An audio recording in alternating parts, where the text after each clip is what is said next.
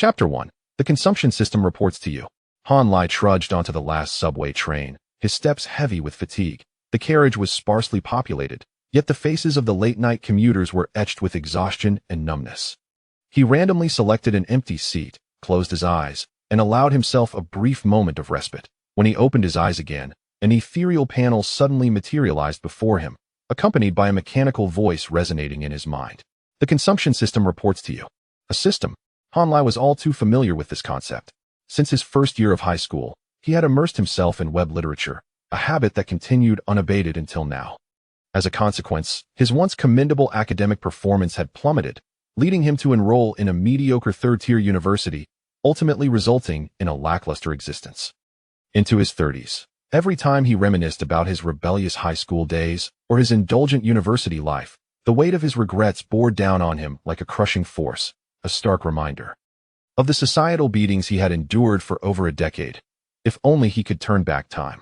Alas, there were no second chances, and he could never return to those formative years. Yet, despite his regrets, Han Lai lacked the motivation to change, fully aware that effort might prove futile. After all, he was merely average, having squandered his precious youth and missed the opportunity of the college entrance examination. What could he accomplish now? Could he afford a home or win a partner's affections? Rather than striving for a meager career or love, he preferred to recline comfortably, indulging in novels and video games, enjoying a life of freedom. He lay in this state of inertia until just over 30, achieving nothing of consequence, until today, when the system unexpectedly slammed into his reality. Was it that the heavens could no longer bear to watch? Was his time finally at hand? As the surge of excitement coursed through him, another notification chimed in. Newbie gift package activated. Consume all previously accumulated consumption points to fulfill one wish. Please make a wish that I wish to return to the past and start over. Without a moment's hesitation, Han Lai blurted out his deepest desire. No, that was not merely a wish, it was a dream woven from regret and resentment. I am a loser, but if given a second chance, I yearn to be a winner. As he slowly awakened, he found himself still seated on the train, but it was no longer the spacious subway car. Instead, he was aboard an old-fashioned train. This is on the way to register at the foreign language college after the college entrance examination. Han Lai glanced at the girl across from him and instantly recognized the time frame. August 30th, 2013. It was the day of his first journey away from home. He vividly remembered the events of this day, particularly because the stunning beauty Chen Yinfei, who attended his school but was in a different class, sat directly opposite him. By sheer coincidence, she had been accepted into the same university as him, albeit a different department. The young and naive Han Lai believed this was fate's design. After much inner turmoil, he finally summoned the courage to strike up a conversation with her during the journey, only to be thoroughly crushed by her classmate, Pan Xiaoyang. That defeat obliterated Han Lai's idyllic vision of university life, leaving him with an imbalanced mindset for many years to come. Han Lai discreetly pulled out his counterfeit smartphone, glancing at the time and then at his ticket. Fortunately, the train had only just departed. The events he recalled had yet to unfold. With a sigh of relief, he lowered his head to examine the system. The system interface was remarkably straightforward. On the current page, a few lines of text were displayed. Host's total consumption points are only sufficient to return to the night before the college entrance examination. Considering the potential adverse consequences, the wish function has automatically selected the current time frame for the host. Current remaining consumption points, 12,588. Would you like to continue the retrogression? Yes, no. Faced with the flickering options on the panel, Han Lai broke into a cold sweat and decisively clicked no. Returning to the night before the college entrance examination, how terrifying. What would he return for? To set a new record of 200 points and endure a thorough beating? No way. If he could return to the beginning of his senior year, Han Lai would genuinely be willing to fight, not for anything else, but to prove he was not worthless. Even if he only managed to enroll in a second-tier university, that would mark a brand new beginning. Regrettably, such an opportunity was lost. Never mind, attending the foreign language college was quite good. At the very least, there were plenty of beautiful women. Having relinquished his desire, a new notification promptly appeared. The wish function has been permanently disabled. The consumption system is officially activated. What? No more wishing. Well, that's not a significant issue. Han Lai felt no disappointment at that moment. The old boy was enveloped in a state of extreme satisfaction, a joy that overflowed, banishing all negative emotions. Now, even the sight of Pan Xiaoyang seated diagonally across seemed pleasing. The young man had a handsome face, fair skin, and a charming smile, truly a delightful fellow. Their gazes met, and Han Lai even offered a friendly nod, accompanied by a genuine smile. "Kid, Daddy loves you." However, Pan Xiaohang had no intention of reciprocating that goodwill. His expression dripped with disdain, a scornful huff escaping his nostrils. Perhaps he deemed Han Lai unkempt and shabby, unworthy of his acquaintance. Han Lai thought the boy was hopeless, but merely smiled in response. Lowering his head, he opened a magazine to disguise his actions and continued examining the system. Unbeknownst to Han Lai, Chen Yinfei, who had observed the entire exchange, quietly scrutinized the boy before her. Han Lai remained blissfully unaware. The phrase "officially activated" filled him with anticipation, capturing his entire focus. The consumption system consisted of only 3 subpages: attributes, items, and messages. The items page was, predictably, empty, and the messages page contained only the phrase, "More features will unlock upon upgrading." Thus, Han Lai was left to explore the attributes interface. In the upper left corner, a rotating 3D avatar represented him. Standing at 174 centimeters tall and weighing 60 kilograms, he had a slender build, with disheveled hair falling to his eyebrows and wearing outdated black-rimmed glasses. His complexion was dull, presenting an appearance that was pedestrian at best, with an air of awkwardness and timidity, not ugly, but certainly unapproachable. This was how 18-year-old small-town youth Han Lai appeared. In the upper right corner of the panel, various data was displayed. Basic attributes: Strength 62, Agility 59, Constitution 63, Intelligence 65. Secondary attributes: Appearance 66, Build 58, Health 69, Special 75. Professional knowledge: Mathematics Level 2, English Level 3, Accounting Level 1, Finance Level 3. Skills: Driving Level 1, Driving Skills Level 3, Culinary Skills Level 2, Craftsmanship Level 4, Stock Trading Level 2, Writing Level 2. Cash: 20,385. Experience: 12,588. Focusing on any entry revealed expansion options along with relevant explanations. Han Lai examined each item and quickly grasped the gist. First and foremost, the core of the system. Experience is gained through consumption, and experience can be allocated to any attribute or skill. 1 act of consumption yields 2 rewards. Moreover, the additional gains, the self-upgrade, could not be bought with money, which was exhilarating. Consumption points converted to experience on a one-time basis, ensuring fairness for all. The system's rules were simple and straightforward, perfectly aligning with Han Lai's inclinations. Who would choose to engage in a battle of wits with convoluted rules when they could easily attain happiness? Thus, Han Lai would rather linger in the live stream of Li Jieqi, eagerly awaiting a chance to snag a deal, than join the chaotic excitement of Double 11 sales. So many twists and turns. Who were they trying to fool? The new generation no longer indulges the arrogance of anyone. Arrogance comes at a price, old horse. With a smile, Han Lai began to explore the significance of the various attribute values. Below 60 points indicated suboptimal health. 1,000 experience points would grant an increment of 1 point. Between 60 and 69 points represented a normal range. 10,000 experience points would yield an increase of 1 point. At 79 points, one achieves excellence, unlocking potential after a system upgrade. To 89 points, one is deemed a genius, with further upgrades to follow. At 99 points, one reaches the pinnacle, radiating brilliance akin to the sun. With his fundamental attributes predominantly hovering in the low 60s, Han Lai felt no surprise. Just an ordinary individual among the masses. If you are the geniuses, and we are the mortals, then the vast majority of humanity belongs to our ranks. Until today, Han Lai had always maintained a clear perception of his place in the world, an exceptionally average member of the teeming populace. However, now, as he gazed silently at the system interface, a revelation struck him. I shall ultimately transcend the ordinary, surpass the exceptional, and become a third kind of being, the extraordinary. While his foundational attributes appeared normal, the secondary attributes were rather peculiar. What, pray tell, is this special aspect? He cautiously peered closer, and a sinister grin began to form upon his lips. In certain respects, I possess a latent talent. Yet, talent alone, without the robust support of superior strength and physique, rendered that potential tragically unreal. Is it a lamentable tale indeed? After a moment of melancholy, Han Lai's expression darkened. What on earth was he thinking? With that appearance, physique, and emotional intelligence, he had perpetually been a solitary figure, his talent utterly unutilized. In that instant, he grasped why a perplexing level 4 skill existed within his repertoire. Alas, this woeful world has never been kind to me. Though he lamented verbally, deep down, Han Lai understood that the issue had never been with the world, but rather with his inability to find harmony within it.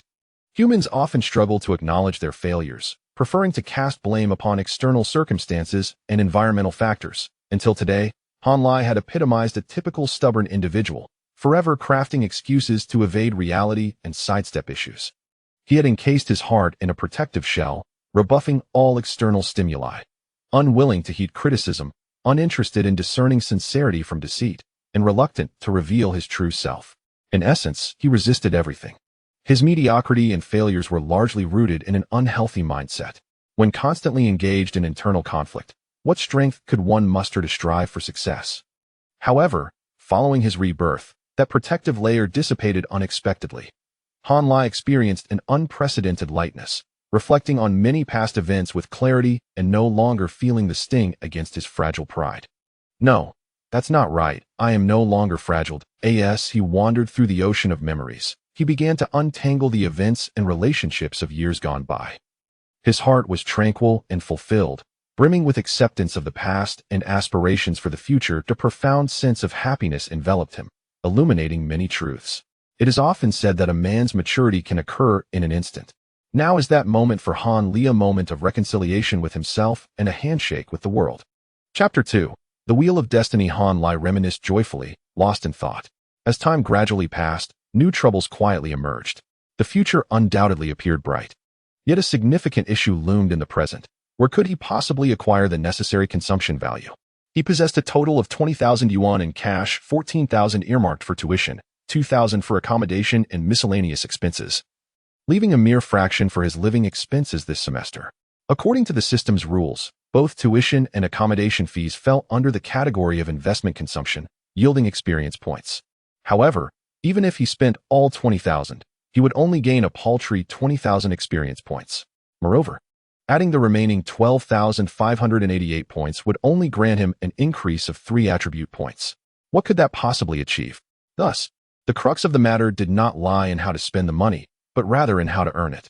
By generating income, he could then spend, convert it into experience, enhance his abilities, and ultimately earn even more, culminating in a flawless positive cycle. Han Lai gradually realized that this system could propel him towards self-improvement. Yet it necessitated a proactive approach and diligent growth. Complacency was not an option. It was entirely different from those systems that rewarded mere existence. With a disdainful huff, he resolved that he would not align himself with the ideology of unearned wealth. Having made his vow, he turned his thoughts towards ways to generate income. The societal atmosphere of 2013, as he recalled, had dimmed considerably. There seemed to be no significant events or opportunities on the horizon. Everything appeared mundane. Throughout his 4 years at university, Han Lai could only recall the trivial love-hate dynamics within the campus and the fleeting romances and games. It was only after entering the workforce that he began to develop a broader and deeper understanding of society. Was he, perhaps, an exception among contemporary university students? Uncertain, he could not recall any promising opportunities. The ventures suitable for impoverished students starting from scratch generally fell into 2 categories, either highly technical or speculative in nature. Unfortunately, he excelled at neither. Wait a moment, speculation? Suddenly, Han Lai recalled that a significant bull market was anticipated next year. That could be promising. His major in university was finance. Despite mediocre grades, he possessed a fair understanding of the domestic financial market. He questioned his ability to sustain himself through trading skills, recognizing his limitations. However, given a second chance and foreknowledge of the upcoming bull market, even without specific stock memories, he remained confident in his ability to navigate the lush opportunities ahead. The cycle of the market would shift, and it would soon be his turn to thrive. However, should he merely wait for next year's bull market? After careful contemplation, he sensed that such an approach was flawed. One must harbor lofty dreams, but also tangible short-term goals. Idleness could lead to complacency, and excess leisure could be detrimental. Therefore, he resolved to devise a plan to first bolster his attributes, hone his skills, and concurrently accumulate some capital. Yet, saving money required refraining from spending, and without spending, there would be no experience. No experience meant no enhancement of attributes or skills. Wasn't this a paradox? Ah, how frustrating. Essentially, this was a matter of trade-offs following the establishment of objectives. Yet Han Lai did not consider himself particularly intelligent or decisive. Thus, this round of contemplation yielded no conclusions, merely exposing the issues more clearly.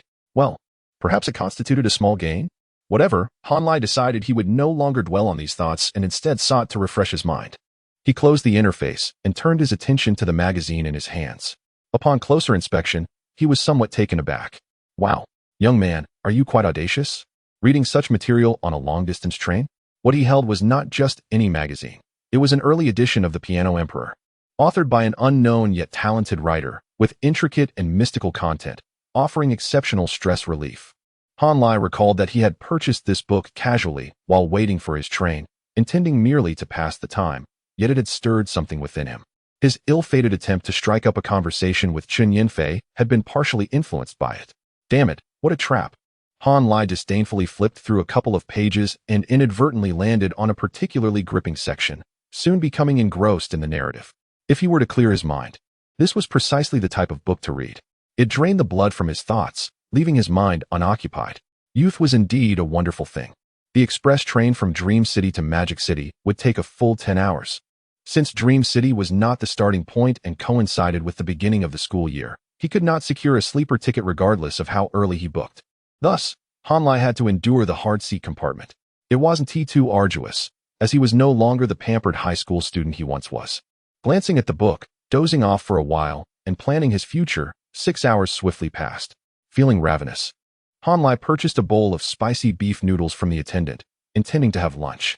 After adding hot water and placing the noodles on the table, he rummaged through his bag to produce 2 tea eggs, a sausage, a bag of pickled vegetables, a braised chicken leg, and an apple. Methodically peeling the egg, combining the sausage, egg, chicken leg, and pickled vegetables, he prepared his luxurious instant noodles. Pan Xiaohang, seated diagonally across, sneered. Yin Yin, are you hungry? Let me treat you to a meal in the dining car. No need, Chen Yinfei replied, shaking her head. I'll just grab a bowl of instant noodles myself. As she spoke, she discreetly glanced at Han Lai's gourmet meal, her eyes betraying a hint of desire. That's out of the question. That stuff is so unhealthy, Pan Xiaohang remarked, glancing at Han Lai's noodles with disdain. Then, adopting an exaggeratedly affectionate tone, he looked at Chen Yinfei and added, moreover, the moment we departed, and he did not approve of me bringing you such junk food. Do you think you're funny? Han Lai found Pan Xiaohang rather annoying. Earlier, his mood had been good enough to tolerate him. Now, however, the resurgence of old grievances only served to irritate him further. It was puzzling what kind of upbringing had instilled such arrogance in Pan Xiaohang, who seemed to relish bullying those he deemed weaker, yet lacked any self-awareness, rendering him particularly detestable. Dream City, being a resource-rich area, indeed had its fair share of brash second-generation wealthy individuals. However, those who sought to exploit the vulnerable, like Pan Xiaohang, remained a minority. In his previous life, Han Lai had merely attempted to strike up a conversation with Chen Yinfei, only to be met with Pan Xiaohang's barrage of ridicule and condescension. Yet now, reborn, Han Lai was disinclined to engage with such childish antics. Wasn't it better to savor his noodles while they were hot? Straightening his fork, he lifted the lid, and the aroma wafted upwards. Taking a couple of sips of the hot broth, his empty stomach found solace, and he let out a satisfied sigh. Chen Yinfei's long, fair neck moved slightly, catching Han Lai's attention and causing him to pause. Was she swallowing? Hey, you seem off. I don't need you to worry about what I eat. Chen Yinfei suddenly bent down to rummage through her wallet, her long hair cascading down, revealing only a hint of her slightly pouted lips. You are you, I am me. And my mother is my mother. Understand? Pan Xiaohang's face turned crimson from her retort. Meanwhile, Han Lai finally realized that the real Chen Yinfei was quite different from his previous assumptions. She seemed more intriguing. Han Lai quietly enjoyed his noodles, striving to recollect memories. This scene had not transpired in his past life. Just over an hour prior, he had commenced an awkward attempt at conversation, resulting in an exceedingly embarrassing experience, followed by Pan Xiaohang's harsh humiliation, ultimately leading Chen Yinfei to accompany Pan Xiaohang to the dining car. Thus, it seems that my utterly disastrous attempts at flattery inadvertently assisted Xiao Pan. Upon this realization, Han Lai couldn't help but chuckle softly. He suddenly recalled a poignant piece of prose he had encountered on Douyin. Each ill-timed display of sycophancy serves only to bolster your rivals. In the stark contrast of face-to-face encounters, the repercussions of losing points are far more severe. Therefore, even in failure, one must preserve their final grace. It is not a pretense of indifference for the sake of pride, but rather a means to conceal any hint of weakness from the gaze of others. Always remember, only the strong have the opportunity to triumph. Han Lai experienced a moment of enlightenment. If this could be quantified, it would undoubtedly represent a wealth of experience in courtship. Casting a glance at Xiao Pan, whose face resembled that of a sulking child, furiously fixated on his bowl, Han Lai felt his spirits lift further, relishing his meal with increasing delight. In a previous life, I bore your barbs and even assisted you. In this life, I reclaim my dues with a mere bowl of noodles. What is this called? It is aptly described as 30 years in the east of the river, 30 years in the west, fortunes ebb and flow. Chapter 3. The magnanimous brother Lai never holds grudges. When Chen Yinfei returned, she cautiously carried a bowl of Master Kong braised beef noodles. Additionally, there was a small plastic bag containing marinated eggs, ham sausages, and pickled vegetables. Squinting her eyes and pursing her lips, she meticulously added various toppings to the noodles, strictly adhering to Han Lai's order. Her scrupulous demeanor was undeniably charming. Just as she began to tear the pickled vegetables, Han Lai felt a sudden impulse and called out to halt her. Wait, the order is wrong. Chen Yinfei paused, her beautiful eyes widening in confusion as she looked over. Han Lai pulled out another marinated chicken leg from his bag, smiling like a doting grandmother. You're missing something. Chen Yinfei's eyes suddenly brightened, reminiscent of a folded-ear cat that has spotted a dried fish. Wow, I just checked the cart and couldn't find it. They only had whole vacuum-packed rotisserie chickens. Right, how much is it? I'll buy it from you. Han Lai didn't utter any foolish remarks about it being free, but replied naturally, $2.50. You can soak your noodles first, there's no rush. Okay, thank you. Chen Yinfei nodded happily, pressing the chicken leg onto the noodle cake, then carefully sprinkling a layer of pickled vegetables, finally satisfied as she closed the lid over the box. Noodles without a fork to secure the lid lack soul. After completing the ritual, Chen Yinfei cheerfully took out her wallet. It was a beautifully crafted, genuine Mickey Mouse design. However, she didn't have any 50-cent coins, so she generously handed Han Lai 3 yuan, laughing, no need to give change. I always lose my coins. Han Lai pondered for a moment, smiling as he lifted an apple beside him. Then I'll share half an apple with you. The dessert is a bit simple. Don't mind it. Chen Yinfei found this proposal delightful. Whether the apple was delicious was irrelevant. She simply cherished such unexpected surprises that came without any obligation. Just as she was about to express her agreement, a coin was suddenly slammed down heavily onto the table before her. Chen Yinfei turned in astonishment. Pan Xiaohang, with a sullen expression, said, No need, I have change. You can keep your lousy apple. Everything had unfolded too swiftly for him to react. Otherwise, how could he allow Chen Yinfei to accept that loser's chicken leg? Did he even care for chicken legs? He could easily buy an entire train's worth of whole chickens. The irritable Pan glared fiercely at Han Lai, sparks flying from his eyes. Han Lai remained silent. He was not adept at handling such situations. Primarily, he couldn't think of a way to maximize his benefits in this scenario. However, one thing was certain. He absolutely could not engage in a quarrel with Pan Xiaohang. Any loss of points equated to defeat. Thus, Han Lai simply retracted the apple, placing it back on the table while silently gazing at Chen Yinfei. Chen Yinfei sensed Han Lai's unspoken message. You handle your own affairs. Her heart warmed. For a fleeting moment, she truly feared that the familiar boy across from her might quarrel or even fight with Pan Xiaohang. There could be no more embarrassing situation. She was an independent and thoughtful girl, never considering it an honor for a boy to compete or feel jealous over her. On the contrary, it merely indicated her failure to manage the boundaries of friendship, or perhaps she had simply chosen the wrong friends. With this thought, her gaze towards Pan Xiaohang became somewhat fierce. Yet, in this state, her voice unexpectedly lowered, sounding remarkably calm as she spoke. Pan Xiaohang, could you please explain what exactly is your relationship with me? Just a dog licking. Han Lai secretly interjected in his mind, eagerly anticipating the unfolding drama. Pan Xiaohang, flustered, his eyes slightly reddening, retorted, We've been classmates for nearly 12 years, almost childhood sweethearts, yet you side with an outsider. This statement nearly made Han Lai laugh. How old are you? Your first reaction is to feel wronged.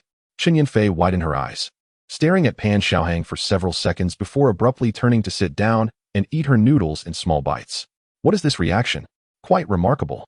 Not only was Pan Xiaohang taken aback, but Han Lai too was almost astonished. Nevertheless, Han Lai remained silent, observing like an outsider. Pan Xiaoying stood there, bewildered for a while, finally growing anxious. He awkwardly sat down, clearly wanting to say something more, but unable to swallow his pride to apologize. It was evident he severely lacked experience in handling such situations. A weakling overwhelmed by emotions. Han Lai silently concluded in his mind, stifling a chuckle, suddenly recalling something. In his past life, he had actually been tormented by such a weakling. What caliber was he then? A mere loser? After feeling disgruntled for a moment, Han Lai quickly let it go. In truth, most 18-year-old high school boys are quite similar, characterized by immaturity, driven by intense impulses and restlessness. The privileged second generation often share a common trait of arrogance and self-importance, while those from less fortunate or unhappy families generally exhibit sensitivity and insecurity. A proud rooster facing a sensitive sparrow is a likely recipe for victory. In his past life, Han Lai had not lost unjustly. He had not lost to Pan Xiaohang, but to his own fragility. However, this time around, with the composure and maturity of a middle-aged man, Han Lai adeptly took a step back, shifting the focus of the conflict away from himself and Pan Xiaohang. Light the fire, retreat, and observe the spectacle. It was a seamless sequence of actions. Han Lai certainly did not intend for this to happen. The magnanimous brother Lai never holds grudges. Chen Yinfei slowly savored her noodles. Her movements delicate yet completely unpretentious. She grasped the fork with 3 fingers, applying a bit of pressure, causing the tendons and bones on the back of her hand to protrude. The fairness of her skin, the bluish veins, and the elegance of her knuckles combined to form an exquisitely dynamic hand, beautiful in color, form, and texture. Han Lai found the scene before him exceedingly pleasing to the eye. In his past life, he had not witnessed this. Now, he couldn't help but wonder, such beautiful hands, which dog's paw would ultimately grasp them. For whom would they stir the pot? And for whom would they pluck strings and weave around pillars? Thinking too much, thinking too much. With age comes experience. Pressing the accelerator becomes second nature. As Han Lai's thoughts wandered, Pan Xiaoying grew increasingly anxious, finally unable to remain seated. That. Yin. Wait until I finish eating. Chen Yinfei interrupted him calmly, without even raising her head. Oh, okay.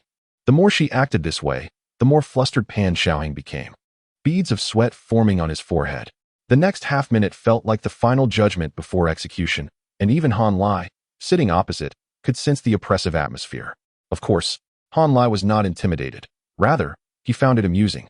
It wasn't due to past grievances, but simply because Pan was so deserving of a beating. Upon encountering someone inferior to him, he immediately charged in, looking down and pointing fingers. Who indulged you in such behavior? Such aggressive tendencies? Has he never faced the harsh realities of life? A surfeit of superiority is a malady that needs curing.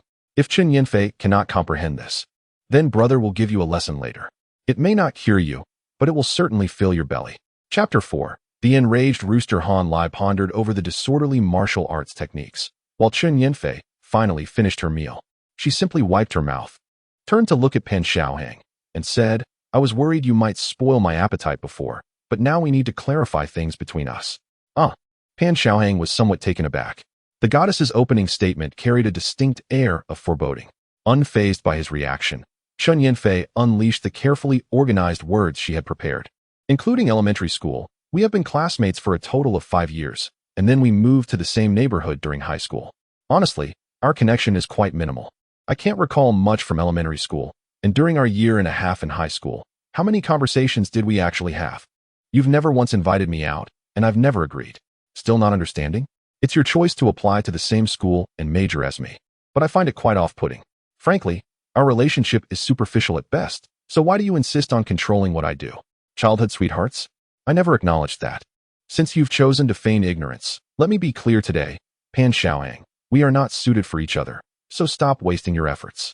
If you continue to harass me at school, I will have my father speak with Uncle Pan about it. That is all. Excuse me, I need to dispose of some trash.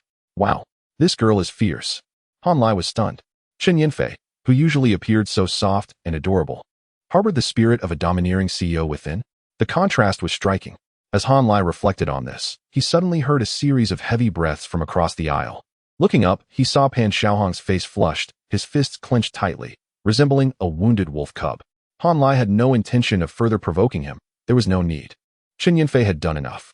Han Lai calmly withdrew his gaze and reopened his book, preparing to pass the time. His thoughts were mature and rational. However, He completely underestimated the impact of his seemingly indifferent demeanor on an irate little rooster.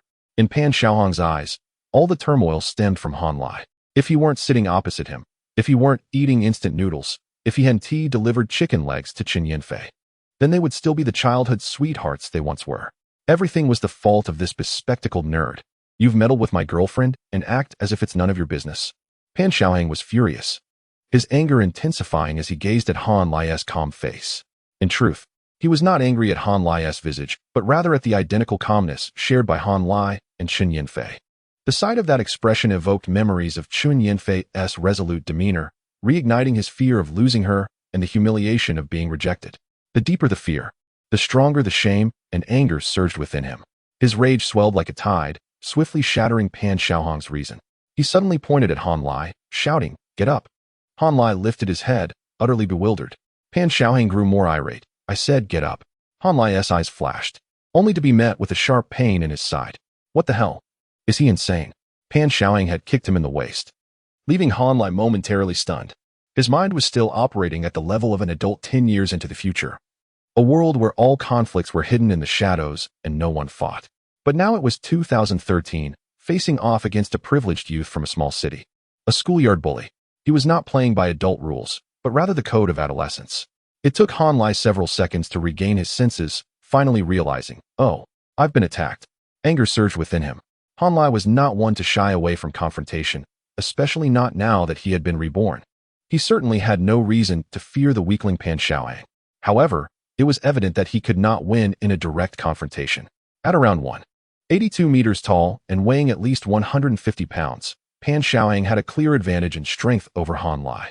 Thus, he faced a choice: either let the matter rest and seek retribution later, or get lost, you fool. Pan Xiaohong bellowed again, his finger nearly touching Han Lai's nose. He was experienced in intimidating weaklings like Han Lai, and under normal circumstances, a single kick accompanied by a few shouts would terrify the opponent. It would allow him to vent his frustrations while displaying his might and dominance. Yet this time, he miscalculated. Han Lai spotted Qin Yanfei returning from the car connection, and he made up his mind. If Pan Xiaohong wanted to play rough, then Han Lai would show him the true meaning of being ruthless.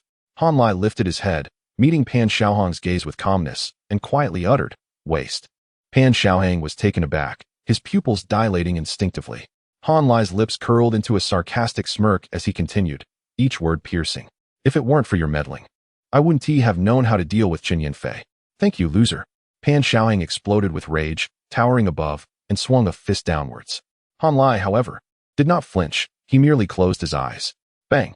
A punch landed squarely on his cheek, the pain vividly clear.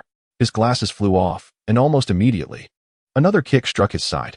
Then, Pan Xiaohong lunged, grabbing Han Lai's hair and pinning him to the seat, unleashing a flurry of blows. Ouch! How amusing, Han Lai thought. The idiot Pan has quite a rhythm when he fights. In the midst of the chaos, Han Lai kept his arms raised, bracing for impact, not retaliating even once. Damn, this hurts so much. Amidst the turmoil, Han Lai finally heard Qin Yanfei's incredulous scream. "Pan Xiaohong, what are you doing?" By the time she rushed over, a few courageous passengers had stepped in to intervene, creating a scene until the train police arrived and restrained Pan Xiaohong. "Are you all right, classmate?" "Classmate." Qin Yanfei leaned anxiously over Han Lai, seeming to want to help him up, but hesitating to make any sudden movements. Han Lai lay on the seat, eyes closed, utterly still. Qin Yanfei was terrified. "Is there a doctor on board?" The train police and attendants panicked as well, quickly dispersing the crowd while searching for a doctor and preparing to take Han Lai to the soft sleeper cabin. No matter who called out, Han Lai remained silent. He discreetly opened his panel, checking the health section to assess his injuries. "Wow, this is quite serious, huh? Rib injuries, left arm, and thigh bruising over a large area. Nasal cartilage fracture, 1 tooth lost, and 3 or 4 loosened. Oral bleeding, nasal bleeding, multiple facial injuries." Normally, a fight wouldn't result in such severity, but Han Lai had genuinely offered no defense, allowing every blow to land squarely. He even leaned in closer, which was utterly absurd, relying on the health attribute to recover. He had truly pushed himself to the brink. Han Lai thought, "Anyway, I didn't want that tooth anymore, so I might as well put it to good use before it gets replaced." Perfect. In truth, if given a choice, Han Lai would have preferred to avoid this beating. Does a man not care for his dignity? However, there was no way around it. Pan Xiaohong's sudden outburst was entirely unexpected. Having already taken the first hit and having his pride trampled, what could he do? Submit? What would Qin Yanfei think? How satisfied would Pan Xiaohong be? No matter how he sought revenge later, could he reclaim the humiliation of today? Han Lai, unwilling to compromise his dignity, resolved to make the most of the existing circumstances and impart a profound lesson to Pan Xiaohong in the most brutal and resolute manner. He was prepared to inflict a self-inflicted wound of 800 in exchange for a staggering 8,000 or even 80,000 to ascertain who truly suffers more. The lesson, of course, extends beyond mere financial loss. The subsequent maneuvers are where the true significance lies. Chapter 5.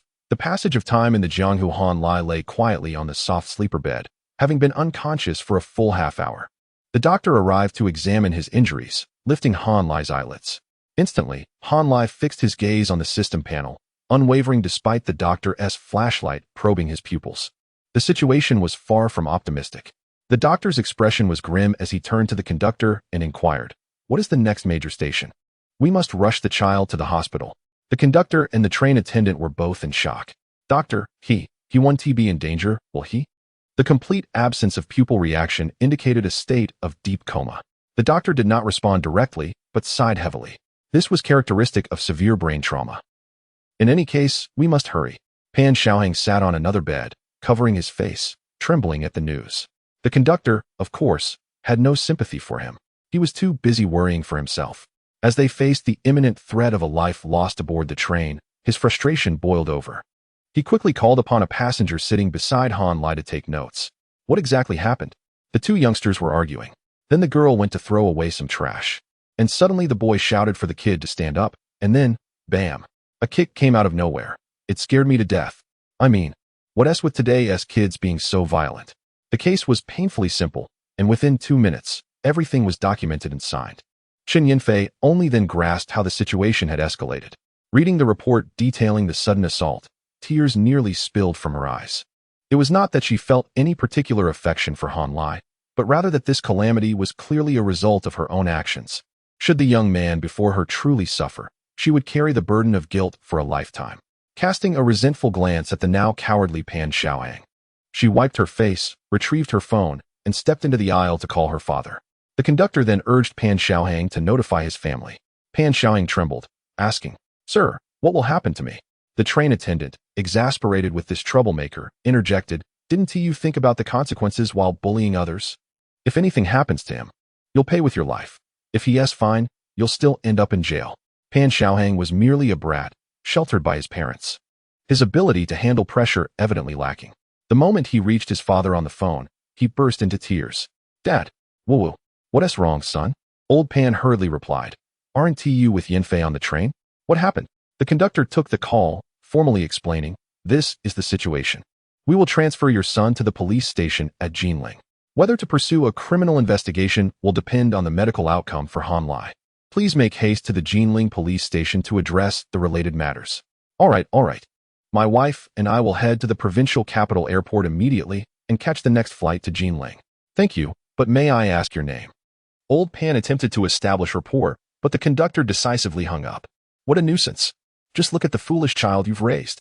Then, the train attendant inquired, "Should we notify Han Lai's parents?" Of course. The conductor returned Han Lai's identification and wallet before searching his pockets for a phone. Just then, Han Lai decided to awaken. The moment was ripe. It was time to make his presence known. "Ouch, it hurts so much." Han Lai opened his eyes, groaning, wearing a mask of pain. Qin Yanfei dashed to the bedside. "Ah, you're finally awake. How are you? Are you all right?" She leaned over, her body hovering above him. "Ah, you're bleeding again. Doctor.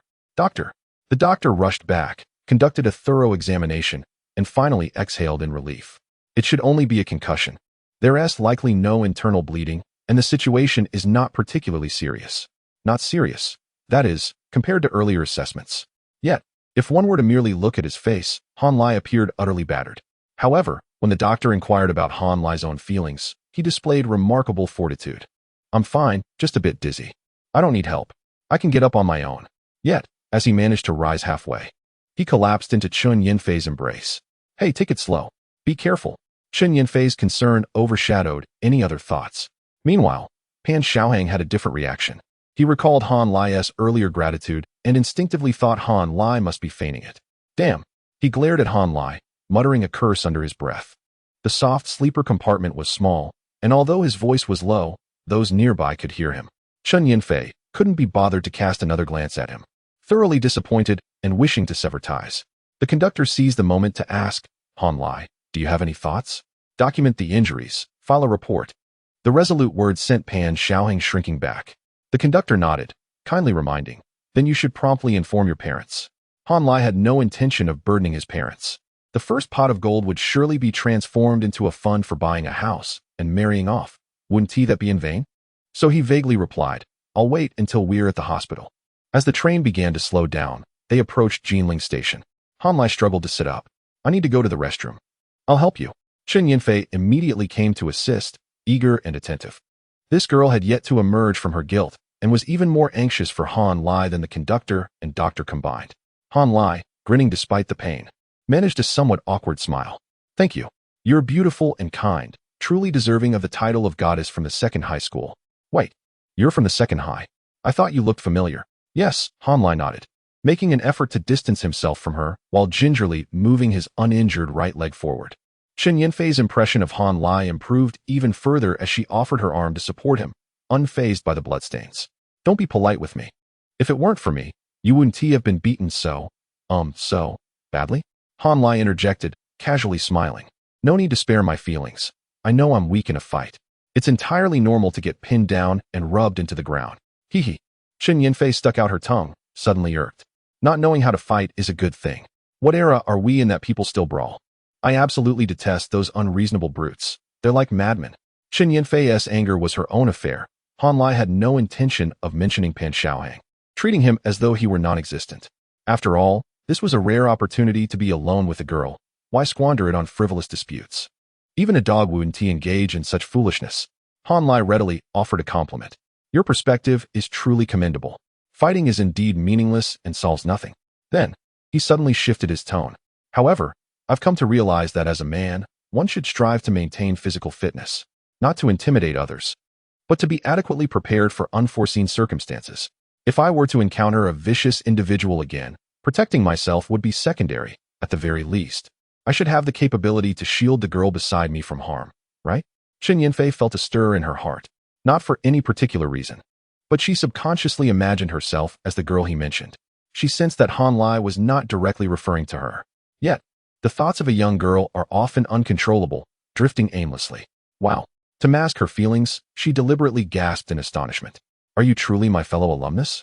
Your thoughts exhibit remarkable maturity. Alas, once one enters the realm, time accelerates unrelentingly. Has the world been rather unkind to you, leading to such rapid maturation? Your wit is truly delightful. Although the two do not walk swiftly, their conversation is exceedingly pleasant. Pan Xiaoheng gazes in disbelief as his dream goddess and the individual he despises most in life inch forward in a manner that almost resembles an embrace, occasionally whispering secrets to one another. His heart feels as though it is shattering. Han Lai, I curse you. Chapter 6 Today, Mr. Pan picked up the tab. After retreating to the restroom and closing the door, Han Lai's movements became swift and decisive. He stood before the mirror, scrutinizing the injuries marring his face, examining each one closely as his anger intensified. Quite the beating, wasn't he it? Young, yet bold enough to strike. Very well, let the games begin. Han Lai extended his right hand and meticulously explored his mouth. Apart from the tooth that had been completely knocked out, 4 others were loose. He located the one that was the most precariously wobbly, pinched it between 2 fingers, and began to exert pressure. Up and down, left and right, ab. Sweat soon beaded on his forehead, and veins throbbed with pain. Yet, Han Lai remained silent, stubbornly contending with the rebellious tooth. Finally, hissing a breath, he successfully performed a minor surgery on himself. Spitting out a mouthful of blood mixed with fragments, Han Lai gazed at his reflection and suddenly cracked a smile. His face was bruised and bloodied, but a spark of spirit was beginning to shine through. Young man, regardless of the absence of a system, you have become a figure of note. After tidying up as best he could, scrubbing away the traces of his ordeal, Han Lai stepped out of the restroom. Chen Yinfei waited anxiously outside, her eyes scanning him from head to toe. I think I heard you groaning. Are you all right? What do you mean by groaning? Han Lai attempted to convey his discontent through his gaze. I warn you, forget everything you heard. Brother Lai's tough guy reputation cannot be tarnished. Uffed. Chen Yinfei burst into laughter. She had witnessed her fair share of young men cracking jokes, pretending to be tough, and showing off like peacocks. Yet, she had never seen a boy, recently battered before her eyes, so optimistic, so open-hearted, and so unabashedly self-deprecating. Particularly his exaggerated expressions were utterly comical, yet endearingly charming. She thought to herself that she would remember that expression for a lifetime. All right, tough guy Lai, shall we head back? Indeed, Han Lai declared, striking a heroic pose. Half leaning on her. Ouch, it hurts. I can hardly walk. The train came to a steady stop at Jinling Station, and Han Lai was carried out on a stretcher by the train attendants, delivered to the police station at the station's front. In instances like this, the usual response from the train police, the chief steward, or even the local police would be to mediate first. They would endeavor to avoid filing a case if possible, especially since it involved a freshman from Shanghai Foreign Studies University, thus requiring caution. Moreover, Old Pan had significant connections and had even managed to contact the deputy chief of the police station. However, all that fell apart when they learned that Han Lai had been unconscious for half an hour and nearly didn't wake up. No one dared to suggest a private settlement after that.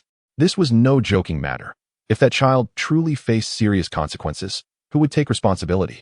All matters of friendship and connections were dismissed. It was strictly business. Han Lai did not utter a word in protest. He lay there groaning for a while, and the procedures were completed swiftly. A case was filed, a medical assessment was commissioned, and he was driven to the People's Hospital for treatment. Little Pan was detained at the police station, while Chen Yinfei steadfastly accompanied Han Lai. In truth, if she genuinely wished to evade the situation, she could have continued on to the Magic City. After all, today's events did not directly concern her. However, the girl was genuinely loyal. Recognizing that Han Lai had been beaten because of her, she resolutely followed him to the hospital. The injury assessment revealed a minor injury requiring hospitalization. That tooth had done its part. One tooth constituted a minor injury, while two meant a serious one, enough to qualify as criminal. Ordinary beds in the People's Hospital were in high demand, but Han Lai waved his hand grandly. Do you have any luxury business suites? Bring me one. The nurse, doctor, and Chen Yinfei couldn't suppress their laughter. They had never encountered such an amusing patient. The nurse, her beautiful eyes sparkling, smiled brightly. We only have private rooms. The beds are smaller, but they are pricier than the suites. How about that? Just bill it. Han Lai waved once more. Arrange the most expensive option. Today, Mr. Pan is treating. The nurse nearly burst into laughter. With a wink, she cheerfully made an okay gesture. Rest assured, all our domestic medicines are in short supply today. After settling in, the ward was left with only Han Lai and Chen Yinfei. Han Lai's candid demeanor did not offend Chen Yinfei. Rather, it piqued her curiosity. Isn't Mr. Pan's family going to compensate you handsomely? Why else would I be here? Han Lai sighed, half in jest, half in truth. I can't just send him to prison for a few years, can I? This matter does not directly concern you, but wouldn't Mr. Pan's parents think otherwise? If they truly send him away, how will they not cause you trouble? Just the constant defamation in various circles of the Dream City would be unbearable. Chen Yinfei's expression grew serious as she grasped the gravity of the situation. She was bright, yet lacked social experience. Had it not been for Han Lai's reminder, she might not have considered the ensuing troubles. The more she thought about it, the more touched she felt, leaving her somewhat at a loss. You don't need to do this for me. I mean, you're hurt. You should think of yourself first. Not everything is for you. Han Lai waved his hand, his tone calm as he offered further clarification. Honestly, I didn't intend to take things this far. Prison is no trivial matter. To be frank, I'm angry, but I don't harbor hatred for Mr. Pan. This beating has reminded me not to underestimate anyone and not to be conceited. I'm even somewhat grateful this mishap occurred early on. Therefore, as long as they can help me vent this anger, I have no problem with reconciliation. There are two main points. First, Mr. Pan must apologize in person and write a letter of guarantee. Second, the compensation must satisfy me. If they are unreasonable and continue to act arrogantly, then I shall not hold back. You are truly... Chen Yinfei paused, taking a moment to find the right word to express her feelings. Very special. In truth, she had wanted to say handsome, but suddenly felt that it might be too ambiguous, so she hastily changed her wording. Yet, in her heart, she found all of Han Lai's actions today exceptionally admirable. From the very beginning, when Han Lai had shown goodwill towards Mr. Pan, she sensed that this boy was somewhat extraordinary. Beneath those outdated black-rimmed glasses lay a pair of calm, profound eyes filled with untold stories. She could not pinpoint the source of that feeling and even briefly questioned if it was an illusion. However, everything that transpired ultimately confirmed her judgment was not mistaken. Han Lai's composure, maturity, and humor revealed to her another level of high school students. It was particularly remarkable, especially the calmness reflected in his recent reminder to himself, as well as his magnanimity in forgiving Mr. Pan, was simply stunning. Was being beaten embarrassing? Some girls might think so, but not her. A man should wield his intellect wisely, remaining steady and unassuming. What skill lies in the misuse of violence? No matter how strong you are, once at the police station, aren't you still weeping? The contrast was stark. Han Lai's image grew ever more towering in her heart, while Mr. Pan, positioned at the opposite end, had a negative impression, negative by at least 3 digits. The moment she thought of Han Lai being battered due to her, feelings of guilt surged within her. She instinctively wished to do something, yet as she glanced around, it seemed there was little she could do. Suddenly, she caught sight of the empty bedside, and her eyes brightened. "You stay put. I shall procure some fruits for you." Han Lai did not hesitate. There existed a prominent figure on Douyin, known as Liao Shen-Er-Go, who shared experiences about wooing women. To be a devoted admirer, one simply needed to close their eyes and offer selflessly to the goddess. But what if one wished to be adored by the goddess in return? That would require a reversal of roles. One must use their intellect and devise means to elicit her affection. Given Chen Yinfei's current enthusiasm, anyone who declined would be a fool. Han Lai not only accepted her invitation but also added a request. "Please, no apples. I cannot bear the sight of them. They give me a headache." Uft. Chen Yinfei erupted into laughter once again, casting a playful glare at Han Lai, her tone elongated as she teased, "Got it. You're so demanding." Unbeknownst to her, had she seen her own reflection, she would have recognized how charming she truly appeared. Chapter 7. The bad boy can really act. Han Lai, fully aware of her allure, felt a jolt of electricity coursing through him. Even as she stepped out with her purse, he continued to murmur prayers for calm. "This is unbearable. This little girl is only 18. If she's this captivating now, what will become of her in the future?" Han Lai remained in the dark regarding Chen Yinfei's subsequent life. With no QQ number, no WeChat, and not even a shared social circle, their paths were entirely parallel. He had only vaguely heard classmates mention that she seemed to have married splendidly, celebrating her wedding at the finest 5-star hotel in Dream City. Quite normal, indeed. This treatment was well-deserved. This girl was not just beautiful and academically gifted, but upon closer acquaintance, Han Lai discovered her personality was equally delightful. The most admirable aspect was her steadfast principles. In truth, she was the type of strong, composed woman who despised being controlled or interfered with. Possessing an exceptionally high level of vigilance, she was easy to befriend but exceedingly difficult to pursue. Typically, Han Lai found himself disliking such women. His mild infatuation during high school stemmed from the distance that prevented him from seeing her true nature. Among the 3 great goddesses of the second high school, her charm was the most approachable, yet she was also the hardest to conquer. Who could have anticipated this? Although Han Lai was a solitary figure, he had observed many relationships come and go and had read extensively, forming his own reflections on love and marriage. In his perspective, a woman like Chen Yinfei would be challenging to please during courtship, and marriage would introduce even more complications, conflicts between career ambitions and family life, issues arising from her assertiveness, and clashes stemming from a desire for control, and so forth. In summary, they were not a suitable match. However, upon deeper interaction, he also noticed that Chen Yinfei was a girl who valued reason, principles, and independent thinking. Thus, her assertiveness was based on logic rather than emotion. Consequently, she could be persuaded, and likewise, she could persuade others. This girl was worth engaging with, and surely, it would be particularly intriguing to pursue her. Han Lai's heart, dormant for 30 years, began to stir with renewed vigor. The mere thought of her being a blank canvas, ready to be molded into his desired form, set his heart racing. He lamented the absence of a system that indicated affection levels.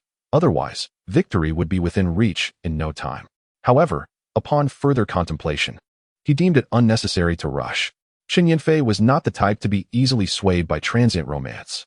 To forge a lasting connection, time was needed to gradually strengthen their bond, alongside a necessity for him to become exceptional in order to establish an organic allure. Conventional methods of pursuit would surely fall flat.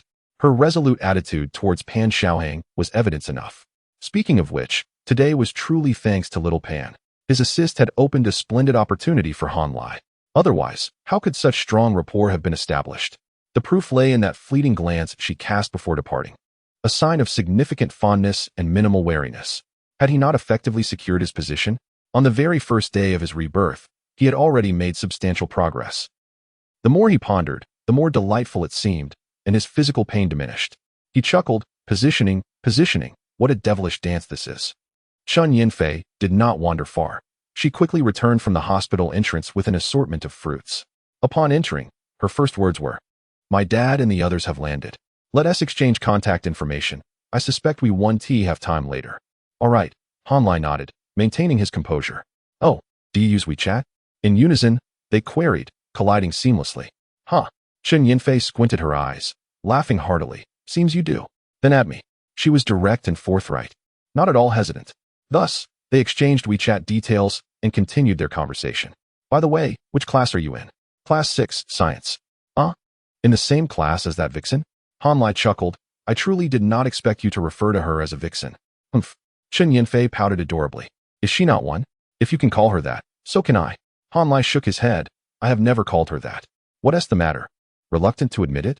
Though his tone was playful, she fixed her gaze on him, her eyes revealing a hint of concern. "Not at all. I particularly dislike her type." Hanlai replied with conviction. It was a straightforward question, one that a child could answer without error. Any wrong answer would warrant immediate consequences. Yet, Hanlai then veered off the conventional path. "However, I personally feel she possesses an innate allure, combined with a youthful tendency to show off, which invites criticism. If one were to assess her character alone, she is, in fact, quite innocent and kind-hearted." Upon hearing this, Chun Yinfei's eyes shimmered with a peculiar glint. Her expression became inscrutable as she asked meaningfully, "You speak so highly of her in my presence?" "Let us discuss the matter objectively," Hanlai replied calmly, gazing back with a soft yet resolute tone. "I refuse to allow the clamor of public opinion to cloud my judgment and malign a classmate who has committed no wrong." "Humph." Chun Yinfei let out a light huff. A tinge of bitterness stirred within her, yet she found Hanlai's demeanor all the more captivating, remarkably unique and undeniably reliable. Such was her character. She thrived on this dynamic. Hanlai had thoroughly gauged her temperament. She evidently wished to delve into further discussions, but he opted not to indulge. "Let this suffice. It is quite satisfactory." As Hanlai wearily closed his eyes, she suddenly realized, before me lies an injured man. A pang of guilt washed over her. She stuck out her tongue, picked up her phone, and quietly slipped toward the hospital exit. About an hour later, the corridor echoed with a flurry of urgent footsteps. After a brief knock, she gently pushed the door open, leading a throng of people behind her. Hanlai opened his eyes, calmly surveying the newcomers while silently assessing them. The tall, middle-aged man was Chun Yinfei's father. Their resemblance was evident. The elegantly dressed couple behind him were Pan Xiaohong's parents. The man in a suit trailing behind them was likely a lawyer. Quite the well-coordinated assembly. Make way, make way." To his surprise, it was the nurse who first spoke.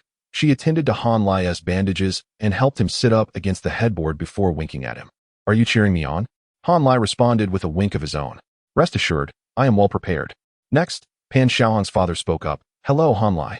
The elder Pan stepped forward, bowing deeply. "I am Pan Xiaohong's father. I sincerely apologize for my negligence in raising my child, which has caused you tremendous harm. My wife and I have come to express our apologies." This individual appears to be a significantly successful businessman, exhibiting remarkable prowess. In contrast, Xiao Pan's mother seems to fall short in comparison. She dutifully bowed and offered her apologies with a certain fluency, yet her words lacked grace. "Our dear Hang Hang has been spoiled by my indulgence. Han, I implore you not to hold his behavior against him. Please forgive him this once. We are prepared to shoulder any financial burden." Hanlai blinked slowly, struggling to articulate his thoughts. "And what of Pan Xiaohang?" His voice trembled softly, barely audible from a distance.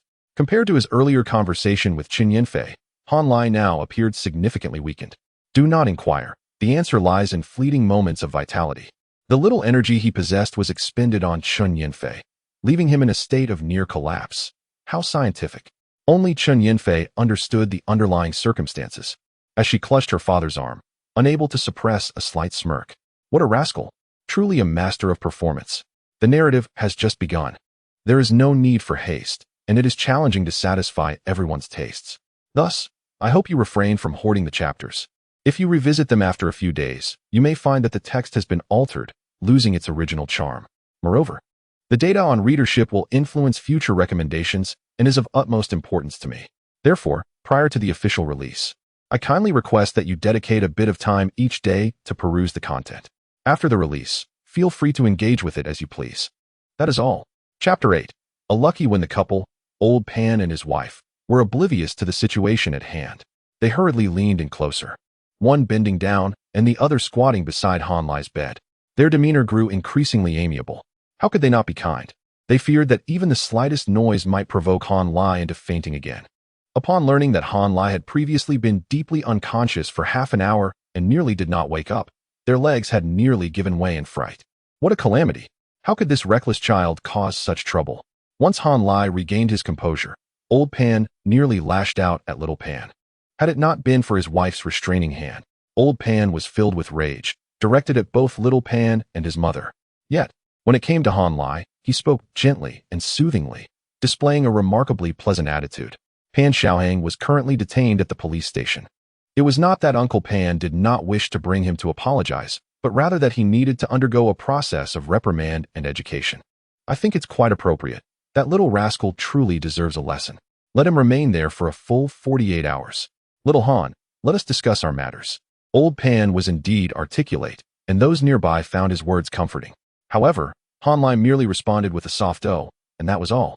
As Old Pan and his wife leaned in closer, they observed Han Lai's gaze wandering, his expression vacant, devoid of focus, which sent a shiver down their spines. It was over. He had truly been harmed. In a moment of urgency, Han Lai slowly caught his breath and struggled to speak. You are aware of the circumstances, right? The couple nodded vigorously. Yes, yes. It is truly not my fault, is it? They nodded again. No problem, no problem. Even though Pan's mother was inclined to defend her son, she felt that the child before them bore no blame. If anyone were to be blamed, it could only be that girl from the Qin family. Meanwhile, Han Lai continued to escalate the situation. I noticed Pan Xiaohang's mood was deteriorating, and fearing to provoke him, I refrained from smiling and quickly lowered my head, only to receive a kick in return. What do you want from me? All the outsiders in the room sighed and shook their heads in silence. Look at how wrong the child is. It is utterly excessive. How could there be such a tyrannical little brat? The lack of proper family education is alarming. Old Pan and his wife felt their faces burn with embarrassment. Their smiles shattered. They were patently in the wrong. Han Lai persisted in his performance, amplifying his grievances. Eventually, unable to contain my frustration, I called him a good-for-nothing, a point where I indeed erred. Oh no. Old Pan hastily interjected. The child had been inexplicably harmed. How could he not retort? He was entirely justified. Han Lai, my dear boy, the issue lies undoubtedly with Pan Xiaohang. The majority of the responsibility falls upon his impulsiveness and volatility, with a minor portion due to our failure in proper upbringing. What does this have to do with you? You are a good child. Uncle understands your grievances. No amount of verbal apologies can compensate for the harm you have endured.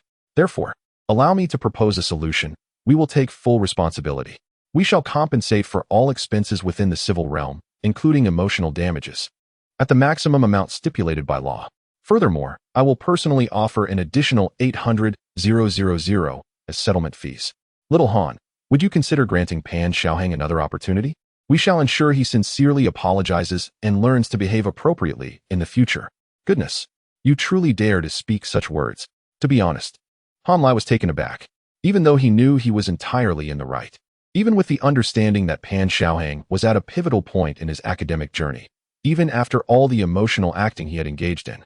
Despite the multitude of factors, Han Lai still did not expect Old Pan to be so resolute and willing to spend such money. Han Lai quickly accessed his system panel, viewing his fundamental attributes to calm his exhilaration and the surprise in his eyes. Forgive the child for his lack of composure. After all, in his previous life, Han Lai had merely been a struggling worker. While he would no longer lack for money in this life, he was currently in dire need of experience points. 800,000. How many attributes could that enhance? After 5 seconds, Han Lai finally regained his composure and spoke with difficulty. Uncle Pan, earlier when Qin Yanfei advised me, I pondered whether it was necessary to hold on to this matter so firmly due to Pan Xiaohang's momentary impulsiveness, potentially ruining his entire life. To be candid, I do not wish for that. However, I have been harboring a sense of grievance that has made it difficult to breathe. Qin Yanfei assured me, do not worry. When Uncle Pan arrives, he will definitely help you. Now, seeing your attitude, I feel much more at ease. Upon hearing these words, Old Pan's eyes lit up, his face flushed with excitement. He repeatedly exclaimed, "It is my duty, my duty." He then turned to Chen Yinfei, bowing deeply. "Yin Yin, thank you. I appreciate your willingness to overlook past grievances and concern yourself for Pan Xiaoyang." Chen Yinfei blushed. "When have I ever cared for Pan Xiaoyang? It's merely that the little rascal acted well." She quickly waved her hands. "No, no. Uncle Pan, you need not be so courteous. This is also partly my fault." "What fault do you bear?" Old Pan forcefully interrupted Chen Yinfei's pleasantries. "He pursues you, and you must acquiesce? If you do not like him, you cannot refuse? That is simply absurd." Then, Old Pan extended his hands to shake hands with Chen Yan's father. "Old Chen, I sincerely apologize. My reckless son has caused you trouble. But rest assured, I will personally ensure he changes majors. If he dares to pursue Yin Yin again, I will send him abroad. Old Chen, please do not allow this incident to tarnish the bond we have cultivated over time." "Not at all." Chen's father waved his hand, wearing a reserved yet distant smile. Though he verbally dismissed the significance, it was indeed considerable. Another daughter-doting father, without question. Yet, even in the face of Chen's father's cold demeanor, Old Pan's sincerity remained unwavering. "Alas, I feel ashamed. Let us set this aside for now and address it later. What does it mean to be all-encompassing and versatile?" Today, Han Lai truly gained insight. However, returning to the original topic, given Old Pan's remarkable capabilities, how indulgent must his wife be to have raised little Pan in such a manner? Never mind. The grievances of 2 generations were settled in one fell swoop. Let it go. Han Lai's revenge was not merely compensated financially. Old Een was cunning and shrewd. Not only did he deliberately inflict minor injuries upon himself, but his first action upon disembarking the train was to report the incident to the police. What is the distinction? Criminal offenses are public prosecution cases. Once a case is established, it must be adjudicated. Even if Han Lai received compensation, agreed to a settlement, and Old Pan subsequently worked with the police and the prosecutor's office, the ultimate outcome would still not be a complete absolution. At best, the conclusion would be a statement. In light of the minor circumstances and the defendant's good attitude in admitting fault, along with the victim's forgiveness, we have decided not to prosecute. No prosecution, no sentencing. However, there would still be a record of the case. From this point onward, Pan Xiaoyang would be unable to obtain a certificate of no criminal record. What is that document used for?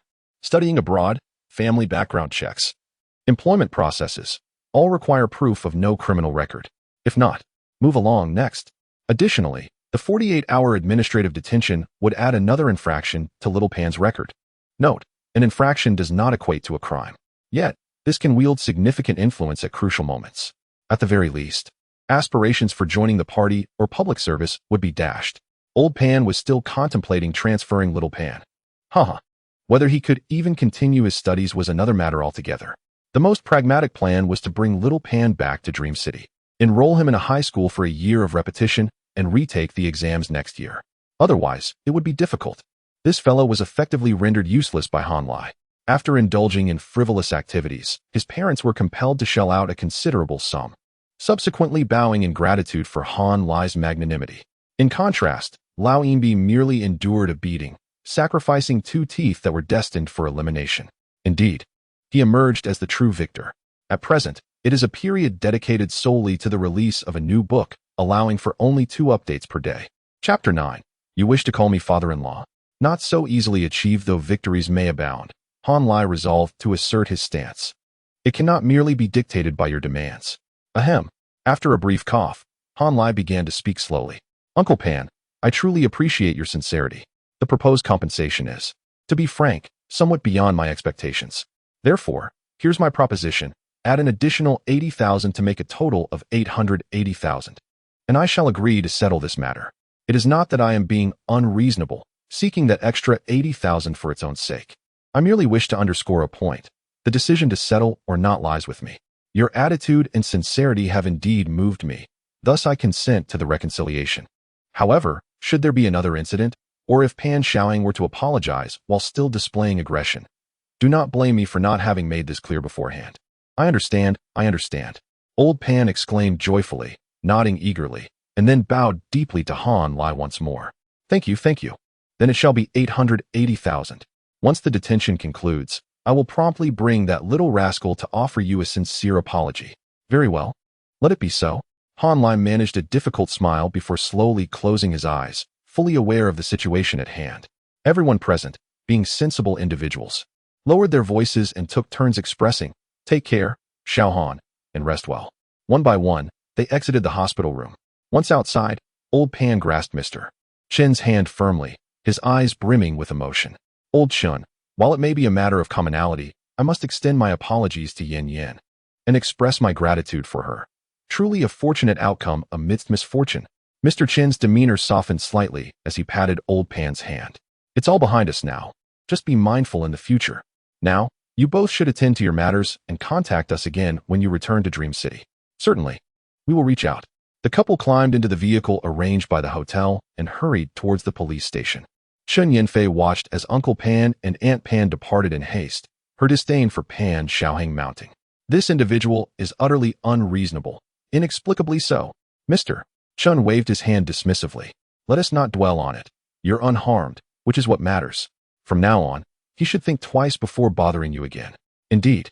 Chen Yinfei nodded happily, then playfully asked, "Dad, when will you head back? Are you already finding me bothersome after just 2 hours?" Mr. Chen's jest was well timed, as he noticed the faint blush on his daughter's face, causing a pang of concern in his heart. "Not at all. I simply worry about you being busy." Mr. Chen calmly shook his head. "I am not busy. With such an incident occurring, how could I rest easy returning home without ensuring your safe arrival at school?" Chen Yinfei candidly expressed her thoughts. "I was actually hoping to visit Han Lai again tomorrow morning. What if we set off tomorrow morning instead?" Mr. Chun felt a sudden sense of relief. Thankfully, the issue was not insurmountable. "All right then, let us stay in Jinling for the night. I'll accompany you to explore the Confucius Temple." "Great," Chen Yinfei exclaimed, bouncing happily as she walked. "I'll see if there are any local delicacies to bring back for Han Lai tonight." Mr. Chun's heart sank once more. Alas, the emotional roller coaster of parenthood is quite the challenge. Although he wished for his daughter to refrain from dating at this stage, he had no objections to her mingling with commendable young men. It was a conflicting sentiment.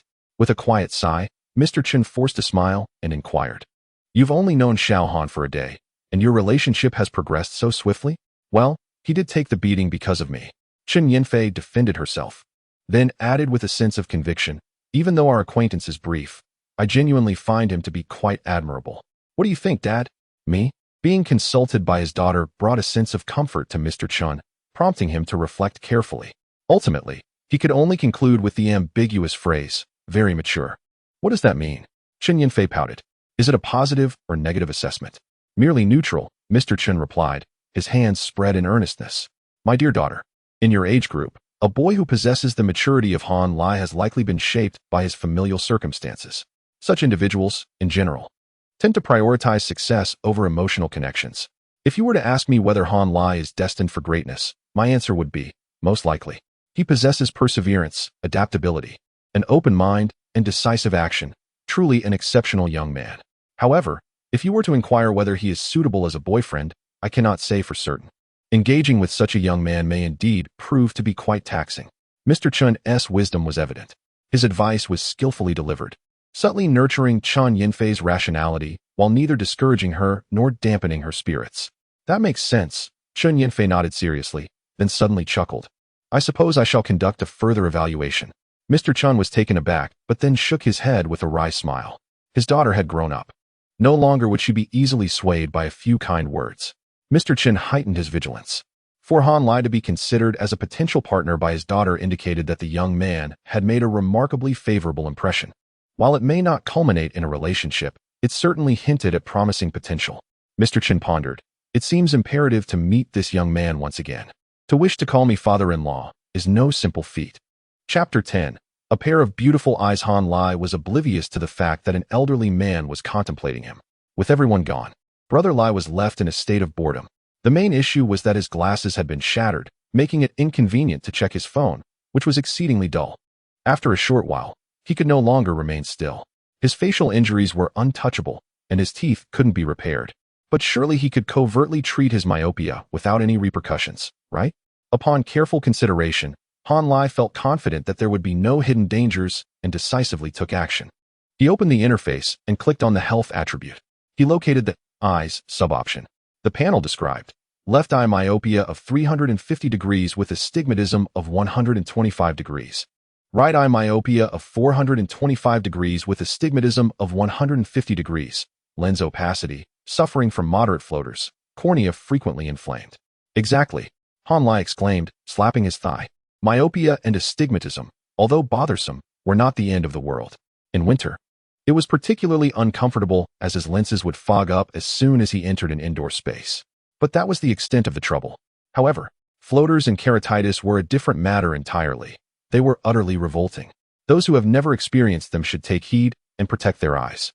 They will never understand the irritation of such afflictions. Han Lai, on the other hand, did not want to endure them for even a second longer. Focusing on the eye's attribute, he began to infuse experience points directly. All subcategories within the health attribute lacked specific values, so he simply pushed experience points into it, knowing that changes would naturally occur. Alternatively, he could issue a command, restore a certain part to health. The system would handle it automatically. This was Han Lai's first attempt at altering himself, and wishing to savor the experience, he opted for a more rudimentary method. As experience points flowed in, the descriptive terms on the panel gradually faded. Ultimately, it transformed into the new description: your eyes are in excellent health. Han Lai hastily opened his phone, first checking the webpage. Wow, it was astonishingly clear. Even the smallest font was legible, and his field of vision was remarkably expansive. Gone were the persistent haziness and the annoying floaters. It was exhilarating. Next, he activated the front camera and was once again taken aback. Wow, what beautiful eyes! The once opaque lenses now made his pupils appear remarkably transparent. The deep black pupils, rich brown irises, and a lighter brown outer circle created a striking sense of depth. His eyes, which were not particularly large, had suddenly expanded significantly. The healthy cornea possessed a crystalline quality, with a higher refractive index, giving the impression that his eyes were perpetually infused with light. An aesthetic master once proclaimed that a pair of beautiful eyes is composed of three essential elements. First, structural depth. Second, translucence of texture. And third, the aesthetic expression of color. Han Lai now embodied the first two qualities, making his eyes the most captivating feature of his entire being. As for the beauty of color, that was not a requirement. Individuals of East Asian descent are not naturally endowed with lighter iris colors, yet this does not hinder the emergence of attractive individuals. Am I considered handsome now? Han Lai pondered as he admired himself in the mirror, feeling quite inflated with pride. However, upon catching sight of his bruised and battered visage, his ego quickly deflated.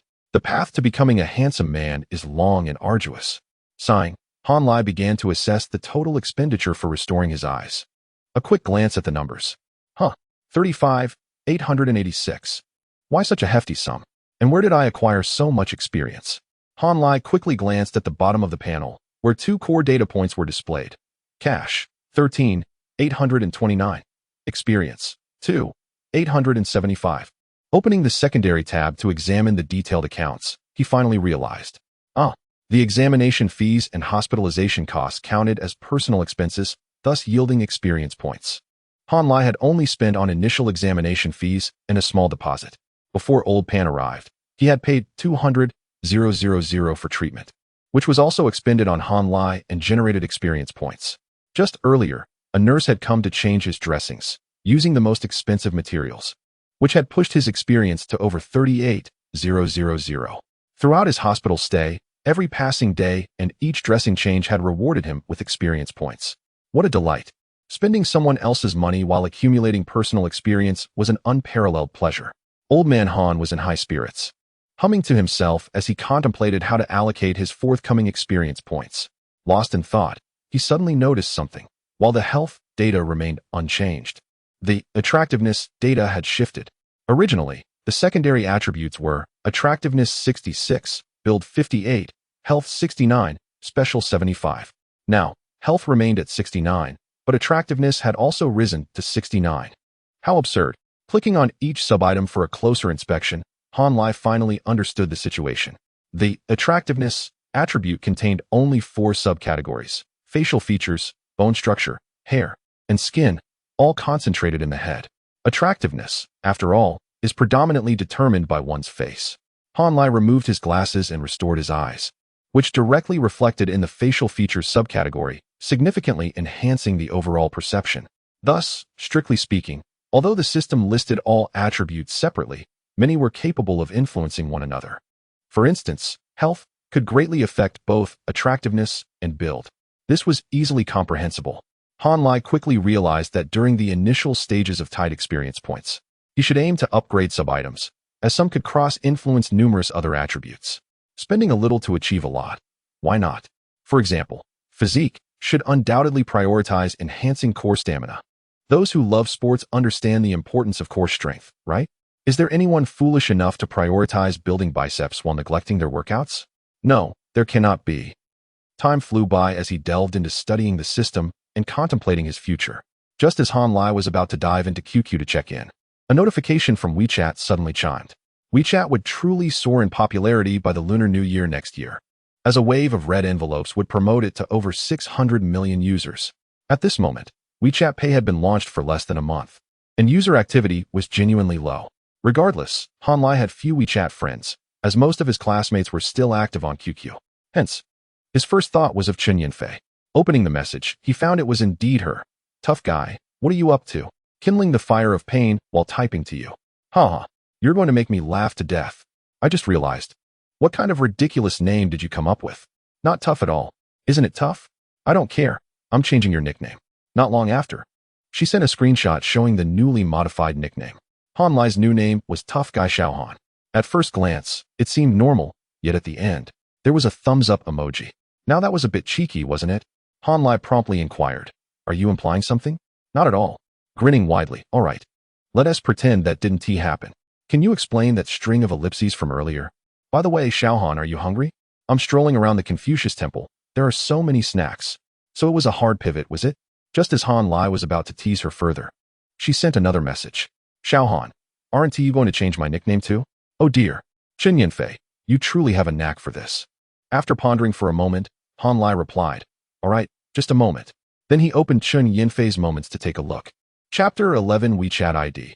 Dream City Personal Signature. Round-faced, modestly affluent, not rich, but brings peace to the home. Ah, quite intriguing. Strictly speaking, Chen Yinfei has more of an oval face rather than a round one. Her appearance is far from delicate. With large eyes, a broad mouth, a full forehead, and a straight nose, when she smiles, she reveals at least 12 gleaming white teeth, perfectly aligned. Among all the top beauties Han Lai has encountered, she is the least like a social media influencer, possessing a strikingly elegant visage. Her oval face stands apart from the likes of Fan Bingbing and Jing Tian. She embodies a particularly bright and amiable type of oval face. When she smiles, her infectious charm is simply unparalleled. At Dream City No. 2 High School, with over 5,000 students, it is not just three goddess-like beauties that stand out. Rather, it is these three who have gained recognition on the forum. Why? Because each possesses distinctive features, and their uniqueness is remarkably pronounced. Chen Yinfei's charm lies in her radiant, infectious laughter that makes one's heart feel brightened. Thus, the number of boys harboring secret affections for her is likely greater than the combined admirers of the other two. Once, Han Lai's mother saw Chen Yinfei and was immediately taken aback. Wow, this girl has such a blessed appearance. Surely she can bear sons and bring fortune. At that moment, Han Lai was left with a furrowed brow. Now, having returned to life with the perspective of a young man, he cannot help but acknowledge the truth in her mother's words. She possesses a slightly larger bone structure than the average girl, resulting in a robust, yet not bulky physique that exudes health. In the past, this would have been deemed an ideal figure for childbearing, complemented by her fortunate beauty. She is the most sought-after girl across several villages. Had he not been reborn, Han Lai would have felt intimidated standing before her. She appears to be at least 172 centimeters tall, and her weight is not much lighter than his. Yet she looks long-limbed and healthy, while he seems underdeveloped by comparison. Standing together, they seem mismatched. However, now that he has returned, Han Lai plans to gradually adjust his height to 188 centimeters, ensuring he can stand alongside anyone with confidence. Don't ask, just know he matured late. Next, Han Lai meticulously browsed through her moments on social media. It was a collection of everything: delicious food, witty remarks, snippets of life, and study notes. Yet there were no selfies. This girl, though exceptionally beautiful, does not flaunt her looks. Her spirit is genuinely captivating. Suddenly, an idea struck Han Lai. He promptly updated her contact name, took a screenshot, and sent it to her. Guardian Beast, what? Are you serious? Blazing Fire. Never doubt a tough man. Smoking Guardian Beast. Haha. Guardian Beast. Well, actually, I really like it. Guardian Beast. You are the first guy to discover the wild beast within me. Guardian Beast. Little Han, you're quite something. Keep it up. Han Lai then observed another trait of hers. In text conversations, Chen Yinfei has a penchant for using exclamation marks. This small habit reflects a vibrant inner world. While some may describe it as assertive, it is more accurately characterized as passionate and expressive. Han Lai increasingly finds her enchanting. Nevertheless, the older boy remains composed, not rushing towards any goal. A man who has truly experienced life understands that one's own excellence is the foundation of everything. A fleeting romance born of luck is inconsequential and will eventually be worn away by the harshness of reality. Han Lai has colleagues who have risen through gentleness and care, as well as wealthy classmates who easily wed goddesses. Yet, the colleague ended up divorced. Our lives are filled with trivialities and oppression. I have not been happy a single day with you. The rich second generation was betrayed. You provided enough material wealth, but you did not fulfill my emotional and spiritual needs. Is it wrong for someone else to step in? These two instances are merely commonplace. More shocking events occur frequently in the bustling metropolis. The marriage rate declines yearly, while the divorce rate rises, turning happiness into a luxury. Thus, Han Lai is deeply fearful of marriage. His fear is not of marriage itself, but rather his acute awareness of his inability to manage a marriage well. If a man lacks a sense of happiness and lives like a zombie, how can he possibly generate enough love to nurture a family? One must love oneself first before one can love others meaningfully. Reborn, Han Lai intends to prioritize self-love. Therefore, when faced with Chen Yinfei, the older boy is in no rush. At 30, Han Lai is still not particularly composed, however. Returning to his 18-year-old body has granted him a newfound tranquility. Rebirth and a system are blessings that can bolster one's confidence. With both at his disposal, anyone would emerge renewed. After a moment of contemplation, Han Lai replied to Chen Yinfei with a single emoji, a salute. This can be interpreted as a declaration of intent or a disinterest in the topic, a deliberate cool down. Moments later, Chen Yinfei responded, I have good news for you. Delicious food is on the way. At this time, the array of emojis in WeChat was still limited, and Han Lai could not find an appropriate heart or love you emoji, so he sent a simple message instead. Blazing fire, many thanks. Since you've already gone through the trouble, could you also bring me a book? Guardian Beast, you're really not shy. What is the point of being polite? If I were too polite, I'd be no different from your other admirers. Han Lai's thoughts were resolute, but his words were soft. Blazing fire. It's mainly because of your chivalrous and helpful nature. Otherwise, how could little Han dare to speak up? Guardian Beast, haha, just call me sister. No need for heroine. Blazing fire. Look at my contact name and say it aloud 3 times. Guardian Beast, haha, tough guy. You're going to make me laugh to death. Blazing fire, hurry up. Don't make me scold you. Glaring, Guardian Beast. I'm scared. What do you mean? You dare to do anything? Oh, is she hinting at something? Han Lai stroked his chin, a mischievous grin spreading across his face. Half an hour later, Chen Yinfei arrived at the hospital with a bag of snacks, arranging a feast as if presenting treasures. Han Lai gazed at her with a forlorn expression, remaining silent. She seemed puzzled. Why aren't you eating? Don't be shy. With a sigh, Han Lai began typing furiously, sending, what is the situation? You brought me barbecue? And spicy at that? Wouldn't it have been better to get a bowl of beef soup? What? Chen Yinfei glanced at Han Lai's increasingly swollen face, chuckling awkwardly and defensively stating, those are for me. This is yours. She pushed over a bowl of soft tofu pudding, then grabbed a piece of grilled squid, taking a large bite with grease dripping down her chin. She adamantly refused to admit her mistake. Han Lai looked at the obviously spicy tofu pudding and gave her a thumbs up. Only you would make such a blunder. Caught in a state of guilt, the Guardian Beast dared not argue, pretending not to hear. A few playful jabs were nothing. It was not like she had never been scolded before. Wait. This was peculiar. She had never been scolded by a boy in her life. Little Han, you truly have guts. She bit into the squid again, a gesture of defiance. However, this sense of equal exchange felt quite pleasant, and deep down, she was actually delighted. Han Lai's gums had just stopped bleeding, and other injuries still plagued his mouth. Gazing at the feast laid out before him, with various enticing aromas wafting through the air, he dared not touch anything, feeling utterly tormented. With a huff, she inquired, how far is your place from here?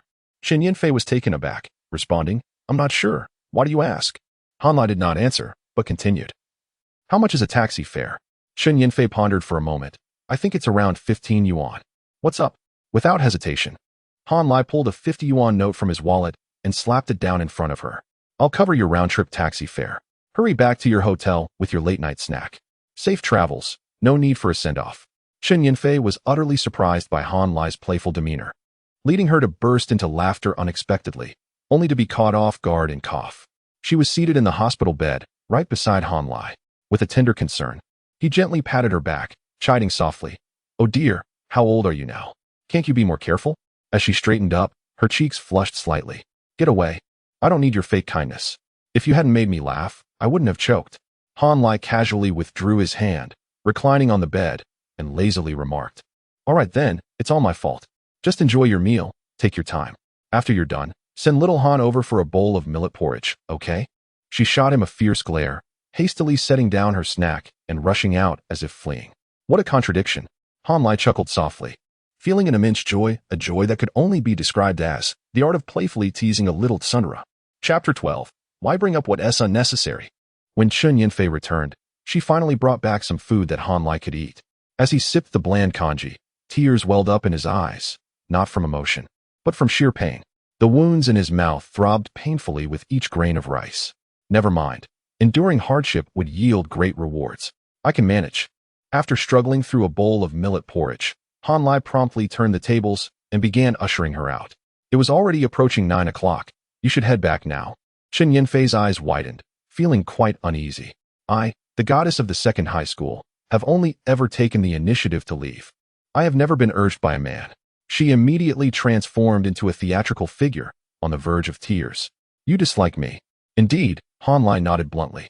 His gaze akin to that of someone observing a simpleton. Isn't it obvious? You.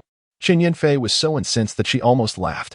Just as she was about to retort, she caught sight of Han Lai's eyes and froze in surprise. Oh, your eyes have changed so much since you took off your glasses. Han Lai did not respond to her query, but instead raised an eyebrow with a hint of arrogance. Just wait a while. Once my injuries heal, the change will be even more pronounced. Chen Yinfei found herself both curious and amused, retorting dismissively. So, you mean to say you were actually a handsome guy, but your looks were sealed by your glasses, is that it? Smart. Han Lai gave her a thumbs up, grinning widely. Pish. Chen Yinfei carelessly rolled up the remnants of her meal, stuffing them into a trash bag before turning to leave. Dream on. I shan't disturb you any longer. See you tomorrow. Hey, can I share a couple more compliments? Tomorrow. Organize your thoughts and share them with my dad. Han Lai was momentarily taken aback, his playful demeanor faltering. What is your dad coming for? With his keen eyes, will he see through my intentions to wear your little cotton-padded jacket? Han Lai didn't dwell on it for too long. Whatever. We'll face whatever comes our way. With 4 years of university ahead, anything could happen. You might not even end up being my father-in-law. Let us just be buddies for now. Han Lai, carefree as a pumpkin, brushed it off. After reading for a while and changing his bandages, he comfortably fell asleep until dawn. Around 8:30, Chen Yinfei arrived with her father in tow, this time dragging a suitcase behind her. Han Lai quickly sat up, greeting her father with a well-behaved smile. Hello, uncle. Thank you for coming to see me. Though he feigned indifference, he cared more than anyone else. Don't move. Little Han, just lie down comfortably. Chen's father hurried over, stopping Han Lai from getting out of bed. He then sat on a stool by the bedside, his concern evident as he asked, How are you feeling? Does it still hurt? Is your head still dizzy? I'm feeling much better. Thank you for your concern. That's good. Although Chen's father had acted like a mere observer yesterday, he was quite adept at handling situations. Little Han, you've suffered this unforeseen calamity mainly because Yinfei did not manage her relationships with her classmates well. As her father, I feel very guilty. I didn't speak up yesterday because it wasn't appropriate, hence my visit today. Please do not hold it against me. I came in a hurry and didn't bring much. Offering you trivial gifts wouldn't express my sincerity. Therefore, I've prepared a red envelope for you. Inside is a check for 50,000 yuan, meant as compensation for your nutritional needs. Please accept it. No.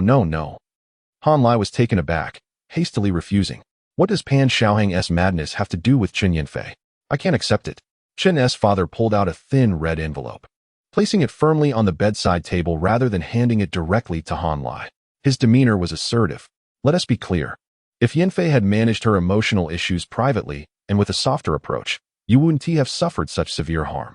Legally, we bear no responsibility. Morally, We cannot escape our share of the blame.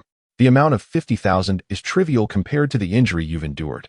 However, since we've clarified the responsibilities, let us simply express our sentiments and seek peace of mind with you. Little Han, please accept it. Otherwise, Yanfei will always carry a burden in her heart. Wouldn't you agree? Wow, you're impressive, man. Han Lai found himself at a loss for words, unable to refuse without knowing where to start. However, he was resolute. This money could not be accepted. Accepting it would change the nature of the situation. The goal was for Chun Yanfei to feel guilty. Otherwise, how could he hold it over her?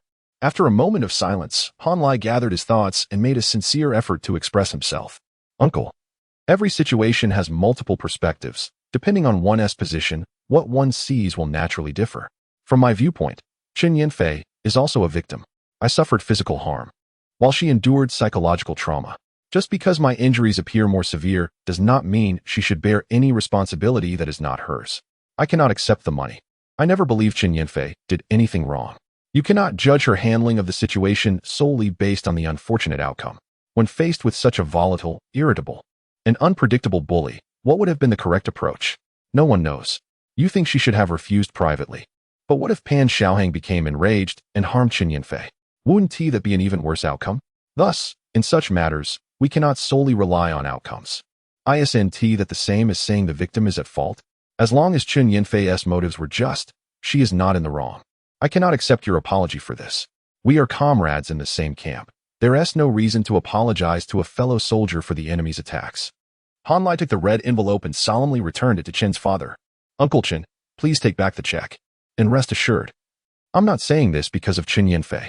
Regardless of who caused the trouble, my stance remains unchanged. I have a strong character and will never accept a muddled resolution that says, it takes two to tango. What is the point of splitting the blame equally? Please don't blame Chun Yanfei, nor apologize to me. I know where the lines of right and wrong lie. Old Chun was momentarily stunned. Is this really something an 18-year-old could articulate? Chun Yanfei was equally taken aback. She could not fully grasp the profound wisdom in his words. But she sensed Han Lai's uniqueness. This man was extraordinarily handsome. She was not a superficial woman overly concerned with appearances. She appreciated inner qualities more. Yet, in just one day, Han Lai's comprehensive qualities had completely reshaped her perceptions of her peers. It was astonishing. Old Chin took a moment to regain his composure, finally accepting reality.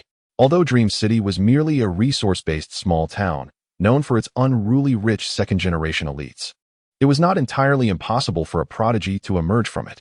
Wasn't this young man before him a prime example? Geniuses defy logic.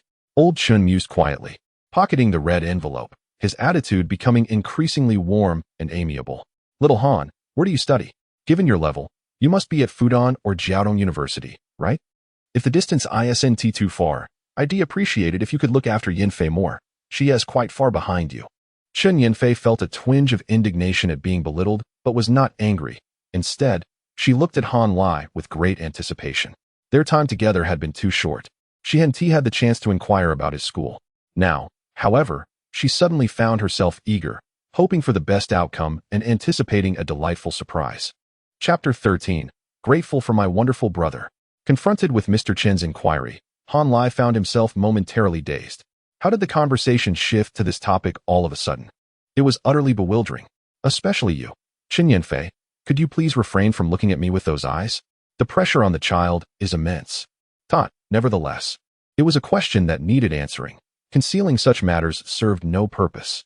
I am also attending a university. Just as Han Lai began to articulate his thoughts, Chun Yanfei's eyes suddenly sparkled with excitement, her mouth widening to reveal a glimpse of her 12 prominent teeth. Then, Han Lai leisurely completed his sentence. However, it is merely a humanities college. What? The delight on Chun Yanfei's face quickly morphed into shock, her mouth agape, as if she could swallow an entire duck egg.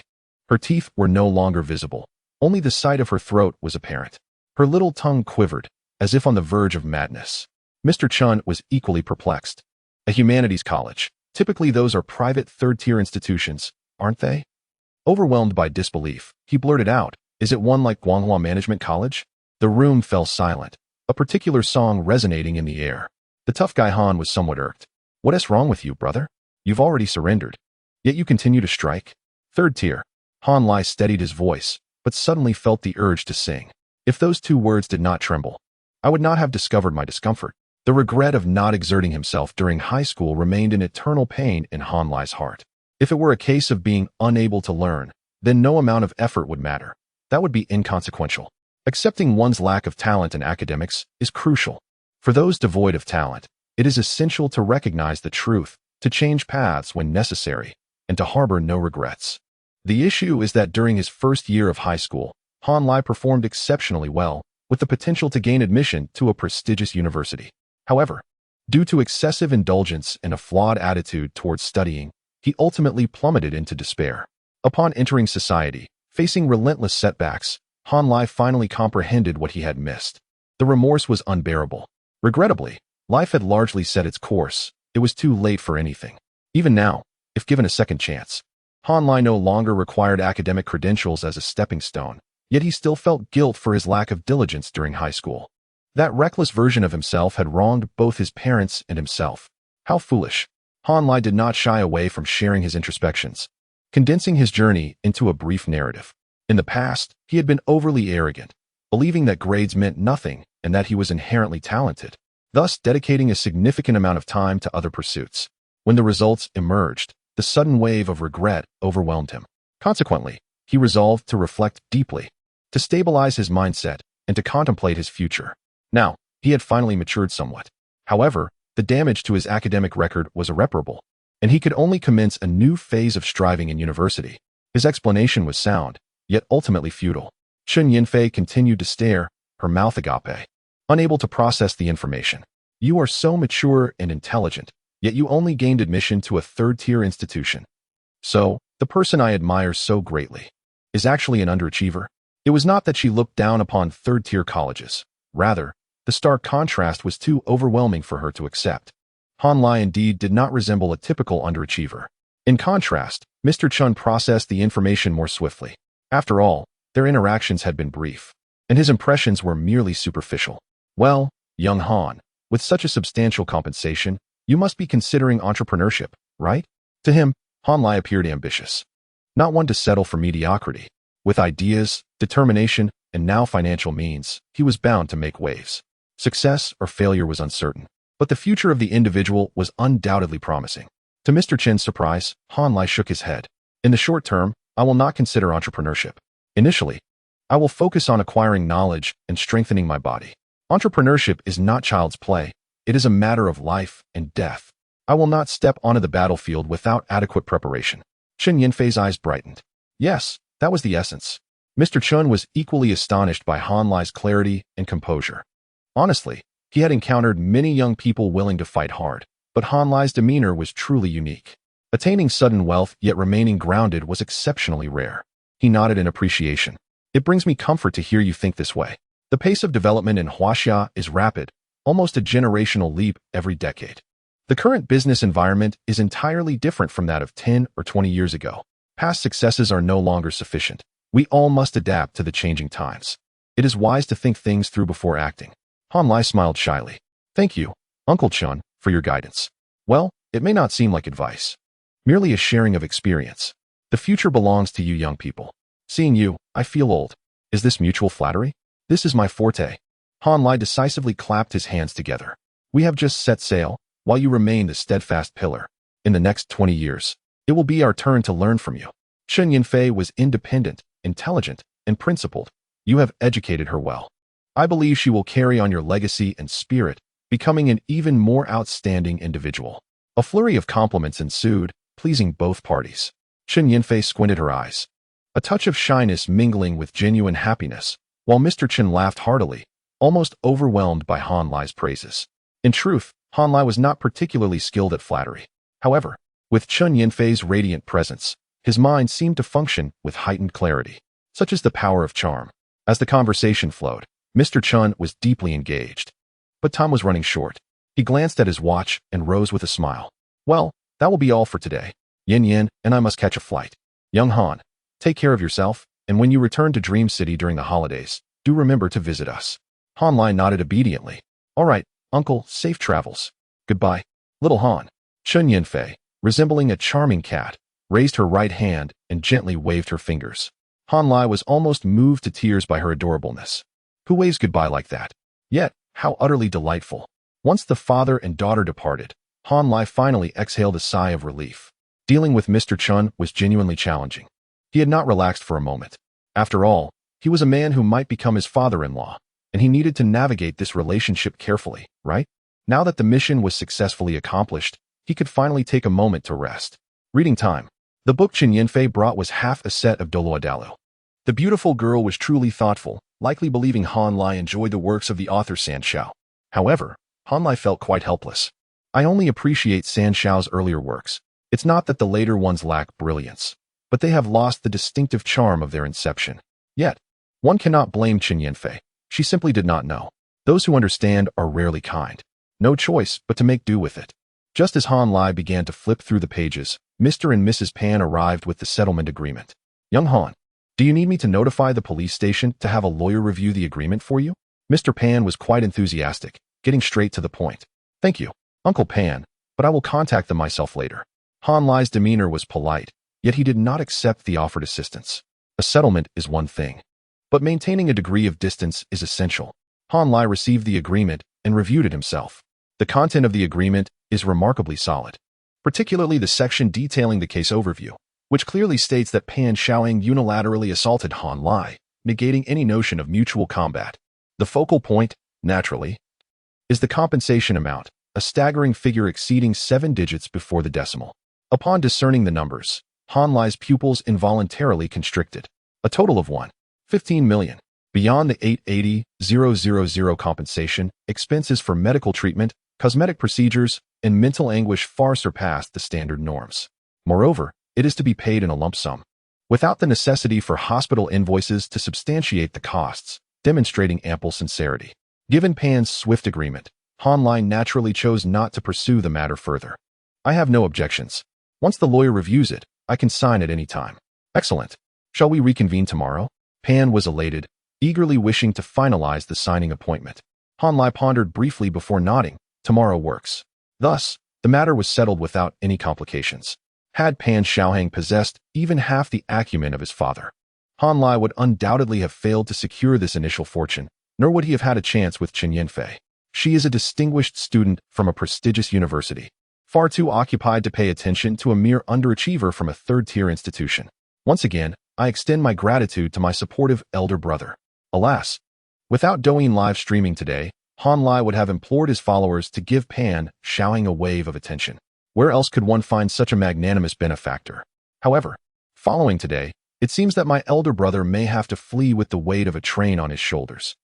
Chapter 14. The wealthy and arrogant. In the afternoon, the police officers from the precinct visited to confirm Han Lai's intention for reconciliation, subsequently assisting in procuring a lawyer. The reconciliation document posed no issues, as old Pan was meticulous in his work. After signing, the matter was completely settled. So let us sign. The police officer also kindly contacted the school to grant Han Lai a leave of absence.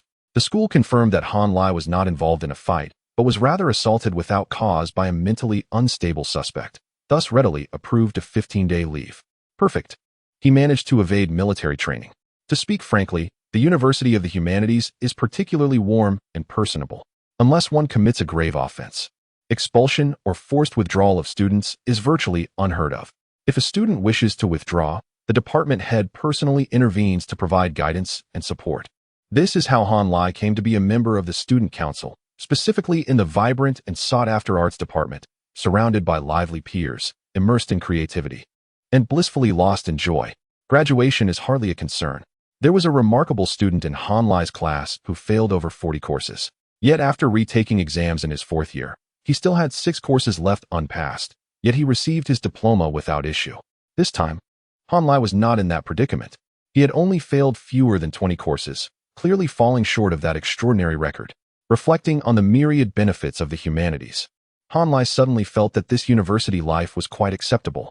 All right then, for the next half-month, he would ponder how to spend his money. With a newfound perspective, he would return to campus, which had left him with lingering regrets, to indulge in a wave of fun. The following day, Han Lai signed 3 copies of the agreement, and old Pan promptly transferred the funds. With 950,000 in cash alongside 200,000 in hospital expenses, Han Lai instantly became a millionaire. Even though he had dabbled in finance in his previous life, He had never possessed such a substantial fortune. Throughout 4 years of university, he had nearly exhausted his parents' resources. Subsequently, he had toiled for 8 years in the bustling metropolis, Shanghai. By the end of 2025, when the economy of Huaxiao was barely a notch below world supremacy, Han Lai still resided in a cramped 12-square-meter room, with savings insufficient to purchase that small bedroom. I apologize for being a burden to my country. Nevertheless, Han Lai felt that he could now contribute to the great rejuvenation of the Huaxiao nation. This high-profile demeanor certainly lifted his spirits. In the afternoon, Old Pan and his wife, accompanied by the newly released Pan Xiaohang, came to apologize to Han Lai. After 2 days of detention, the previously arrogant figure had softened considerably. I'm sorry. I should not have vented my frustrations on you. I was too impulsive at the time and failed to control my emotions. Han Lai, I formally apologize to you now, and I hope you can forgive me. Little Pan had evidently been chastened by the iron fist of justice. Although there was no need for it, Han Lai responded earnestly, I forgive you. You have wonderful parents. I hope you cherish them and refrain from causing them further worry. Little Pan felt nauseated, thinking, who do you think you are to lecture me? Meanwhile, Old Pan and his wife were deeply moved. What a good child.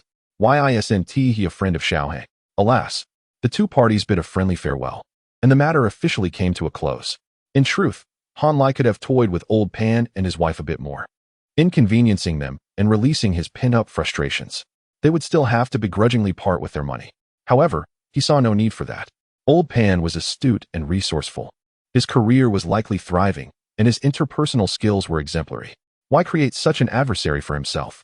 Although Han Lai did not dwell in the dream city, his parents still had to live in their hometown. How splendid it was now. He received every penny.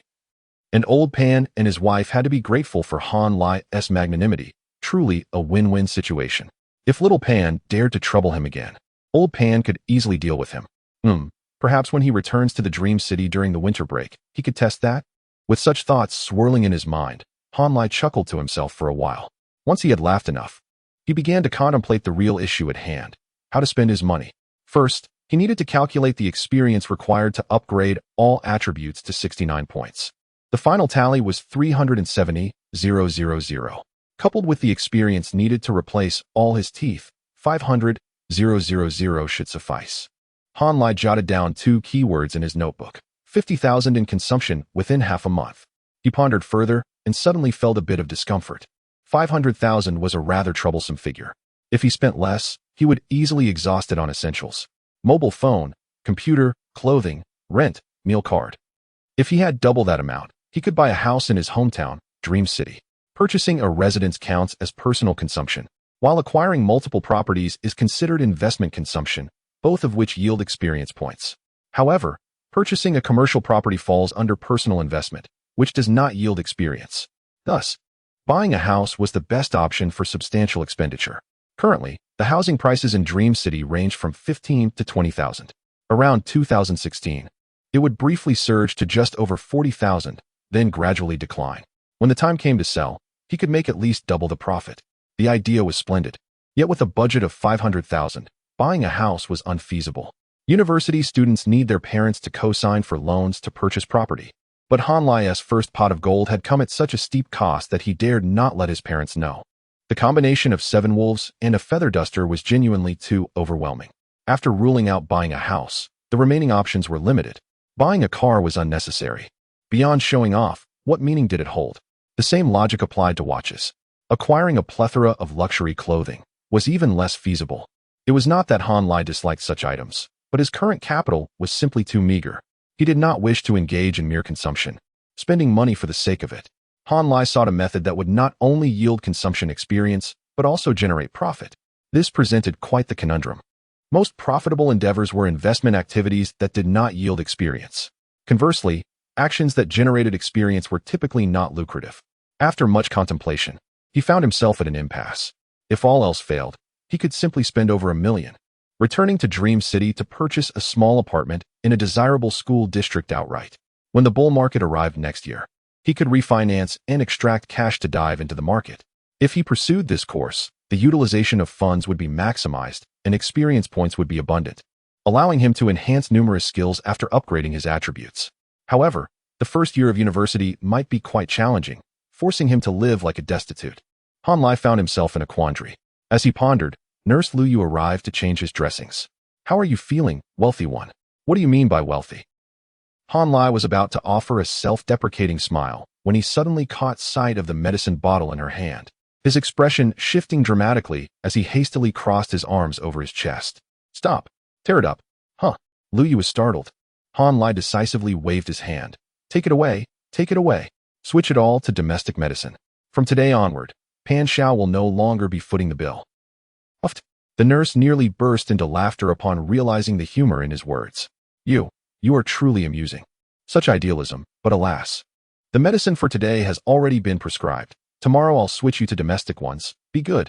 Han Lai looked at the rapidly increasing experience points with a pang of regret. No, regardless of how he chose to spend his money next. He could not remain in the hospital any longer. 5,000 a day. Who could endure that? It wasn't that Han Lai didn't care for his health. But with the system in place, he had no need to remain hospitalized to regain his health. Spending money in the hospital was merely wasteful. Very well. I'll finish today's treatment, and then I'll check out tomorrow. Huh. The nurse looked up in surprise. Your inflammation hasn't subsided. Han Lai hastily waved his hand. I can't afford to let it subside. I'll go to an external clinic for an 4 drip. It's only 200 a day. Hee. That'll just about break you. Lu Yu rolled her eyes playfully. Very well. Your money is earned with great effort, so it is wise to be frugal. I shall inform the doctor to arrange the necessary procedures for you tomorrow. My heartfelt thanks. The journey through the martial world is long. Until we meet again. Certainly. Let us exchange contact information, so that when you next visit Jinling, you may come and spend time with me. Spend time doing what? Han Lai was eager to clarify, yet upon glancing at the syringe in her hand, he refrained from being overly inquisitive. The young nurse was quite amiable, neither aloof nor overly familiar, spirited and generous, truly worth befriending. The two exchanged QQ contacts, and Lu Yu swiftly completed the dressing, swaying her waist gracefully as she departed without leaving a trace. The brief connection of just over 2 days came to an abrupt end. Han Lai had scarcely glimpsed her true visage. Such is reality. You and the spring breeze are but fleeting visitors, leaving behind only the remnants of past connections. One must simply grow accustomed to it. Chapter 15. Consumption. Experience. System upgrade. On the morning of the 3rd, Han Lai completed his discharge procedures, stepping out of the hospital with a fortune of 1,273 million. The sun was warm, the sky was a brilliant blue, and everything before him was breathtakingly beautiful. In a moment of clarity, Han Lai made a resolute decision. He immediately hailed a taxi, heading straight for the airport. It was time to return to Dream City and purchase a property in a school district. This was indeed a remarkable juncture in time. The previous night, Han Lai had scoured the internet for information, discovering that since 2010, the overall inventory of real estate had been soaring year after year, with sales proving increasingly difficult and property prices stagnating or even slightly declining. The industry was rife with pessimism and negative sentiment abounded. Although he did not grasp the underlying causes, Han Lai was acutely aware of the eventual outcome. 2 years later, as a stock market crisis ravaged the nation, property prices would ignite into a new frenzy of exponential growth. In 2016 alone, the prices in most cities would double, leaving many high-positioned buyers ensnared at the peak. All of this was of little concern to Han Lai, who was not particularly versed in the details, but knew approximately when opportunities would arise. If he could profit in the stock market, the next decade would be a path of prosperity. And if his gains were modest, well, that too posed little issue. Worst case, he could learn more and venture into entrepreneurship. As a reborn individual, avoiding pitfalls and elevating his limits meant that he could not possibly fail. Thus, Han Lai resolved to prioritize experience for the time being. The future was so bright. What was a year of hardship in comparison? Upon landing in the provincial capital, Han Lai traversed half the city, finally boarding a bus home. He would have to wait another 2 years for high-speed rail to reach Dream City. So he had to endure the current journey. Ticket purchasing required queuing and payments were made in cash. Returning to 2013, everything felt disconcerting to Han Lai. Yet, it was precisely this contrast that allowed him to vividly appreciate the rapid development the nation had undergone in recent years. It was truly a challenging journey, especially during the 3 years from 2022 to 2025, when the international situation and pandemic environment were dire, yet development persisted, ultimately dragging the economy into a recession. That economic crisis was marked by genuine bloodshed and turmoil. Even upon his return to life, Han Lai had yet to witness the peak. In his previous life, Han Lai had merely been a bystander. In this life, he wondered if he would have the chance to assist in dismantling a home, or perhaps tearing down a wall. Lost in these thoughts, the bus halted at the north station of Dream City, and Han Lai took a taxi straight to the second middle school. Dream City, a resource-rich emerging city, had peculiar property prices. In the old town, properties were priced at 8,000 and went unsold, while in the development zone, 10,000 found no buyers, yet in the new district, 12,000 was highly sought after. Riverside luxury apartments soared to 16,000, selling out in an instant. The priciest properties, however, were the dilapidated school district homes in the old town, easily commanding 18,000. The second middle school had its own junior high section, and nearby was one of the best public primary schools in Dream City. For purchasing a school district property, the nearby communities were the prime targets. Han Lai casually sought out a real estate agency, directly stating his requirements. Small units between 40 and 60 square meters, built no more than 20 years ago. With school district residency, I will pay in full. Buying a property during the off-season and with full payment was remarkably straightforward. The agency's salesperson quickly found 5 or 6 suitable properties for Han Lai, commencing viewings. As he was neither looking to reside in the property nor concerned with maximizing investment returns, he was willing to negotiate with the landlord as long as the conditions were satisfactory. His primary concern was the price. Ultimately, within just 2 days, he settled on the least expensive unit. A 60 square meter 2-bedroom apartment was negotiated down to $1 million, with the seller covering the appraisal costs. Afterward, he visited the police station to check residency, pay taxes, and transfer ownership. Once all procedures were completed, Han Lai's cash dwindled to 75,000, while his experience soared to 1,063,355. By now, it was already September 8th. This was quite swift. The seller was a local with connections everywhere. Had he purchased from another family, he might have endured additional delays. With the experience points secured, he would have to wait 3 or 4 business days for the property certificate to be issued. Unable to return to Shanghai immediately, Han Lai promptly retreated to a hotel, initiating a transformation plan. To mark the occasion, he specifically booked a luxurious business suite. Basic attributes: strength 62, agility 59, constitution 63, intelligence 65. Secondary attributes: appearance 69, physique 58, health 69, special 75, cash 75, 238. Experience 1,063, 355. The first order of business was, naturally, to rectify his dental issues. Han Lai's teeth were quite misaligned, a hereditary trait passed down from his mother. Additionally, due to modest family circumstances, his parents had not prioritized orthodontic treatment during his developmental years. Furthermore, possibly due to genetic factors, his teeth exhibited a dull, pale yellow hue. Thus, they were neither straight nor white, significantly impacting his appearance. During his university years, once he became aware of aesthetic concerns, his dental condition caused him considerable distress. He shied away from laughter, plagued by insecurity, which rendered him introverted and timid. Later, excessive consumption of cola further deteriorated his dental health, leading to frequent toothaches by the age of 30. At that time, technological advancements only allowed for dental crowns, yet his budget barely covered 2 tubes of strong whitening toothpaste. The products he purchased from a popular live stream had minimal efficacy, failing to address the root problem. Now, with an opportunity at hand, Han Lai harbored a singular desire to replace them all. He accessed the health menu, then selected the teeth subsection, commanding, "Replace my teeth with a set of pristine, straight, and healthy new ones."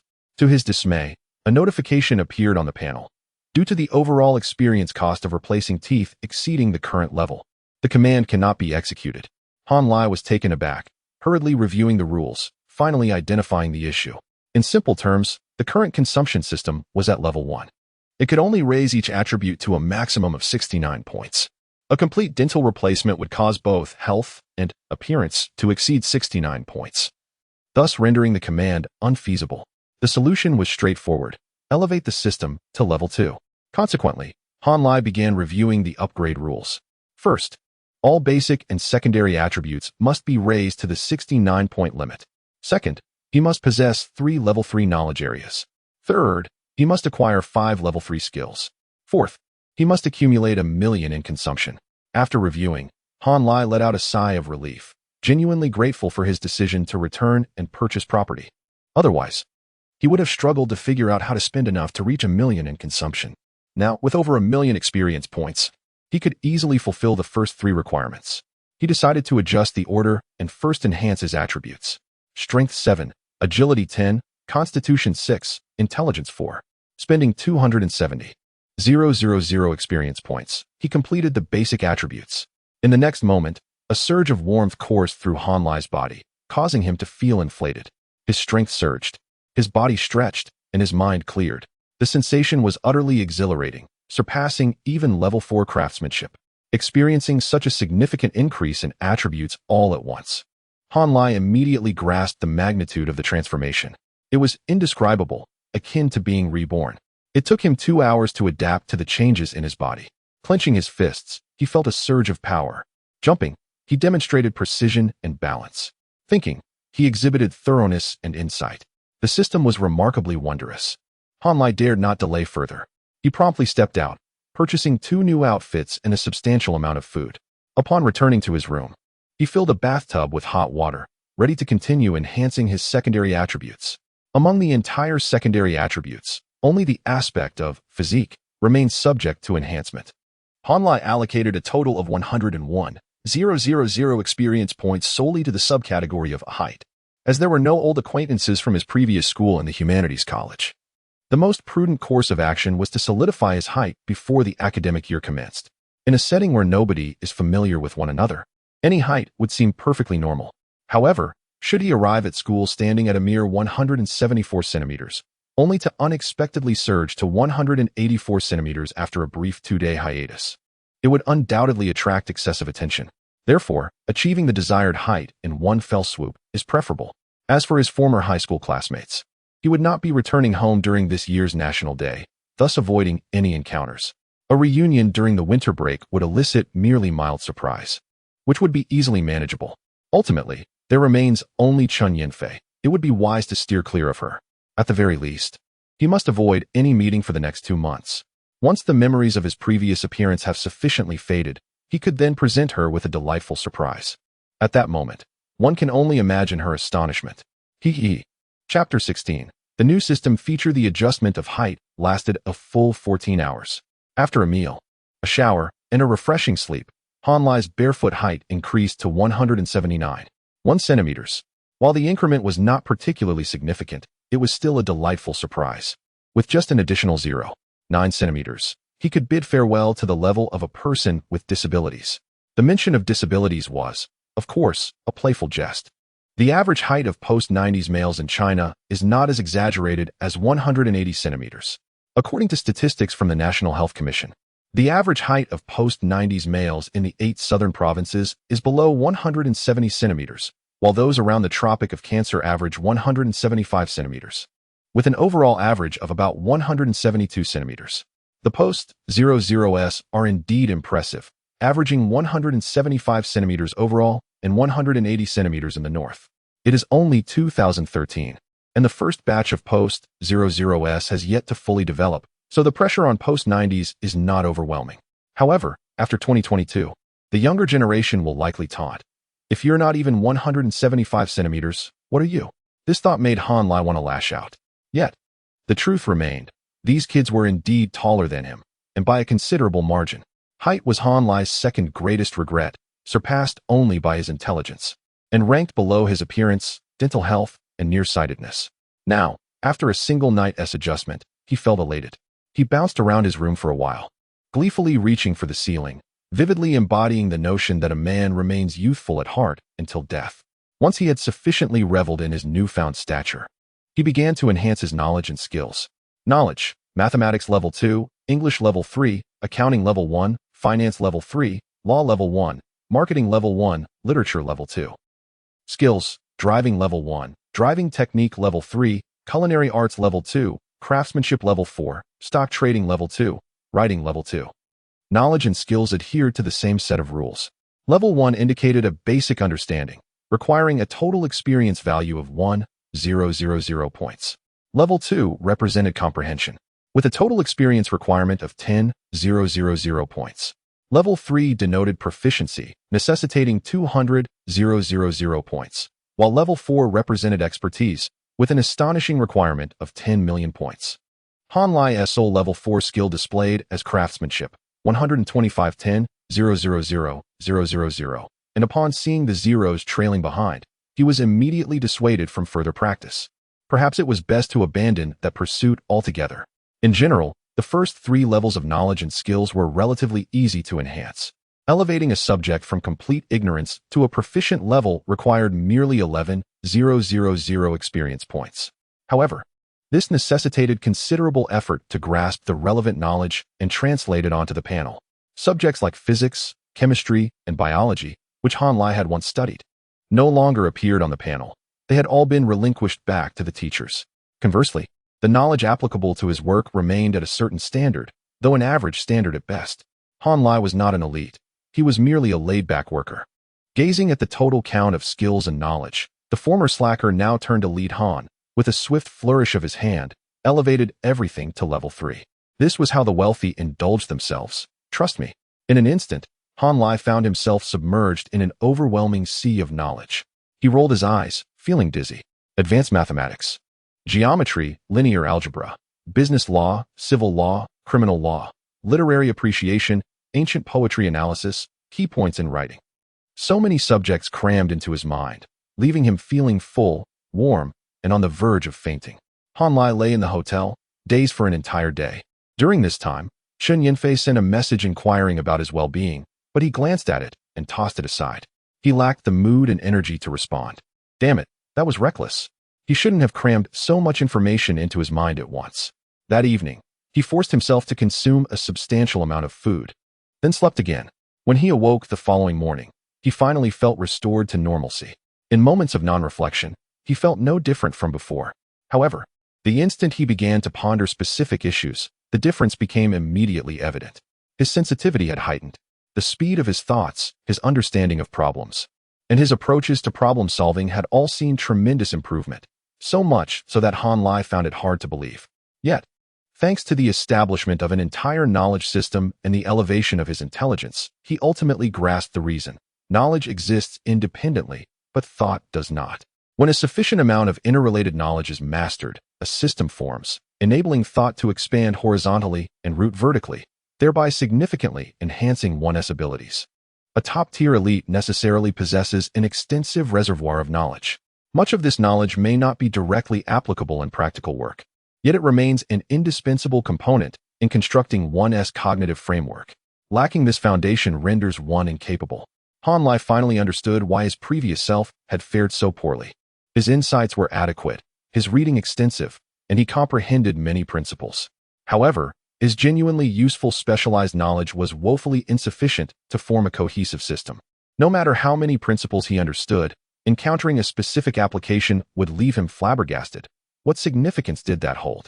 Compared to graduates from prestigious institutions like 985, his response speed lagged a bit, his knowledge reserve fell short, his learning ability was slightly lacking, and his depth of understanding was yet another notch below. In every aspect, he fell short, compounding the gap in overall capability. Initially, Han Lai was unwilling to accept this, but after experiencing various situations, he profoundly recognized that people are indeed different. Back then, he attributed it to an innate disparity in intelligence. Now, he understood that it was actually the product of a knowledge system and long-term study habits. Except for exceptional cases like Wei Shun, ordinary individuals are not significantly less intelligent than one another. In most cases, a lack of ability stems from insufficient foundational knowledge. So, this is the essence of specialized knowledge. Suddenly, Han Lai felt invigorated.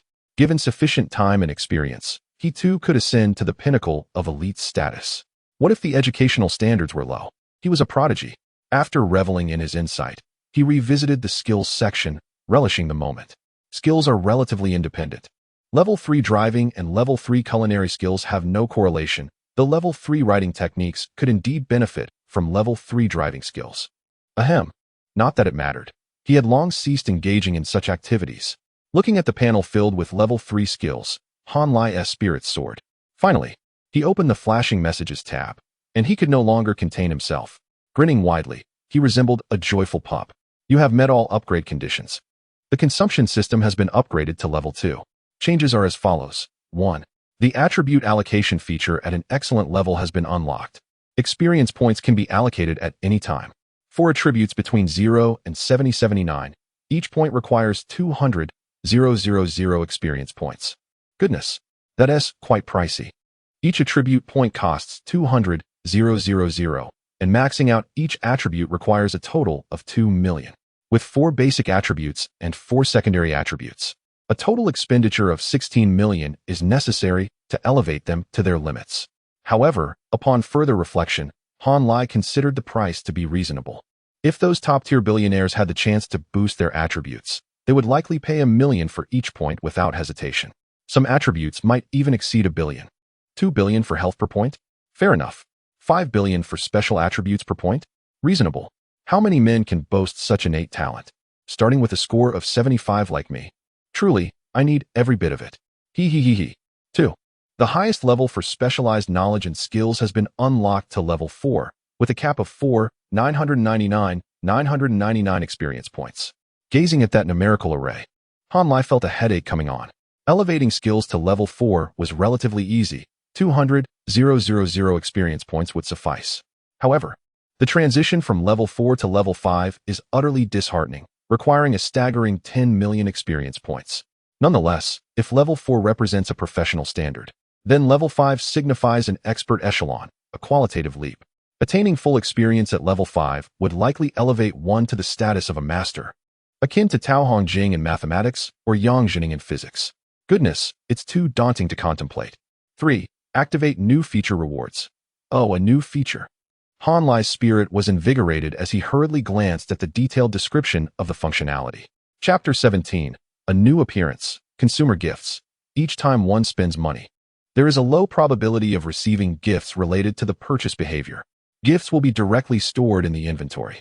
A simple 2-line explanation. And that was all. Han Lai was utterly baffled, feeling as though he grasped the concept yet was equally perplexed. It was quite frustrating. Nevertheless, he thought, as long as he won once, he would understand what it was all about. There was no need to rush. Rubbing his hands together, he eagerly commenced the main project. Tooth replacement. At the command, his experience points plummeted like a waterfall. Han Lai stared at the rapid decline, completely dazed. Then, he witnessed in the mirror as his original teeth fell out one by one, accompanied by a gush of blood. There was no pain. His entire mouth felt numb. Hastily, he leaned over the toilet, repeatedly expelling fragments of teeth and blood. The entire tooth replacement process did not last long. After about a minute, Han Lai once again became aware of his mouth. He hurriedly turned on the faucet to rinse, then lifted his gaze toward the mirror. What on earth? Who is this extraordinarily handsome person? After merely replacing his teeth, Han Lai felt as though he had undergone a transformation. His teeth were straight, dense, and as white as jade, gleaming with a radiant shine. His gums, both upper and lower, appeared pristine, with a faint rosy hue, looking remarkably healthy. A slight smile revealed a dazzling set of white teeth, radiating youthful exuberance under the sunlight. Is this me? Gazing at the youthful figure in the mirror, Han Lai felt tears welling in his eyes. It had been a long struggle. After being unattractive for so many years, he had finally emerged, able to mingle among the ranks of young and handsome. Wait, there is still more to improve.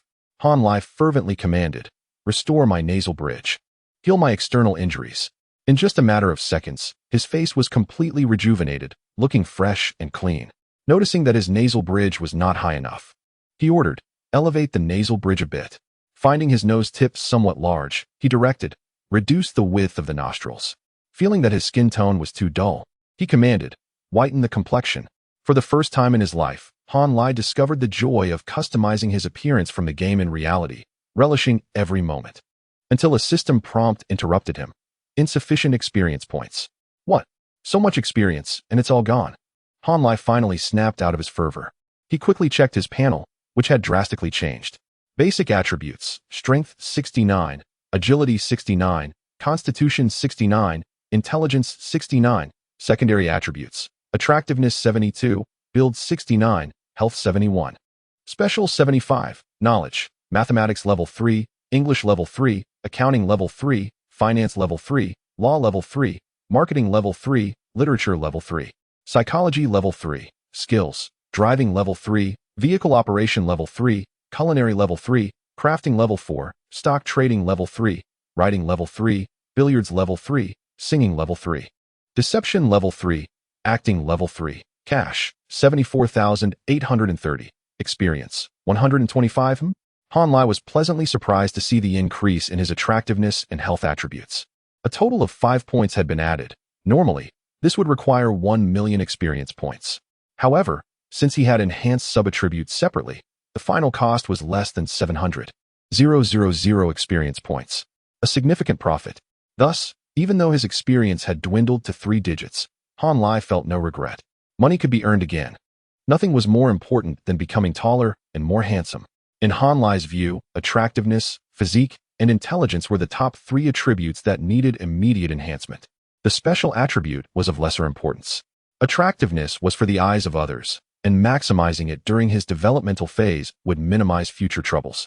Intelligence was something only a few could utilize. He could afford to take his time with it. He couldn't overindulge in upgrading them all at once, or else there would be no room for improvement, right? Han Lai tidied himself up and stepped out for a haircut.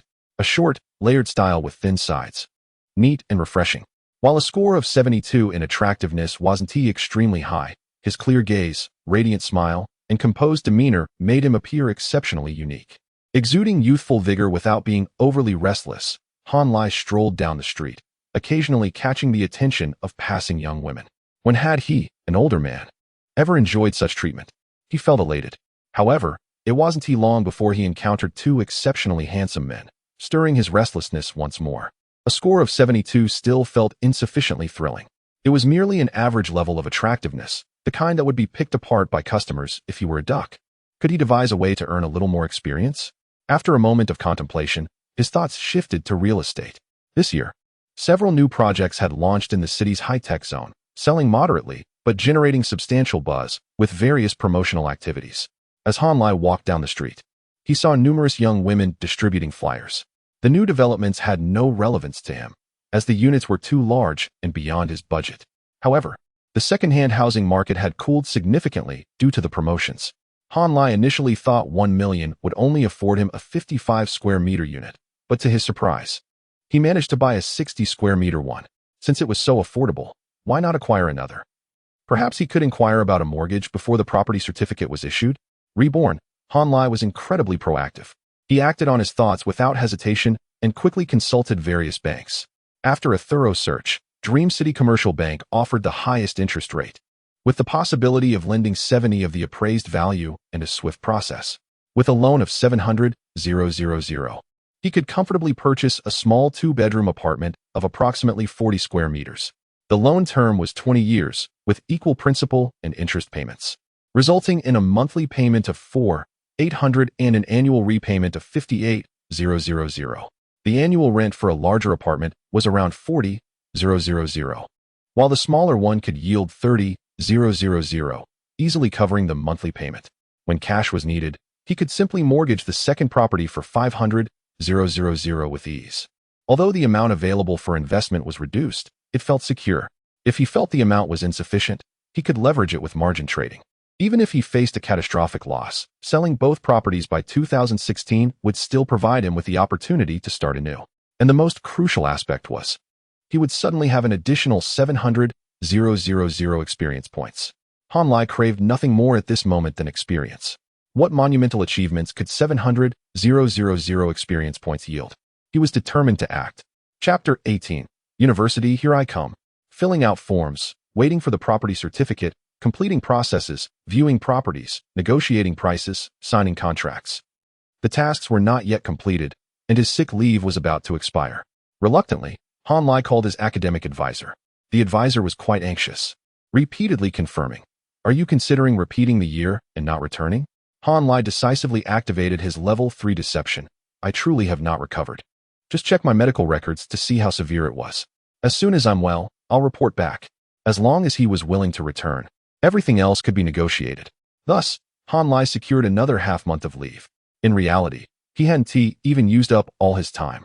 On the 22nd, the loan was officially approved, and on the 23rd, he made the payment and signed a contract. Although the property certificate would not arrive until the next month, he was already able to lease it out. During this time, the 60 square meter 2-bedroom apartment was successfully rented out for an annual fee of 36,000. The second property, a small 40 square meter two-bedroom apartment, was priced at $24,000 per year, slightly below the market rate. Just a day after listing it with the agency, a student's parent came to inquire. Indeed, it was another case of parents accompanying their children for rentals. How touching is a parent's heart. But thanks to their devotion, Han Lai's two properties easily covered his monthly payments, allowing him to return to his studies with peace of mind. The property certificate is no longer a concern. I shall directly entrust the intermediary to handle the matter. My heart yearns to return home. Indeed, I am eager to revisit the place where I once faltered in a past life, to strut my stuff. It's as if my heart is incomplete. For wealth not returned to one's hometown leaves a void.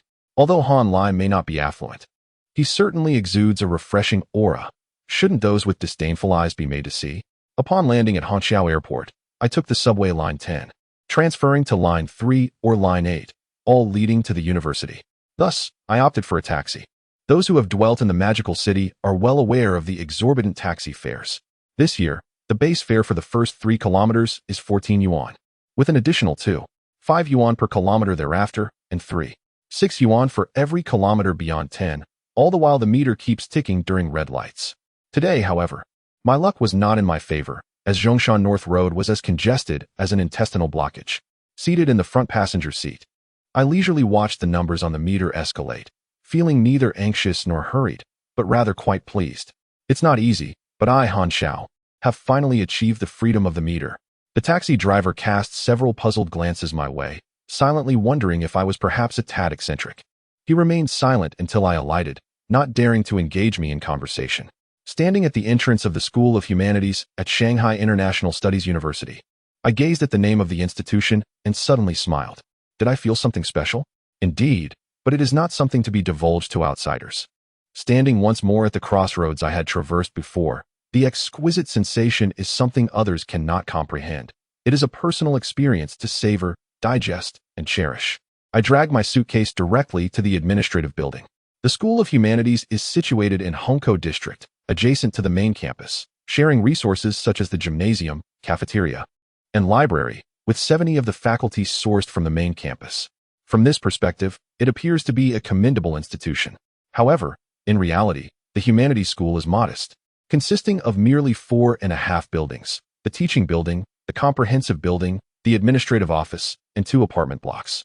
The campus is so compact that buildings must be constructed upwards. During peak hours, the elevators can feel as if they are compressing the male students into the female students, even causing some to conceive. Dining options are limited to either the adjacent cafeteria or the nearby snack street. Placing an order is out of the question. Although food delivery services have begun operating near the school, no delivery person is willing to venture to the humanities apartments. Waiting for the elevator is a daunting task, often making it impossible to procure 2 meals within a single lunch hour. Living arrangements are acceptable, with 6-person dormitories featuring bunk beds, air conditioning, and private bathrooms. The environment is as such, and there's little more to say about it. The true intrigue lies primarily in the people. Regarding the populace, there are 3 main highlights. First, local examinees applying to the humanities school are categorized as second-tier students, while those from other regions are classified as third-tier. Coupled with the neighboring prestigious first-tier institution, it creates a unique dynamic. 3 groups of students share the cafeteria, sports facilities, library, and even the swimming pool. What a lively scene. Second, the focal department within the humanities school is the International Exchange Institute, offering small class sizes with tuition starting at 40,000 yuan per year, double occupancy dormitories, and all courses conducted in English. Most key positions within the student council are held by students from the Exchange Institute. However, institutional emphasis does not equate to genuine capability. They are indeed wealthy. If not for the limited campus size, students from the Exchange Institute could easily host a luxury car exhibition themselves. Wealth and power dictate their interactions, compelling even teachers to indulge them. Thirdly, the neighboring Hongkou campus of Shanghai International Studies University serves as a base for graduate students, international students, and trainees. The second-year graduate students are generally quite exceptional. As for the international students and trainees, their demeanor is something everyone understands, truly a spectacle. This encapsulates the cultural environment of the humanities school. In a past life, Han Lai's university experience was far from pleasant, characterized by a constant sense of oppression due to this peculiar environment. An incident later arose, prompting him to consider withdrawing from the university, but ultimately, the department head persuaded him to stay and assigned him to the literary department as a deputy minister as a form of consolation. In his previous life, Han Lai failed to grasp the situation, believing it to be quite satisfactory. Eventually, he realized, what difference does it make for an ordinary student to join the literary department? No matter how many beautiful women are present, what relevance does it hold for him? The workload was considerable, yet the benefits were non-existent. What was the point? Regrettably, his epiphany arrived too late. He had already been ridiculed for an extended period. The thought alone is enough to make one blush. In summary, Han Lai encountered numerous pitfalls during his university years, experiencing virtually every mistake a young person could make. Do you think he has awakened? No. Upon entering society, he continued to stumble, persisting in this manner until the age of 26 or 7. He would be the perfect spokesperson for the sourfoot noodles, as it aligns perfectly with the product's positioning. Youth is indeed delightful. Yet, the life of a young person is not always idyllic. Lost in thought, Han Lai effortlessly found the administrative office of the business school. The door stood ajar, and he gently knocked before boldly stepping inside. May I ask who Teacher Liu is? I am Han Lai from the finance class of the business school. A short, stout man looked up upon hearing this and warmly greeted him. Han Lai. Come. Take a seat. I am your counselor, Liu Hong. How's your health now? Han Lai was quite familiar with Liu Hong. Descriptions such as smiling tiger and old schemer aptly encapsulated his character. Given the chance, Han Lai would undoubtedly confront him. However, now was not the time to sever ties. So he maintained a respectful demeanor. My apologies for the trouble, Teacher Liu. I am nearly recovered, though I do have slight lingering effects from the concussion. By the way, here is my hospitalization report. Liu Hong took the document and casually glanced over it, his expression shifting to one of surprise and concern. Wow, you've sustained quite a serious injury. Initially, he thought Han Lai was attempting to evade training, but upon reviewing the report from Jinling Renmin Hospital, he reconsidered. It is easy to fabricate medical records, but the hospitalization itself was undoubtedly genuine. You've really had some bad luck. All right, as long as you're better now, let us go. I'll help you with the paperwork. We have evening classes for freshmen, so tidy up your dormitory in the afternoon and meet your classmates later tonight. All right, I'll follow your arrangements. Liu Hong smiled in satisfaction. The old schemer had met his match in the young schemer, and in this first round, Han Lai emerged slightly victorious.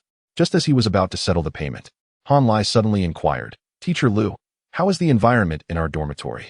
I am currently suffering from severe anxiety and can't tolerate noise, especially from those few fools in my previous dorm. Among the 30 male students in the finance class, the top 5 fools all gathered in one room, creating an atmosphere so lively that outsiders could hardly imagine. The dormitory assigned to you is indeed a bit noisy. Liu Hong frowned, initially intending to advise Han Lai to endure it. However, noticing Han Lai's firm grip on his bank card, radiating a strong determination not to pay if he was unsatisfied, he refrained from speaking. As the last student, he needed to ensure Han Lai felt reassured. After a moment of contemplation, an idea struck him, and his eyes brightened. If you aren't short on funds, I can apply for a 4-person dormitory for you, though it will be a bit more expensive. That would be wonderful. A higher cost is inconsequential. The most important thing is peace and quiet. Han Lai exclaimed in delight. The 4-person dormitories are typically reserved for students of the International Exchange Institute. Even affluent students from the Foreign Languages School cannot secure a spot. The difference between a dormitory accommodating 4 beds and one accommodating 6 is monumental. Typically, Liu Hong would not possess the authority to make such arrangements. Han Lai had not even dared to hope for this fortunate turn of events, merely wishing for a different dormitory, yet he unexpectedly found himself with a delightful surprise.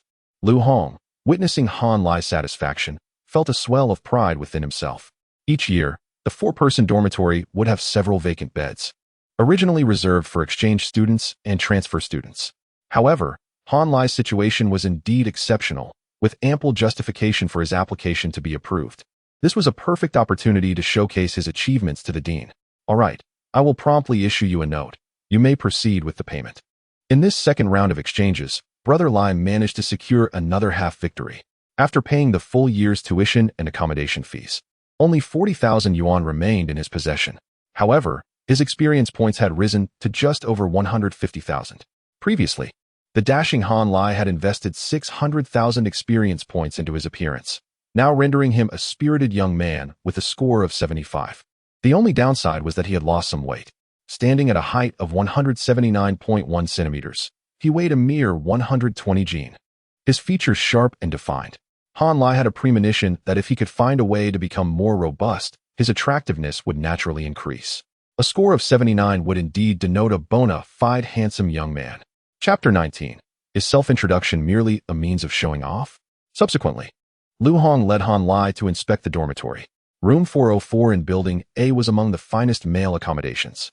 In the School of Humanities, the quality of dormitories is primarily determined by their floor levels. Contrary to popular belief, the top floor is not considered the best. Rather, the second floor holds that distinction. Lower floors offer the convenience of quick exits without waiting for the elevator, higher water pressure, direct delivery of takeout, and infrequent inspections by the student council. The convenience is indeed unparalleled. As for the lavish penthouses on the top floor, not even a dog would reside there. Upon receiving the key, Han Lai strolled around the dormitory, thoroughly satisfied. Thank you for your care, Teacher Lu. By the way, do you smoke? I can go buy you a pack. Han Lai exclaimed, suddenly remembering his manners, and without a second thought, he turned to leave, neglecting his suitcase. Oh no, no need for that. Lu Hong protested, somewhat embarrassed. He hadn't prepared for such an offer, and couldn't he possibly allow Han Lai to go out of his way just for him.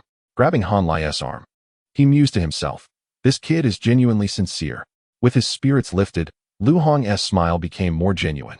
You go about your business. There's no rush regarding the cigarettes. Oh, Han Lai nodded, feigning ignorance to the hint. On their first meeting, Lu Hong felt it inappropriate to be more explicit. He then thought to himself, being too honest may not be ideal. Alright, you settle in, and later you can get a campus card. Make sure to attend evening self-study in classroom 222 before 6:30 p.m. Suddenly, Han Lai perked up. Got it. Teacher Lu, let me see you off. Lu Hong felt a mixture of gratitude and frustration. The last student was quite affluent and respectful, a positive aspect. However, his earnestness was disconcerting, as he wouldn't take the initiative. It would require gradual guidance. Being a good counselor is truly no easy feat. Meanwhile, the earnest Han Lai hummed a tune, confidently navigating his way out of the campus and finding a small market to procure daily necessities. He aimed to select quality items, bedding, toiletries, daily supplies, and self-defense tools, spending over 4,000 yuan in total. Remarkably, he felt no pinch from this expenditure, equivalent to a typical semester's living expenses. Han Lai promptly reminded himself, don't get carried away. You're still a broke student. After organizing the dormitory and acquiring textbooks and a campus card, along with paying for internet services, his roommates had yet to return. Han Lai took out his phone to snap a picture of the dorm interior and sent it to Chen Yinfei, accompanied by 2 words and an emoji. Checked in. Salute. This bore a dual significance, reporting to the school and notifying her of his settled status. Before long, her reply arrived. Very good. Winking smile, Han Lai chuckled knowingly. Clearly, she understood the message. Otherwise, she wouldn't have responded with those words and that expression. Very good held its own dual meaning, a subtlety best understood rather than articulated. In recent times, both had been quite busy, leaving little opportunity for conversation. Yet, whenever they did engage, they effortlessly grasped each other's thoughts. This connection was truly delightful. Despite having never been in a relationship, Han Lai had observed many couples, and he felt that such compatibility was rare. However, the challenge lay in the fact that he couldn't meet Chen Yinfei in the near future. The changes he had undergone were significant and somewhat daunting. Fortunately, she was at the Songjiang campus, far from the Hongkou campus, making a meeting difficult. Nonetheless, he was assured that he could get through this semester. By the time winter break arrived, after a semester's adjustment, she would be surprised but not suspicious. Han Lai hoped to elevate his appearance to the pinnacle of 79 points, delivering a grand surprise. After a few more exchanges, Chen Yinfei bid farewell. Xiao Han, my roommates are calling me for dinner. You should eat well and bulk up. Afraid I might get beaten up again? Raising an eyebrow. Every day? You just know how to make me laugh. I enjoy seeing your smile. Raising an eyebrow, grinning widely, grinning widely, grinning widely. All right, go eat. With a cheerful hum, Han Lai stowed his phone. Noticing the time, he decided to leave the campus and sought out a spicy hot pot restaurant, where he devoured 3 bowls of rice. Oh. With a healthy mindset, his appetite had improved. If he continued this way, gaining weight shouldn't be difficult. After finishing his meal at 6 o'clock, Han Lai wandered into a bookstore near the school, intending to purchase a book. He didn't need a textbook. He sought a tome on life wisdom. Upon finding his desired book and proceeding to the checkout, The system suddenly chimed. You have purchased a set of life wisdom books, triggering the consumption gift feature. And you have received an additional gift. Was that a stroke of luck? Nice. Han Lai hastily opened his inventory, discovering another book within. Upon seeing the title, he was momentarily bewildered. The Sutra of the Medicine Master Lapis Lazuli Light Tathgata S. Original Vows and Merits. What was this? A reminder to cultivate my character? I have already given up my craft with a head full of questions. He examined the item's attributes and suddenly felt elated, unable to contain his laughter. A nondescript scripture, reciting the entire text earnestly, can increase intelligence by 1 point for each level. Each level denotes ranges. 70 to 79 points grants 1 point of intelligence. 80 to 89 points grants another, and 90 to 99 points adds yet another. The attributes at the excellent level are not particularly valuable, merely worth 200,000. However, those at the genius level are markedly different, based on the experience required for upgrading level 4 skills. Gaining even 1 point might demand 10 million. As for the illustrious level attributes, best not to speculate. Conservatively estimating, the implicit benefits this scripture would confer upon Han Lai would be less than 200 million yuan. Delightful. Han Lai felt as though the sky had brightened, the air had sweetened, and even the dogs by the roadside looked charmingly handsome with a buoyant spirit. He made his way to evening study. At 6:20 p.m., Han Lai, sporting a small shoulder bag, arrived at the familiar classroom 222, where he spotted familiar faces. Intentionally entering through the back door, he discreetly found a seat, ignoring the ripples of commotion that followed. As the half-hour mark approached, Lu Hong strolled into the classroom, hands behind his back. Ahem. Students, quiet down. He then beckoned to Han Lai. Let me introduce a new classmate. Due to personal circumstances, he has just reported to us. You will be together for 4 years, so make sure to get acquainted. Han Lai, please come up and introduce yourself. In his previous life, he had also gone through a self-introduction phase, but he had performed rather poorly. At that time, he had been thoroughly disheartened by Pan Xiaoyang, feeling extremely low and fragile, leading to a somewhat self-destructive demeanor. When he took the stage, his performance was the worst in the class. Now, however, things were different. Han Lai did not intend to be overly ostentatious, but he certainly sought to leave a lasting impression. Striding from the back row towards the podium, he wore a polished marketing smile, revealing 8 gleaming teeth in a polite and fitting manner. In truth, Han Lai was not typically a smiling person. Yet, with such beautiful teeth, how could he not smile?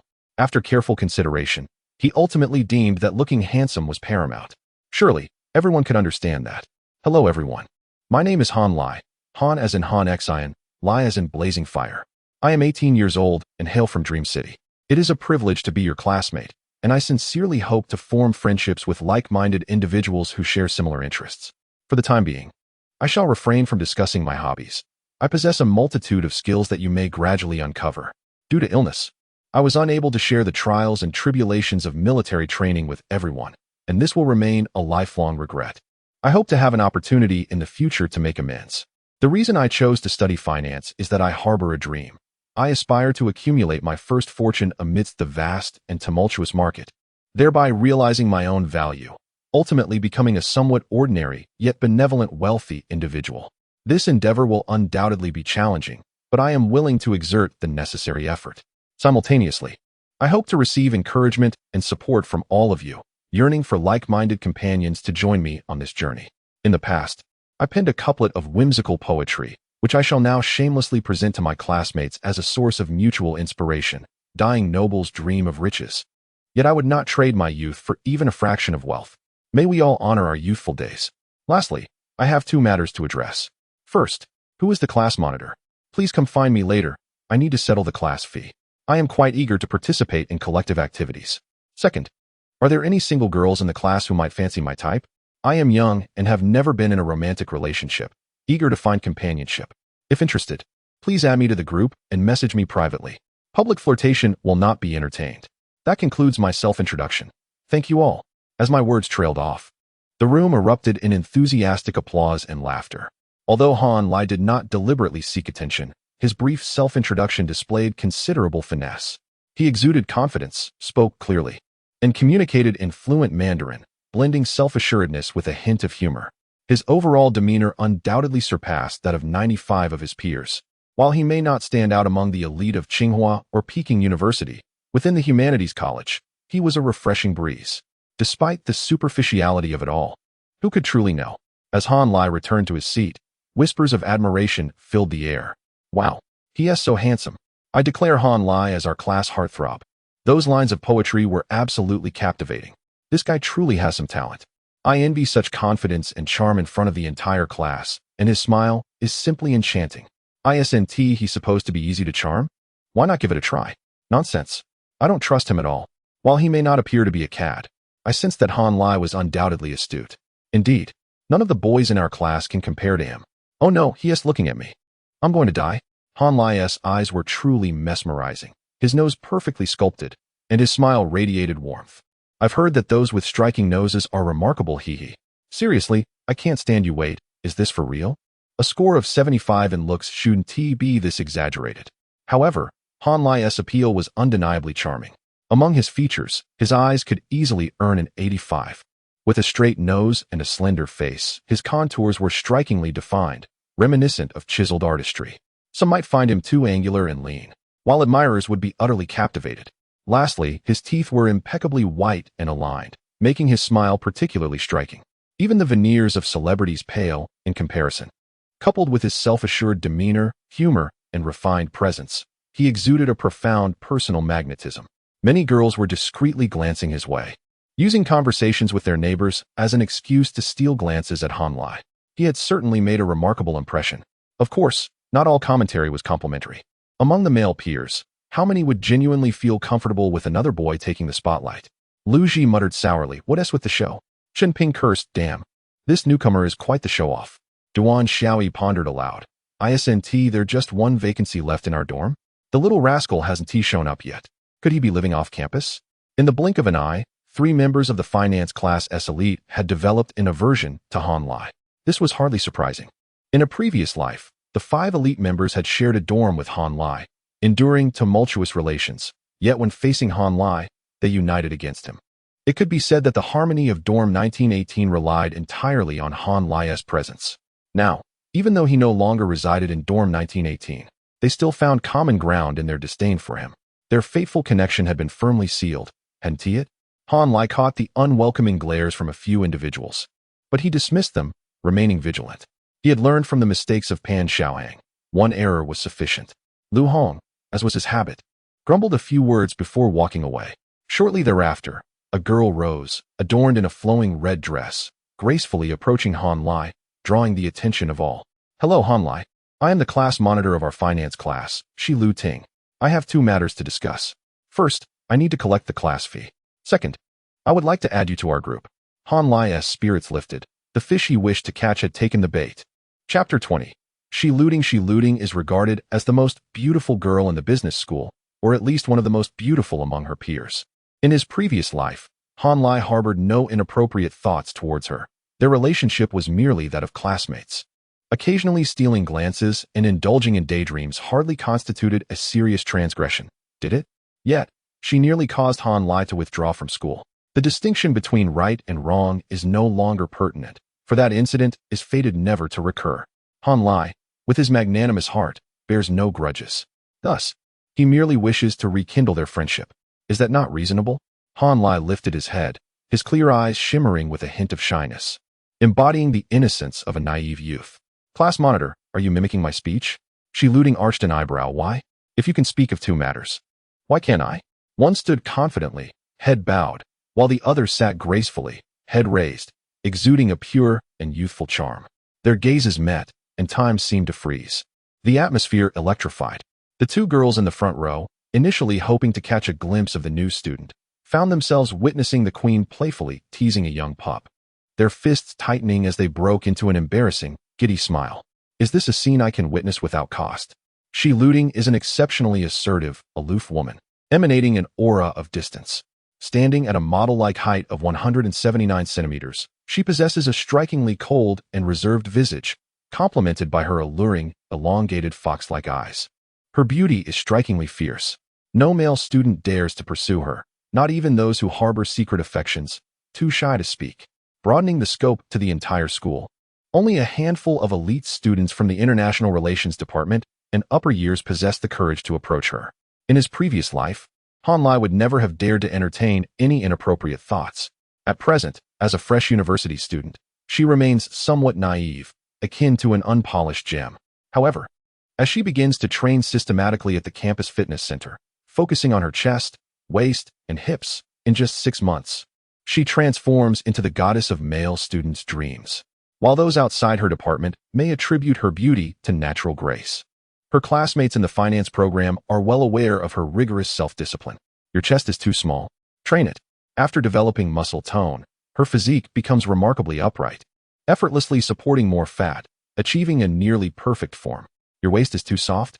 Train it. Her once slender waist becomes more defined, presenting a harmonious and aesthetically pleasing silhouette. With enhanced core strength, her posture resembles that of a young poplar, her steps imbued with rhythm, exuding elegance. Your hips are too flat. Train them. She disregards weight considerations, training until they are rounded and pert. Ultimately, her figure becomes significantly more appealing. Han Lai vividly recalls that fateful day in sophomore year when she graced the school's evening gala as the host, eliciting heart-wrenching howls of admiration. Clad in a fitted white dress that accentuated her devilish figure, her expression was as cool as the moon in the sky, her voice clear and magnetic. Devoid of passion, yet possessing an ineffable sense of power. From that day forth, no man in the school could withstand her formidable presence. Is there a problem?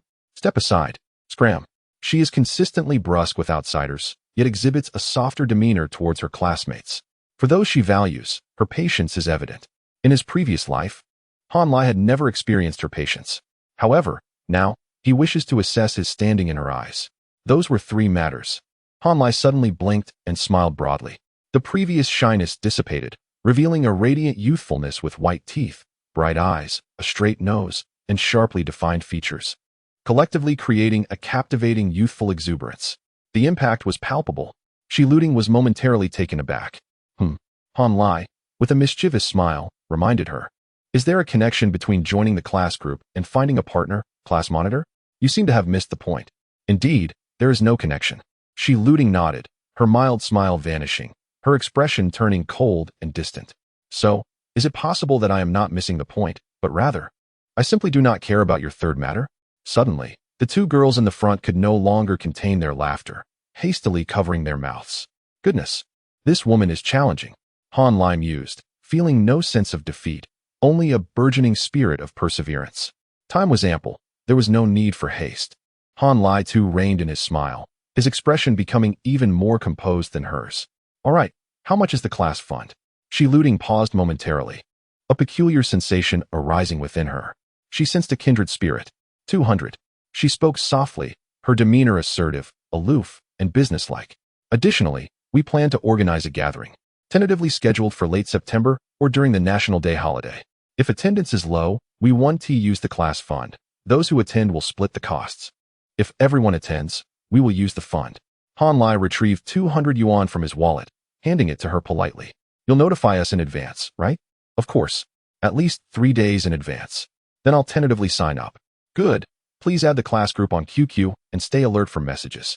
The finance class's official group has always been on QQ, still able to stir up a significant portion of the classmates even years after graduation, particularly for monumental events like Shi Luting's wedding.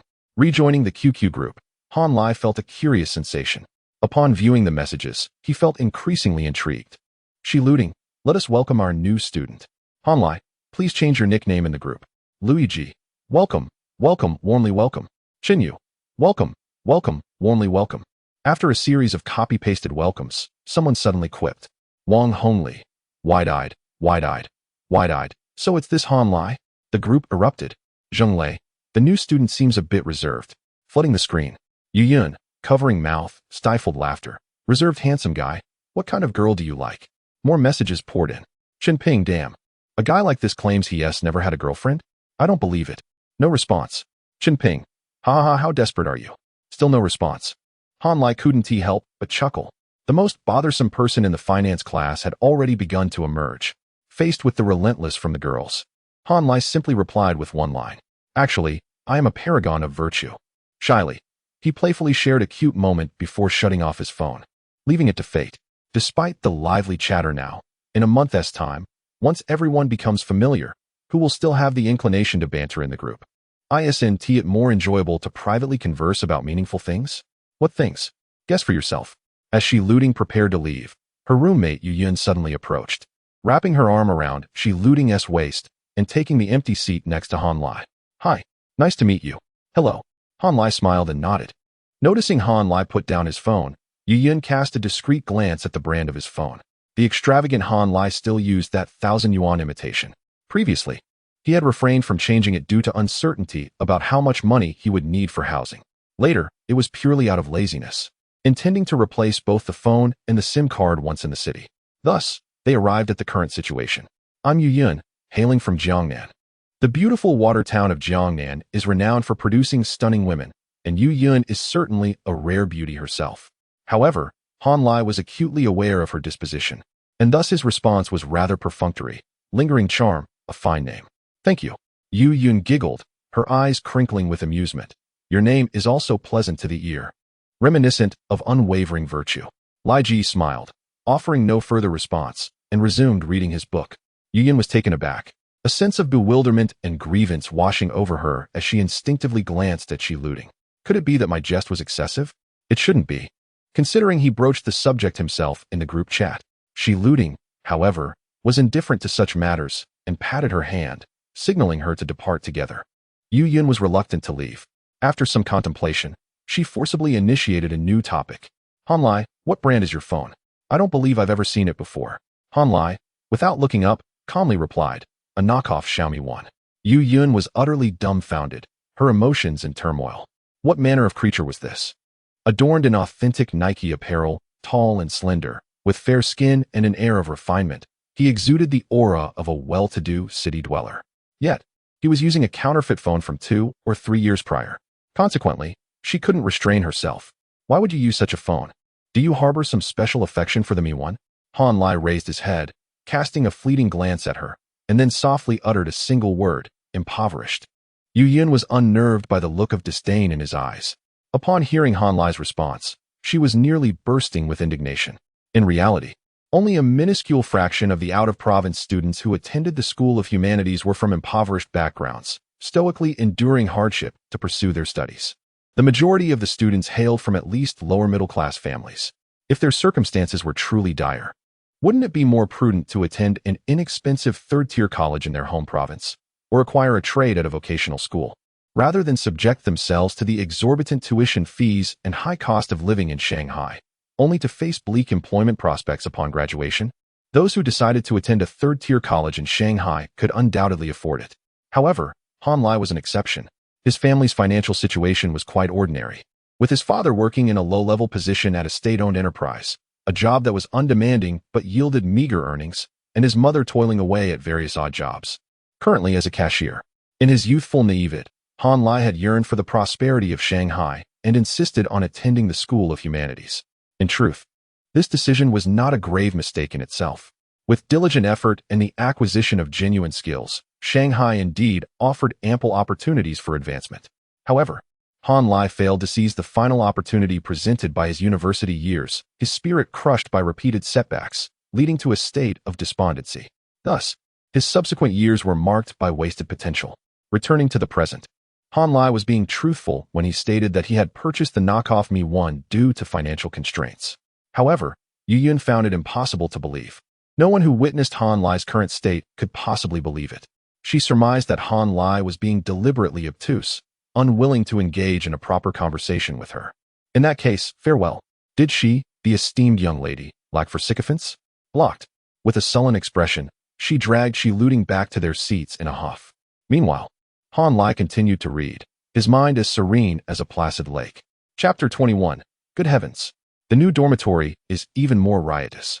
In truth, Han Lai was not particularly adept at wooing women, and even now, he possessed no womanizing skill in his skill repertoire. However, the scholarly Han possessed level 3 psychology knowledge. As a former marketing professional, he had some understanding of behavioral psychology and facial expression analysis. Under normal circumstances, such superficial knowledge would be of little practical value. However, the system did not adhere to the basic principles of fairness. During the previous upgrade, all knowledge with a name in the panel had been upgraded to level 3. The effect was immediately transformative. With a proficient command of most conventional psychological knowledge, Han Lai was no longer merely Han Lai. Kindly accord him the respect he deserved and address him as Grandmaster Han. Regardless of Yu Yun and Shi Luding's intelligence and maturity, they were still merely freshmen. In the presence of Grandmaster Han, they were reduced to the status of mere pawns. University evening self-study sessions. Those in the know are well aware of their nature. At prestigious universities, many students would be diligently studying. However, at institutions like the School of Humanities, it was purely a time for free activities. The classroom was in a state of disarray, with students engaged in various pursuits. Most egregious of all, a group of boys in the back corner were playing cards, making a boisterous commotion. To Han Lai's right was an empty desk, while two female students sat in front of him, engrossed in a conversation about celebrities. One of them had been surreptitiously glancing back at him several times. On her fifth or sixth attempt, Han Lai finally raised his head and smiled at her. "Is there something you need?" The female student's cheeks flushed crimson. However, her desk mate was quite bold and simply turned around to face Han Lai. "My name is Lu Yao, and this is Wang Hongli." Han Lai nodded. "Greetings." Both girls were unremarkable in appearance, neither beautiful nor ugly, but Han Lai maintained a courteous demeanor. This was because they were Shi Luding and Yu Yun's roommates. "Hey, why were you so impatient with Yu Yun? Isn't she pretty?" It was Lu Yao who spoke again. While Wang Hongli possessed the personality of someone who was aggressive online, but meek in real life. "Very pretty." Han Lai nodded, then countered, "So?" Lu Yao was stumped. However, her impression of Han Lai immediately improved. One should not assume that female dormitories are always harmonious. In fact, the worse the university, the more complex the conflicts within the female dormitories. With little emphasis on studying, their energy is entirely focused on scrutinizing others, naturally increasing the likelihood of conflict. Conversely, in schools with a strong academic atmosphere, the environment is relatively simple and friendships are more steadfast. "What about the class monitor?" Lu Yao eagerly pressed. "You didn't seem particularly enthusiastic about her either?" "She's so beautiful. Even as a girl, I admire her. I feel like our personalities aren't very compatible." Han Lai offered a casual explanation. Wang Hongli finally mustered the courage to speak, weakly asking, "Aren't you eager to find a girlfriend?" "Indeed," Han Lai confirmed, then smiled. "But that doesn't mean I have to fixate on the most beautiful one, does it?" His gleaming, even teeth caused Wang Hongli to feel slightly dizzy. She felt as if she were falling in love. Summoning her courage, she asked, "What kind of girl do you like?" Han Lai gave her an answer that could never go wrong. "I place greater emphasis on inner beauty and compatibility," with appearance only ranking third. Lu Yao was about to ask another question, but Han Lai had already lowered his head again. "I need to study now. You can continue chatting." The two girls exchanged disappointed glances and turned back around, huddling over their desks to whisper. Before long, a discussion about Han Lai erupted within their dormitory group chat. Yu Yun, still harboring resentment, naturally made a few disparaging remarks about Han Lai. However, Wang Hongli and Lu Yao had a particularly favorable impression of Han Lai and vehemently defended him. Watching the constant stream of messages in the group chat and observing Yu Yun's gnashing teeth, Shi Luding finally succumbed to curiosity. "Just one glance. I'll only take one glance." However, one glance turned into half an hour. Although it was all trivial chatter, she still managed to extract two important pieces of information. First, the new classmates considered her to be the most beautiful in the class. Second, the new classmate had no interest in her. "If he's not interested, so be it. As if I care," she scoffed. Shi Luding closed the group chat interface, thoroughly etching Han Lai into her memory. She certainly did not crave the attention of any sycophants, but she was still a girl, and girls possessed a competitive spirit. The emotional fluctuations triggered by this competitive spirit could evolve into many things. Only time would reveal the ultimate outcome. At 8 o'clock, the evening self-study session concluded, and Han Lai mingled with the crowd as he slowly made his way towards the dormitory. Traveling alone was out of the question. The campus is modestly sized, confining the activities of all to the space between four buildings. The advantage is that everyone walks together daily, fostering closer relationships. However, the downside is that any romantic entanglement is under the scrutiny of countless eyes. You might think that this would diminish the likelihood of infidelity, but how naive. In fact, it becomes far easier to stray. Once the first betrayal occurs, the psychological burden dissipates, allowing one to fully embrace their liberated self. There exists a goddess who, over the course of 4 years, has shared her bed with 5 roommates from a certain male dormitory. Can you believe it? Han Lai originally found it hard to accept, until he witnessed it unfold right before his eyes. Unfortunately, he was the one left behind. It is truly a profoundly sorrowful tale. Lost in his thoughts, Han Lai followed the crowd to the apartment lobby, then abruptly turned into the stairwell. The students behind him were slightly bewildered, whispering amongst themselves as they waited for the elevator. Han Lai actually lives on a lower floor. There must be some connection, right? Of course. Freshmen can't even afford a spot in a 4-person dorm.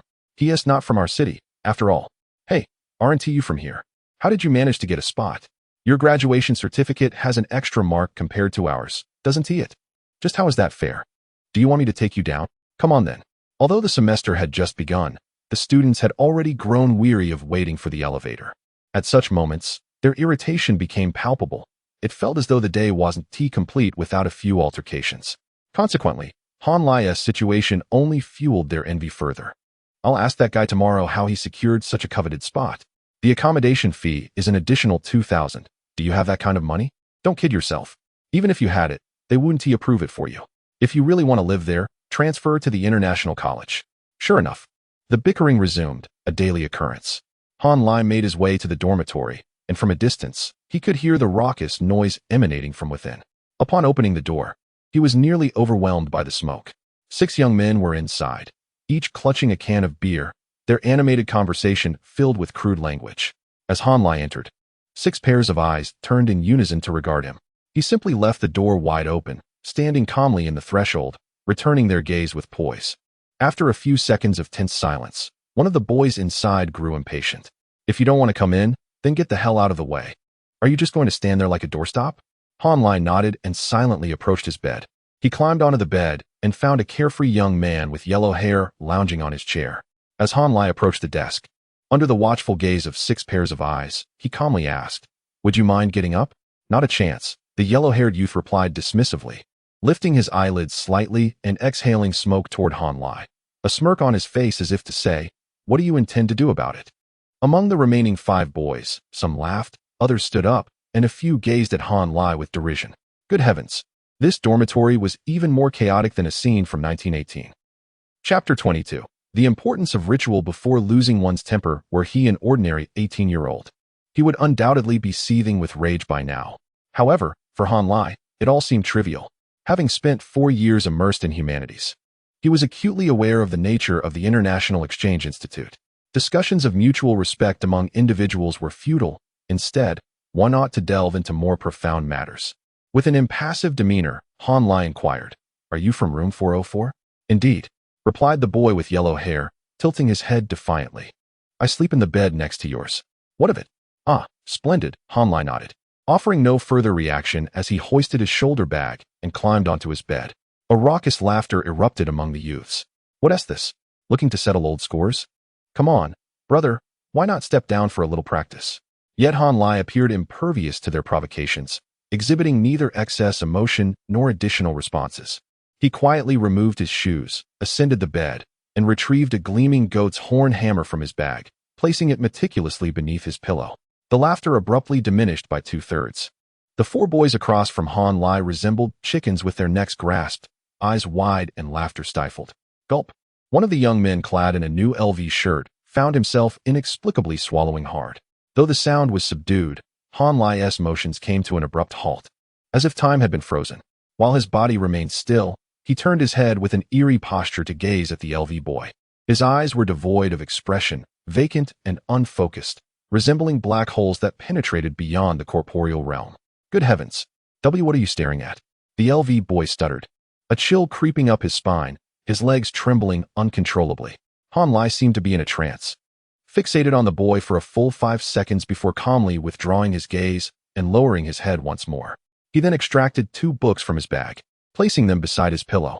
The lower book bore the title Selected Works of Mao XX, which was already surprising, but the upper one was even more astonishing. It was a scripture of sorts. The LV boy discerned the cover, depicting a serene Buddha with a gentle smile, surrounded by suffering souls. A wave of unease washed over him. Leaning against the wall in a slanted position, Han Lai opened the scripture and began to chant softly. Gulp. Once more, another boy was unable to suppress a swallow. The yellow-haired boy and another companion, who had not been able to see Han Lai, finally sensed something amiss. They halted their laughter, exchanging puzzled glances with each other. "What's wrong?" Their companions offered no response, but overhead, a dismal chanting filled the air. May I, in the next life, attain enlightenment. If there are sentient beings, bound by law, may they be freed from all suffering. The yellow-haired boy felt a sudden chill. What was happening? He abruptly tossed aside his cigarette, but, rising in a fury, "You dare." However, his companion across the way quickly covered his mouth, dragging him away. The others, hearing words like binding, punishment, and humiliation, recalled the calmness with which Han Lai had pressed the hammer beneath his pillow, and every hair on their body stood on end. Stand at attention. One by one, the boys extinguished their cigarettes and stealthily made their way outside, holding their breaths, hardly daring to exhale loudly. In less than 10 seconds, the dormitory was empty. The yellow-haired boy found himself dragged into the adjacent room, where he immediately felt a surge of bravado, erupting in loud exclamations. "Why are you holding me back? That guy dares to act tough with me. I'll slap him into next week." His friend, looking distressed, rubbed his arms nervously. "What are you talking about? You think you can just knock him out? What if he comes at you with that hammer in the middle of the night?" The yellow-haired boy was bewildered. "What hammer?" "The goat's horn hammer." His friend gestured, mimicking its size. He.s. hiding it under his pillow. The LV boy, still shaken, felt a cold sweat trickle down his back. Isn't that guy a bit of a psycho? Obviously. Who brings a goat's horn hammer to school? Seriously, I wouldn't even be scared if he had a knife. But a hammer. When he walked in, I sensed something was off. Too calm, too abnormal. Shoo, don't say that name in the dormitory. Are you all overreacting? Is it really that sinister? Seriously, you didn't see that guy's eyes. They were so blank and frightening. I was thinking, does he see us as livestock? Exactly. To a psychopath, we're not even the same species. Killing us would be as easy as slaughtering a chicken. The yellow-haired boy was increasingly perplexed. You're not just messing with me, right? The others chimed in with various descriptions and embellishments, and soon enough, the yellow-haired boy found goosebumps rising on his skin. What was that chanting about? He asked, alarmed. Call him Big Brother. The LV boy deadpanned, then closed his eyes, speculating. Perhaps he intends to perform a rite for you? A collective gasp filled the room. Did anyone catch what he was chanting? I did. One boy eagerly raised his hand. He mentioned something about tying someone up and slowly dealing with them. His companions nodded vigorously. There were mentions of execution and humiliation. It was all very ritualistic. As the atmosphere thickened with tension, the boys could hardly breathe. He.s. definitely a psychopath, one boy asserted, his tone growing more certain. Who carries a forbidden scripture in their bag? Exactly. Remember the one who used to make drums out of human skin? The yellow-haired boy shuddered, cursing under his breath. How did someone like this get into college? Another companion lamented. Is there even an entrance exam for this school? The yellow-haired boy scratched his head, pondering. So, are we going back to the dorm to sleep, or not? The LV boy and the yellow-haired boy exchanged glances, then simultaneously declared, You go back if you want. The yellow-haired boy suddenly shivered. I'm not going back. I'll stay at an internet CAF overnight and catch up on sleep tomorrow. What about us? We can't just stay like this forever. We have 4 years of university ahead. There's nowhere else to switch dorms to. The LV boy contemplated for a moment before fixing his gaze on the yellow-haired boy. How about you apologize to the big guy? I'm not going. The yellow-haired boy vehemently shook his head. His friend urged, You should go. I've studied psychopaths, and they generally appear normal. They won't strike you directly. They prefer to attack in the dark. As long as you're not sleeping in the same room as him, you should be fine. LV nodded vigorously. My brother may have a slight tendency towards the eccentric, but I doubt he has changed much. Go and apologize. Let's transform our foe into a friend. Otherwise, living with someone like Ma Gu in the dormitory, can we really continue our lives? After hearing the comforting words from Xiao Dongbei and the advice from LV, Huang Mao felt an even greater sense of dread. He thought to himself, a chill ran down the back of his neck. Damn it. My father has at least 100 million in assets, and I've only spent less than 2 million. Is it worth taking that risk? Renting a place for 4 years isn't that much. Upon hearing this, everyone resonated with his sentiment and nodded in agreement. Students in the International Exchange College typically come from families with at least several million in net assets. They have grown up in a veritable honeypot. They may bully the weak from time to time, each one fiercer than the last, squeezing every ounce of advantage from a soft target.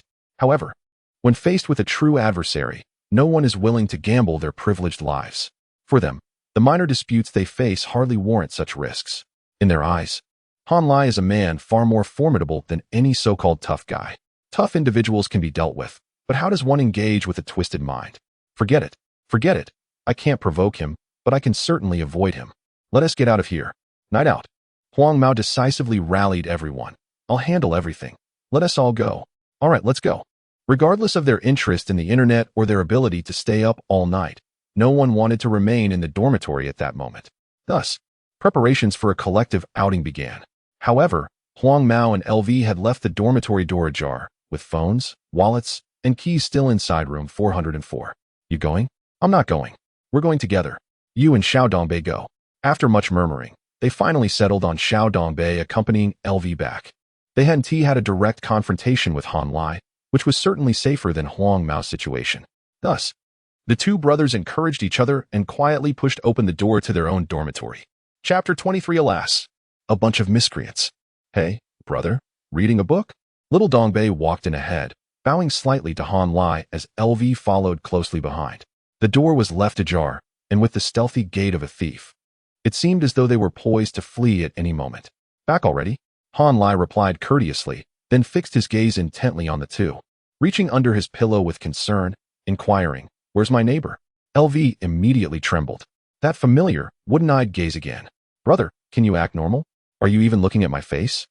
Little Dongbei, emboldened slightly, chuckled nervously. "You mean Huang Wei?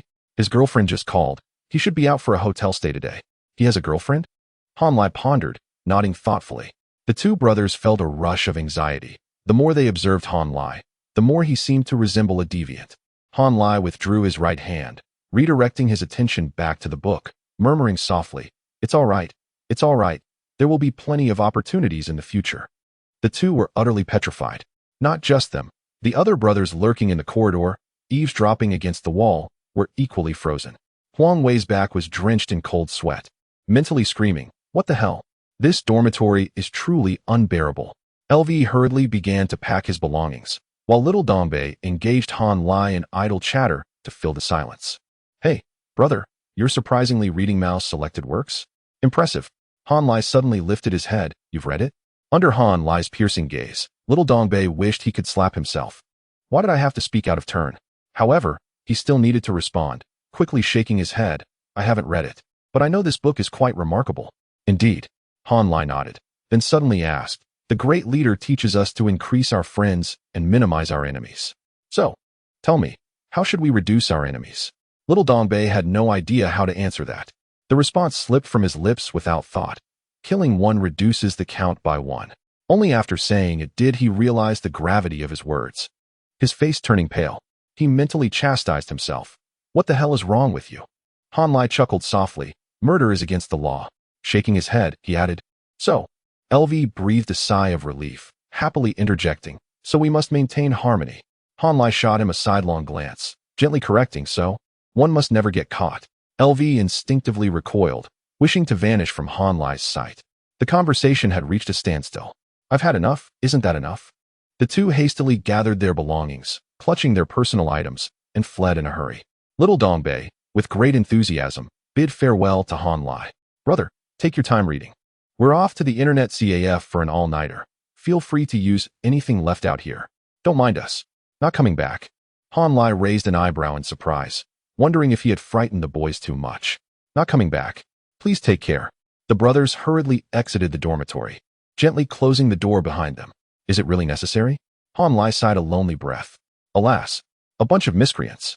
Shaking his head, he returned to his reading. Dealing with the few inept students from the International Exchange College was proving easier than anticipated. From the first moment, he laid eyes on dormitory 404. Han Lai had prepared meticulously, drafting numerous plans. There was no choice. They were a group of rascals as troublesome as Pan Xiaoyang. They might not be as impulsive as Pan, but once they banded together, they were far more difficult to manage. To coexist peacefully with them, one had to exhibit corresponding strength, be it wealth, martial prowess, or something else. Otherwise, one could expect to be bullied. In the previous circumstances, Han Lai had no option but to engage in friendly negotiations, discussing the principles he had learned. What principles? The ones taught by great leaders. Cultivate many friends and diminish enemies. Being my friend may not yield benefits, but being my enemy could lead to dire consequences. Friends or foes, the choice is yours. The effectiveness of his three-tiered acting skills was remarkable. The rascals grasped the essence of his message entirely. Look, aren't they behaving much better now? In the future, troubles would surely arise. but it was unlikely that anyone would dare to initiate a collective attack against him. Han Lai flipped through his book with a cheerful demeanor, easily engrossed in the text. Mao's selected works was a favorite of the previous CEO of Han Lai's company, who often extolled, "Those with ambition must read Mao." Han Lai had never cared much for it. Without reincarnation, he would likely have never opened its pages. Lacking the capability to contend with others and the spirit to challenge fate, what benefit could it possibly bring? However, having been reborn, his perspective had naturally shifted. Han Lai resolved to embrace all beneficial new ideas with an open mind. To be the best version of oneself cannot merely be a slogan. Neither can it rely entirely on the system. Knowledge can be augmented, but thoughts cannot. Intelligence can be enhanced, but wisdom cannot. Strength can be amplified, but happiness cannot. Han Lai aimed to immerse himself in the process of transformation, which is why he refrained from ostentatiously displaying wealth or living extravagantly. Did he not desire to wear luxury brands, drive fine cars, and flaunt prestigious watches? No, he did. He was a normal man, innately drawn to beautiful cars and women, yearning to be the center of attention, to show off. He longed to be cherished carefully, rather than cautiously considering how to protect himself. Yet, the reality was that he lacked sufficient capital. Thus, he chose to delay his gratification, postponing his desires. Once he became genuinely strong, he would savor those cravings, fulfilling all his yearnings accumulated over 30 years. Soon, just a bit longer, patience. Maintaining a deep sense of craving was the most effective means of sustaining the motivation to strive. Han Lai had finally ignited the flames in his eyes and had no intention of allowing them to extinguish. He read quietly until 10:30, then rose to wash up. The bathroom sink was adorned with an array of branded toiletries. The 3 roommates of room 404 were undoubtedly from affluent backgrounds. Strictly speaking, students from the International Exchange College were never poor. The only distinction lay in the allowance provided by their families. Han Lai did not disturb their belongings, instead placing his own toiletries in the remaining space. After washing up, he began to check various information sources. The first stop was the class group, which had not yet been muted. The conversation was lively, and it was all because of Han Lai. As he opened the group chat, Duan Xiaoyi was just there, speaking sarcastically.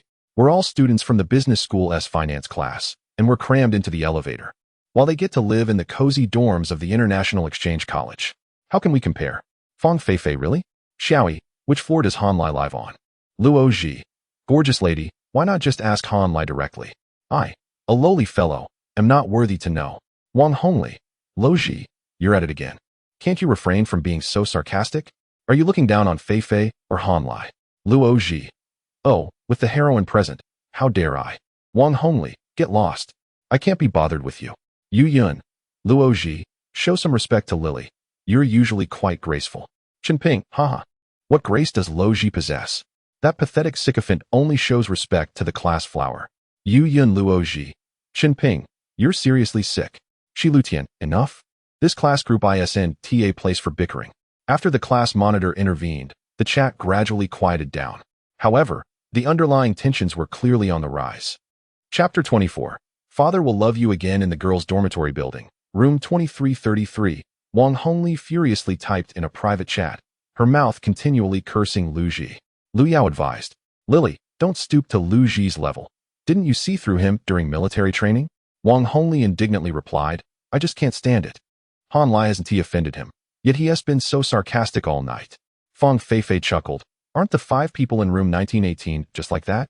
Luigi casually added, "Those 5 come from well-off families, right? They seem to compete with one another regularly. Today, they must be jealous of Han Lai." Yu Yun harbored a concern in her heart, and suddenly turned to Shi Luting. "Ting Ting, does Han Lai really live in the international dorm?"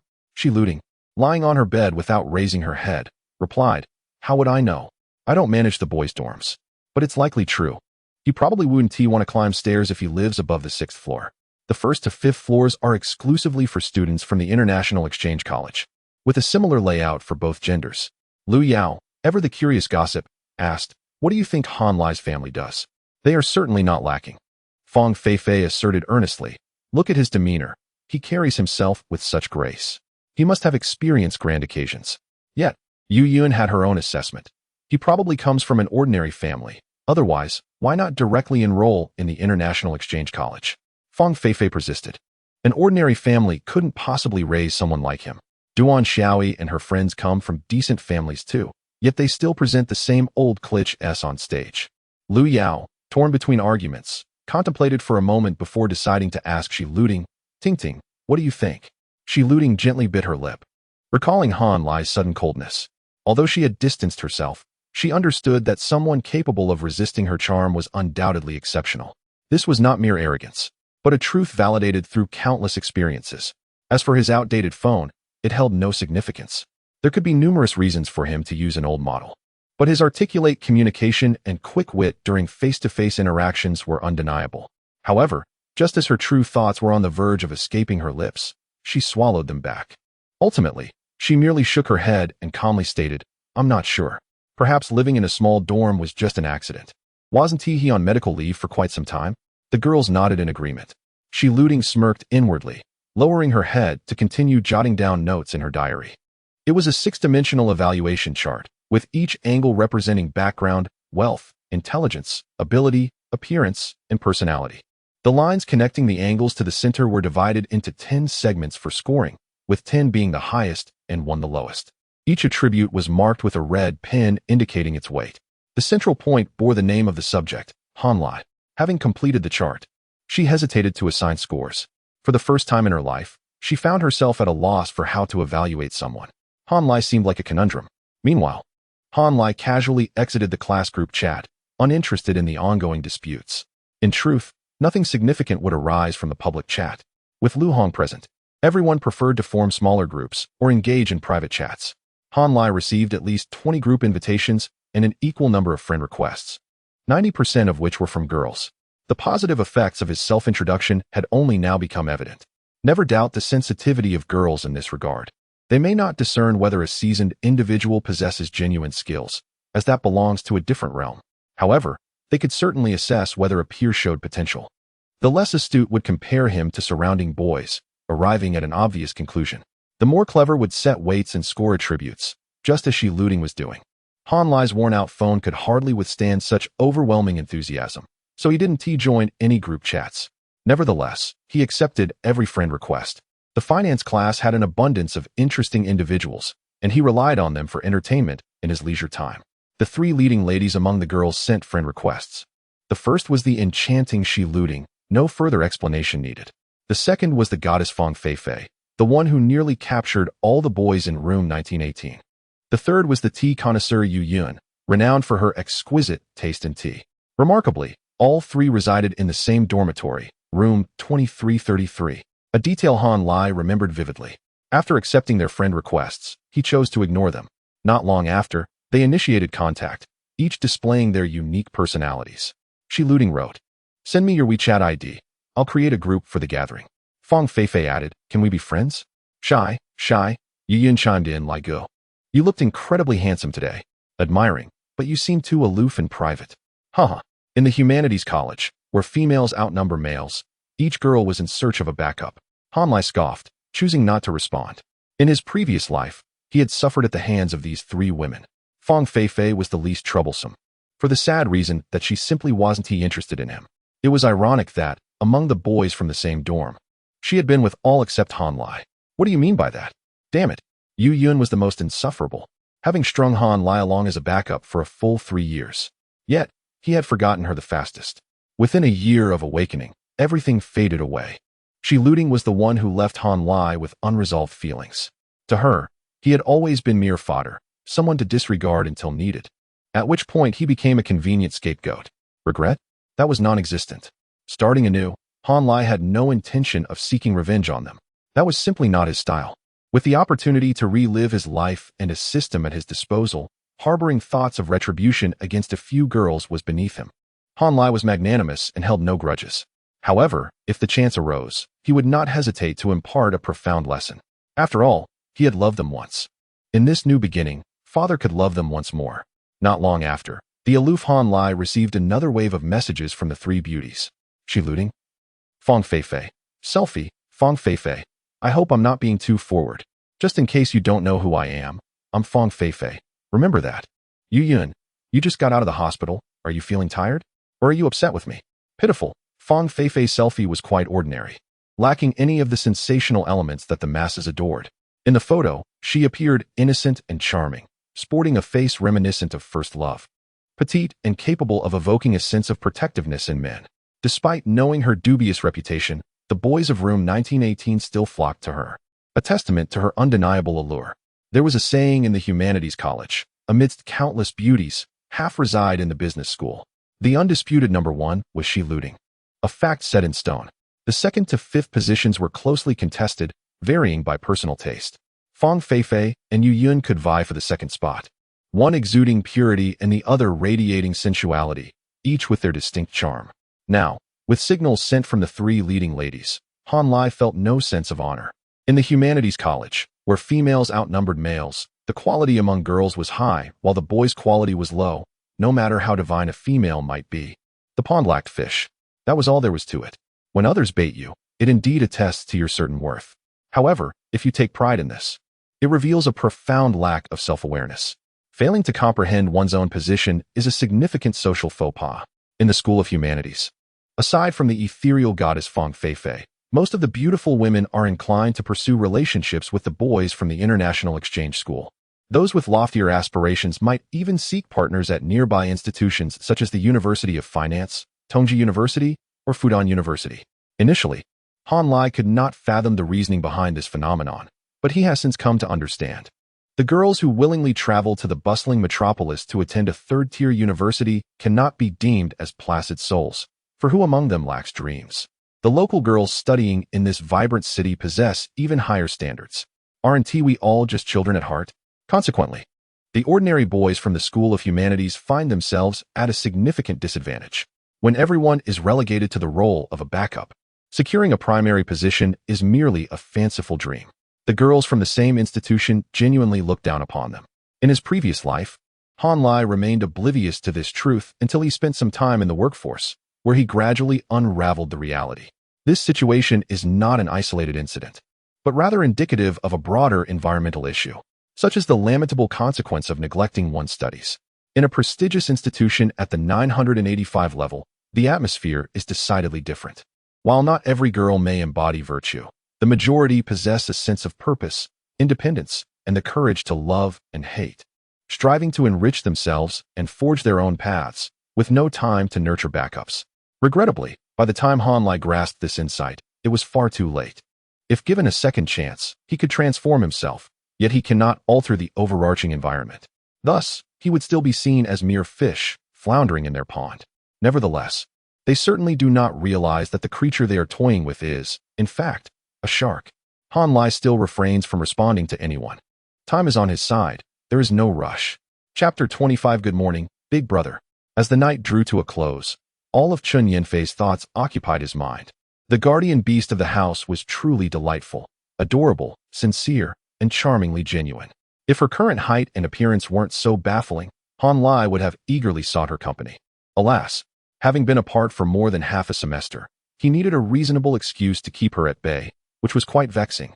The following morning, when Lai Gu rose, he found himself alone in the dormitory.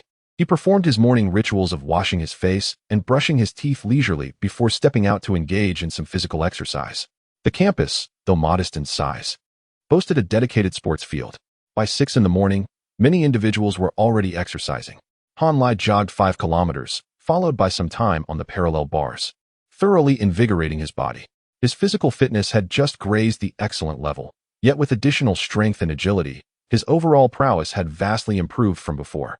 Throughout both of his lifetimes, he had never felt better. Good health and strength significantly bolster a man's confidence. It is an instinct ingrained in masculine genes. Han Lai resolved to regard physical training as a long-term commitment, persisting with it. While adding a few extra pounds was certainly appealing, the initial experience points were too scarce for comprehensive development. Thus, he chose to train independently. It's enjoyable, economical, and enhances his mental state. Why not indulge? After exercising until 7:30, he returned to the dormitory for a shower, then ventured out for a meal, encountering numerous familiar faces along the way. The sensation was quite peculiar.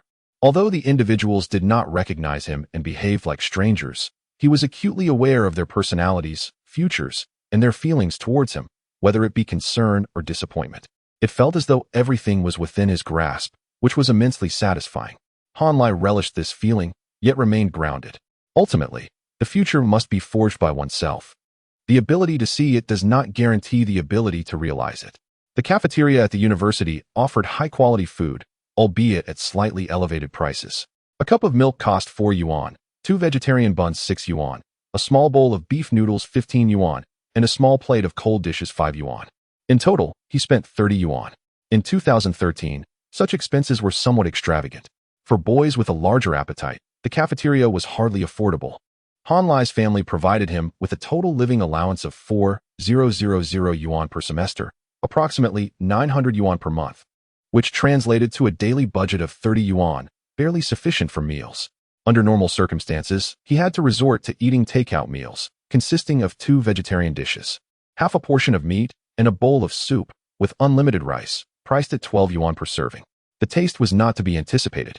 2 regular meals cost 24 yuan, and breakfast consisted of 2 steamed buns paired with a bag of pickled vegetables for 3 yuan 50.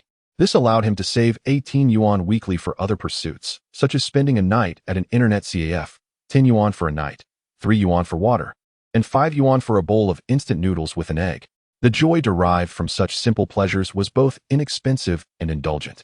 If he frequented the internet too often or overspent on daily necessities, he would have to economize on meals, resorting to instant noodles more frequently. What about smoking? Good schools offered various scholarships, and one could also tutor, but Han Lai could only resort to distributing flyers. Standing all day on weekends earned him 80 yuan, just enough for a week's worth of cigarettes. What about courting girls? Han Lai had forgotten. His pursuit of Yu Yun since sophomore year had blurred into 3 years of memories, with a significant portion now faded. All he recalled was gifting her a necklace for 498 yuan, which he had never seen her wear. It would have been wiser to spend 50 yuan on a collar. Perhaps she might have worn it occasionally. Of course, one could never know whom she might have been with. Reflecting on the past was indeed amusing. Regrettably, only upon reaching the shore does one possess the privilege to reminisce.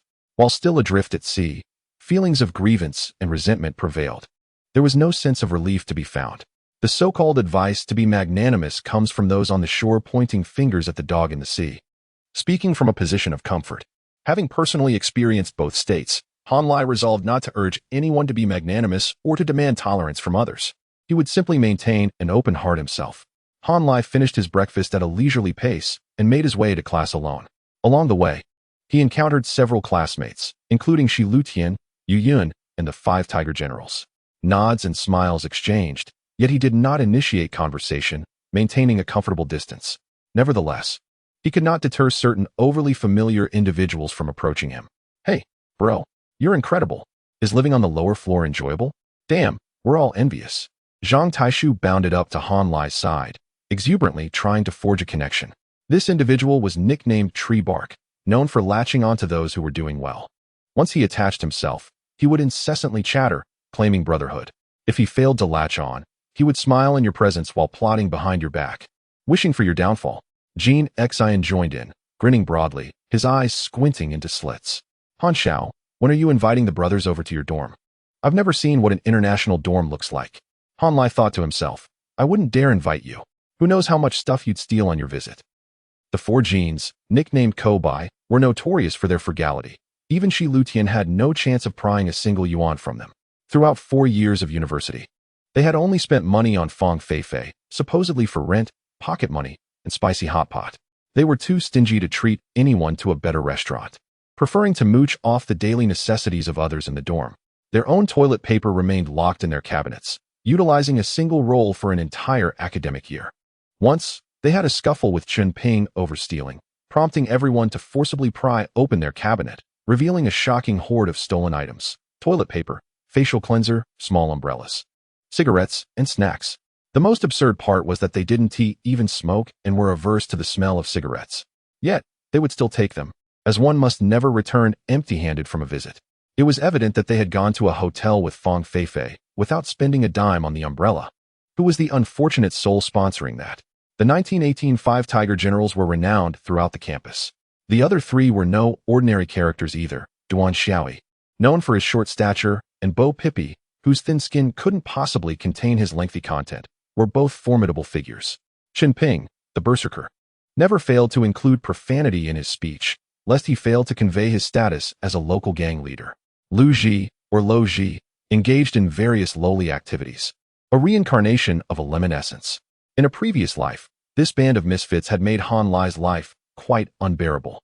Fortunately, they were currently preoccupied with Shi Lutian and Yu Yun, striving to showcase their individual charms. Han Lai breathed a sigh of relief inwardly. If all 5 of them had approached him, he would have surely found it unbearable to endure. He offered a polite smile to Ko Bai and Tree Bark, nonchalantly responding, "Perhaps another time. I'm not yet well acquainted with my roommates." Indeed, they were not well acquainted, having not even exchanged names, merely remaining strangers. However, just as Han Lai finished speaking, a group of individuals suddenly turned the corner by the building entrance. Each appeared drowsy, swaying as they walked. Yet their mouths were incessantly spewing curses. Is the business law teacher insane? Damn it. While other teachers don't take attendance, she's the only one who bothers. What are you staring at? Haven't you seen a handsome guy before? The group charged past, heading directly for the elevator. The individuals in front glanced back, instinctively stepping aside. Jean Xian gently tugged at Han Lai's arm, whispering, "Han Xiao, don't block the way. They're the most unruly gang of freshmen from the International Exchange Institute.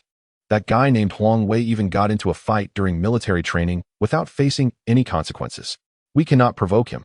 Standing there with a smile plastered on his face, he seemed eager to ingratiate himself with others, likely hoping to become familiar enough for future opportunities. This individual never misses a chance. If there are none, he creates them. Shi Lutian gently pulled Yu Yun back to allow others to pass. Originally, they were at the front, among the first to board the elevator.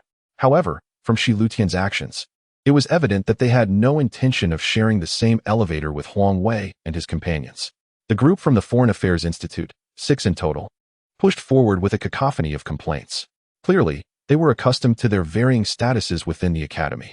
Halfway through, LV looked up and suddenly caught sight of a striking profile, causing him to freeze momentarily.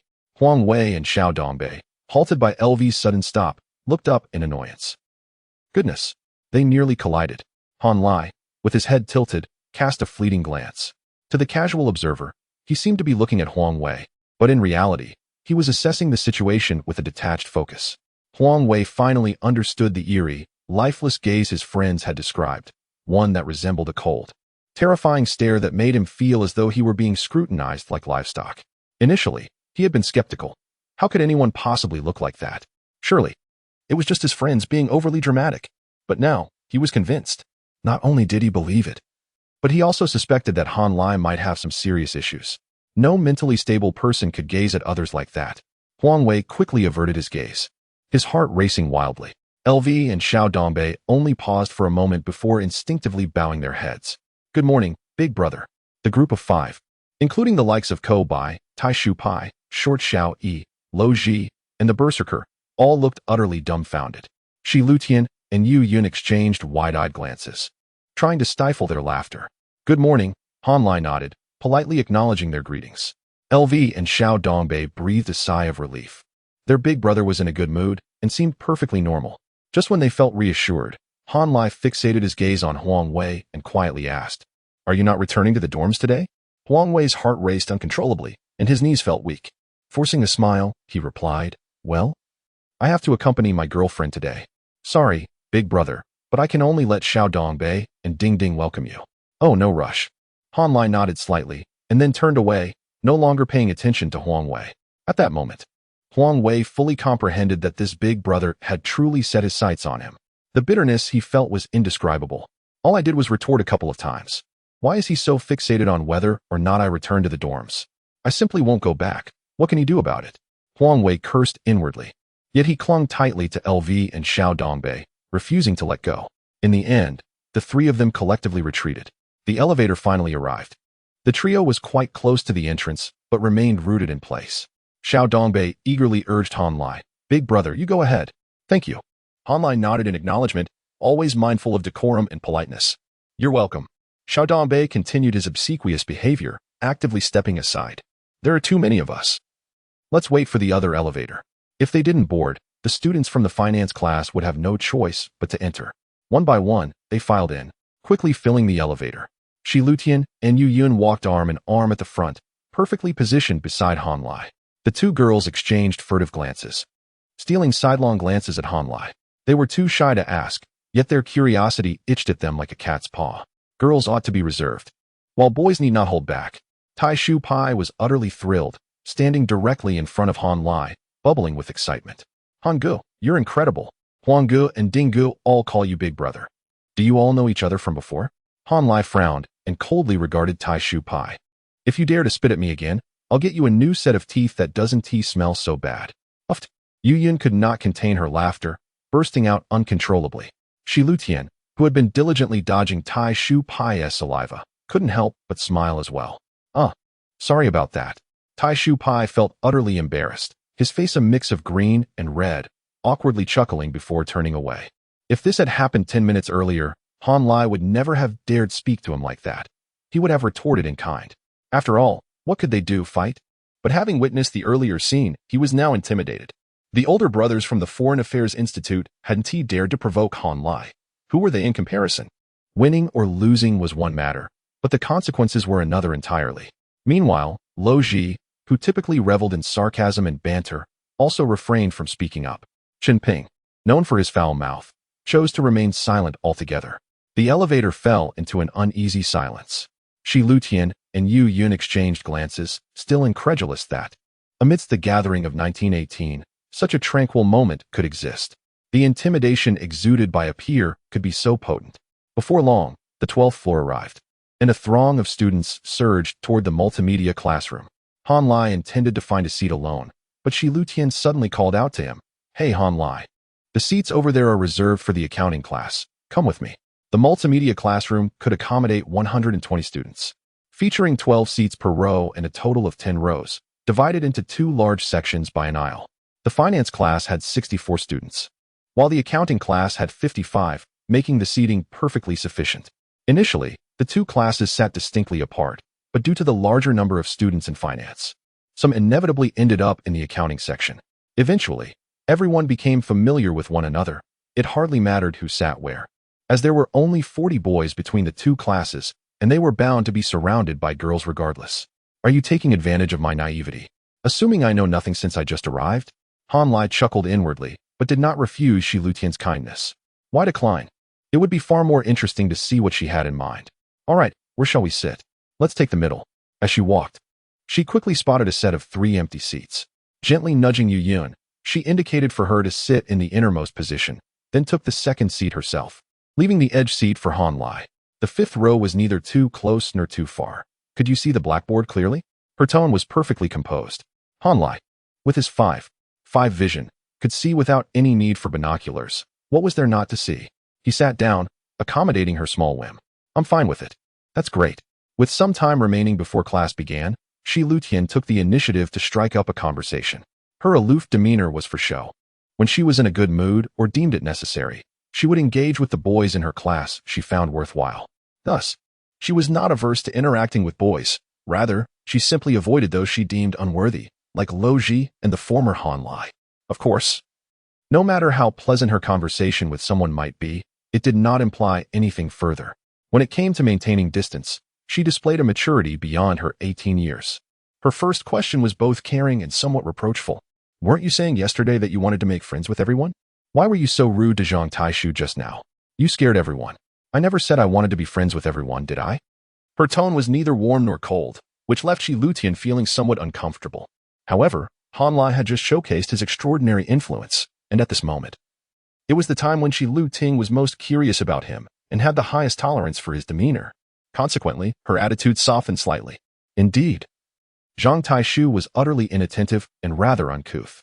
After echoing this sentiment, she inquired, "What kind of friends do you wish to have?" Han Lai suddenly lifted his gaze, fixing his beautiful fox-like eyes upon her, and smiled. Friends who do not ask too many questions. Shi Luting was momentarily captivated by his smile, his gleaming white teeth dazzling her, only to be met with such a response that left her feeling a tightness in her chest. Uffed. Yu Yun could not contain herself, letting out a soft laugh. She quickly raised her hand in apology. I'm sorry. Brother Lai is simply too amusing." Then, with a playful wink at Han Lai, she added, "Brother Lai, I rarely ask questions. How about considering adding me on WeChat? I'll send you a message tonight."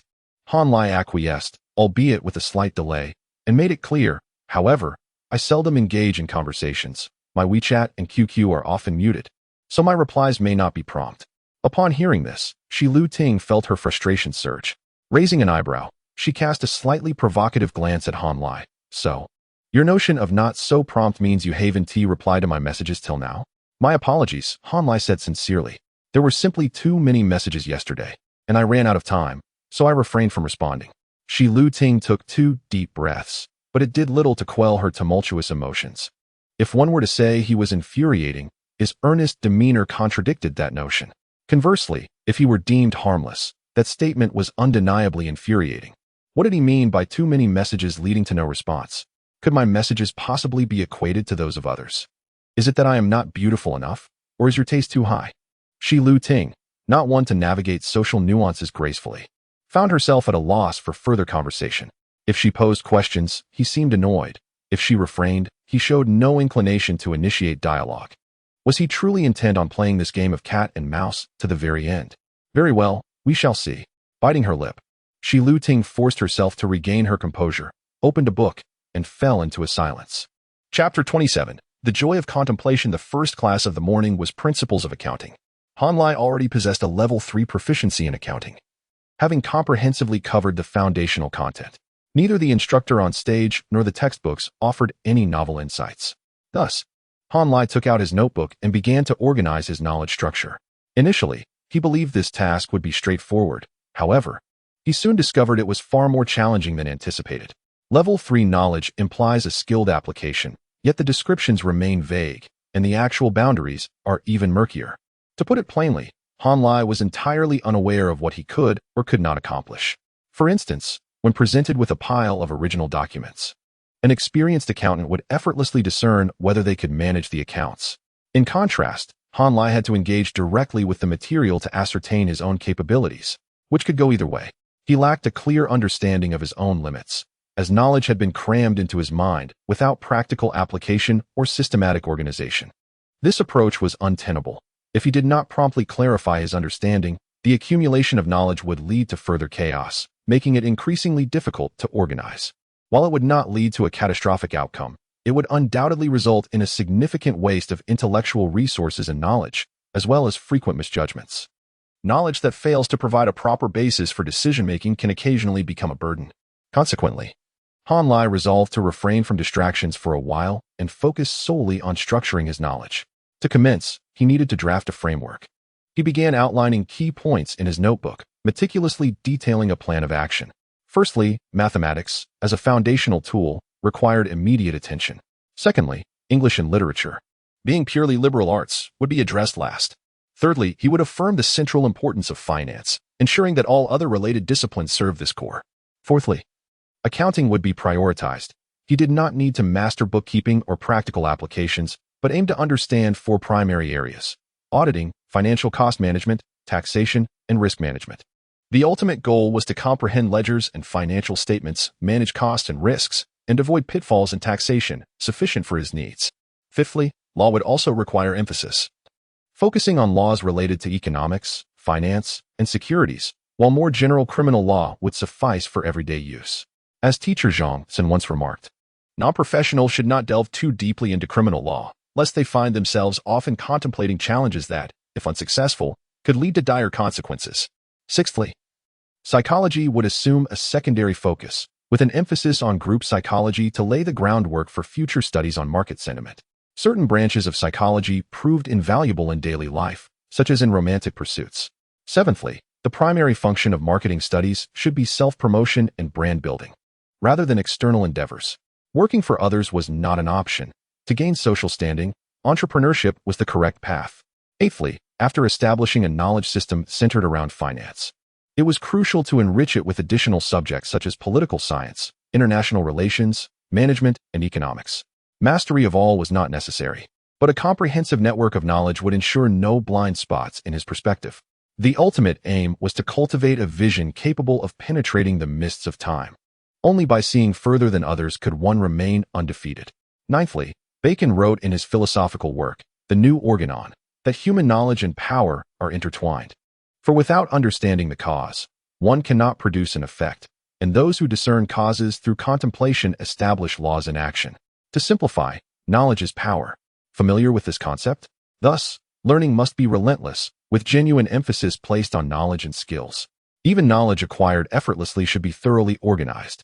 As for skills, practice, application, and experience are essential, excluding craftsmanship. Tenthly, the liberal arts do not necessarily require depth, but rather breadth when it comes to aesthetic cultivation.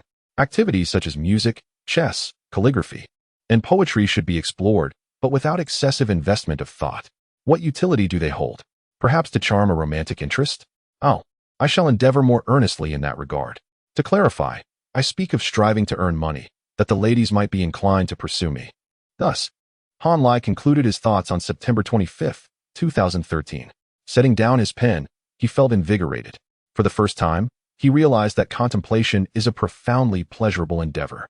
The future appeared certain and promising, instilling a positive and healthy mindset. Consequently, every action that enriches life would yield immense joy, though not as exhilarating as romantic conquests. The aftertaste was far more enduring. With a clear plan in place, Han Lai immediately commenced execution. He disregarded the open textbook on basic accounting and retrieved the mathematics textbook for the first semester from his bag.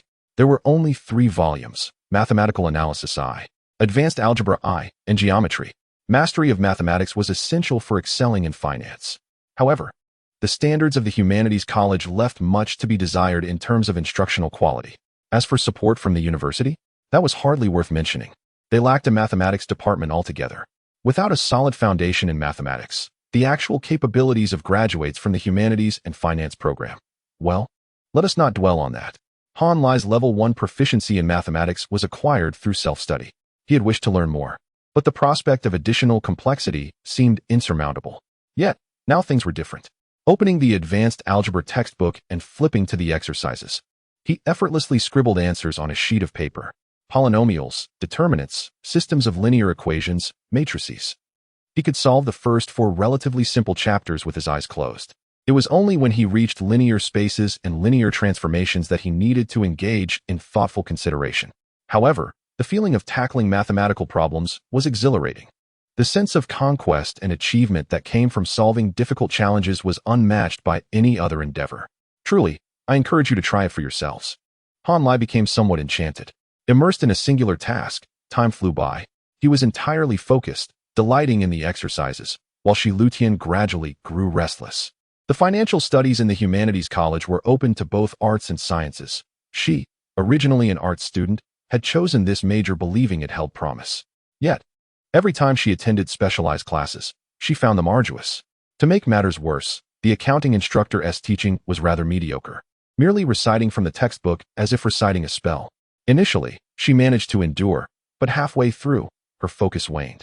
A glance at Yu Yun revealed, unsurprisingly, that she was engaged in conversation. A quick look at Han Lai, he appeared remarkably engrossed. While others were engrossed in novels, chatting, or binge-watching series, was he actually studying? Unable to suppress her curiosity, she quietly moved closer to discern what Han Lai was engaged in. Upon a quick glance, "My apologies. I must be seeing things." Shaking her head vigorously and looking again, Shi Lutian was utterly astonished. Chapter 28. Engaging in unseemly matters is truly delightful. Shi Lutian was momentarily taken aback, her mind a whirl of unspoken thoughts. Under normal circumstances, given her temperament, it was utterly implausible for her to initiate casual conversation with Han Lai again. After all, you, the illustrious young Master Han, were so indifferent to my existence. It seemed our interactions would be strictly professional henceforth. Did you truly believe I lacked a temper? Yet, that was the expected course of events. And now we found ourselves in an unusual scenario. Han Lai's demeanor piqued her curiosity immensely. Shi Lutian had encountered academic prodigies before. Her high school peers included scholars who gained admission to prestigious institutions like Tsinghua and Beida. Yet, that was an entirely different matter. It was expected for a top student to excel in such examinations, just as it was for a less academically inclined student to find their place at a lesser institution. However, a lackluster student suddenly transforming into an academic genius was quite absurd. Moreover, those who had always been diligent scholars lacked the intricate, multifaceted, and enigmatic aura that Han Lai possessed. Her curiosity itched insistently. She repeatedly admonished herself, "Do not be fooled. Han Lai is deliberately provocative. If you engage, you will lose." Yet, as she watched him swiftly complete 2 pages of exercises, then deftly flip through the pages, landing on over 100 to tackle exercises on matrices, She could no longer restrain herself. Principles be damned. I must satisfy my curiosity. The teacher has yet to reach that topic. Without lifting his gaze, Han Lai replied, Am I not allowed to self-study? Well, you certainly can. Shi Lutian's eyes conveyed a subtle complexity. But if you possess such self-learning capabilities, how on earth did you end up here? Han Lai remained unfazed, his focus unwavering. Perhaps during the summer, you experienced an epiphany. Prior to the Gaokao, you were hospitalized after a brawl. In truth, you are a genius, yet you spent 3 years of high school adrift, and now, like a wayward son returning home. 3 possibilities. Which one do you choose to believe? Shi Lutian scrutinized Han Lai's profile with skepticism. Are you trying to deceive me? I do not believe any of those. The third option. Yi Yun chimed in, cheerfully raising her small fist towards Han Lai. Brother Lai is undoubtedly a genius. The moment I saw you, I knew you were different from other boys. You are also a genius. Self-taught, you honed yourself into a remarkable figure, never suffering any setbacks before marrying into wealth. Until your downfall, you were a legend among your contemporaries. Han Lai threw her a glance, remaining silent. Yu Yun was a formidable character who would only reveal her true self when she was certain of her victory. If you possess sufficient strength, no amount of indifference can deter her. If you lack strength, no flattery will suffice. Her concern for you, which you might attribute to affection, is largely disseminated en masse. Akin to a feeder scattering food into a fish pond, you see? At present, Han Lai did not possess the prowess to conquer her. Thus he could not be bothered to engage. After all, she would neither easily succumb to anyone nor readily relinquish any opportunity. And so he decided to bide his time and see which way the winds would blow. On the contrary, Shi Lutian was indeed worth pursuing. Class monitor. If you refuse to believe anything, why not take a guess? Guess? I will. A spark of excitement danced in Shi Lutian's beautiful eyes, her entire demeanor invigorated. As if she had been electrified, radiating a sense of enthusiasm that Han Lai had never witnessed before. Raising a finger, she began to speak leisurely. In truth, you are indeed a genius. However, during high school, your rebelliousness often led to fights, and you seldom applied yourself diligently. Thus, your grades were quite mediocre, only reaching the level of an ordinary second-tier institution. Before the Gaokao, your girlfriend betrayed you for a wealthy heir, causing you to falter in your performance and fail to secure admission to even a second-tier university. Afterward, in a fit of anger, you sought revenge, only to find yourself outnumbered and severely injured, confined to bed for 3 months. During your hospitalization, the wealthy heir brought your ex-girlfriend to the hospital to humiliate you. You silently vowed, I will make you pay. You resolved to study finance, as it promised the fastest path to wealth, setting your sights on a prestigious institution in the metropolitan area. Throughout your 3-month convalescence, you fervently self-studied university courses. On September 22nd, your injuries healed. Fueled by resentment and aspiration, you boarded the train to the city, where only this place could harbor your ambitions and fulfill your desire for revenge. To motivate and remind yourself, you retained the counterfeit phone gifted by your ex-girlfriend. Each time you saw it, you silently admonished yourself, keep your distance from beautiful girls and focus on your studies. Do not entertain thoughts of Shi Lutian. It will only lead to heartache. The most pressing matter is to strive. There is no time to squander on romance. Thus, you arrived late, establishing your dominance through sheer force. Possessing wealth yet clinging to an old phone, having already mastered advanced mathematics. You introduced yourself, professing a desire for a girlfriend to forget a former love, but afterward, you took no action, still fearful of romance. Though mature in character, you deliberately played hard to get, torn between love and fear for me. See, does that not sound far more plausible? Wow, you truly are something. Not only do you refuse to concede an inch, but your retorts are equally sharp. Han Lai's interest was finally piqued. He set his pen down, turning to her with a bemused smile. Are you moonlighting as a novelist on Jinjiang? Shi Lutian's ears flushed crimson. However, due to her hair's cover, neither Han Lai nor Yu noticed. What on earth? Did you not ask me to guess? Brother Lai chuckled in disbelief. I did ask you to guess, but I did not expect you to draft a script for a melodrama. Shi Lutian raised an eyebrow in confidence, a slight smirk gracing her lips, her typically frosty demeanor now revealing a hint of playfulness and warmth. She was stunning. Why should it matter if I am writing a script or anything else? Just tell me, is it reasonable or not? Brother Lai clicked his tongue, feeling a twinge of annoyance. If one disregarded external factors, Shi Lutian's explanation indeed seemed the most logical inference. It was absurd. Yet, he certainly would not provide a definitive response. Then take your time to verify. With an inscrutable smile, the older boy deftly shifted the topic. By the way, what is the title of the novel you wrote on Jinjiang? Let me take a look. Suddenly, the once self-assured Shi Lutian faltered. She twirled her hair, seizing the moment to divert her gaze. She had indeed written a novel. As a liberal arts student, struggling academically yet possessing lofty ambitions, it was natural for her to aspire to earn a fortune through web literature. The copyright trading of 2013 was flourishing, with numerous popular female-targeted web novels. She boldly ventured into the scene, naively believing that achieving greatness would be a walk in the park, only to find herself utterly floundering. Her work unrecognizable and lacking any ripple of success, leaving her too embarrassed to mention it to others. More critically, in female-targeted web literature, any hint of explicit content was taboo, and authors would feel embarrassed to engage in promotional activities. Everyone understands that. Thus, she had to respect the market. However, it seemed she had misallocated her talents, as her writing, filled with intricate plots and vivid emotions, far surpassed the conventional narratives. Thus, revealing her secret became even more daunting. You are overthinking it. She maintained a stern expression, resolutely distancing herself. I have to study, manage the class, and balance my responsibilities in the student council. How could I possibly find the time to write web literature? Han Lai had originally intended to jest. However, armed with his knowledge of psychological nuances, he quickly discerned from Shi Lutian's reaction, subtle expressions, and the pace of her speech that she had indeed written something. Moreover, it was unequivocally on Jinjiang. How intriguing. In his previous life, Han Lai had never encountered this revelation. Shi Lutian's image, in his eyes, was exceedingly one-dimensional, reduced to mere symbols. Whether she appeared fiery in a crimson gown or ethereal in a pristine white dress, in Han Lai's mind, she was simply described by 4 words: captivating and desirable. As for the rest, why worry so much? Her heart is unlikely to be open to me. It suffices to daydream about her beauty and figure.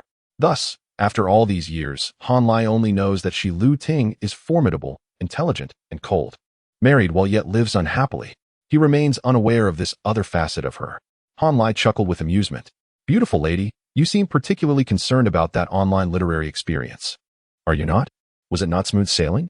Perhaps I should seek out your masterpiece to read thoroughly and encourage you to persevere. Lack of talent is of no consequence. I can offer assistance. Writing romance is my forte. With ample guidance and encouragement, you may soon become a master or a renowned figure in the online realm, gradually unveiling your little secrets, until the day the truth is revealed. Ha ha ha. Just imagining Shi Luting's possible expression on the day we meet fills Han Lai with uncontainable excitement. Engaging in such mischievous endeavors truly brings joy. Now, the most pressing question is, how can I unearth her writings? During the initial release period, I can only update twice a day. 1 chapter in the morning and 1 in the evening, or else I shall miss out on recommendations. After the launch, it will be much better. I kindly ask for your understanding. Chapter 29. Fear strikes again during class. Han Lai continued to solve problems. As soon as the lesson concluded, he immediately began to ponder the matter at hand. Firstly, it was certain that the online literature and her main account were unrelated. Throughout his previous life until graduation, there had been no whispers about it, indicating her utmost caution and secrecy. Thus, was she using a secondary account for signing contracts? Indeed, Shi Lutian possessed a QQ secondary account. Han Lai had discovered this in an exceedingly serendipitous circumstance. Later, when he served as the deputy director of the literature department, Shi Lutian had already ascended to the position of student council president, complete with her own independent office. On one occasion, while organizing an event, Han Lai needed to borrow the printer in her office. Coincidentally, Shi Lutian had urgent business elsewhere, and in that moment, Han Lai stumbled upon 2 QQ accounts logged in on her computer. One belonged to her main account, while the other was her secondary account. At that time, he casually glanced at it and noted that the secondary account contained merely 4 groups and a sparse 30-odd friends. Thus, he paid it no further attention. The subsequent unpleasantness stemming from that incident no longer warranted reflection. However, Han Lai did remember the username of the secondary account and one of the group names. The username was rather amusing, titled A Lonely Cucumber, while the group was named A Group of Cucumber Revelry. Whether the characters cucumber were accurate remained unknown to Han Lai. Yet, it was precisely due to such an intriguing and subtly suggestive username, coupled with the tongue-in-cheek Martian text, that Han Lai found it unforgettable. At the time, he thought nothing of it, merely assuming it was a secondary account that Shi Lutian used for flirting or following stars. Quite normal, after all. Who doesn't have a few undisclosed hobbies? However, upon further contemplation, the correct answer became apparent. It was her tool for signing contracts, writing, and maintaining connections with her readers. Moreover, Han Lai had reason to suspect that Shi Lutian had not abandoned her dream of becoming an online literary master even until graduation. Otherwise, why would she still be using a secondary account? Not giving up is splendid. If she doesn't give up, there is still a chance for me. Han Lai silently calculated, swiftly crafting a meticulous and detailed plan. The plan was codenamed Ham Switch to Cucumber. Ting, you are still young, so you may not comprehend. How can a cucumber possess the fragrance of meat? For some unknown reason. The mere thought of pranking Shi Lutian filled Han Lai with exhilaration. He had never felt this excited even while resting against Qin Yanfang's embrace. Am I misplacing my attributes? Suddenly, Brother Lai gained a new understanding of his mischievous inclinations. Nevertheless, I cannot bear all the blame. Shi Lutian's height, figure, and her aloof, abstinent visage seemed designed for teasing and dismantling. Qin Yanfang may be a mere playful spirit, but Shi Lutian is a queen. My apologies, Yanfang. I must allocate 2 of your 101 techniques to Shi Lutian. The first technique is called Enemies Visible, My Intentions Hidden, online flirting. The second technique is titled Offline Meet and Greet, a stunning reversal. The conclusion is social demise for her and death for me at her hands. Though somewhat tragic, Han Lai resolutely decided to proceed. Unlike Yu Yun and Fang Feifei, Shi Lutian was a woman of few weaknesses. To mend the grievances of a past life, to befriend her, one must approach boldly.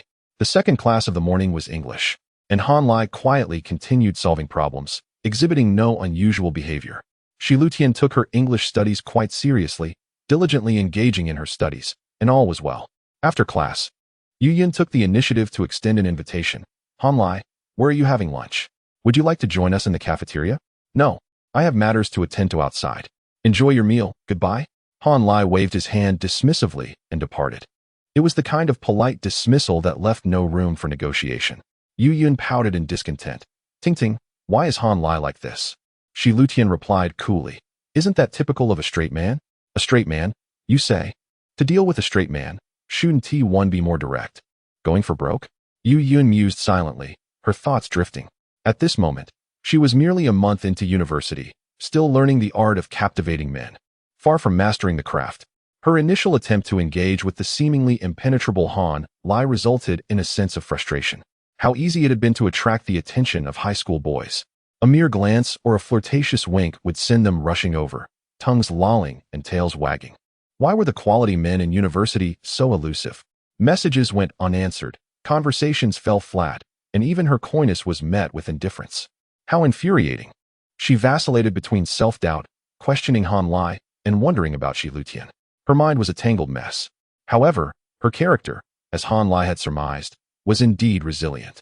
After a moment of contemplation, she spotted Duan Xiaoyi and promptly set aside her worries, greeting her with a bright smile.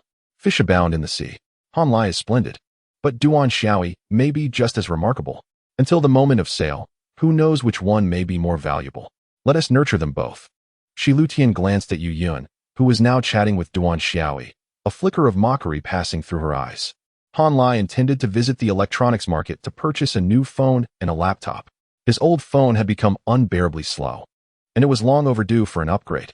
Furthermore, his phone number belonged to Dream City, resulting in exorbitant roaming and long-distance charges.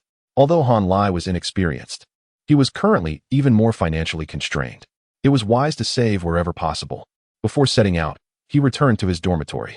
As he approached the door, he heard a chorus of snores emanating from within. Oh, are the little ones catching up on sleep?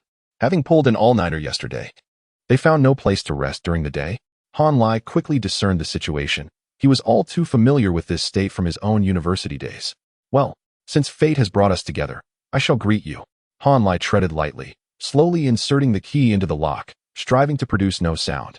Upon pushing the door open and closing it, a soft creak was emitted. Originally, there had been 3 distinct snoring sounds in the dormitory, but suddenly, one ceased. Han Lai paid it no mind. The curtains before the balcony were tightly drawn, and since the boys' dormitory on the 4th floor was shielded from sunlight by the girls' dormitory, the room was rather dim. Han Lai stealthily approached Huang Wei's bed. Pausing at the head of the bed, Huang Wei was soundly asleep, cocooned in his blanket, facing the wall. Han Lai stood there motionless, his gaze fixed intently on the back of Huang Wei's head. Gradually, he began to breathe more heavily. LV, harboring thoughts, was the lightest sleeper, the most restless. He sensed Han Lai's entry as the door opened. By the time the creaking sound emerged, he was already nearly awake. However, he refrained from opening his eyes immediately, unsure of what to say to Han Lai. To his surprise, Han Lai's footsteps suddenly halted, and he did not proceed to his own bed. This left LV perplexed. "Brother, what are you up to?" LV cautiously opened his eyes, only to see a quiet figure standing at the head of Huang Wei's bed. Oh no.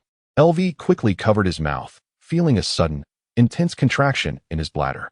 He needed to urinate. Han Lai stood there for a full 10 minutes, and LV stared wide-eyed for the same duration. He dared not utter a sound or move. The inner turmoil was beyond description. In the 11th minute, Huang Wei's snoring ceased, and he murmured indistinctly, burrowing deeper into his blanket, curling up like a large shrimp, with his head almost touching the wall. Finally, Han Lai moved. LV hastily closed his eyes and pulled the blanket tightly over his face, completely concealing his head. In his perception, that terrifying elder brother lingered at the head of his and the little Dongbei's beds for what felt like an eternity. 5 minutes, or perhaps 10. LV was unaware, merely feeling that time stretched like an eternity. The blanket had a gap, yet he dared not open his eyes. Would that vacant, terrifying gaze be lurking just beyond the fissure, peering in? LV could not gamble on such a thought, and the more he contemplated it, the greater his fear grew. Until the footsteps eventually faded away, he placed his backpack on the desk, then opened and closed the door, the sound of retreating footsteps echoing in the corridor. Finally, LV mustered the courage to lift the blanket, his breath coming in heavy gasps. In that moment, Huang Wei, sitting diagonally opposite, abruptly sat up, his voice quivering with indignation. "What the hell? How are we supposed to live in this dorm? Huh, damn it, you nearly scared me to death." "What the hell?" LV, startled, trembled. "When did you wake up, Lao Huang?" Huang Wei continued to whimper, his tone laden with grievance. "Damn it, I was sleeping, and suddenly felt something was off. The back of my head grew icy cold, as if something was hovering behind me, breathing down my neck. Slowly coming to my senses, I felt a presence behind me. I dared not move, taking forever to confirm. Damn it, and there truly was." Huang Wei sprang up, hastily throwing on his clothes. "Brother, you do your thing. I'm definitely going to rent a place." In a flurry, Huang Wei gathered his belongings and turned to leave. Before departing, he tossed a packet of tissues at the head of the little Northeast. "You fool. Still sleeping. Sleep your life away." The little Northeast, awakened by the impact, looked utterly bewildered, dazedly asking, "Huh? Is it nighttime? Shall we go eat?" "Go eat shit." LV was amused by the absurdity, rolling over to cover himself with the blanket. "Do as you please. The instigator has left, so surely they won't take their anger out on me, right? If I truly get pushed to my limits, I too shall seek a place to rent." The little Northeast blinked in confusion, glancing around, utterly perplexed. "What is going on? Did the two of them have a quarrel? So what are we doing tonight? Who is treating? What shall we eat?" Chapter 30. An ordinary SIM card emerging from the school gates. Han Lai hailed a taxi directly to SEG Electronics Market. Standing on BJ East Road, he gazed up, the entire building a relic of a bygone era. The market's former bustling glory was destined to fade into obscurity. Eventually, the market began observing weekends, an unheard-of concept for a commercial hub. However, in 2013, the twilight years had yet to descend upon the market, and its denizens, both legitimate and unscrupulous, continued to thrive. Indeed, establishments like SCG, Buy Now, and Pacific Place shared a similar business ethos. Exploit each customer once, maximizing profit with each transaction. Yet, due to Shanghai's immense foot traffic, they often succeeded, a surreal reflection of reality. Lacking the expertise to assemble a desktop computer without falling prey to scams, Han Lai opted for a laptop. At this juncture, two brands stood out for their integrity, Lenovo and MacBook. The former was out of the question, as Han Lai refused to contribute a single penny to a certain entrepreneur. While MacBook was undeniably superior, Han Lai couldn't acclimate to the OS system. Ultimately, he compromised by purchasing a Sony P-Series Ultrabook, a recent release. Sentiment played a role in his decision. Among Taiwanese, Samsung, and Sony laptops, the latter offered the best value. In a few years, Sony's electronics division would face widespread setbacks, transforming into an entertainment conglomerate and a semiconductor foundry for Huawei. Han Lai favored Sony, as it posed no threat to China. As for mobile phones, the choice was clear. Honlai acquired two Huawei P6s and an Apple 5s, released just over a week prior. Faced with a groundbreaking creation, the inconveniences of iOS were tolerable. Honlai yearned to return to the 4G era with fingerprint unlocking. For the next year and a half, no phone could rival the Apple 5s, not even the iPhone 6. Xiaomi, Huawei, and Vivo still had a long journey ahead. Nevertheless, Honlai purchased a Huawei phone to show support and utilized the Android system for various accounts.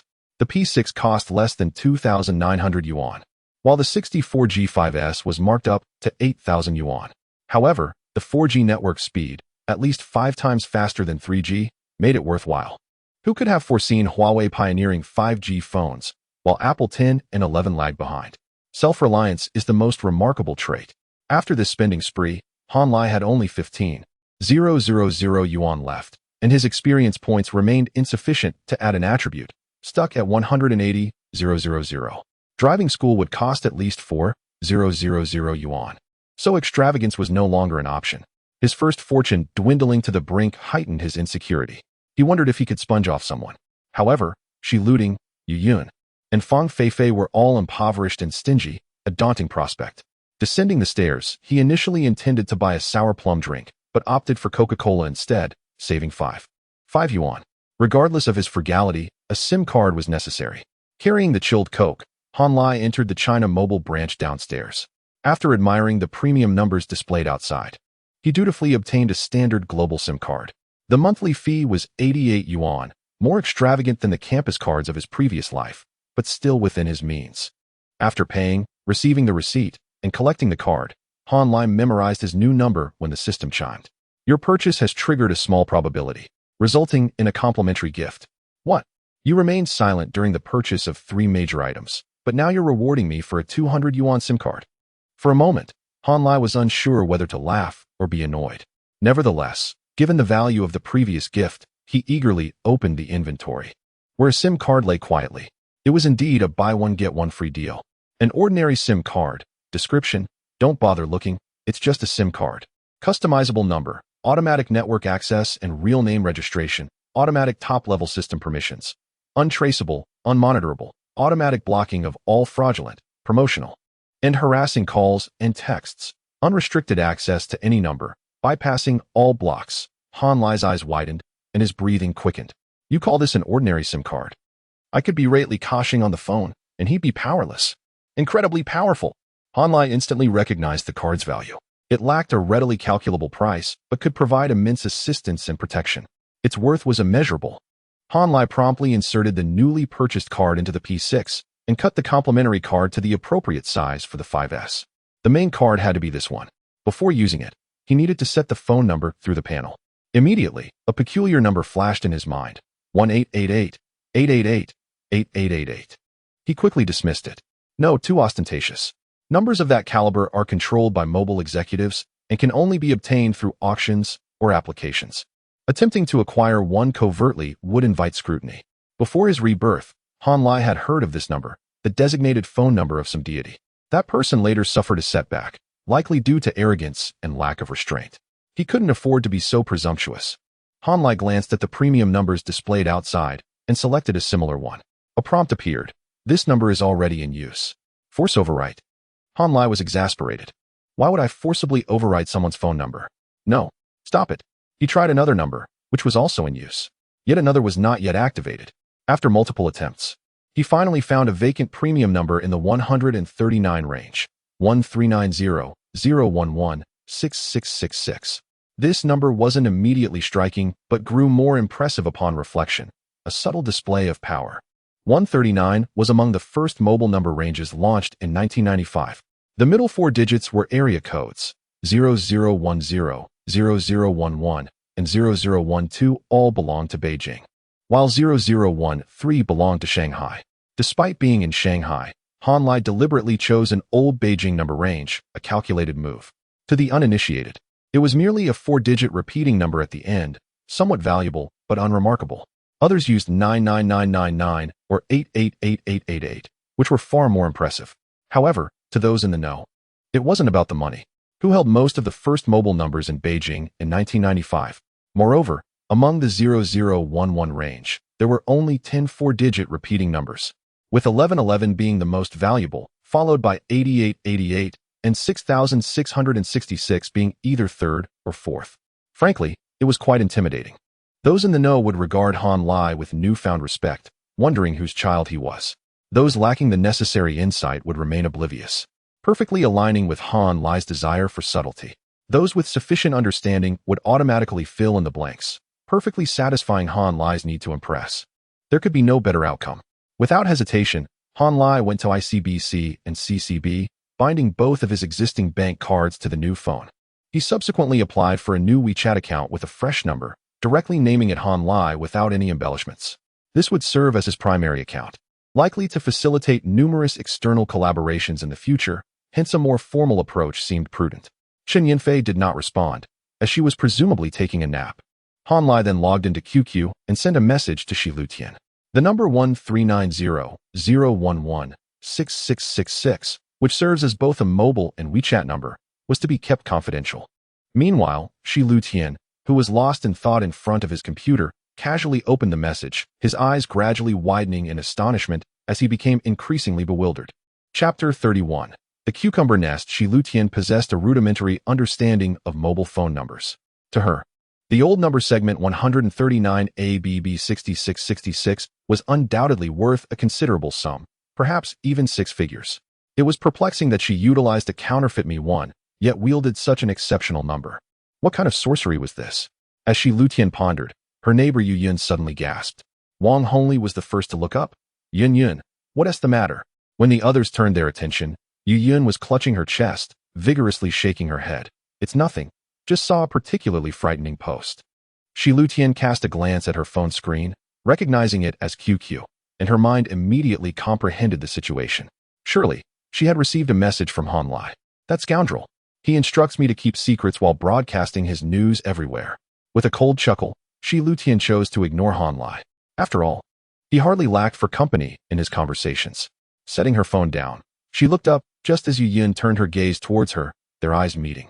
Shi Lutian wore a stern expression, exuding an air of aloofness and tranquility, whereas Yu Yun lacked such composure, instinctively flinching slightly. Moments later, Yu Yun sent a message. Ting Ting. Have you added Han Lai on WeChat? Shi Lutian replied, I can't be bothered with him. Her response was entirely truthful, yet the reality was more complex. Yu Yun's interpretation was evidently skewed, filling her with delight. She hasn't even shared her phone number with me. Indeed. Han Lai must have stronger feelings for me than for her. Of course, Ting Ting is too aloof and proud. She cannot compare to my gentle charm and understanding nature. Should I be more proactive? An overwhelming sense of urgency bubbled within Yu Yun. The reason was clear. Han Lai was more appealing than she had anticipated. In her eyes, that mobile number was worth at least several tens of thousands, regardless of how simply Han Lai dressed or what type of phone he used. It was evident that his family was far from ordinary. How else could he casually possess such a number? As for the use of a counterfeit phone, that was easily understood. Strict upbringing, impoverished upbringing for boys. A phone number is not cash and cannot be sold, hence it is given to the child. However, the living allowance is tightly controlled to prevent them from going astray. Such scenarios are commonplace in schools. Otherwise, how could Han Lai possess such a commanding presence?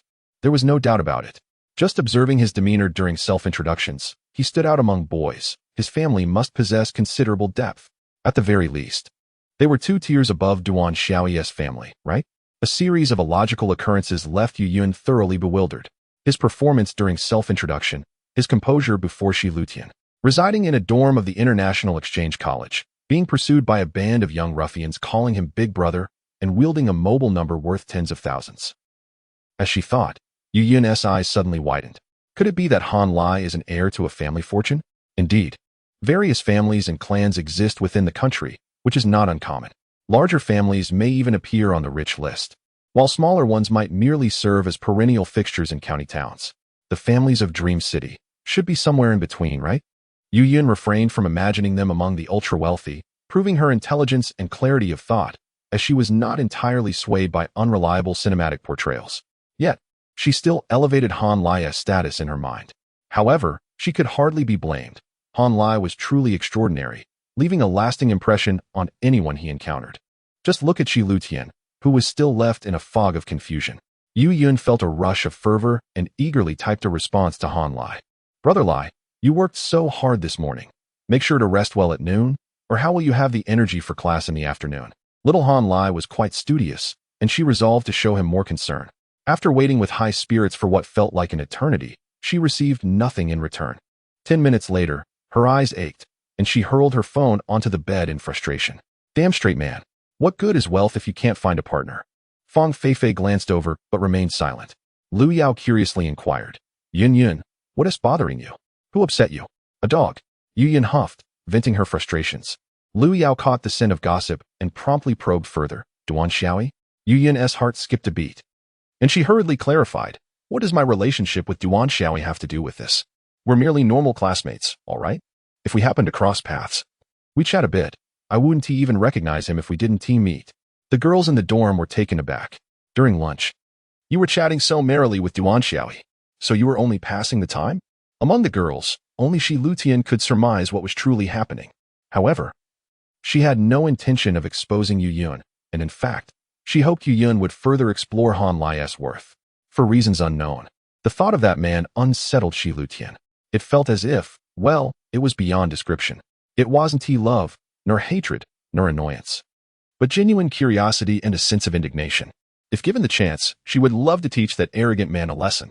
Upon returning to the dormitory, Han Lai's first action was to log on to QQ and search for the group, a gathering of cucumber enthusiasts. The result? Non-existent. Searching for a gathering of cucumbers, he still found nothing. Han Lai was left feeling somewhat vexed. Goodness, during her freshman year, Shi Lutian had not established any groups. So, she must have created them during her sophomore or junior breaks after penning a new novel. Han Lai promptly searched for the personal ID, a lonely cucumber. Seeing the results appear, he finally exhaled in relief. Thankfully, Shi Lutian's alternate account bore this name. Excitedly, Han Lai clicked to add her as a friend.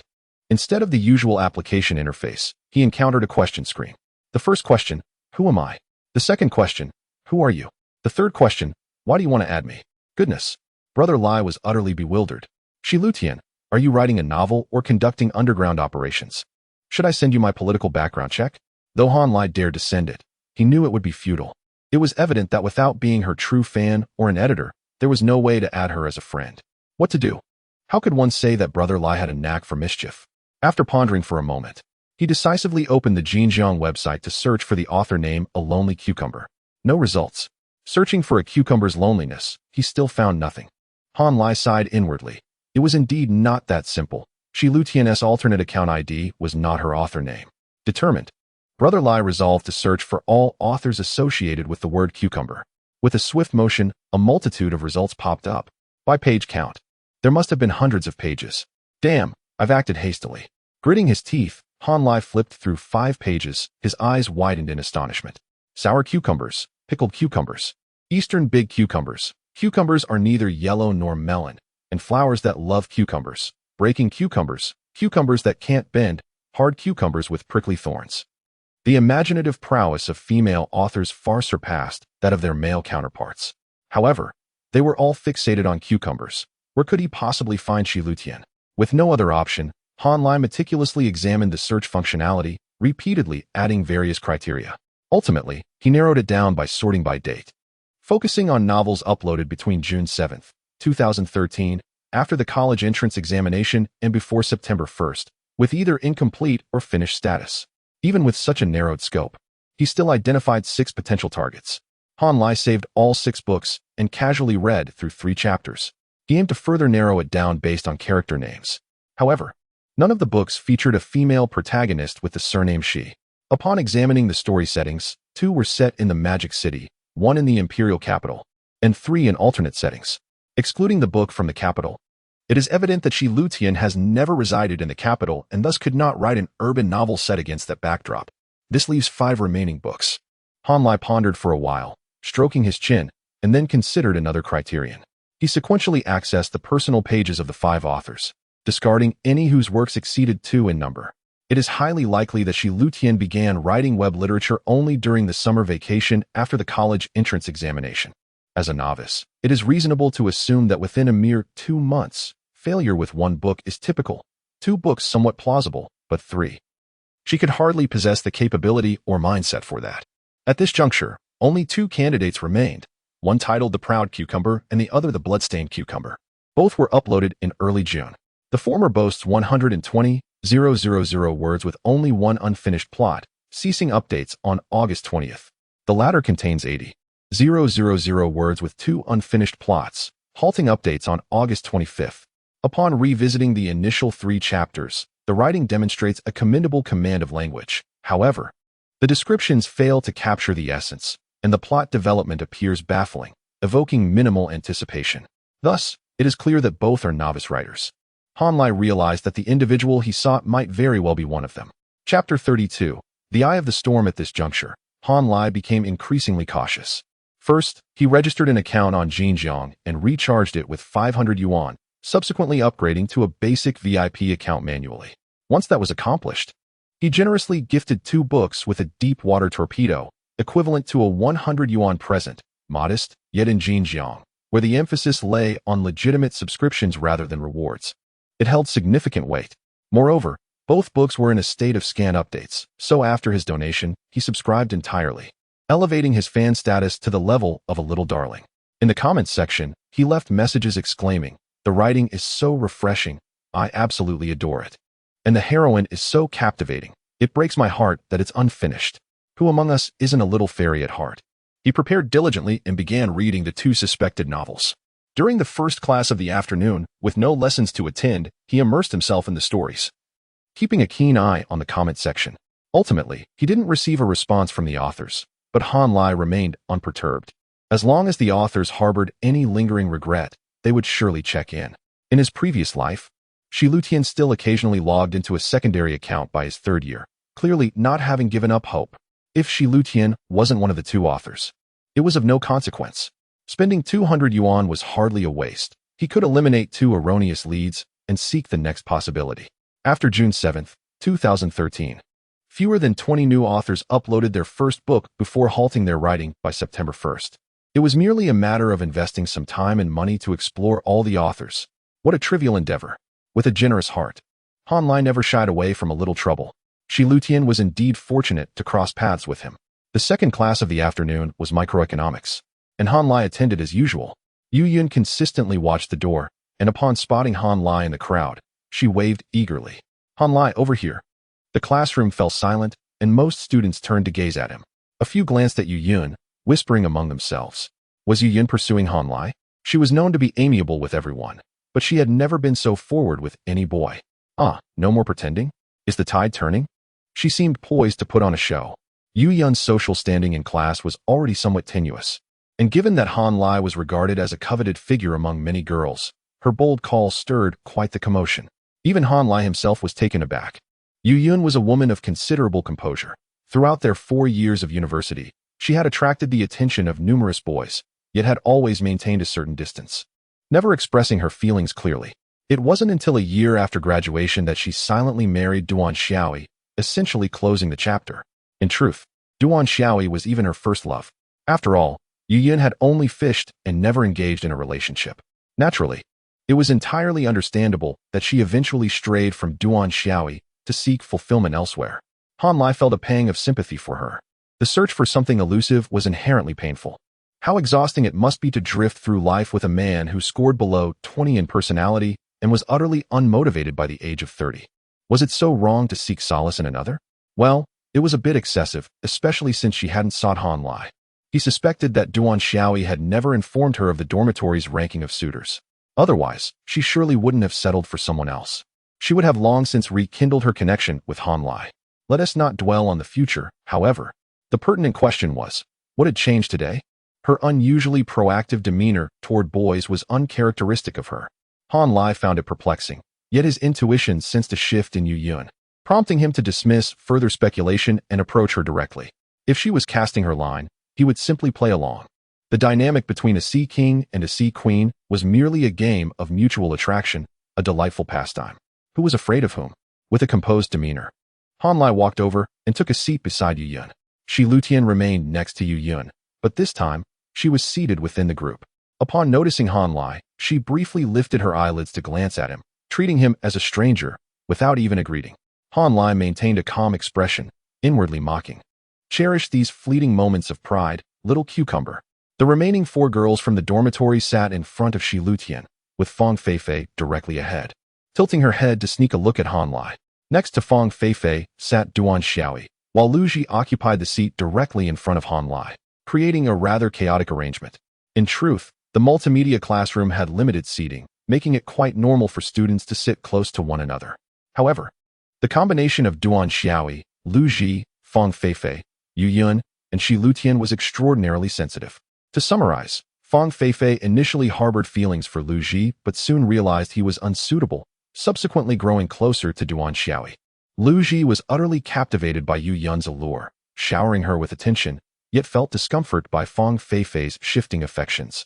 Duan Xiaoyi had always favored Shi Lutian, but had never dared to express it directly, all while entangled with both Fang Feifei and Yu Yun. From the outset, Fang Feifei and Yu Yun had mutually disdained one another. Lu Ji and Duan Xiaoyi seemed to connect exceptionally well, one a lemon enthusiast and the other a yin-yang master. A perfect match, yet they clashed due to their relationships with women. Quite the mess, wasn't he it? Yet this was merely the narrative of their freshman year. The ensuing developments would grow even more fantastical, but that is a tale for another time.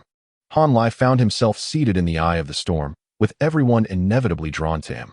Han Lai not only remained unafraid, but also felt a subtle anticipation. Come on, baby. Let us have some entertainment. Truth be told, the primary motivation keeping Han Lai within the humanities college was the peculiar individuals who had left profound impressions on him in his previous life. The young Han Lai had indeed been disappointing.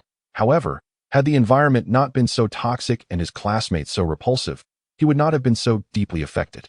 Even a transfer to a lesser institution would have sufficed. The humanities college was small, with an abundance of students, amplifying conflicts within a confined space. The harsh reality of the city weighed heavily, while dreams felt burdensome, leaving everyone stifled yet restless. The locals harbored a strong sense of superiority, having obtained their second-tier diplomas, while students from elsewhere either possessed wealth or aspirations, leading to inevitable discord. In the midst of such intense clashes, there would always be casualties. Those who adapted slowly would find themselves unfortunate. All the pressures converged upon a sensitive and struggling youth, leading to a predictable outcome. Han Lai became that casualty. Given a second chance, he was determined to reclaim his place. Otherwise, a thorn would forever remain embedded in his heart. Of course, Han Lai did not intend to exact direct revenge on anyone. That would be far too mundane. What he truly desired was to rise to prominence right beneath their noses, becoming an unattainable figure in their eyes, then aiding a few deserving individuals, leaving the rest seething with envy and regret for a lifetime. Psychological scars? They were about to experience them firsthand. As anticipated, Yin called out to Han Lai, clearly ready to make her move. Her first words left much to the imagination. Han Lai, what have you been busy with this afternoon? Why didn't you reply to my texts? Her voice was sweet and soft, with an elongated ending that felt more like playful teasing than an accusation. To be honest, Han Lai found himself somewhat taken aback. Mother, you are no longer merely fishing. You are preparing for an all-out assault. What prompted such a sudden change of heart? Could a mere phone number intimidate you so? Unable to decipher Yu Yun's true intentions, Han Lai offered a perfunctory response. I was studying in the dormitory. Uffed. Lu Ji snickered derisively from the front. Duan Xiaoyi wrapped her arm around Lu Ji, feigning reprimand. What are you scoffing at? Behold, Ligay, and then take a glance at yourself. TSK, there is simply no comparison. Two grand yin-yang masters will not miss any opportunity to unsettle others. A flicker of amusement shimmered in Yu Yun's eyes, yet her lips uttered a gasp. Wow. Han Lai, you can't possibly be contemplating enrolling as a transfer student, can you? Upon hearing these words, Shi Lutian paused his pen. Fang Feifei turned her head, and a hush fell over the vicinity as everyone turned to look in unison. Chapter 33. Additional points. The transfer student policy is a unique talent cultivation program in the bustling metropolis. It is often referred to as the zero-risk second college entrance examination.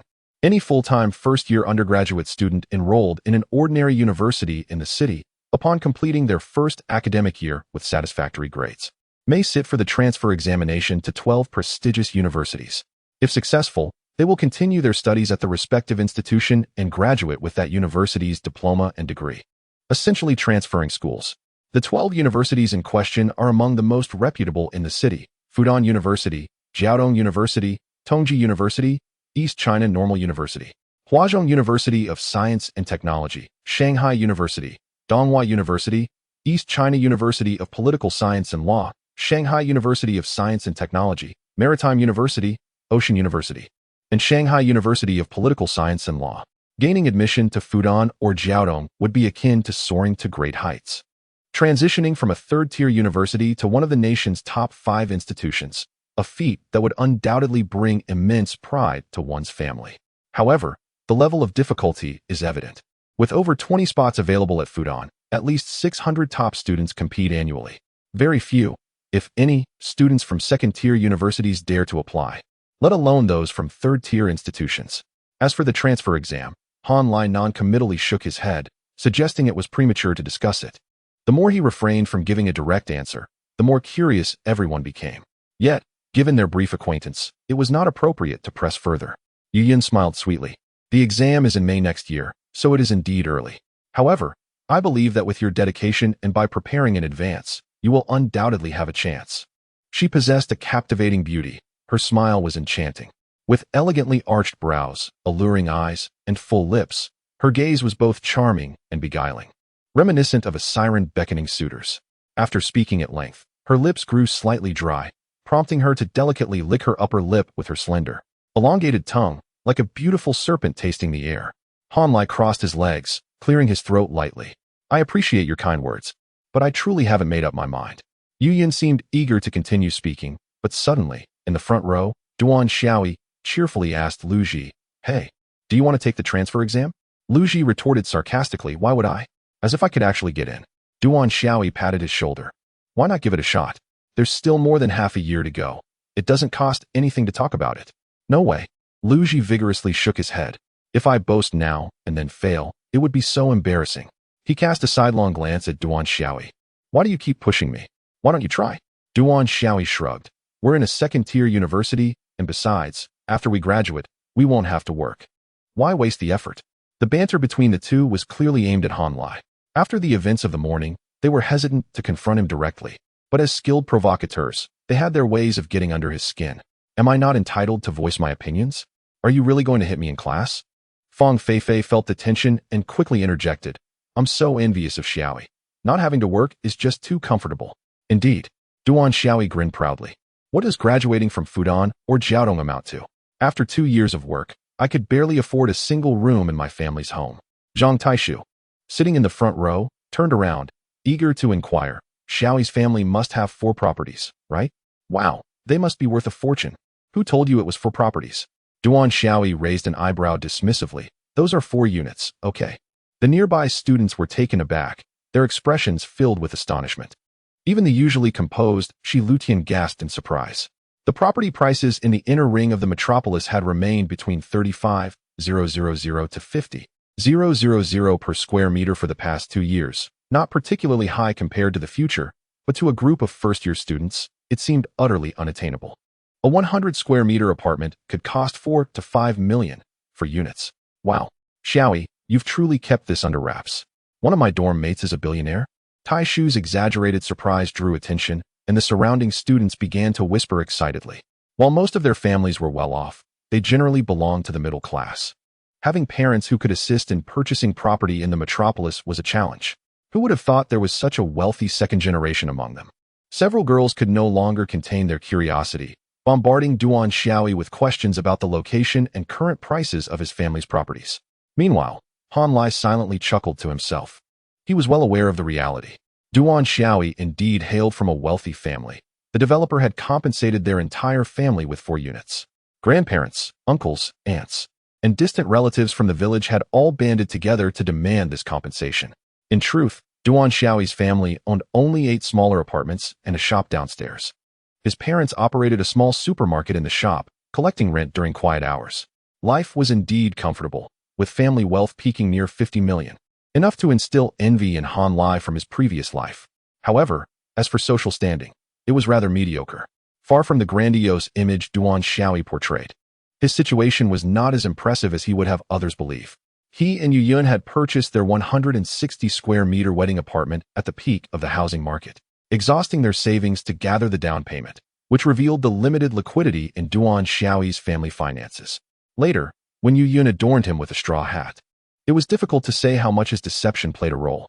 The disparity between expectation and reality was stark. Duan Xiaoyi's lack of ambition and Yu Yun's spirited nature could only lead to inevitable conflict. As for the outcome, it was, of course, forgiveness. In that regard, he was utterly inept, completely under Yu Yun's thumb, never daring to raise a hand against her. Eventually, it seemed he awakened some peculiar attribute. Ahem. This was merely hearsay. Han Lai had never personally verified it. Regardless, although the situation was quite tumultuous, the couple continued to live happily together, even until Han Lai's rebirth. They had not parted ways. Isn't it fascinating? So very fascinating. Thus, observing Duan Xiaoyi's pretense, watching Tai Shu eagerly flatter him, and witnessing Fang Feifei and Yu Yun's astonishment and excitement, Han Lai felt no anger. Instead, he found it amusing.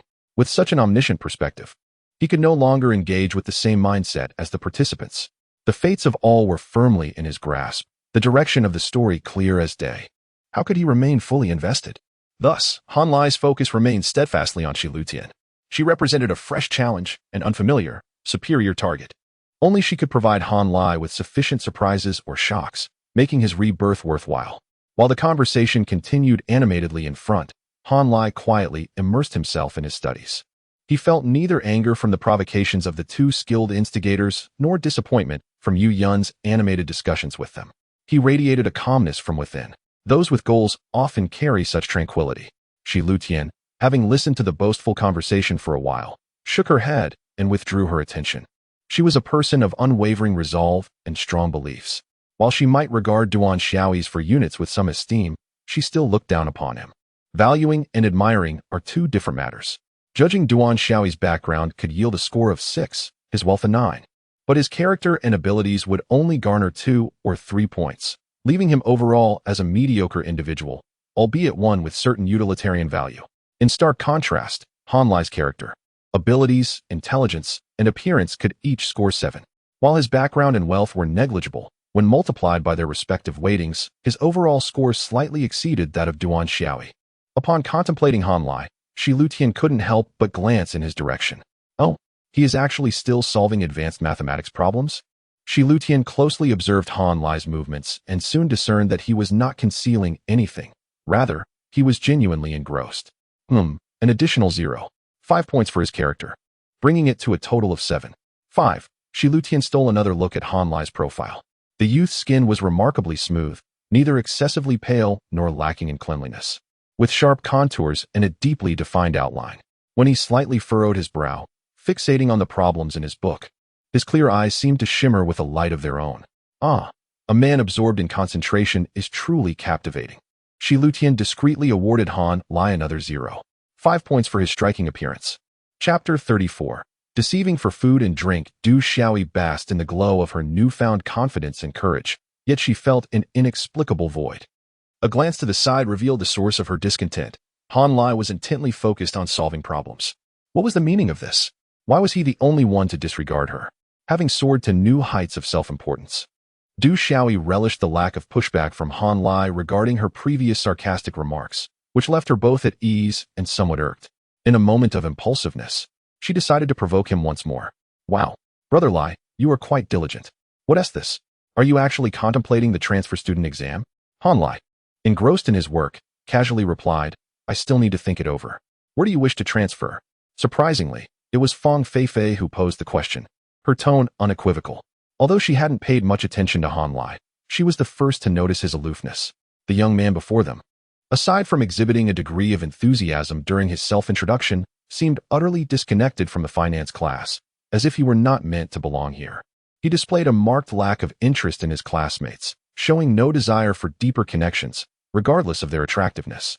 Initially perplexed by the sudden mention of the transfer student policy, Fang Feifei finally understood. Han Lai had no intention of remaining in the humanities for long.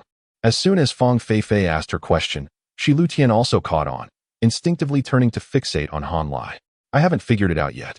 Han Lai finally raised his head, smiling at Fang Feifei. Thank you for your concern, but you're a bit premature with your inquiry.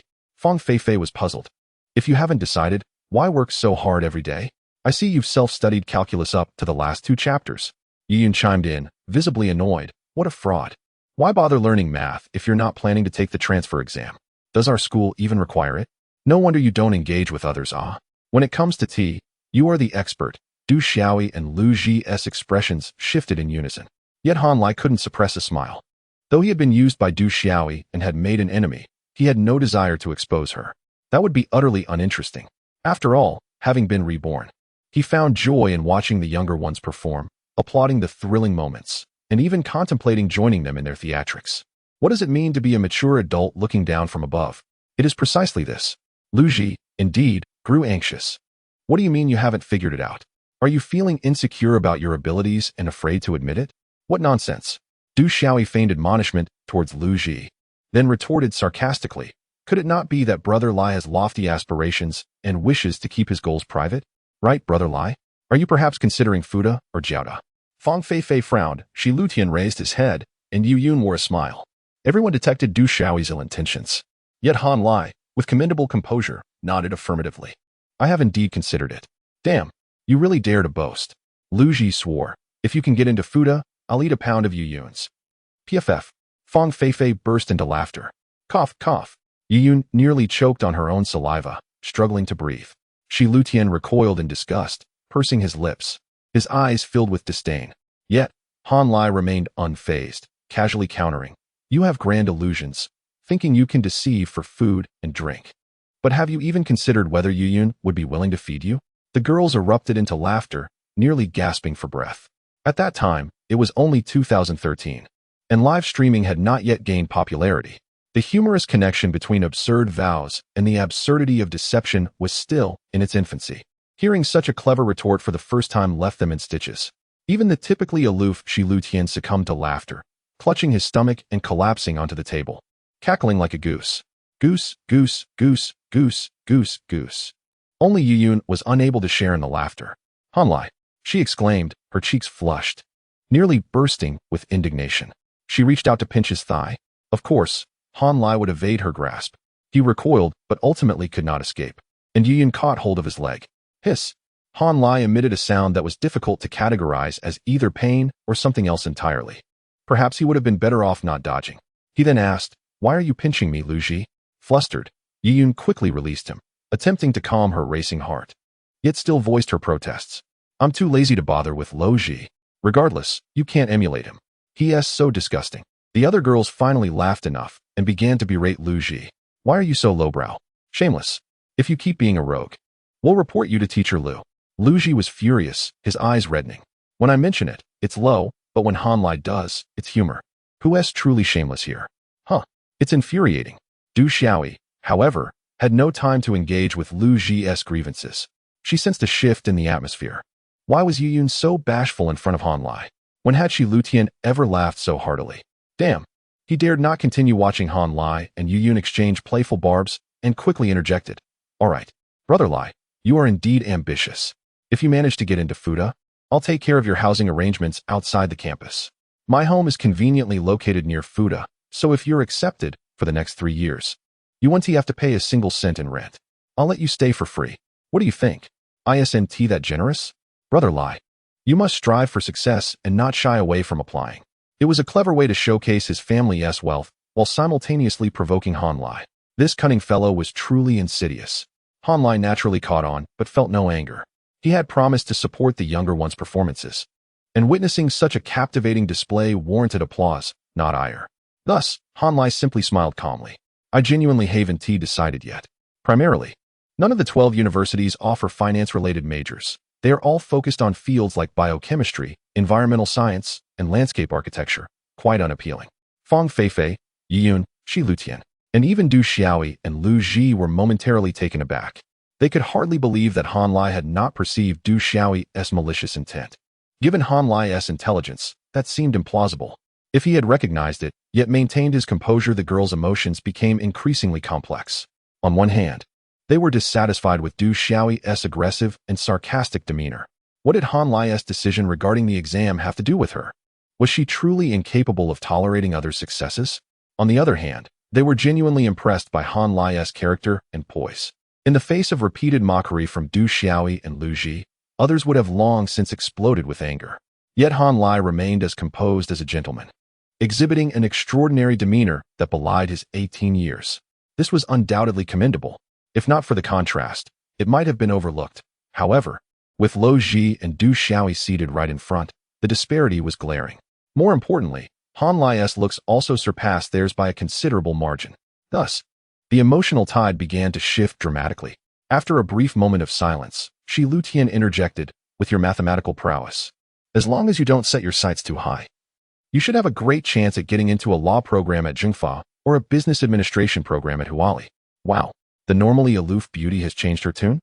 Not only did she actively praise Han Lai, but she even provided him with an exit strategy. Was she defending him? The girls were astonished.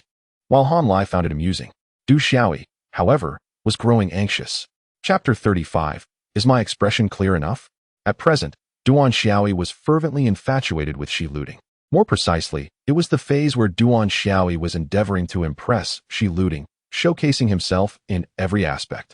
In his past life, Duan Xiaoyi had repeatedly boasted about his progress to everyone in the dormitory.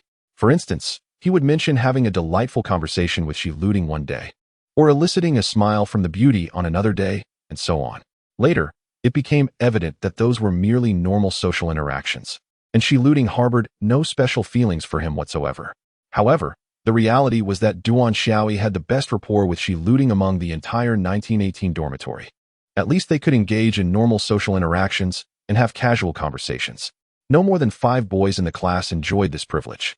Therefore, Duan Xiaoyi constantly regarded himself as a close friend of Shi Luting, always feeling that his hopes were significantly high, only lacking an opportune moment.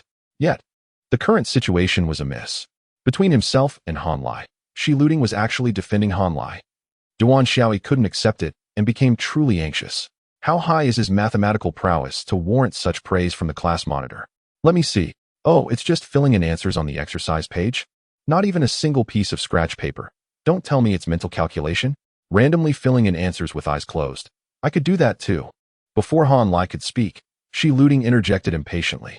Tilting her head slightly, an expression of queenly disdain, familiar to Han Lai, emerged prematurely. Filling in answers randomly? You can't even get the formulas right. Duan Xiaoyi's expression immediately became quite intriguing. Fang Feifei turned her head back, peering over the chair for a few moments, then suddenly raised her palm-sized face, her eyes filled with curiosity. Han Lai, are you really doing the problems? Why isn't there any calculation process? The question itself was rather foolish, but unexpectedly, her attitude wasn't pretentious. Instead, it carried a hint of innocence. It was easy for a normal person to sense that her question was simply a question, without any malice. Han Lai's mood was somewhat subtle. The early Fang Feifei was not only not annoying, but even a bit straightforward and adorable. So how did she become like that? What a tragedy. Han Lai shook his head, casually replying, the problems are too simple. Mental calculation is sufficient. Mathematics level 3 was at least equivalent to the level of a sophomore in the mathematics department of Tsinghua or Peking University. Why would he need scratch paper to deal with a mere advanced algebra? He could simply breeze through it with his eyes closed.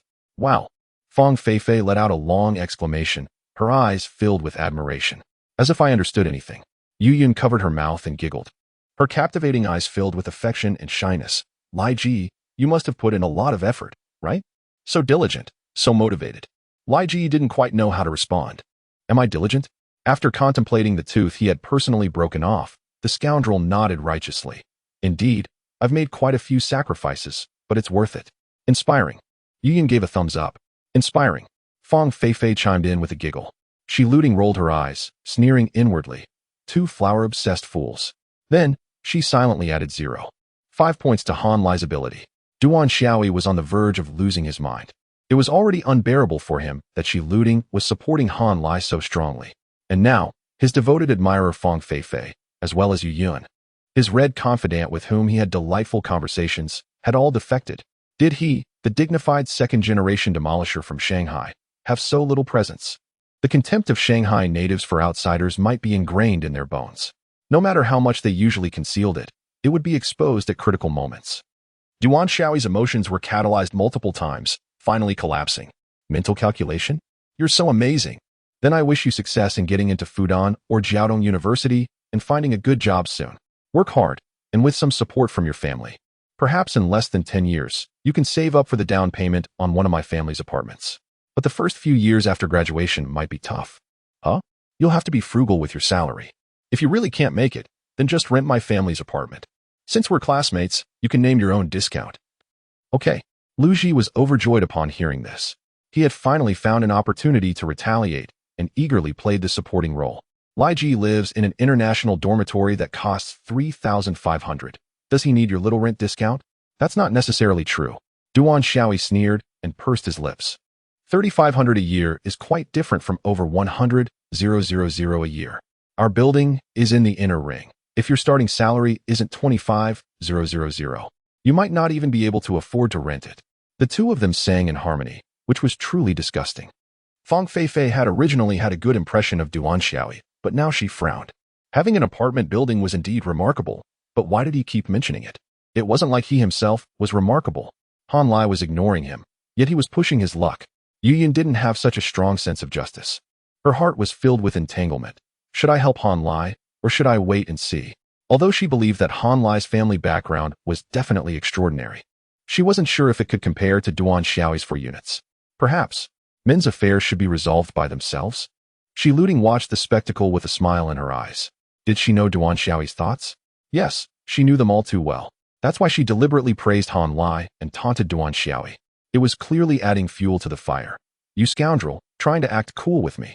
She didn't hate Han Lai, nor did she dislike him. In fact, emotionally, she leaned towards Han Lai. But that didn't stop her from wanting to teach Han Lai a lesson and watch him squirm. What if a conflict escalated and they started fighting? It would be even better if they fought. Anyway, Han Lai definitely wouldn't be at a disadvantage, at most. He would be a little disheveled. The more disheveled he was, the happier she would be. Shi Luting was, after all, just an 18-year-old girl. The so-called queen-like personality, before experiencing enough worldly, could at most be called assertive and willful. Therefore, she simply wanted to see Han Lai's disheveled appearance. Then, she would personally step in to save the day. Finally, she must find a good opportunity to ask him face to face. Little rascal, are you still going to play hard to get with me? She definitely couldn't smile at that time. She had to maintain a condescending posture, a cool expression, and a hint of mockery in her eyes. Wow, just thinking about it was so satisfying. Shi Luting's inner monologue was the most elaborate, but her expression looked extremely calm. She relaxed completely, leaned against the chair, and entered spectator mode. Everyone else was very nervous, except for Han Lai. The show had reached this point, and there was obviously nothing new. It was better not to watch the rest. Next, he could overturn the table. Thus, Han Lai raised his head with a smile that wasn't quite a smile, looking directly into Duan Xiaoyi's eyes. Which apartment of yours is so expensive? Every apartment of mine is so expensive. Duan Xiaoyi's answer blurted out. Heh. Han Lai shook his head, amused. Kid, you don't actually think those 4 units that the whole village pulled together are your family's, do you? Damn. Duan Xiaoyi's heart pounded wildly. His face paled, his lips trembled, and he cursed on the spot. What nonsense are you talking about? The girls were stunned, looking at Duan Xiaoyi with suspicion. Han Lai smiled again, very relaxed, very composed, with a smile that seemed to indicate he had everything under control. Then, he leisurely opened his mouth. Xinyuan Jiyuan Building 4, Yangpu District, right? Small high-rise. 4 households per floor, 42 square meter 1-bedroom units, 64 square meter 2-bedroom units. Your family of 3 generations stepped up and got 8 apartments on the 10th and 11th floors of Unit 1. 2 for self-occupation, 6 for rent. Oh, your parents also bought a 48 square meter shop at the base from the developer and opened a small supermarket, right? This year. What is the average price of the relocated buildings in Jiangpu District? I did not remember. Do you know?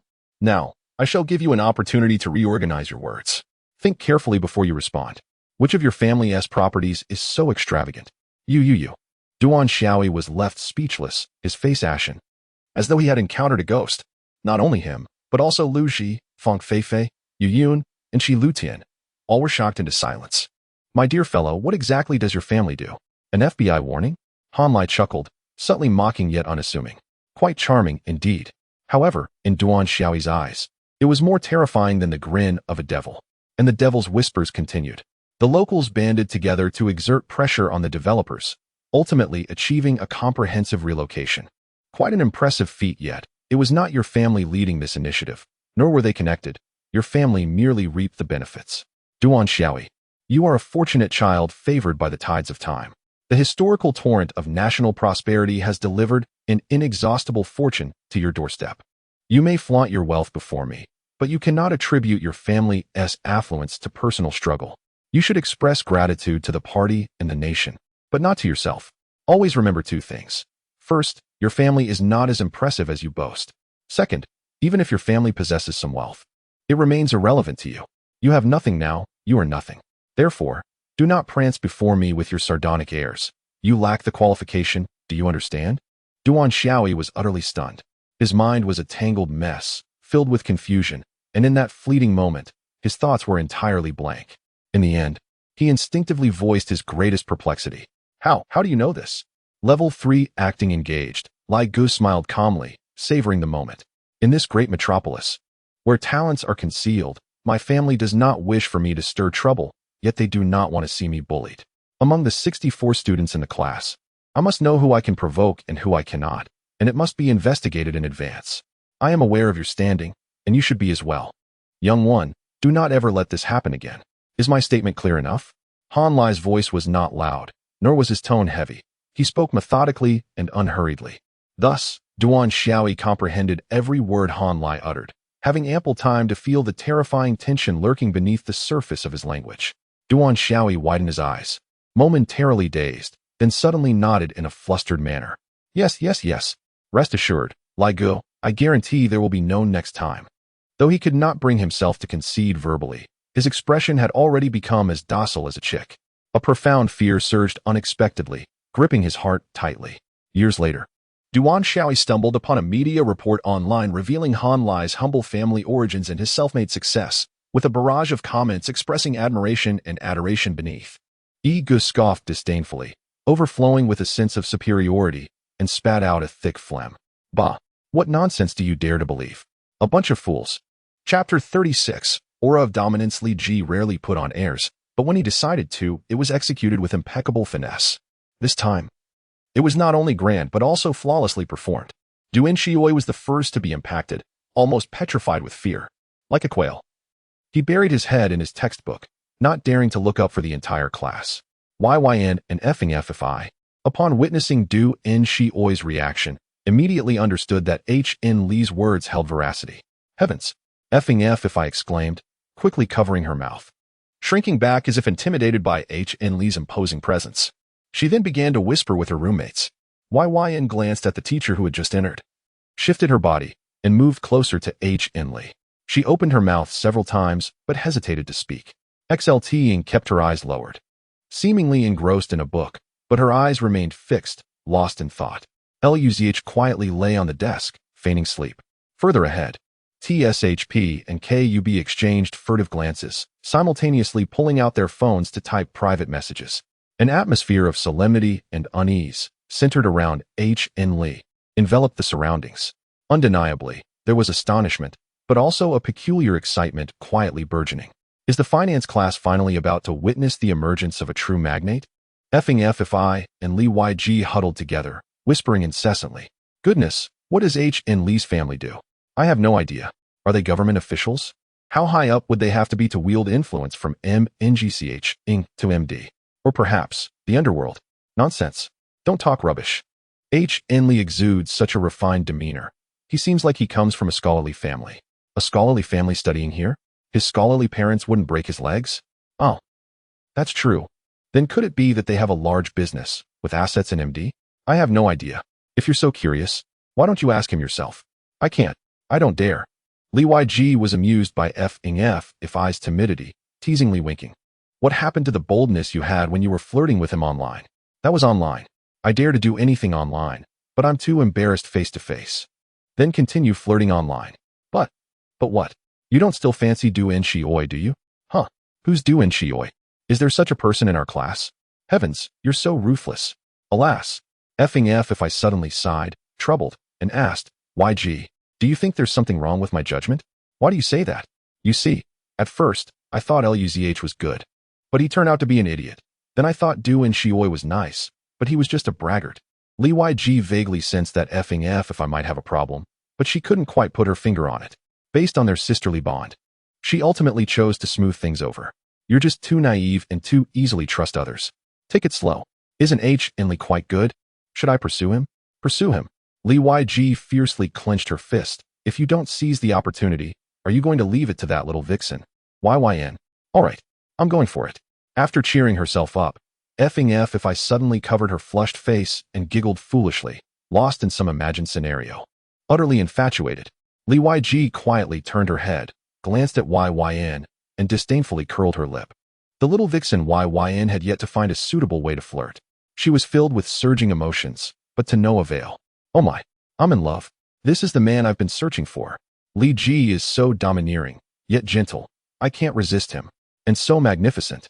She entertained a multitude of thoughts. But Li was diligently working on math problems, completely ignoring her. Initially, she had suspected it was a ploy to play hard to get. Now, she believed it wasn't. On one hand, Li was genuinely diligent, having completed approximately 80% of the exercises in the entire first volume of Advanced Mathematics. On the other hand, what was Li's caliber, background, and quality? If he wanted to pursue a girl, he could simply do so in a proper manner. Who could resist that? There was no need for him to play hard to get with her. The suspicion had vanished, but new anxieties arose. If it wasn't playing hard to get, then he genuinely wasn't interested in her. But why? Did her appearance not align with his aesthetic preferences? Did he find her too frivolous? Did he prefer if I or XLTing? Was it because she hadn't firmly supported him earlier? Yin couldn't understand, but the sense of urgency grew stronger as a result. After all, XLTing was too beautiful. And if I was no pushover. Li was unique. The early bird catches the worm. She was becoming somewhat irrational. XLTing didn't discuss anything with anyone, quietly listening to the lecture. Or rather, more accurately, she was quietly daydreaming. Her eyes were vacant, lacking focus. She was annoyed. Duin Shioi, how could you be so useless? You actually got overturned like that. But she also felt a sense of exhilaration. As Xianggu Fn said, speak softly, act firmly. One who can be both gentle and firm is a true man. Li's performance earlier exceeded her wildest expectations. He displayed magnanimity when tolerance was required and sharpness when dominance was needed. Especially the last sentence. Is my expression clear enough? Was simply too dashing. Although XLTing was merely an observer, she also felt an immense satisfaction. Duin Shioi, a local nouveau riche with a brain full of nonsense, deserved to be taken down a peg, relying on his status, constantly looking down on others. Did he really think everyone had to indulge him? But in this way, the plan to teach Li a lesson had completely failed. This lady had played the villain for nothing. How foolish, how silly. XLTing's mood was extremely complex.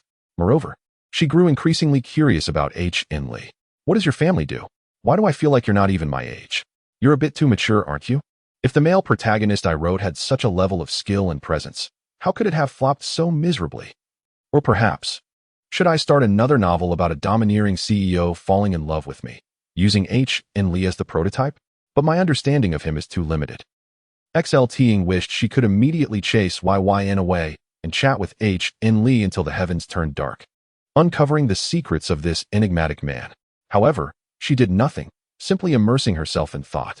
Despite the turmoil in her heart, she controlled it well. As an intelligent, precocious woman, XLTing had long been vaguely aware of the disadvantages of emotional dysregulation. So she would habitually control her emotions, hide her thoughts, and not confide in anyone. Without a family background and possessing such beauty, if she didn't know how to protect herself, who could she rely on to protect her? Rather than dealing with various people in a sophisticated manner, it was better to use assertiveness to create distance, retaining only a few friends who could truly provide assistance. And the most important aspect of maintaining independence was not fawning over anyone. Once you fawned, there was no basis for equal interaction.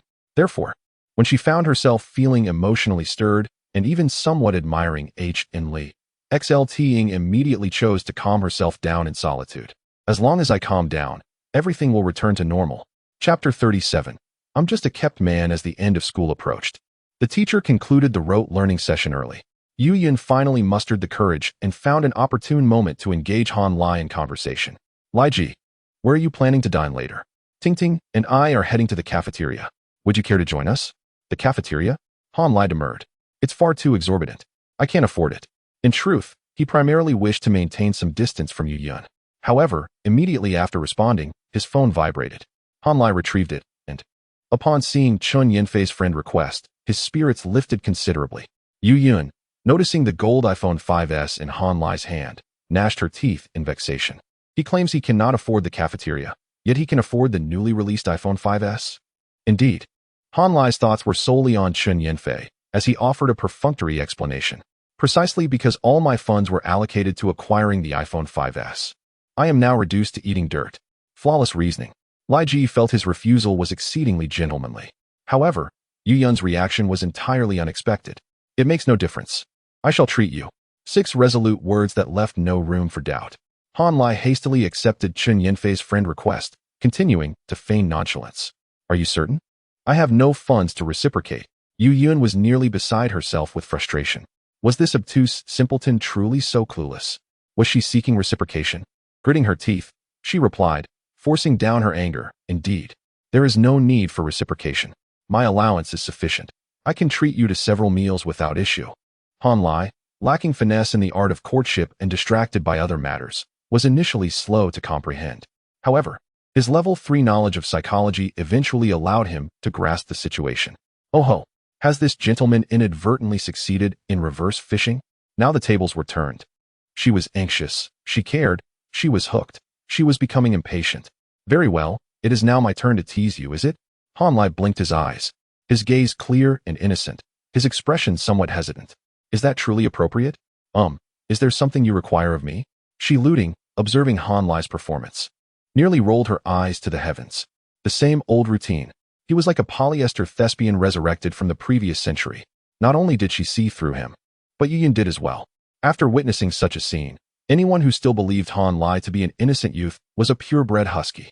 Lai Ji, please grant her the favor. Let's go, let's go, let's go. Yu Yun disregarded Han Lai's theatrics entirely, pressing her case directly. Han Lai, unable to continue the charade, offered an indifferent okay. Very well, let's depart. I dare you to treat me indefinitely. I have never feared freeloading. Uffed.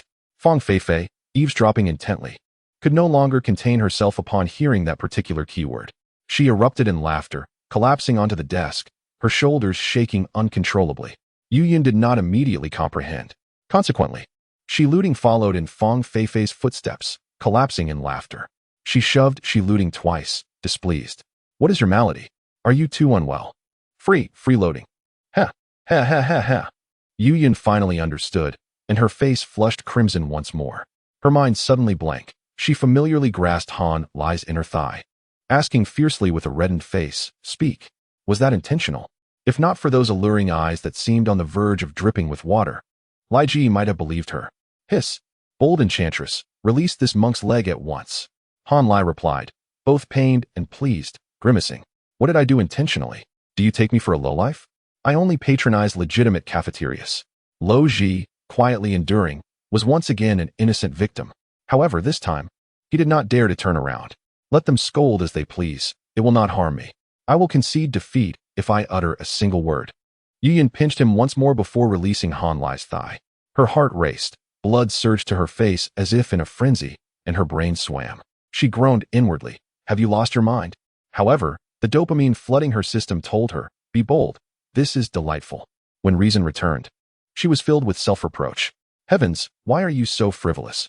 The intense conflict threatened to tear her apart. For a full 10 seconds, she could not utter a coherent word, losing all awareness of her surroundings. Fortunately, no one noticed her odd behavior. Everyone assumed she was merely embarrassed by the joke, not considering or imagining anything else. Fong Feifei, having finally finished laughing, suddenly delivered a direct pitch. Lai Ji, freeloading off Yun Yun is too disgusting. Perhaps I should treat you instead. Oh ho, does the goddess also wish to join the fray? Han Lai paused slightly, meeting her gaze. Fong Feifei supported her small face with her hands, smiling sweetly, her eyes somewhat evasive, somewhat shy. Han Lai quickly understood. In his previous life, Duan Xiaoyi's focus was primarily on Shi Luting. Although Fong Feifei had some affection for Duan Xiaoyi, she did not express much enthusiasm due to Shi Luting's presence. At this stage, she could converse with most of the boys in the class. Even the Han Lai of his previous life had a good relationship with her. However, the Han Lai of that time was too sensitive and, having had his most vulnerable point struck by Pan Xiaoying on the train, did not dare to express his affection for her. Later, 2 more events occurred, causing her to completely despise Han Lai. Afterward, Duan Xiaoyi abandoned Shi Luting, turning to pursue Fong Feifei, and they were together in less than a month. That occurred in the second semester of their freshman year. There must have been many stories and accidents in between, but Han Lai's relationship with his roommates was too poor, and he knew nothing about them. Anyway, later on, Fang Feifei became self-destructive for some reason, sleeping with everyone else in the dormitory, ignoring Han Lai alone. Then, on the day Duan Xiaoyi and Yu Yun married, Fang Feifei posted in the class group, "Duan Xiaoyi, may you die a terrible death. Yu Yun, you will regret this." Yu Yun may have indeed regretted it. According to insiders, Yu Yun blatantly cheated on Duan Xiaoyi. Moreover, it was Yu Yun who took the initiative to file for divorce, while Duan Xiaoyi pleaded desperately. It was all very absurd. Han Lai was neither clear about nor concerned with the credibility of those rumors. However, in retrospect, some things did add up.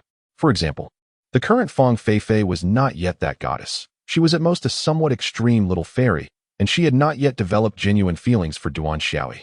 This girl was much more daring and passionate than Yu Yun. Therefore, it was not surprising that she would take a fancy to Han Lai and actively pursue him. Compared to Duan Xiaoyi, the fully upgraded Han Lai surpassed him in every way. The result of their face-to-face battle just now was devastating.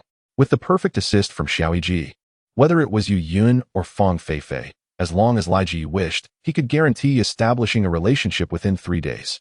But the problem was, Lai Ji did not wish to. Neither of them was qualified for a serious relationship. It had nothing to do with looks. Both of them had a basic beauty score of around 90, making them great beauties. The main problem was their personalities and inner qualities. Both of them had obvious personality flaws, and they severely lacked substance. Not being good at studying was not a major problem, but they should at least have some goals or positive hobbies, right?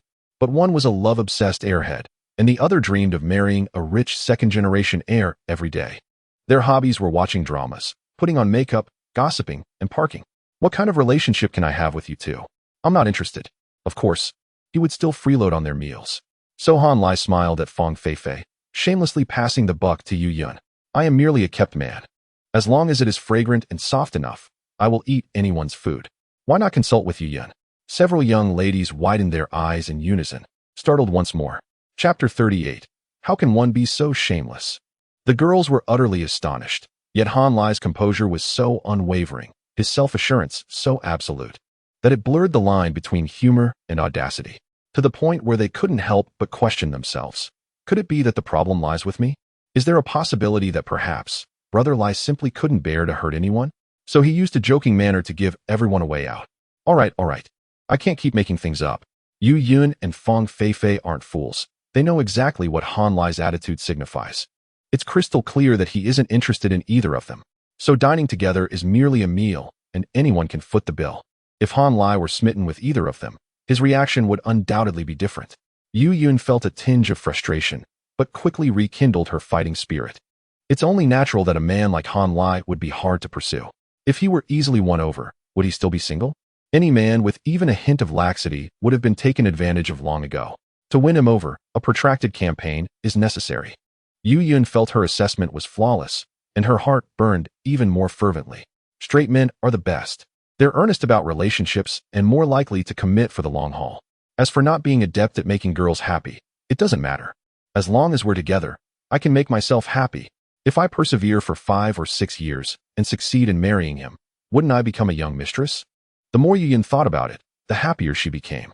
Fang Feifei, on the other hand, didn't engage in as much internal drama. She directly questioned Yu Yun. Didn't you just buy a set of skincare products and run low on living expenses? I'll treat Brother Lai. Yu Yun felt a bit guilty. That skincare set wasn't something she bought herself. It was clearly a gift from her high school admirer, Little C. I can still afford a meal at the cafeteria, no need for you to show off. Fang Feifei curled her lip. Fine, treat him if you want. I'll see what you do after you've spent all your living expenses. TCH. If I run out, can't I just ask my family? If that's not enough, can't I borrow from my admirer? If that still doesn't work, I'll just get a part-time job. None of your business. Just as the bell rang, Yu Yun snorted at Fang Feifei and urged Han Lai to leave quickly. Let's go, Brother Lai. Do you have anything in particular you'd like to eat? The cafeteria? The snack street? Anything is fine. I want to eat at the cafeteria and seafood. Han Lai collected his saliva and replied in a very upright manner. Something simple is fine. I'm not a picky eater. So the group headed straight for the cafeteria. Along the way, they chatted casually. Yu Yun curiously asked, Hey, Han Lai, why did you suddenly change your phone? Brother Lai was being cunning. subtly referencing she looting. I was afraid the class monitor would use it to make up stories about me. If I used that phone for 2 more days, the whole college might think I still had feelings for my ex-girlfriend. Wouldn't that be unfair to me? What are you talking about? Fong Feifei was completely baffled. However, Yu Yun was overjoyed. Haha. Shi Looting remained silent, merely glancing at Han Lai. Her eyes were captivating and alluring. Fong Feifei didn't understand. So she forced the conversation. Brother Lai, have you really never been in a relationship? Really, I haven't. Han Lai nodded. I was too unremarkable in high school. No one took notice of me. TCH. Liar. Everyone curled their lips in unison. No one believed him. Fong Feifei continued to be direct. What kind of girl do you like? The image of Chen Yanfei immediately surfaced in Han Lai's mind. But the words that came out of his mouth were all cliches. It's best if she's not too beautiful. I like girls who are gentle, sensible, have a spiritual connection, and are comfortable to be around. Fong Feifei, Yu Yun, and Shi Looting were all taken aback. With his opening statement, Han Lai had eliminated all 3 of them. For a moment, the atmosphere became slightly awkward. However, Yu Yun reacted quickly, immediately flattering him. No wonder you've never been in a relationship. It's because you're too traditional. Brother Lai, there are so few good men like you nowadays. You deserve the best. Oh my, you're so good at making people happy. Han Lai, who had lived a tragically miserable 30 years, had never been flattered by such a beautiful woman. He was overjoyed. However, instead of getting carried away, Han Lai retorted with a joke. Who is the best? As the ancient saying goes, 2 peaches can kill 3 warriors. Today, 1 word can split 3 beauties. As soon as the words left his mouth, the thoughts of Fong Feifei, Yu Yun, and Shi Looting all changed. Shi Looting instinctively thought, what do they have to compare with me? Yu Yun felt both proud and apprehensive. I'm an E-cup. Fong Feifei frowned. Ting Ting is beautiful. Yu Yun is busty, and they're both so much taller than me. Do I have to go all out to have a chance? In management, this is called introducing competition. In psychology, it's called creating anxiety. Han Lai watched as the atmosphere among the 3 girls suddenly became tense, and he was about to burst with laughter. The most wronged of them was Shi Looting. As of now, she didn't have those kinds of feelings for Han Lai, but she had become the primary imaginary enemy of her 2 roommates. Pride wouldn't allow her to back down, so she was dragged into it. There's no compromise between plastic sisters. Whoever wins is right. As a result, Han Lai became the center of attention. There's no need to mention the 2 little bees. Even though Shi Looting didn't actively seek to chat with Han Lai, she still kept an eye on him. When they arrived at the cafeteria, Yu Yun even reached out and gently grabbed Han Lai's arm. She didn't hold his hand, but rather grabbed his forearm a little higher up.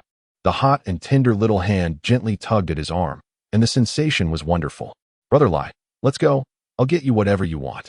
Yu Yun's expression was a little unnatural. It was clear that she wasn't particularly skilled at this. In fact, Han Lai was even more uncomfortable. But thanks to his level 3 acting skills, the old man managed to maintain a calm facade. He didn't break free, nor did he take advantage of the situation. He calmly followed her to the window, infuriating Fong Feifei. Slut! She cursed, angrily going to get food with Lu Yiji. Shi Looting silently observed everything, paying particular attention to Han Lai's reaction. The result was as she expected. She smiled contentedly, feeling that she had almost grasped Han Lai's pulse. This dog of a man is quite upright after all. It seems his upbringing really was good.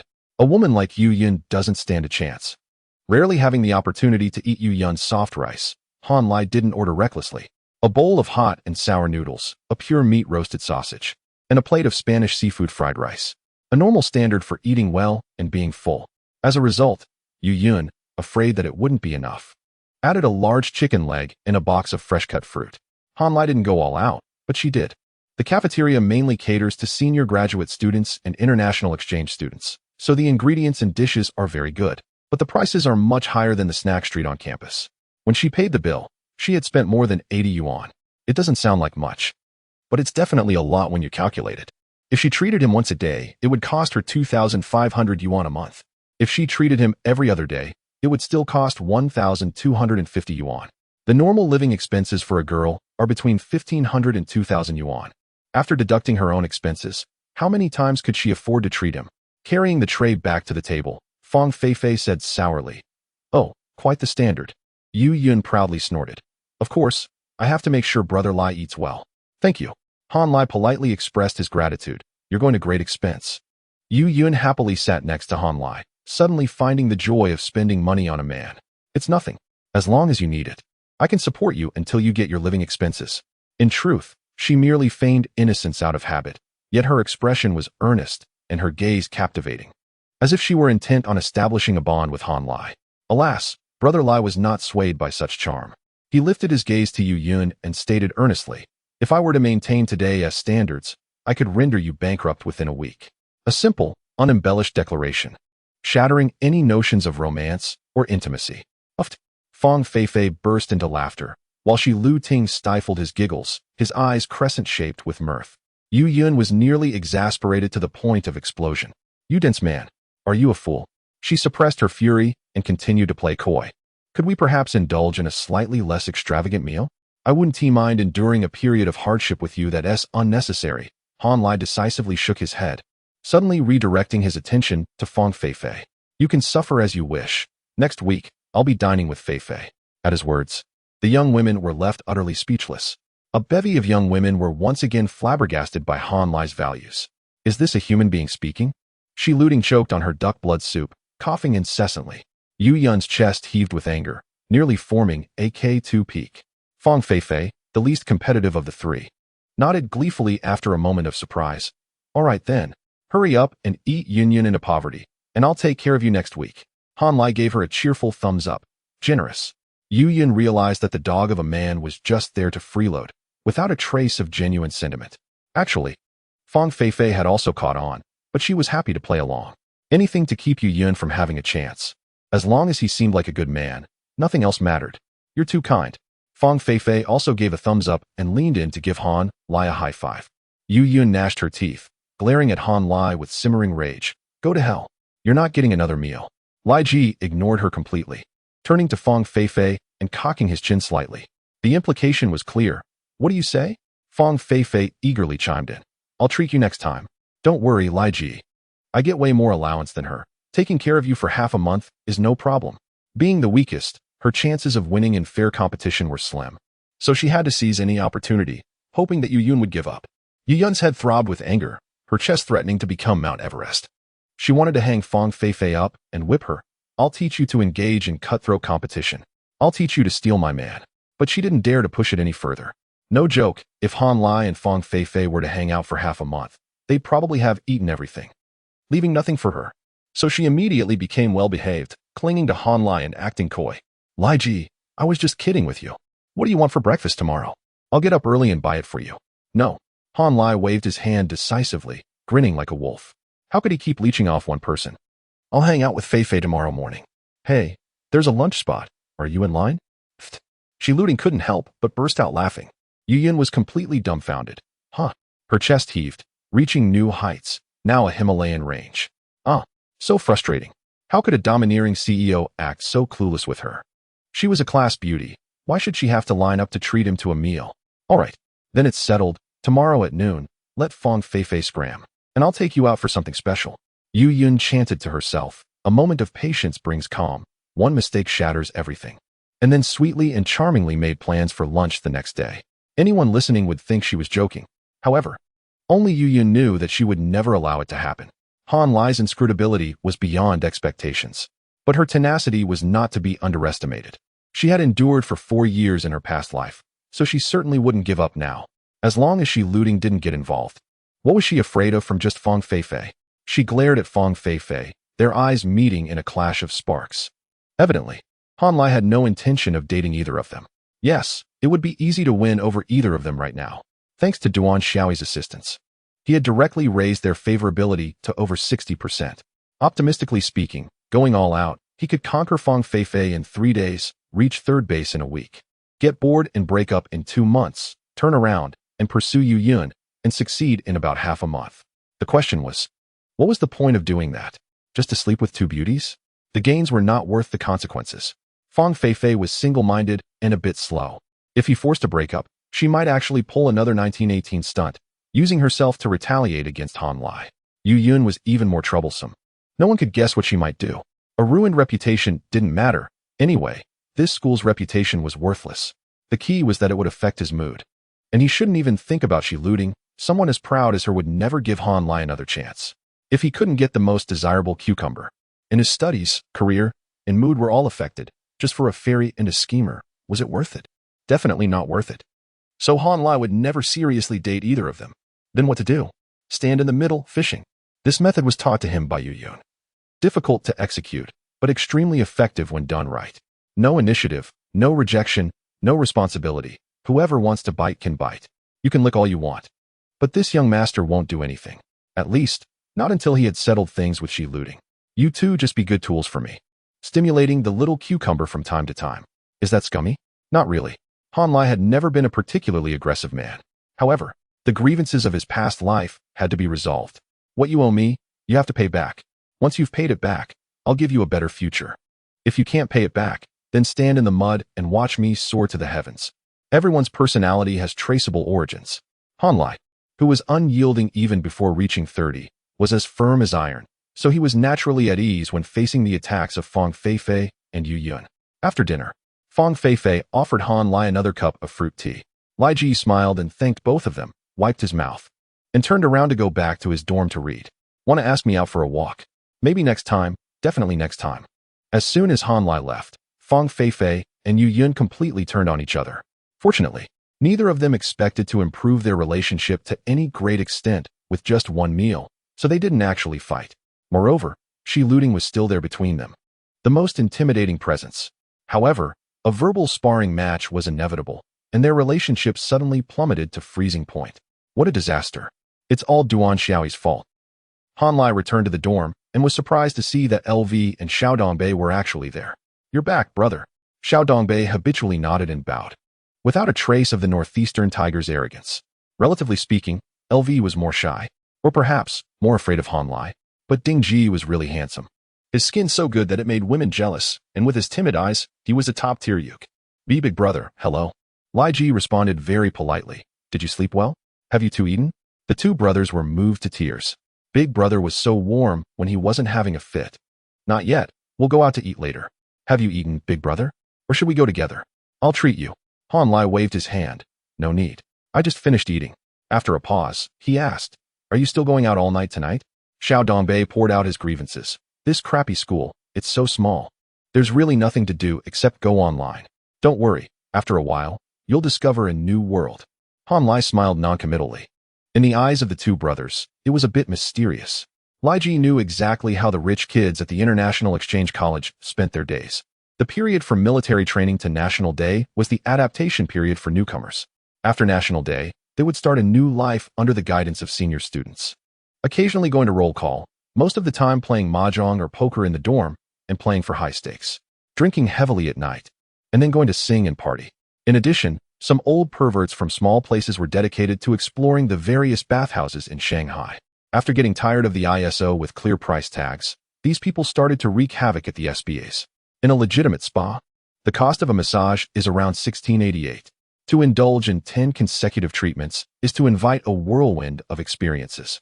Approximately 80% of therapists possess the capability to deliver such services, including those at renowned 5-star hotel spas. After a year or two of unrestrained enjoyment, one might simply pack their bags and venture abroad. Restraint? No, merely a change of scenery to continue the revelry. Riding on foreign steeds, engaging in thrilling escapades. It is all about the allure. In a previous life, Han Lai was particularly curious. How did they amass such wealth? How could they spend so freely? Now, that curiosity has dissipated, for in the not-so-distant future, he is destined to surpass them in both riches and audacity in spending. The future is assured. Thus this current period of dormancy, albeit tedious, is bearable, and Han Lai savors it like a delightful treat. Chapter 40. Brother Lai's confession. Little Northeast discerned that Han Lai was in good spirits and mustered the courage to introduce himself. Big brother, I am Fang Xiangbei. From Northeast Silver. You can call me Xiao Bei or Little Northeast.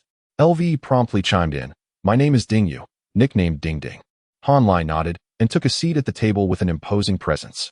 Under the pressure of his third-level acting prowess, Ding Ding and Little Northeast felt as if they were facing a gang leader, utterly devoid of confidence. However, today, Han Lai was not exuding a gloomy aura. His demeanor had softened, making him less intimidating. Thus, the atmosphere remained relatively amicable. Fang Xiangbei spoke with fervor. My hometown is in the mountainous region, a small county town. My parents used to work at a timber yard, and now they are engaged in the lumber trade, earning a meager living. Big brother, Whenever you decide to renovate your house and are in need of solid wood flooring or furniture, just give me a shout. His outgoing nature was evident, albeit lacking in intelligence. Coupled with his round face and boisterous demeanor, he epitomized a charming simpleton. As for his usual irritability, was that a demeanor suitable for displaying before Han Lai? Ding Ding nervously interjected, I'm from Jiangsu and Zhejiang, and my family runs a factory. Brother, do you smoke?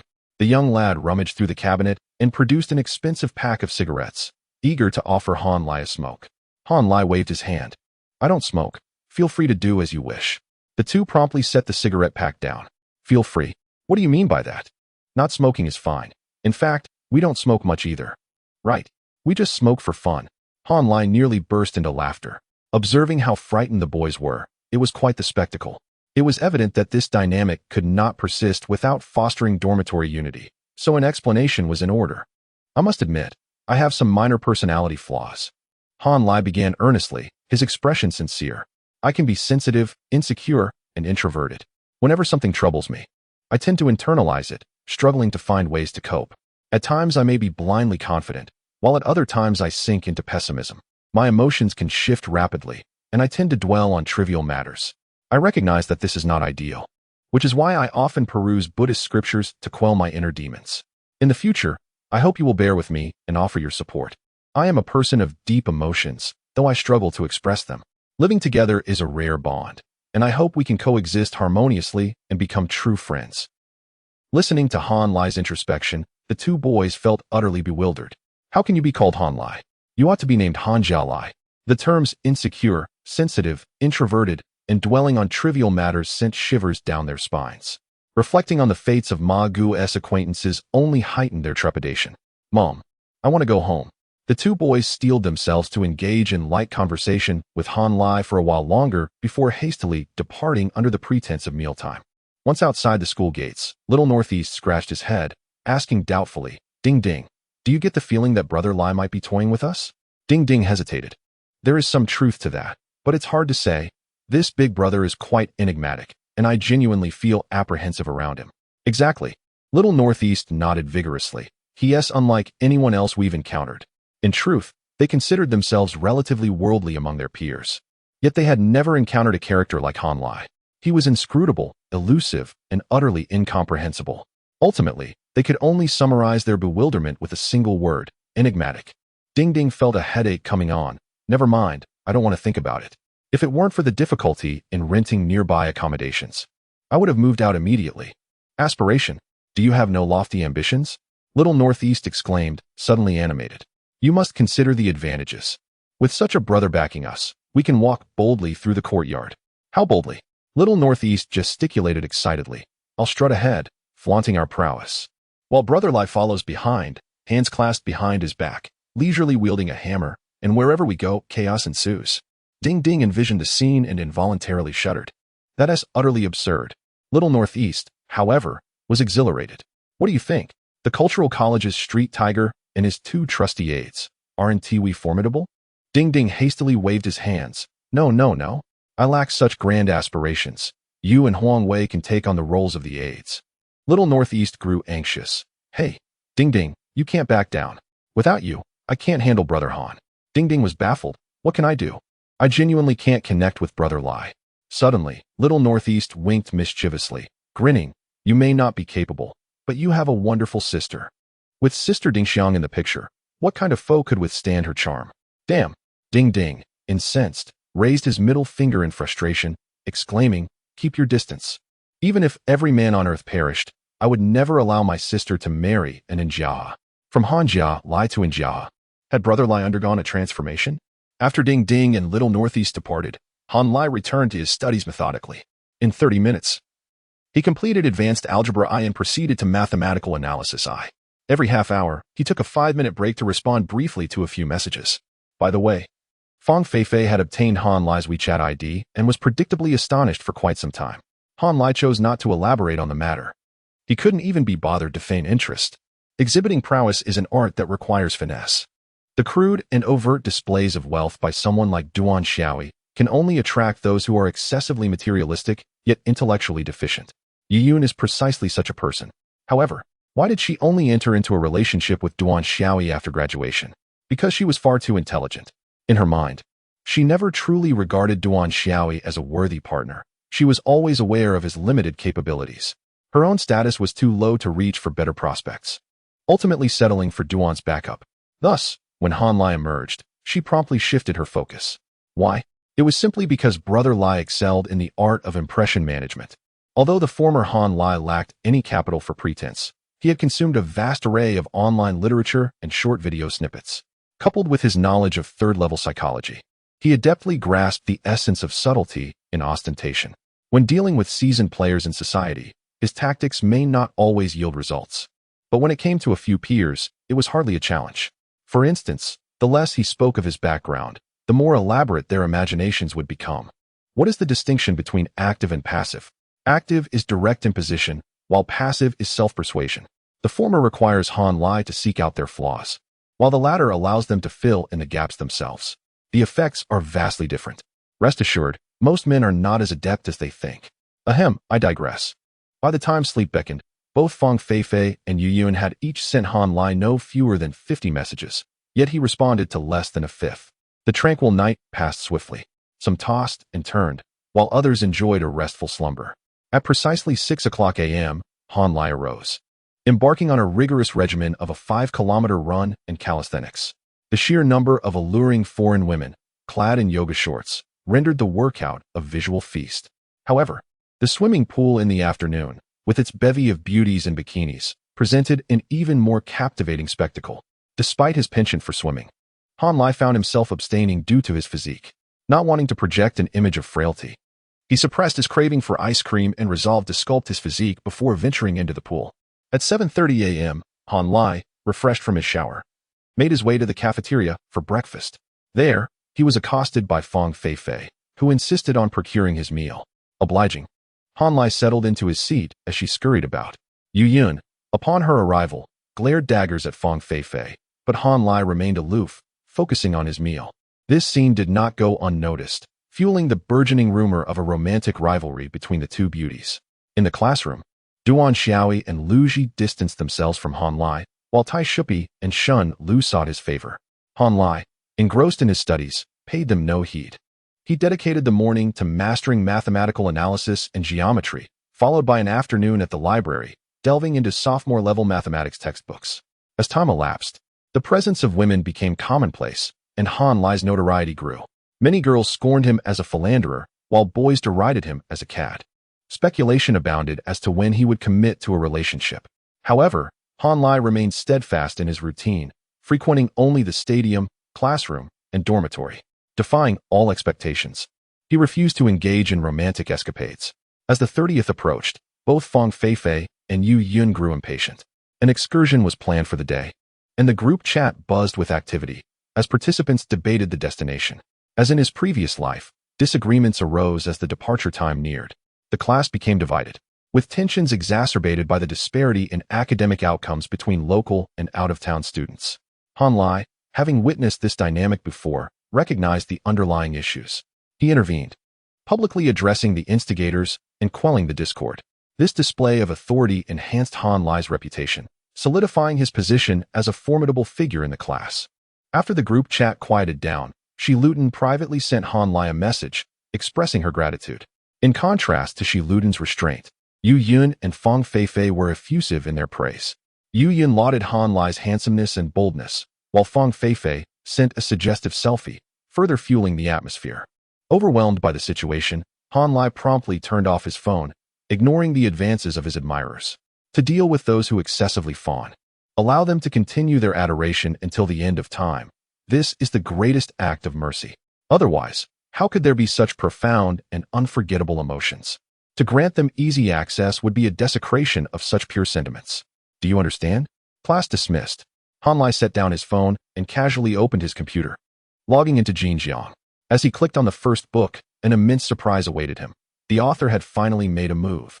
Proud little cucumber replied to Ham for Cucumber. Thank you for your recognition. It is truly precious. I am overwhelmed with tears of joy. It was evident that the struggling author, Little Cucumber, was exceedingly excited, using 3 exclamation marks. Brother Lai felt even more exhilarated. No need for thanks. No need for thanks. If you are indeed the one, then the days of overwhelming joy are yet to come. Chapter 42. The moment to test your insight has arrived. Observing the time, the young author had replied last night. Han Lai stroked his chin, contemplating for a while before ultimately deciding to forego any theatrics and strike directly at the heart of the matter. My dear author, what is your QQ number? Do you have a reader group? Are there plans for your next book? With your immense talent, please do not give up. I shall always support you. A hint of insincerity permeated his words. However, this tactic proved effective for a specific audience. Who would deny a devoted fan blessed with both wealth and affection? Chuckling to himself, Han Lai noted the absence of a prompt reply from the fledgling author. It was only natural. No one would linger in the comments section for a chat. He closed the page just in time to receive a new message from Shilu Ting. The gathering had been arranged, an afternoon at the wildlife park, followed by dinner, and then a leisurely stroll through Shikumen Ziniandi. I've covered the expenses. Thank you for your assistance. He casually glanced at the list, accepting the outcome with a calm demeanor, one distinctly different from his previous life. There was a hint of lingering charm and a reduction in unnecessary burdens. No significant issues arose. Yet, what was this about covering the gathering costs?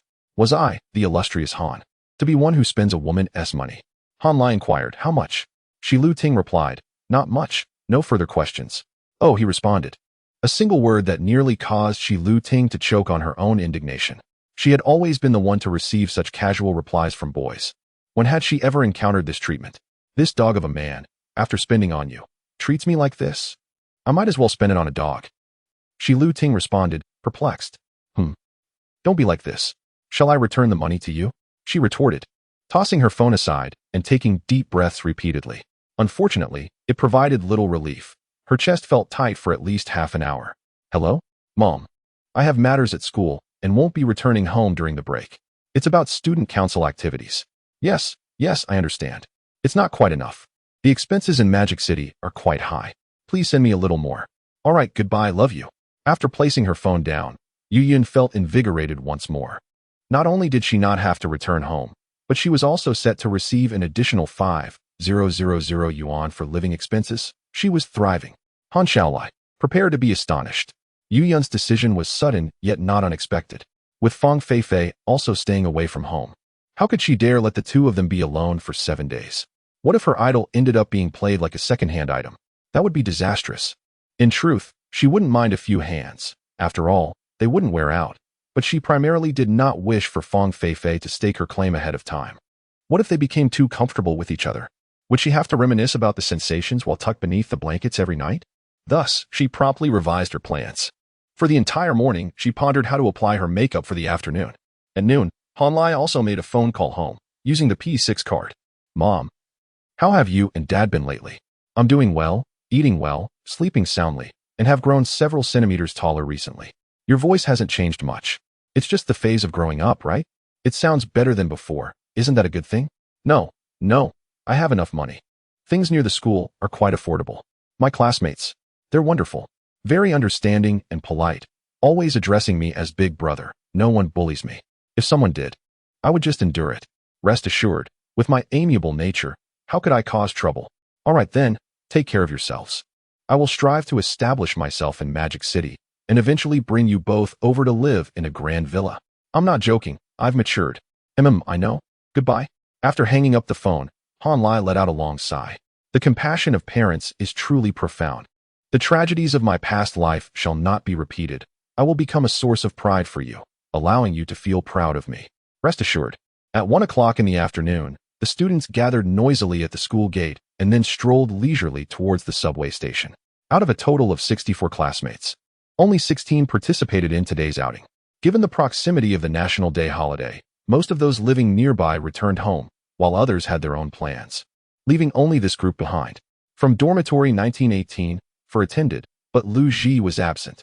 From dormitory 2333, for came, with Lu Yao and Wang Hongli not in attendance. Alongside Han Lai and Zheng Lei were 6 unnamed bystanders. The boys were dressed casually in t-shirts and shorts, lacking any flair. The girls, however, were competing in beauty. The most stunning and eye-catching was undoubtedly Shilu Ting. She donned a simple outfit, a long t-shirt paired with shorts and running shoes.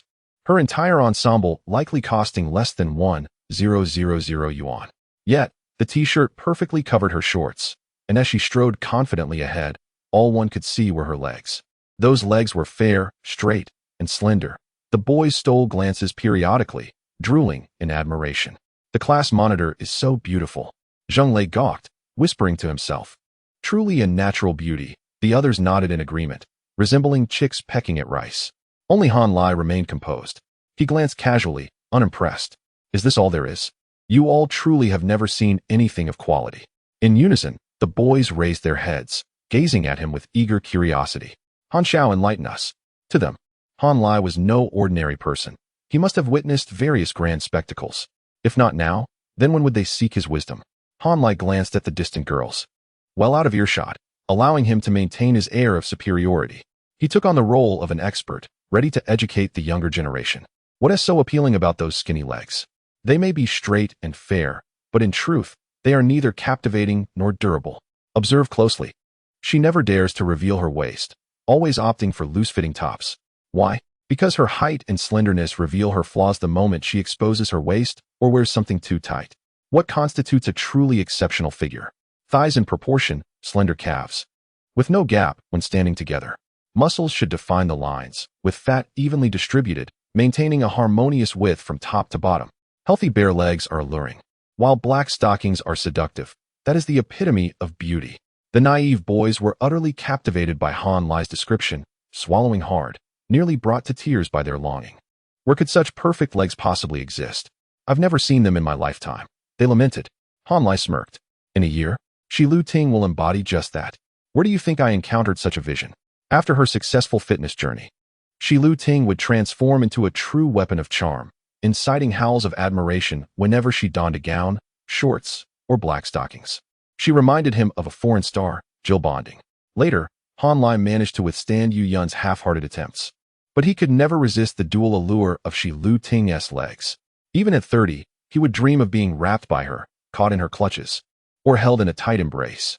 Cough, cough. This isn't merely playful, it's a serious confrontation.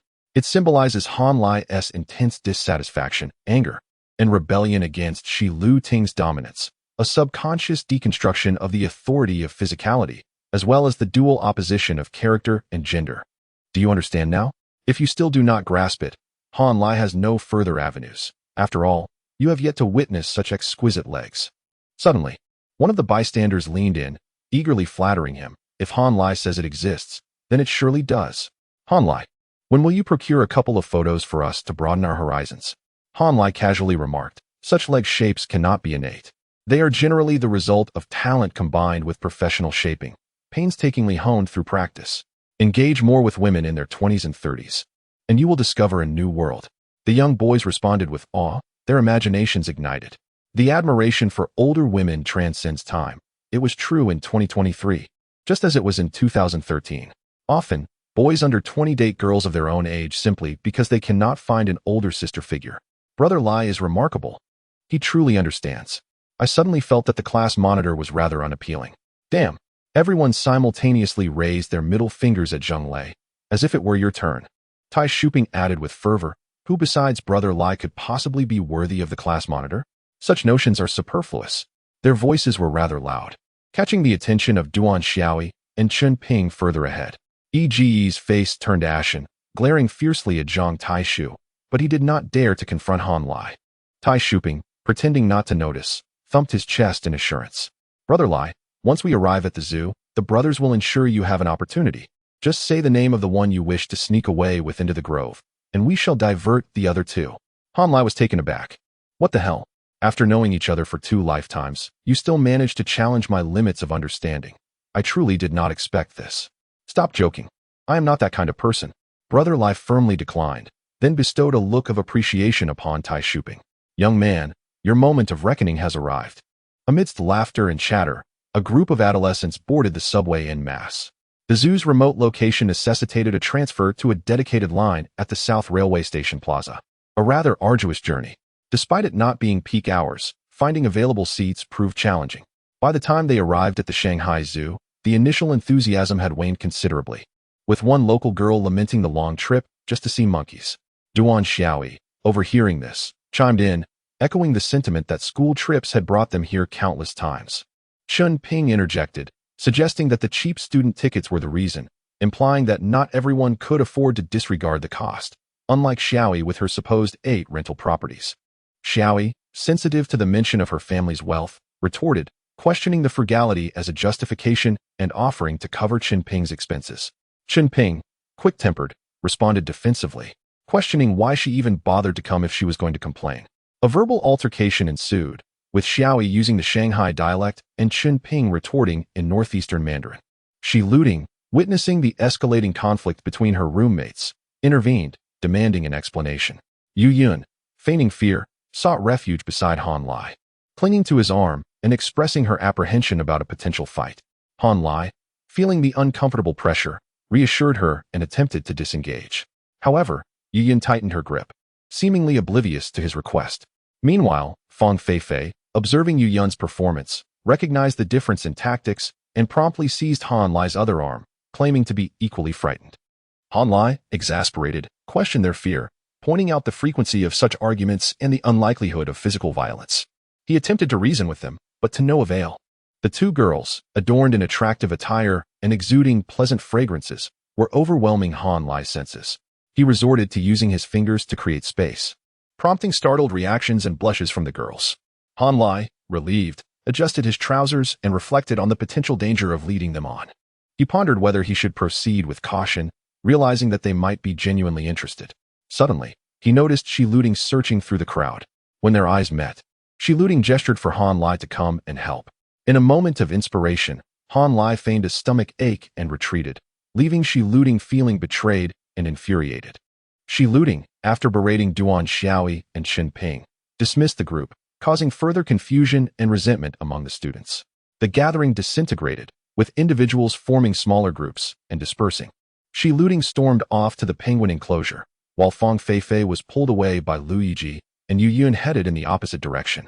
The remaining students vented their frustrations in their respective groups, criticizing Duan Xiaoyi, Chun Ping, and even Shi Luting. Han Lai, hiding near the restrooms, monitored the group chats, finding them silent.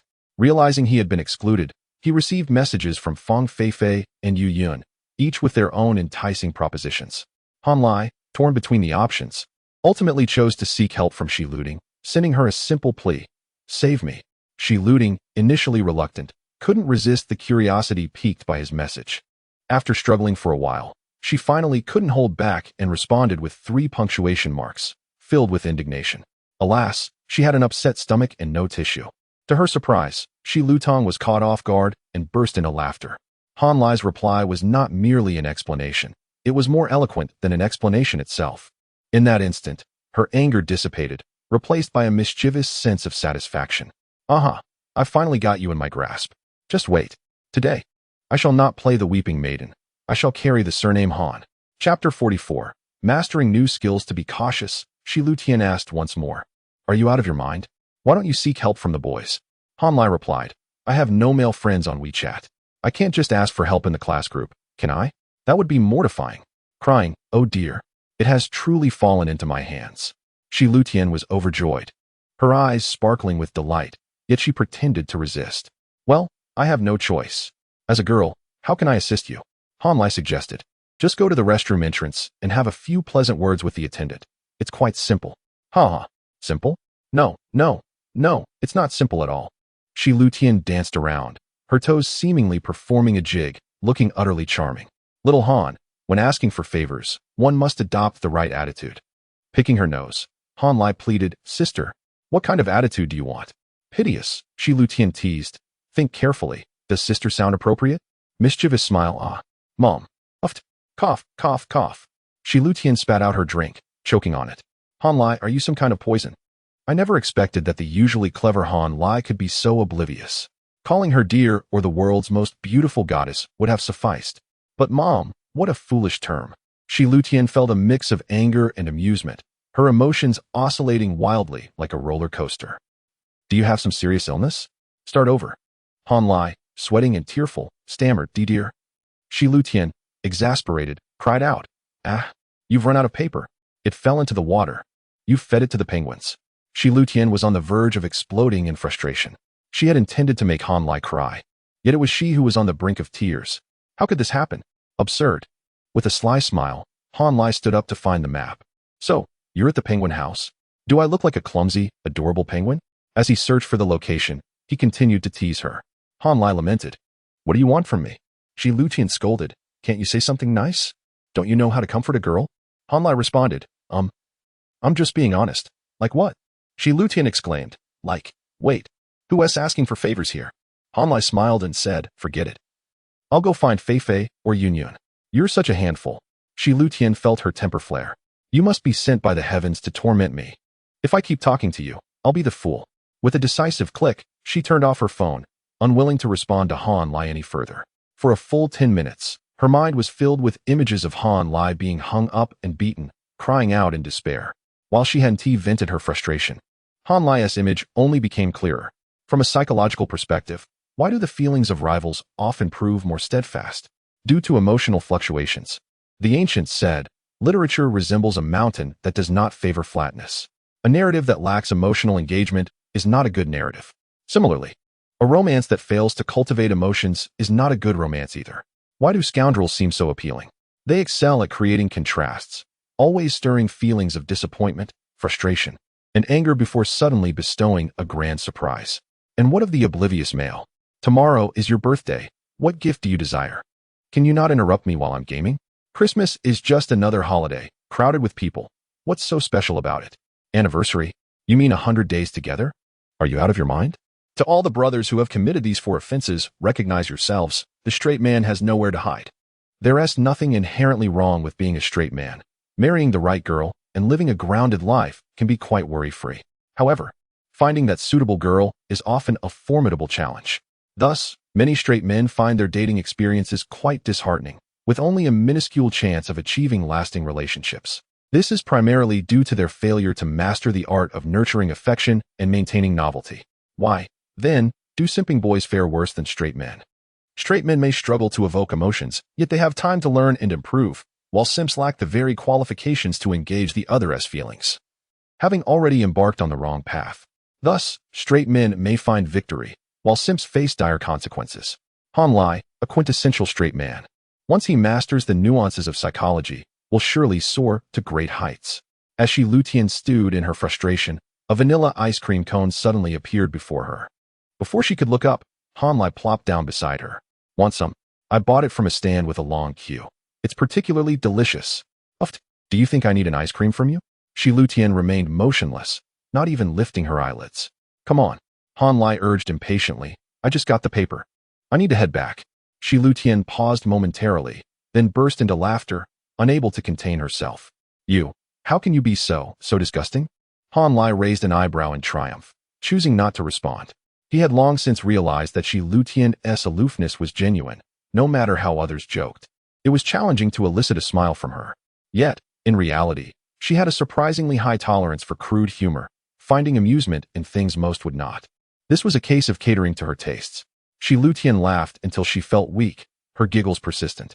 Han Lai impatiently thrust the ice cream toward her mouth, threatening, If you don't take it, I'll shove it in your mouth. Reluctantly, she accepted the cone, muttering, Have you washed your hands? Han Lai confidently retorted, What is there to wash? I didn't tea-wipe. Shi Lutian clutched her stomach, collapsing against the back of her chair. Oh dear, oh dear. She was thoroughly amused. Although she knew it was all an act, Han Lai played it so convincingly that it was utterly disarming. As her laughter subsided, she leaned her forehead against Han Lai's arm, gasping for breath. An unexpected closeness blossomed between them. While she wouldn't say she was infatuated with Han Lai, her standards were high, and her aspirations lofty. Currently, Han Lai merely met her criteria, not yet tapping into genuine feelings. Yet, to claim she held no affection for him would be a lie. Among all the freshers in the 6 departments of the School of Humanities, Han Lai's overall prowess remained unparalleled. Only 2 newcomers from the International Exchange College were rumored to surpass him. The rest were mere children in comparison. With 2 beautiful roommates vying for his attention, her feelings for Han Lai only grew more complicated. Finally managing to suppress her laughter, a sudden impulse surged within her. Perhaps she could grant this dog man a chance? With this thought, she straightened her posture and quietly began to savor her ice cream. Granting a chance meant allowing him to pursue her, not that she would take the initiative. Do you understand, little Lai? Shi Lutian's sudden display of modesty left Han Lai utterly baffled. However, He had no time to ponder this, as his thoughts were drawn elsewhere by a system notification. Congratulations to the host for mastering a new skill through relentless effort. Chapter 45. The Art of Manipulation. The newly acquired skill, intriguingly dubbed manipulation, is at level 1. This ability bears resemblance to flirtation, yet transcends it significantly. True manipulation can be applied to all interactions with others, allowing one to conceal their own intentions while probing the counterpart's disposition. The art of deception and manipulation? Perhaps akin to the talents of Jia Leading or even half of Ma Yun. Regardless, it certainly proves to be quite effective. Observing his experience points, which hover around 180,000, Han Lai decisively upgraded his manipulation skill to level 3, 200,000, expending a mere 11,000 points, a remarkably high cost-performance ratio.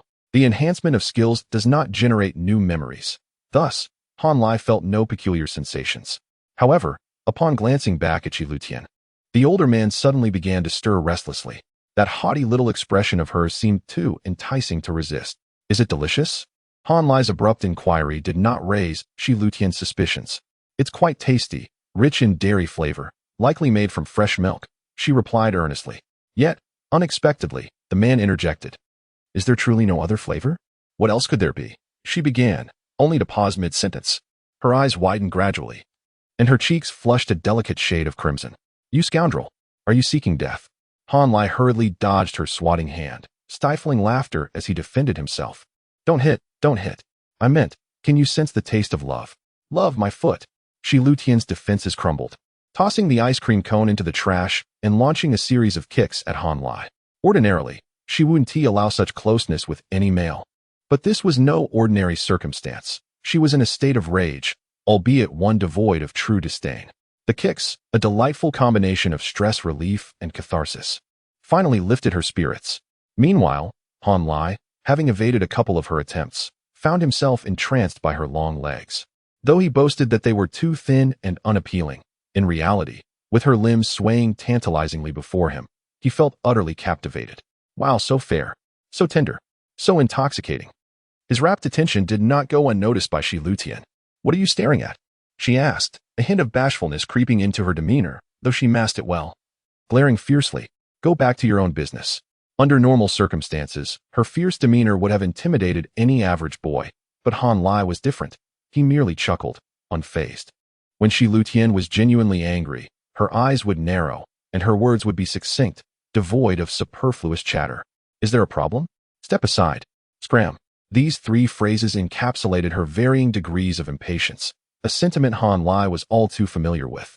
Leaning lazily against his chair, he remarked, Isn't your exposure merely an invitation for others to gaze upon it? As for the business you mentioned, it has long since been sent back. Uffed. Unable to contain herself, she quickly covered her mouth. The peculiar humor of this perverted cucumber was indeed well-deserved. To build rapport with her, a rotation of crude jokes seemed to suffice. However, while her sense of humor was eccentric, earning her trust was no trivial task. Fortunately, Han Lai was not in a rush. After all, his trump card was yet to be revealed. After a while, having laughed enough, she settled beside Han Lai and began to murmur her grievances. Why are our classmates so difficult to manage? The high school I attended was abysmal. A low-ranking public school with an abundance of oddities, yet it was never as troublesome as our class. Both boys and girls seemed to be constantly at odds, bringing me nothing but trivial matters to address. People say the International Relations Institute is hard to manage, but their class president seems to have it much easier than I do. The president of the all-English finance class is also a girl, and she hardly faces any issues throughout the week. I've truly had enough.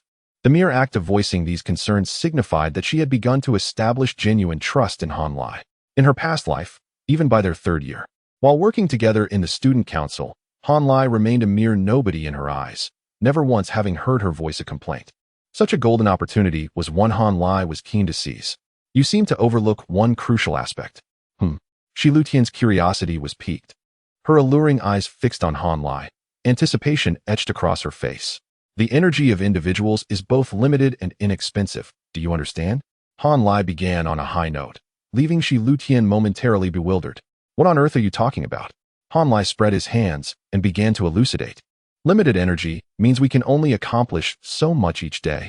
However, when we have no substantial tasks at hand, our energy becomes exceedingly cheap, leading to its squandering. Why is it that the International Relations Institute, filled with wealthy heirs, is easier to manage? Because they possess the means to indulge extravagantly in the vast metropolis. Their limited energy never suffices for excess. Meanwhile, our classmates are confined within the narrow confines of the school, relegated to playing on computers or mobile devices, leaving their energy with no outlet for release. They resemble a pride of well-fed lions, reluctant to provoke equally strong adversaries. We, on the other hand, are akin to hungry calves, restlessly agitated at all times. Which is easier to manage is self-evident, is it not? Yet, the dilemma arises. Once the lions are provoked, chaos is inevitable. The calves may be perpetually restless, yet their destructive potential is minimal.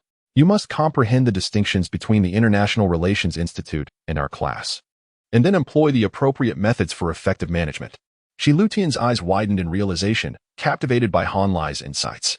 So, our class often experiences minor conflicts without escalating to severe troubles, while the International Relations Institute remains tranquil until a significant crisis erupts. Han Lai nodded with a smile. Exactly. In fact, students at the International Relations Institute become virtually invisible after their second year, spending their days reveling outside, often generating sensational news that reverberates throughout the school. She contemplated this quietly, finally conceding with a nod. Indeed, Han Lai, your perceptiveness is remarkable. Han Lai beamed at the compliment, nearly soaring with pride. Shi Lutian, her captivating eyes sparkling, humbly inquired, how can I effectively manage the class? Han Lai shook his head. You cannot suppress their vitality. It's a natural consequence of youth. You cannot compel them to study diligently, nor can you exile them outside to expend their energy. Unfortunately, our campus is constricted, and the environment exacerbates conflict. Thus, there is no simple solution. Is there truly no way at all? Shi Lutian's expression reflected her disappointment. Oh, how rare. Han Lai chuckled softly, never having anticipated her to exhibit such a sense of responsibility at this moment. You see, you are simply too idle. Your energy lacks a productive outlet. Keep yourself busy. Engage in meaningful endeavors. Worrying about individuals like Duan Xiaoyi and Qin Ping is hardly worthwhile. Shi Lutian paused, gazing into Han Lai's eyes for a significant moment before gradually nodding. I finally understand why you bury yourself in study every day. You do not regard us as equals. This includes Yu Yun, Fang Feifei, and me, correct? Though it may seem somewhat cold, you've awakened me. I should focus more on my own growth. Han Lai smiled faintly, neither confirming nor denying her observation. In his heart, Shi Lutian was indeed special, yet not to the extent of being indispensable. Thus, she was free to think as she wished. In the end, they would all look up to him. It made no difference. His carefree smile sent ripples of emotion through Shi Lutian's heart. She finally discerned the pride of the young man. Yet she could not bring herself to criticize his arrogance. Pride devoid of strength is indeed arrogance. However, pride accompanied by strength manifests as confidence, vision, and spirit. In any case, Shi Luting not only felt no aversion towards him, but even harbored a degree of admiration. Han Lai's discipline and perseverance were undeniably genuine, leaving no room for doubt. While she possessed a resolute spirit, she lacked Han Lai's mindset, revealing a significant disparity between them.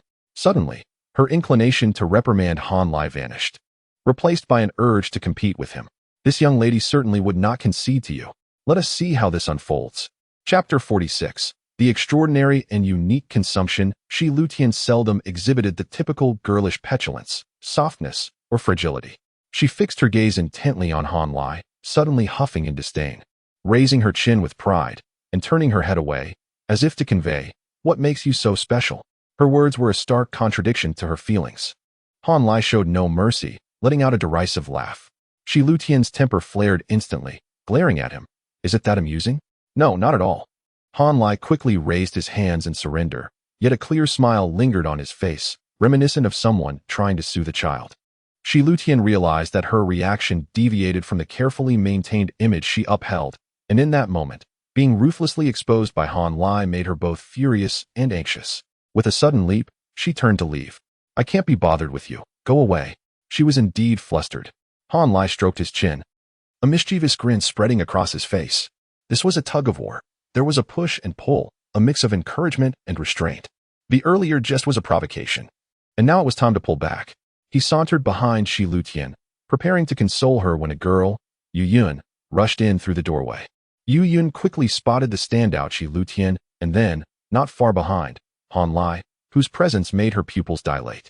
She paused for about 3 seconds before breaking into a beaming smile and opening her arms wide toward Shi Lutian. Ting Ting, I finally found you. How are you feeling now?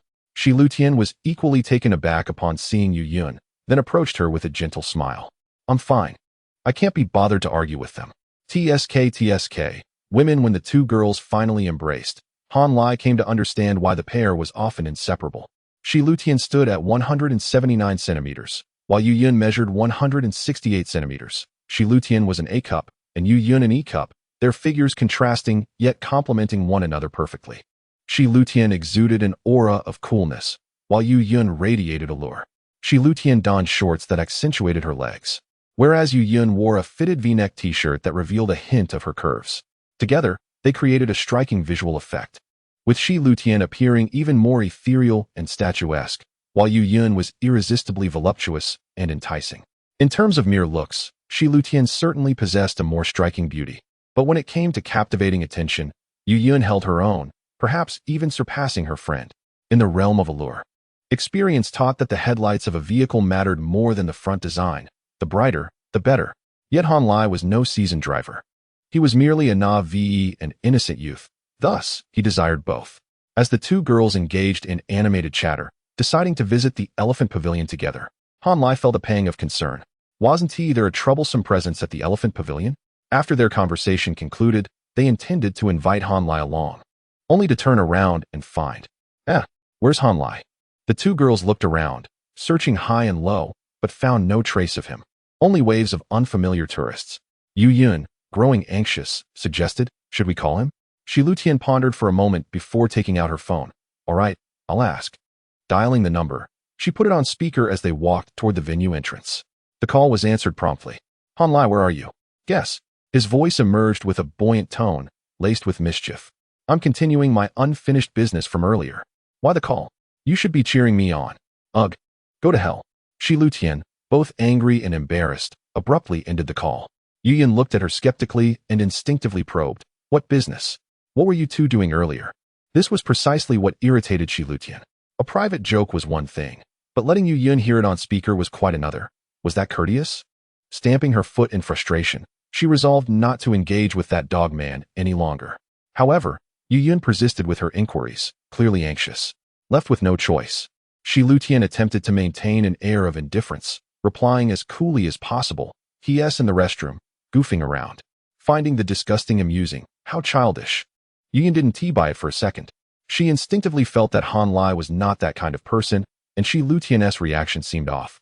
Yet, she merely responded with a gentle "oh," opting not to press further. She harbored some wariness and anxiety, choosing to keep her thoughts private, unwilling to confront Shi Lutian directly. The odds were against her. As the day at the park unfolded, the group gradually reconvened. To be fair, a leisurely stroll through the zoo could indeed be quite enjoyable. Han Lai relished delightful experiences at the Golden Snub-Nosed Monkey Island and the Small Animals Paradise.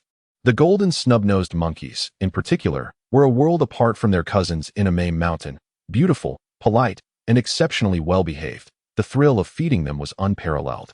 Were it not for the law deterring him, Han Lai would have fancied raising a pair, spending his days playing with monkeys, far more exhilarating than petting cats. Alas, it remained a mere fantasy.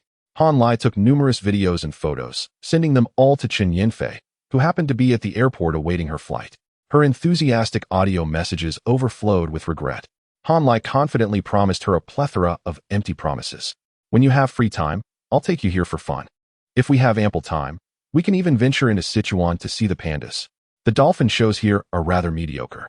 Perhaps we can visit Sanya during the winter break. It felt as though mere level 3 persuasion was insufficient. He yearned for a level 5 charm offensive. Yet Chen Yinfei's responses were consistently encouraging, expressing strong anticipation while leaving ample room for future plans. After chatting for half an hour, when he once again encountered Yu Yun, Shi Lutian, and Feng Feifei, Han Lai felt significantly calmer, his youthful exuberance somewhat quelled. Around 4:30 p.m., the group collectively exited the park, preparing for a meal. Unsurprisingly, a familiar dispute arose. This scene had played out in a previous life, and here it was again. It was somewhat expected. Young men and women from various corners of the world converged in the metropolis, their tastes and spending habits clashing considerably. The spicy fare favored by the locals was met with disdain by those from Jiangsu and Zhejiang, while the sweet dishes displeased the northeastern and Sichuan crowd. Some were indifferent to cost, while others hesitated to chip in extra money. Shi Lutian could easily quell any dissent, yet this gathering was not a formal affair, making it difficult to exert authority. Han Lai observed quietly, then suddenly proposed, "How about we skip the restaurant and head straight to Chongli Road South Snack Street? We can explore as tourists, eat separately, and each pay for ourselves." Fang Feifei, perhaps not fully grasping the suggestion, clapped her hands excitedly. "That sounds great." Yu Yin promptly agreed. With the enthusiastic backing from others, Han Lai swiftly garnered overwhelming support before Shi Lutian could even contemplate her response. Then it settled. Thus, the group meandered through Chongli Road, indulging in food until 7:30 p.m., with the vast majority expressing immense satisfaction. Han Lai was particularly pleased. Fang Feifei treated him to Zhou Bin's stinky tofu, while Yin insisted on buying grilled seafood. The lavish spread included squid, oysters, and large scallops, leaving Han Lai delightfully messy. The most delectable dish was the grilled abalone, tender and flavorful. Slurp. Han Lai was the first to feel full. Yet after strolling for over 2 hours, the group was ready for round 2. Of course, he couldn't just mooch off them. Han Lai contributed his share, accompanying Fang Feifei and Yu Yun to various intriguing shops. With his arms crossed, he leaned back, signaling, "You choose whatever you like. Don't ask me. Everything looks great." After employing the same strategy for 2.5 hours, he finally hit a snag. It was a Swarovski boutique. Yu Yun firmly grasped Han Lai's hand as she pulled him inside, never releasing her hold from beginning to end. Han Lai had just finished a sumptuous seafood feast, still holding a cup of milk tea, and felt the need to uphold the virtues of a soft rice king. Thus, he indulged her with a modicum of effort. Suddenly, Yu Yun halted before a particular necklace, exclaiming, "Wow, how beautiful!" Han Lai glanced over nonchalantly, his gaze suddenly sharpening, his expression becoming intriguingly contemplative. "Is it beautiful?" "Yes, yes." Yu Yun nodded fervently, extolling its beauty. The necklace in question was a classic Swarovski swan design, akin to the ubiquitous black swan from later generations. The variant Yu Yun had set her sights on was the newly released gradient blue swan. Remarkably, in a previous life, the very necklace Han Lai had painstakingly gifted her was this one before him. Yu Yun had received it half-heartedly and had never worn it. As time turned, she now exhibited an intense adoration for the necklace, leaving Han Lai feeling a peculiar mix of absurdity and humor. "Miss, could you help me take it out? I wish to try it on." Yu Yun eagerly communicated with the sales assistant, soon donning the necklace that shimmered with a faint blue glow. She gazed into the mirror, beaming with delight, constantly seeking Han Lai's approval. "Is it pretty? Is it pretty?" "Quite lovely," Han Lai replied, watching the blue swan dangle in the center of the Y-shaped neckline, nodding sincerely. Suddenly, Yu Yun tilted her head back, grasping Han Lai's arm with a pitiful plea. "I adore it so much, but my living expenses are inadequate." "What on earth?" Han Lai felt a profound headache. Did she expect a soft rice king to regurgitate what he had consumed? In truth, Han Lai understood that her true request was not for money, but for a gift imbued with significance. It was akin to how he dined with her not out of necessity, but as a form of mischievous retribution. This rendered the situation rather perplexing. Just for that seafood feast, Han Lai had consumed 200 yuan of Yu Yun's money, and she had remained silent, choosing only the most expensive items without reservation. Surely, one could not turn their back immediately after a meal, could they? Moreover, Han Lai found the whole affair rather amusing. In a past life, he had gifted it to her with deep affection, only for her to disregard it like refuse. Now, he regarded her as a mere plaything, and yet she implored him for it. At that moment, an intriguing sense of fate and accomplishment intertwined within Han Lai's soul, filling him with delight and igniting his curiosity. What would the outcome be this time? How fascinating! A mysterious smile, inexplicable to Yu Yun, crept upon Han Lai's lips. Difficult to articulate, yet she found it enchanting and alluring. Yu Yun, entranced, wore an expression that oscillated between joy and displeasure as she stepped closer once more. Leaning forward, she swayed Han Lai's arm, filled with anticipation, continuing her coaxing. "Please, pretty please." Han Lai relished the moment while weighing his options, ultimately deciding to let this necklace serve as a special symbol connecting their past and present. He retrieved his wallet, handing the sales assistant an assortment of bills totaling 498 yuan, softly requesting, "Please wrap it up." Yu Yun was overjoyed, pressing her entire being against him. Thank you, thank you. You're so wonderful. I'm so happy. Given her exuberance, had there not been other patrons in the store, she might have impulsively offered a kiss.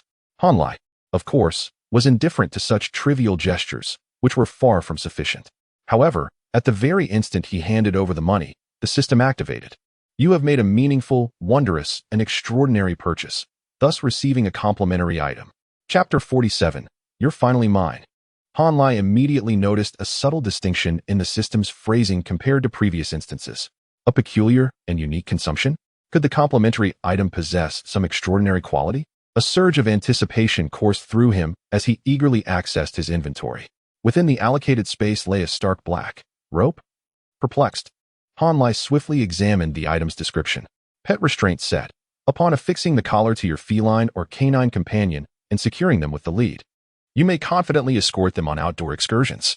Effect: compliance 50, contentment 50. Note: ostensibly, their utility extends beyond mere canine ambulation. Hiss.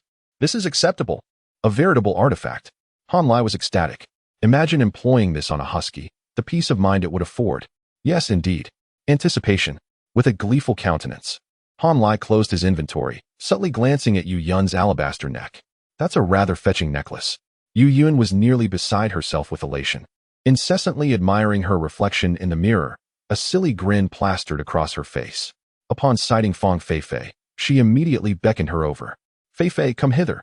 Behold the necklace bestowed upon me by Brother Lai. Is it not exquisite? Winky face, Fang Feifei was utterly flabbergasted, alternating her gaze between Yu Yun, Hanlai, Yu Yun's necklace, and then back to Hanlai. Soon, her eyes welled up with a palpable sense of grievance, as if on the verge of tears. Brother Lai, she whimpered, her voice drawn out and laced with sorrow. Hold your horses. Hanlai, in high spirits, wished to preempt any potential drama. He decisively declared, there's one for you as well. Go pick it out yourself. Fang Feifei's tears vanished instantly, but Yu Yun was displeased. She tugged on Hanlai's arm, pleading, pay her no mind. Would you please? Fang Feifei promptly sidled up, embracing Hanlai's other arm. Look at her. Is she not revolting? Uffed. Hanlai, a man of considerable restraint, was nonetheless amused by their antics. Where on earth did you two learn that? You're both lunatics. If you don't release me, I shall be compelled to take action. Hanlai playfully threatened, causing the two girls to blush and recoil as if shocked by an electrical current. Brother Lai's action was generally too much for the average girl to handle. At least, not in such a public setting. However, despite relinquishing their hold on his arms, Fang Feifei and Yu Yun persisted, engaging in a back-and-forth exchange. The store's existing patrons and sales associates, witnessing this spectacle, were visibly astonished. Several female customers scrutinized Hanlai with peculiar expressions, examining him from head to toe. The more they observed, the more perplexed they became. What is it about this young man that exudes such charm? His looks are moderately appealing, his attire is reasonably fashionable, and his physique is rather slender. It simply doesn't add up. Even Hanlai himself found it unexpected. This phenomenon was largely confined to Renwen University in the initial weeks of the semester. In a different institution or at another time, such a scene would be unimaginable. Renwen was too insular, too enclosed. Their daily interactions were limited to a small circle of classmates, among whom Hanlai stood out like a colossus. Furthermore, the timing was impeccable, coinciding with their eagerness to revel in their newfound freedom, yet before they had truly experienced the world. Most importantly, there was the presence of Shi Luding in their class and Pan Gu in the international college, who had effectively cornered the market on high-end males in the school, leaving the two girls feeling insecure about their own attractiveness. Without these internal and external factors, they might still have been drawn to Hanlai, but not with such fervor. Oh, and let's not forget their pre-existing rivalry, which only heightened the competition. In any case, this was the first time in Hanlai's 2 lives that he had enjoyed such treatment. Even Duan Xiaoi, with whom he had been intimate, had never been the object of such a contest. When Duan Xiaoi and Fang Feifei first became involved, Yu Yun had frequently mocked Fang Feifei behind her back, deriding her poor taste. Later, when Yu Yun herself married Duan Xiaoi, she may have finally realized that marrying a wealthy simpleton wasn't such a bad idea after all.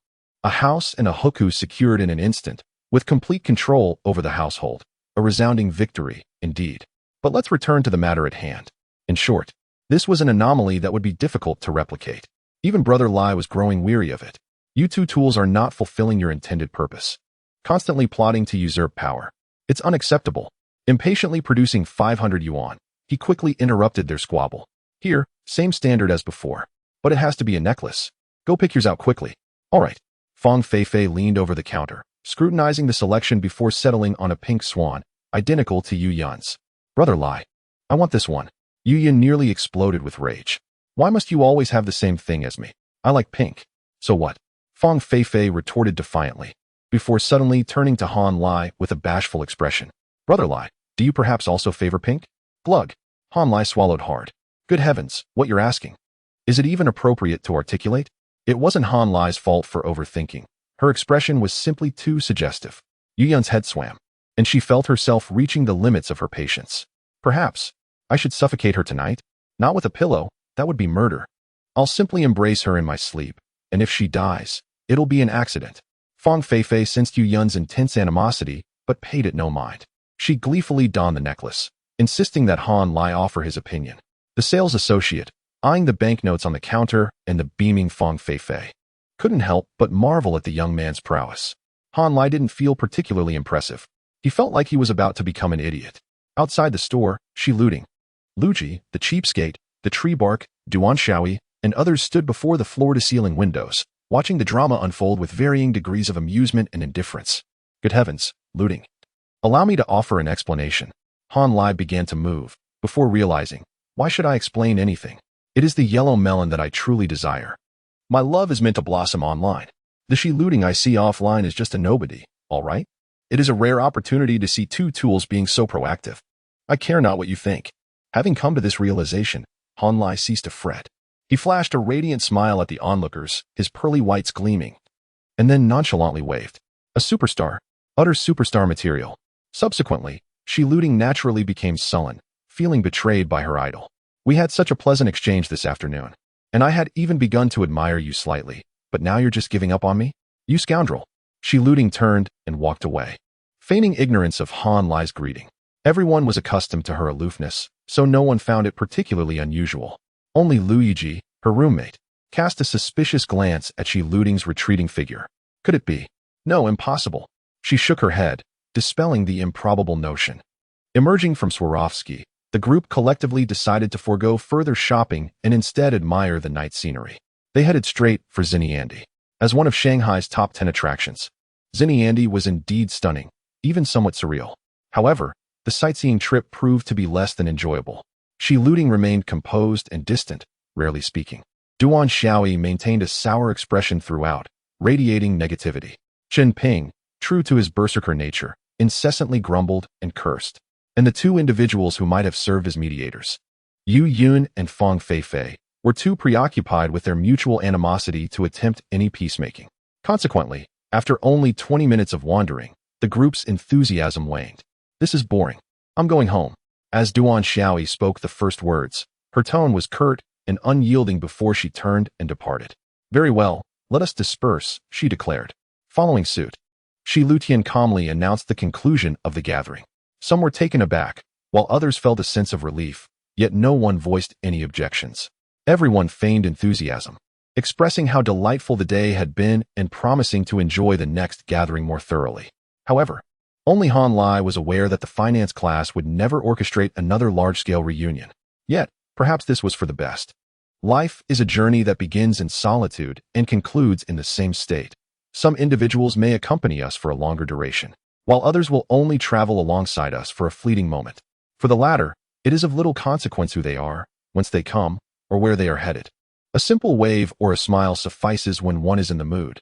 If not, it is best to ignore them and focus on oneself. Allowing transient acquaintances to sway one's emotions is hardly worthwhile. In a past existence, Han Lai failed to grasp this truth, leading to a life marked by turmoil. In this lifetime, he would certainly avoid repeating the same missteps. With a light-hearted smile, he quietly followed the crowd back to the campus.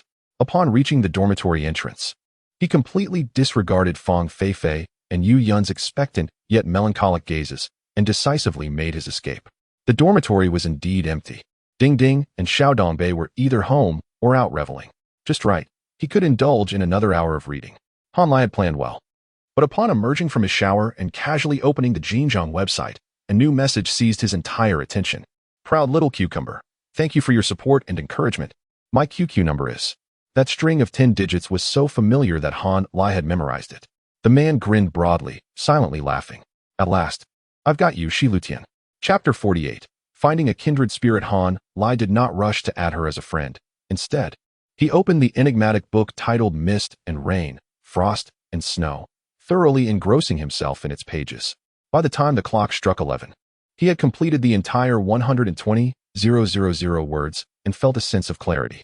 He opened his alternate account, input his number, searched, and once again encountered that familiar interface. Who am I? The proud little cucumber. Who are you? Hem swaps for cucumber. What do you want from me? Exchange. Ah, no, delete that. He earnestly changed it to 2 words, communication.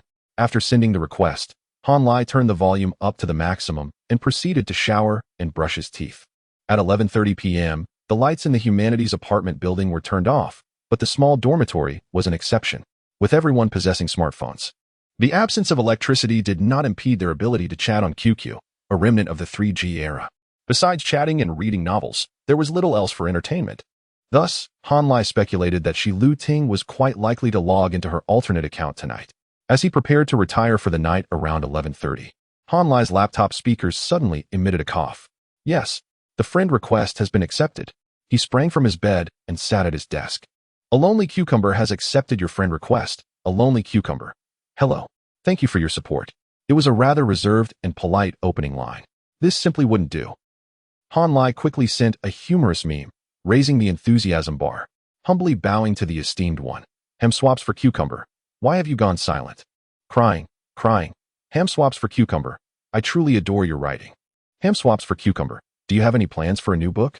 In dormitory 2333, Shi Lu-ting lay curled up in bed, anxiously staring at her QQ interface. Her book had committed numerous novice errors.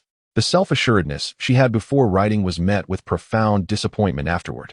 In a month and a half, she had garnered only 100 followers, received 3 generous donations, and a plethora of generic comments. Perhaps only a handful truly cherished her work. Yet, there was not a single person willing to engage with her as an author. Thus, this was her first time adding a reader's QQ account to chat. She was filled with anticipation. However, the reader on the other side was the only one who had given significant donations. She held them in high regard, yet was uncertain how to respond appropriately. Consequently, she felt a mixture of hope and anxiety. When the reader sent 3 enthusiastic greetings in quick succession, her heart trembled, as if electrified. Look, that's my fan. Finally, someone recognizes my artistic expression amidst the sea of literature. I am not an unnoticed little soul. Shi Lu-ting felt an overwhelming rush of excitement, akin to the joy of Bo Ye meeting Zi Qi, allowing her to momentarily shed her aloofness and defenses. A lonely cucumber. Huh? Thank you for your admiration. A lonely cucumber. It's not that I wish to be silent. Rather, the data is discouraging, making it hard to continue writing. Wailing. A lonely cucumber. I even doubt whether I'm suited for novel writing. Aside from my prose, everything else is a mess. Crying. When conversing with women, it is crucial to understand what they wish to hear. Many sycophants mistakenly believe that mindless flattery suffices. But that is a grave misconception. Every beautiful woman has heard countless compliments throughout her life. Indifference, annoyance, and apathy are the norms. This also involves a question of qualification. Do you possess the weight to genuinely compliment her? For instance, if Zhang Yimou casually remarks, "You are truly beautiful and possess great poise," it is a significant honor. However, if an average bystander approaches and exclaims, "Hello, beautiful, you are stunning," it comes off as superficial. Han Lai's initial donation of 100 yuan somewhat resolved this qualification issue, allowing him to commend her writing without causing disdain. Yet, the ensuing conversation could not continue down the path of mindless praise. The weight was still insufficient, and excessive flattery would seem disingenuous. Furthermore, it would not delve into the crux of the matter. Thus, Han Lai thoughtfully analyzed Shi Lu-ting's mindset, discerning what she most desired to hear, and cautiously began to engage. Ham swaps for cucumber. Your current state is quite good. Ham swaps for cucumber. To speak candidly, there are indeed significant issues with the plot of Mist and Rain, Frost and Snow. Ham swaps for cucumber. Moreover, the techniques are rather immature. Ham swaps for cucumber. However, since you have calmed down and can acknowledge your shortcomings, you will surely improve rapidly. Ham swaps for cucumber. As an online writer, aside from a few top-tier prodigies, most great and lesser authors hone their craft gradually. Your later style is commendable. Upon reading those two critical remarks, Shi Lu-ting felt a twinge of discomfort. Yet, upon seeing the subsequent words of encouragement, warmth washed over her. Thus, she readily accepted the other's critique. Indeed, my dear friend is right. To achieve success, one must confront their weaknesses. With unprecedented humility, she sought advice from her sole reader. Could you elaborate on my issues? Additionally, how can I rectify them? This question was rather broad, bordering on desperate. Upon seeing it, Han Lai couldn't help but chuckle. If any casual fan could analyze such a question thoroughly, what need would there be for professionals? However, fortune smiled upon her, for he was indeed an expert. With over a decade of experience, having achieved a high readership level, his writing skills allowed him to teach effectively, making him somewhat overqualified to guide a novice. To elevate his authority in Shi Lu-ting's eyes, Han Lai unleashed his full analytical prowess. Ham swaps for cucumber. Let me clarify that what follows is entirely my personal perspective. I believe your primary issue may not lie in the plot, character development, or pacing, those age-old discussions, but rather in your lack of life experience and societal knowledge to uphold such a narrative. In simpler terms, it is a classic case of ambition outpacing accumulation. The story you wish to tell is grand and magnificent, a perfect vision of your imagination. Yet, without appropriate details to fill it in, it appears quite superficial. While reading, I often feel a sense of effort. Your prose is more than adequate, with certain passages even displaying remarkable flair. However, when viewed as a whole, the phenomenon of a small horse pulling a large cart is pronounced. It is clearly beyond your control, leading to fragmentation and chaos. Moreover, your whimsical creativity, when left unchecked, exacerbates structural issues, raising the reading threshold well beyond the commonplace standards of online literature. Thus, your writing is not poor. It merely requires a discerning audience to reveal its merits. I even wonder if you might be underage or just recently turned of age. Those of a more advanced age rarely maintain the delicate and pure style that initially appears cold yet is, in truth, nuanced and sincere. Whoa. Shi Lu-ting's eyes widened as she gripped her phone tightly, her body trembling with excitement. This was not merely the meeting of Yu Boya and Zhong Ziqi. It was the encounter of Nalan Rongrua and Gu Jingguan. I am Jingguan, and you are my Rongrua. How can you be so accurate? Suddenly, Shi Lu-ting was enveloped in a euphoric daze, her emotions surging, dopamine flooding her system, leaving her both elated and languorous. Finally, she replied with a succinct 7 words. How can I improve? I shall heed your advice. 3 exclamation marks conveyed her unwavering determination and resolute conviction. Goose, goose. Goose, goose, goose. Han Lai leaned over his desk, laughing so hard that it caused him physical discomfort, tears nearly spilling from his eyes. Oh, dear cucumber, just trust me. Would I ever lead you astray? Absolutely not. Now, let us enjoy our delightful companionship. Chapter 49. The Stirring Wings and Truth. Han Lai's intentions extended beyond merely teasing Shi Lu-ting. She had other purposes as well, necessitating the continuation of her ruse. Ham for cucumber. Your issue lies in your youth and insufficient experience. It can only be honed over time, with no immediate remedy. My counsel is to steer clear of themes that challenge your current capabilities and instead focus on what you can adeptly handle. Gradually cultivate your fanbase by leveraging your writing strengths. Have you contemplated which genre flows most naturally for you? Perhaps passionate scenes? An answer immediately sprang to Shi Lu-ting's mind. You see, I have never actually watched the authentic productions. My understanding is derived from a mishmash of trivial yellow texts, yet I can craft an array of imaginative narratives. Pure talent. However, despite this reality, she refrained from voicing it outright. After some contemplation, she delicately articulated, I may possess a greater proficiency in the intricate portrayal of certain scenes and a keen sensitivity to the emotional and physical transformations of women. Upon her first reading, Han Lai failed to grasp the meaning. After a moment of reflection, understanding dawned upon her. Han Lai nearly doubled over with laughter before unceremoniously exposing her. Ham for cucumber, passionate scenes? Shi Lu-ting, feeling a wave of embarrassment, nervously fidgeted with her toes. Grateful to be ensconced in the safety of her blanket, discussing through the screen, she responded timidly with a single word, Ham for cucumber. Passionate scenes can only serve as embellishments. What a hassle. The confidence of little cucumber dwindled further. Then what should I do? Ham for cucumber. Are you certain you genuinely enjoy this vocation and are willing to refine your craft? Shi Lu-ting found the question peculiar, yet the answer was undoubtedly affirmative. Lonely voice of a cucumber. Yes, I truly relish writing. Nonsense. In fact, she felt she had no other choice. Shi Lutian was a young woman acutely aware of her own limitations. Initially, her aspiration was to become a star. However, at the tender age of 16, having reached a height of 177 centimeters, her dreams of stardom were dashed. With her height and looks, pursuing a modeling career might have been feasible. Yet the domestic modeling industry bore a tarnished reputation with limited prospects, leaving her disinclined to wade through such murky waters. A conventional job was out of the question, leaving her with two options: marry well or venture into entrepreneurship. Studying finance was part of her exploration, as was writing online literature. As long as success was attainable, she was open to trying any legitimate or slightly questionable means. Filled with renewed hope, she inquired, "Do you have any good suggestions?" Ham for cucumber. It's not particularly brilliant advice, just a sudden thought. Lonely voice of a cucumber. Oh, I would love to hear more. Ham for cucumber.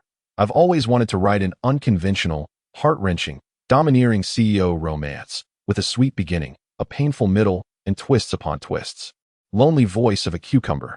Lonely voice of a cucumber. That sounds wonderful. What is the story about? Ham for cucumber.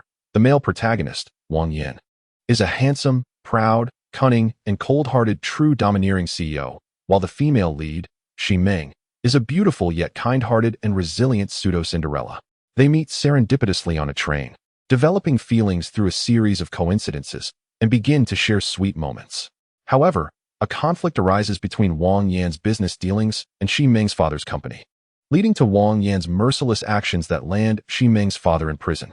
Shi Meng's half-sister, in an effort to save both her father and Shi Meng, sacrifices herself and becomes a captive of Wang Yan, enduring humiliation and torment. It turns out that the male lead has unusual proclivities. Yet his deep love for the female lead prevents him from inflicting harm upon her. Thus he resorts to a substitute to vent his desires. Shi Meng, alerted by the affections of the second male lead, ultimately uncovers the truth, transforming from an innocent flower into a powerful and ruthless female protagonist. She feigns affection to marry the male lead, and during a grand wedding, her sister, adorned with toys, forces a smile while the female lead's eyes shimmer with happy tears, amplifying the dramatic tension. Ultimately, she utterly destroys the male lead's career, life, and masculinity before taking her own life before him, leaving him with a child that renders him both tormented and unable to escape his despair. In essence, the narrative should be filled with as much torment as possible, capturing the extreme love and hate in a tangled web of emotions. What do you think? Is there potential? Goodness, how intense. Shi Lutian gazed at the words on her phone, her body trembling slightly. Classic domineering CEO narratives endure, yet it has become increasingly challenging to infuse novelty into them. Meanwhile, the resurgence of ancient romance narratives steeped in anguish is rapidly gaining traction, yet they inherently possess an ethereal quality. The amalgamation of domineering CEO tales with tragic romance, subverting traditional tropes and delivering a refreshing perspective, also wields formidable emotional catharsis. Lonely voice of a cucumber. I want to read it. It's far superior to my story. Write it. I shall be your first reader. Han Lai chuckled mischievously, revealing her true intentions. Ham for cucumber. However, I only excel in certain aspects, such as writing intense passionate scenes and delving into female psychology, which I find challenging. After all, I am a man.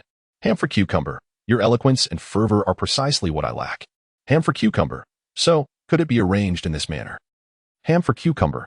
I shall hire you to refine my first draft. You have two options. First, receive a fixed payment of 20 yuan for every 1,000 words refined. Second, if you possess confidence in the story, you may take 1/3 of all profits from subscriptions, rewards, and copyright sales. However, the rights to authorship and ownership remain mine. Shi Lutian was taken aback. A man, one who relishes reading female-oriented novels and even aspires to write a domineering CEO romance. Well, let's set aside gender for now. Collaborating with me on writing. No, he wishes to hire me as a ghostwriter. Shi Lutian felt dizzy, her mind in disarray. Lonely voice of a cucumber. This is quite sudden. Please allow me some time to consider. Ham for cucumber, of course. I shall prepare an outline shortly and draft the golden 3 chapters for your review. At that time, you can decide. Even if cooperation doesn't materialize, we shall remain friends. Please don't feel pressured. Lonely voice of a cucumber. All right, I shall go to sleep now. Good night. As the other party's avatar dimmed, Shi Lutian sank into profound confusion. How did it come to this? A little fan suddenly turned employer. The story is indeed a fresh and captivating one. Yet there are numerous competitors in the same genre. Can it truly succeed? Yet that kind of tragic romance is undeniably alluring. In her turmoil, Shi Lutian could not fathom that this was destined to become a wildly popular new wave of tragic romance in the future. Han Lai, who had scarcely read female-oriented novels, was nonetheless aware of such a concept. Clumsily altering details, he was uncertain if they adhered to the traditional tragic romance formula. Yet the dramatic tension was indeed palpable. By 2013, it should suffice. As for his motivation, the bull market of 2014 commenced in January, and prior to entering the fray, Han Lai hoped to earn some pocket money and enhance his stock trading skills. With a readership base, a level 3 literary foundation, and level 3 writing skills, why not put them to use? It was also an opportunity to mentor Shi Lutian, a win-win situation. Moreover, writing for a female audience was merely a preliminary venture. His true masterstroke was a meticulously crafted financial trading narrative. In his previous life, a stock trading novel had garnered immense popularity just before the stock market crash of 2015, becoming the first of its kind to achieve 1,000 alliances. The author of that book is not a professional and has transgressed the taboo of unlicensed stock recommendations, ultimately leading to the book's ban.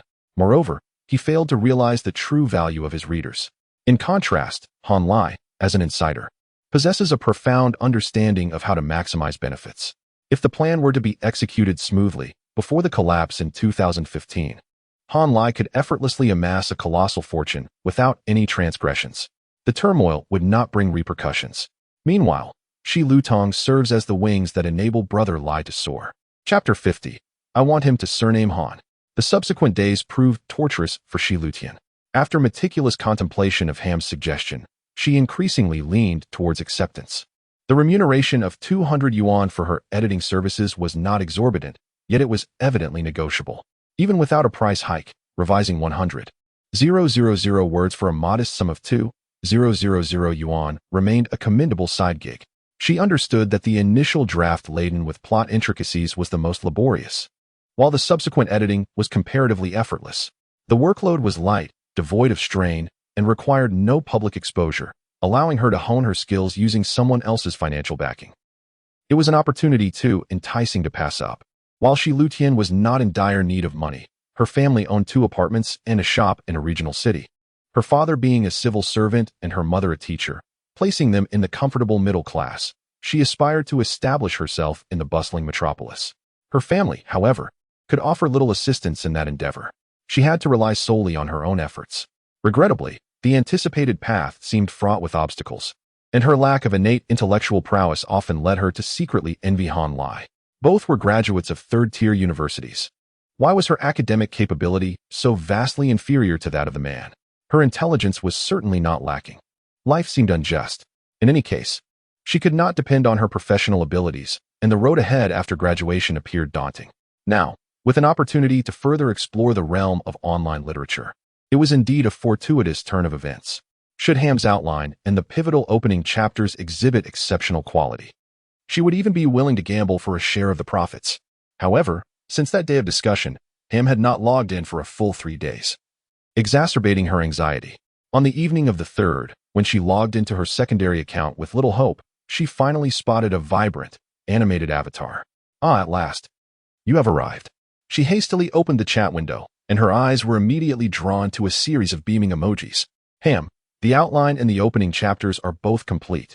Ham, I'll send you a copy. Take a look. By the way, the outline only covers the initial sections, so just familiarize yourself with it. Shi Lutian replied with a simple OK and eagerly began downloading the file. Upon opening the document, the first thing that caught her eye was the title, Without Me in the Remaining Life, You Must Live Well. It had a somewhat artistic flair, albeit slightly off-topic. Yet it resonated deeply with Shi Lutian. The story began with Shi Meng being approached by a middle-aged man, her inherently gentle and submissive nature making it difficult for her to refuse, thus leading to her entrapment by the man's persistent advances. This situation affected the mood of the neighboring Wang Yin, the cold and charismatic male protagonist who made a formidable entrance. Like a detective, he dissected the middle-aged man's attire, watch, and speech, unveiling the entirety of the man's background, power, and family with piercing and acerbic wit, infuriating the older suitor. Just as a more intense confrontation was poised to erupt, Wang Yin calmly revealed his trump card. In my eyes, you resemble a completely transparent and laughable creature. What are your credentials? The Chongqing Group? Your immediate superior cannot possibly be of Gu Ming's caliber, but if I were to call Gu Ming, I doubt he would mind granting me a favor by casually dismissing an incompetent middle manager. So what do you say? Shall we wager on whether Gu Ming's number is indeed in my phone? The minor antagonist was left flabbergasted, begging for mercy before fleeing in shame. With just a few words, Wang Yin successfully portrayed a character of considerable depth, showcasing his analytical prowess and command of the situation. Moreover, he introduced a somewhat fantastical skill of cold reading. Xi Ming was utterly captivated by Wang Yan's performance. Concurrently, Shi Lutian found herself enchanted by Ham's writing technique. My goodness, who is my little fan? His flair for dramatic confrontation is astonishing. Of course, there were still issues. In Shi Lutian's view, many descriptions and word choices in this chapter leaned towards a rather rigid perspective. By rigid, she meant it reflected a distinctly male viewpoint. For instance, the portrayal of Xi Ming's resistance was entirely conjectured from a man's perspective. In reality, her psychological response should be more delicate. However, these were minor concerns. Although female-oriented online literature does not place excessive emphasis on dramatic confrontations, an elevated and sophisticated portrayal can elicit immense satisfaction, a sentiment shared by both genders. Furthermore, Ham's dialogue was so well-crafted that it could easily serve as lines for an idle drama. The cinematic quality of the writing was truly exceptional. Shi Lutian could hardly contain her excitement as she read through all 3 chapters, her mind racing with a singular thought. Collaborate with him. A lonely voice. I do not wish to charge for my editing services. I desire a third of the profits. When Han Lai received the message, he had already penned 6 chapters of his melodramatic new novel. In that case, my standards for you will be even more stringent. Are you prepared? A lonely voice. Bring it on. Han Lai chuckled, an air of mischief in his demeanor. Ham, now, draft a passionate scene between Xi Ming and Wang Yin. And let me see your work. You must detail the reasons, setting, specifics, and special imagery. Utilize your imagination fully, writing from a female perspective. And make it beautiful and fervent. Oh, and there are no limits on length. Shi Lutian's face suddenly flushed, feeling as if all 10 of her toes curled in embarrassment. Goodness, how utterly shameful. Why must I write such things for a man? Well, for the sake of my aspirations, for the sake of art. Thankfully, this is all online. Thank goodness he is a stranger. She forcibly quelled her psychological turmoil, though a sense of awkwardness lingered. A lonely voice, I have a small suggestion. Ham, A lonely voice. Could we possibly change the female protagonist's name? Ham, reason? A lonely voice, well, don't you think it sounds a bit too ordinary? Ham, then, how about we change it to Xi Mingting? WW. The moment Shi Lutian saw the name Xi Mingting, she felt utterly flabbergasted. My goodness, how is it becoming increasingly close? If this continues, I might just fully immerse myself in the character. A lonely voice. No. What I meant was, could we change the surname? Han Lai was nearly in stitches, wiping away the tears of laughter as he resolutely denied Shi Lutian's unreasonable request. Ham, the surname cannot be changed. She carries profound significance. Shi Lutian shivered, her heart racing wildly. What significance? Ham, she refers to a mat woven from grass or reeds. Don't you think it resonates with her fate? What a load of nonsense. Shi Lutian muttered indignantly, just as she was about to make another attempt at persuasion. A new message appeared from across the screen. Ham, while the female protagonist's surname remains unchanged, you are welcome to choose the names for both the male and female leads. I truly lack the knack for naming in female-oriented narratives, so feel free to ponder it thoroughly. Shi Lutian's eyes suddenly sparkled with a sense of exhilaration. What surname shall the male protagonist bear? I want him to be surnamed Han. The new chapter remains unpublished. The new chapter is currently under review. Please be patient as I work to resolve this issue. Chapter 51. The immersion is overwhelming. In just a day, Shi Lutian submitted his assignment to Han Lai. A staggering 10,000 words. To say it was detailed would be an understatement. As for the psychological insights and specific emotions depicted, Han Lai was unsure. After all, our dear Lai Gu is a department head, adept only at practical skills, having never encountered grander spectacles. Nevertheless, the narrative was vividly portrayed, almost eerily so, leaving Han Lai tapping his fingers against the table in agitation. With meticulous attention, Han teacher critiqued each word, spending a full half-hour on the voluminous piece. Ultimately, he extended enthusiastic praise to his classmate, Xiao Huanghua. Excellently written. It far exceeds my expectations. To be honest, this was quite absurd. Despite Han Lai's proficiency in third-level literature, writing, and driving, he still could not match Shi Lutian's level. If one could quantify it, Shi Lutian's unique writing prowess would easily be classified at least as a level 4. Yet, how many books had she read, and how many words had she penned? Han Lai was compelled to acknowledge once more that this world belongs to the prodigies. Talent, it seems, operates without reason. However, Shi Lutian's talent, well, it is rather astonishing. Pondering for a while, Han Lai felt an inkling that matters might not be as straightforward as they appeared. Could it be that Shi Lutian's gift for writing Xiao Huangwen was merely an extension of a greater talent? Lai Gu was consumed with curiosity. After a tense yet exhilarating half-hour, Shi Lutian finally received praise from the ham tycoon. A jolt of electricity surged through her, leaving her trembling. Did I pass? Ham switched to cucumber. Indeed, my little brother informs me that the 1/3 share belongs solely to you. Though it was a compliment, it struck her as rather peculiar. Shi Lutian flushed, her emotions a blend of joy, excitement, embarrassment, and a hint of thrill. Oh dear, Shi Lutian, you truly are extraordinary, she murmured to herself, forcing calmness to focus on matters at hand. A moment of solitude. Should we perhaps sign a contract? Ham switched to cucumber. What is your thought on this? Shi Lutian bit her lip, caught in a dilemma. She wanted security, but was reluctant to sign an official contract. Primarily, she wished to keep her identity, including her ID number and photographs, private. She hoped to maintain a simple relationship with Ham Tycoon, free from the complications of her appearance. Yet, if the book performed exceptionally well, that 1/3 share could amount to a significant sum. Without a contract, how could she safeguard her interests? A moment of solitude. I'm uncertain. Han Lai chuckled inwardly and asked teasingly, do you have any reservations? A moment of solitude. I'm not particularly attractive, and I don't wish to reveal my photo. Ham switched to cucumber. That is of no concern. What matters is your talent, not your looks. A moment of solitude. Moved. Ham switched to cucumber. Let us do this. I'll grant you access to the author's backend, so you can verify your actual earnings at any time. Just provide me with your bank account number, and I will promptly transfer your share the moment the royalties arrive each month. How does that sound? Can you trust me? Shi Lutian was not naive, yet she genuinely doubted that this book would yield substantial profits from subscriptions. Most of the wealth tales from Xinjiang stemmed from copyright sales.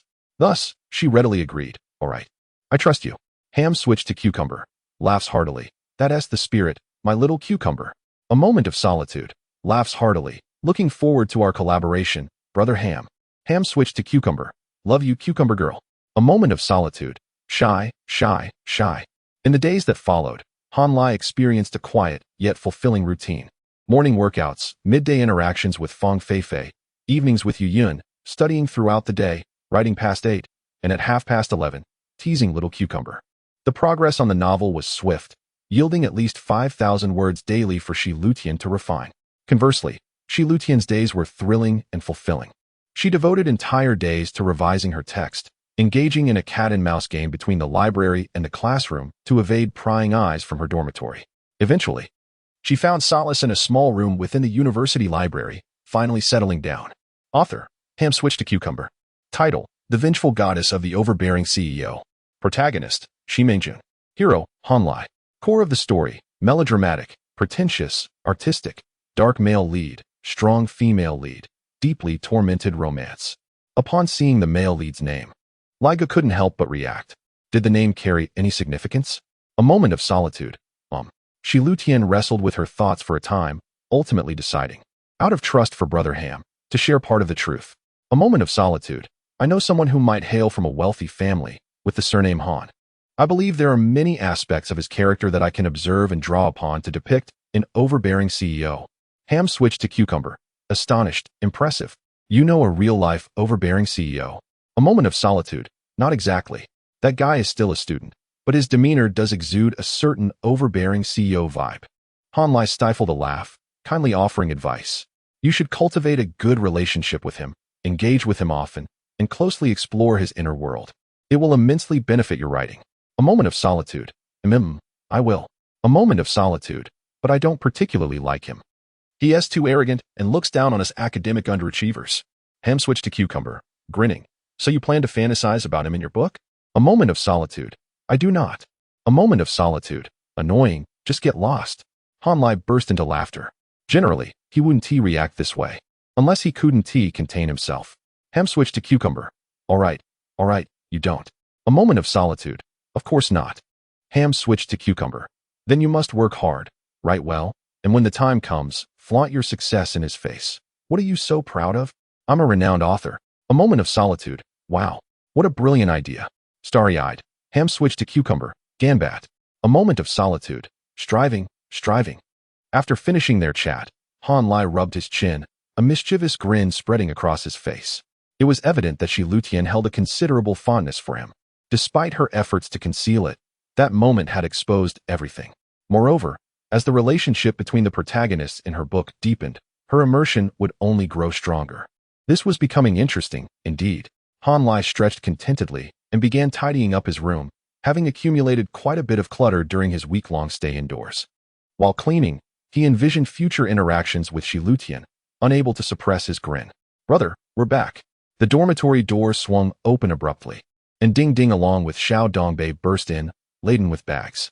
The exuberant duo suddenly halted, frozen in the doorway.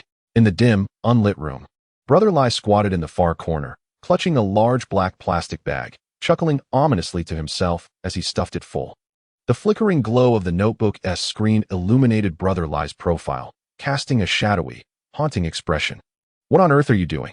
Han Lai turned his head, smiling at the two younger brothers. Back already? Upon catching sight of that smile partially concealed in the shadows, the two brothers felt a shiver run through their bodies, their legs turning to jelly. Chapter 52. The unmatched duo. Big brother, what are you doing? Little Northeast inquired proactively.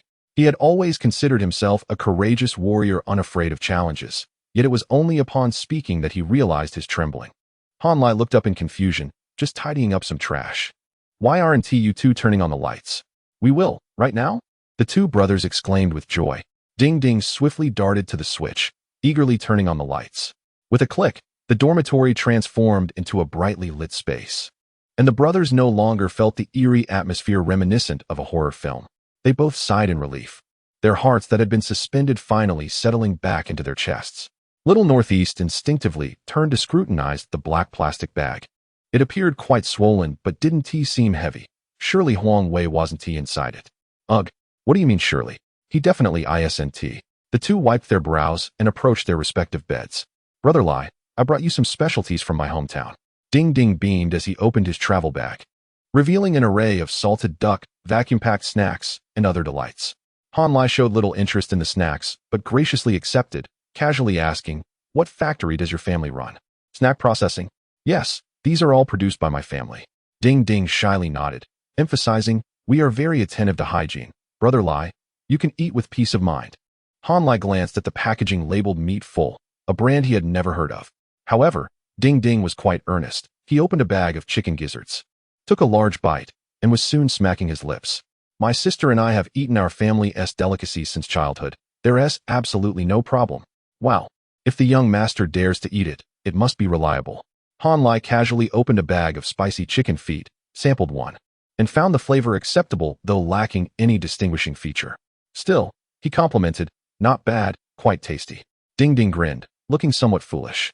This boy was far more endearing than Huang Wei.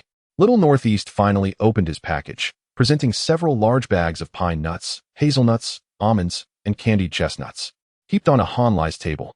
Here, big brother, try the specialties from our Northeast forest. Wow, that is a lot, brother. Han Lai quickly declined. No? Just let me taste it. You can take the rest back. Not a chance. Just take it. If you can't finish it, give it to others. Don't be polite. I specifically brought it for you, big brother. I've lost all desire for these things myself. Little Northeast pounded his chest, as if he needed to strike hard enough to prove his loyalty. Han Lai mused, what have I frightened these two children into? Such a sin. Of course, there's nothing to regret. If I don't intimidate them, I would surely be the one to suffer. Although Huang Wei initiated the provocation, it was evident that once he made a move, the others would certainly follow suit. Were they bad? In truth, most were not. However, they were excessively spoiled, never taking bullying seriously, and would dare to do anything in a crowd. Presently, it seemed Ding Ding and Little Northeast still held potential for reform, unlike Huang Wei. Thinking of Huang Wei, Han Lai casually asked, what about little Huang? Has he completely moved out? It was merely a casual inquiry. Yet Ding Ding and Little Northeast clearly interpreted it differently. The two exchanged furtive glances, their hearts racing. See? The big brother still holds a grudge. Oh no. We must inform Huang Wei to avoid coming back and being a nuisance. That plastic bag can hold trash, but it can also hold something else. Little Northeast mumbled. Don't worry, big brother. He surely wouldn't dare flaunt himself in front of you again, whether he moved or not. Ding Ding hurriedly nodded in agreement. Han Lai chuckled softly. All right then, let us not bring him up. Have you two eaten yet? Not yet. Then let us go? You've brought me so many specialties. I'll treat you to a meal as a gesture of reciprocity. Han Lai waved his hand gently, attempting to present the most amicable demeanor possible. The two brothers eagerly nodded, feeling an overwhelming sense of honor. The trio didn't venture far, choosing a barbecue restaurant in a nearby snack street. Once seated, Han Lai asked, Would you mind if I invited a couple of classmates to join us? Little Northeast promptly responded, What is there to mind? Big brother, do you need me to arrange for a few girls to accompany us? Oh, Han Lai was amused. It's only been a few days since school started, and already you're making such arrangements? That is not my arrangement. Little Northeast chuckled sheepishly, scratching his head.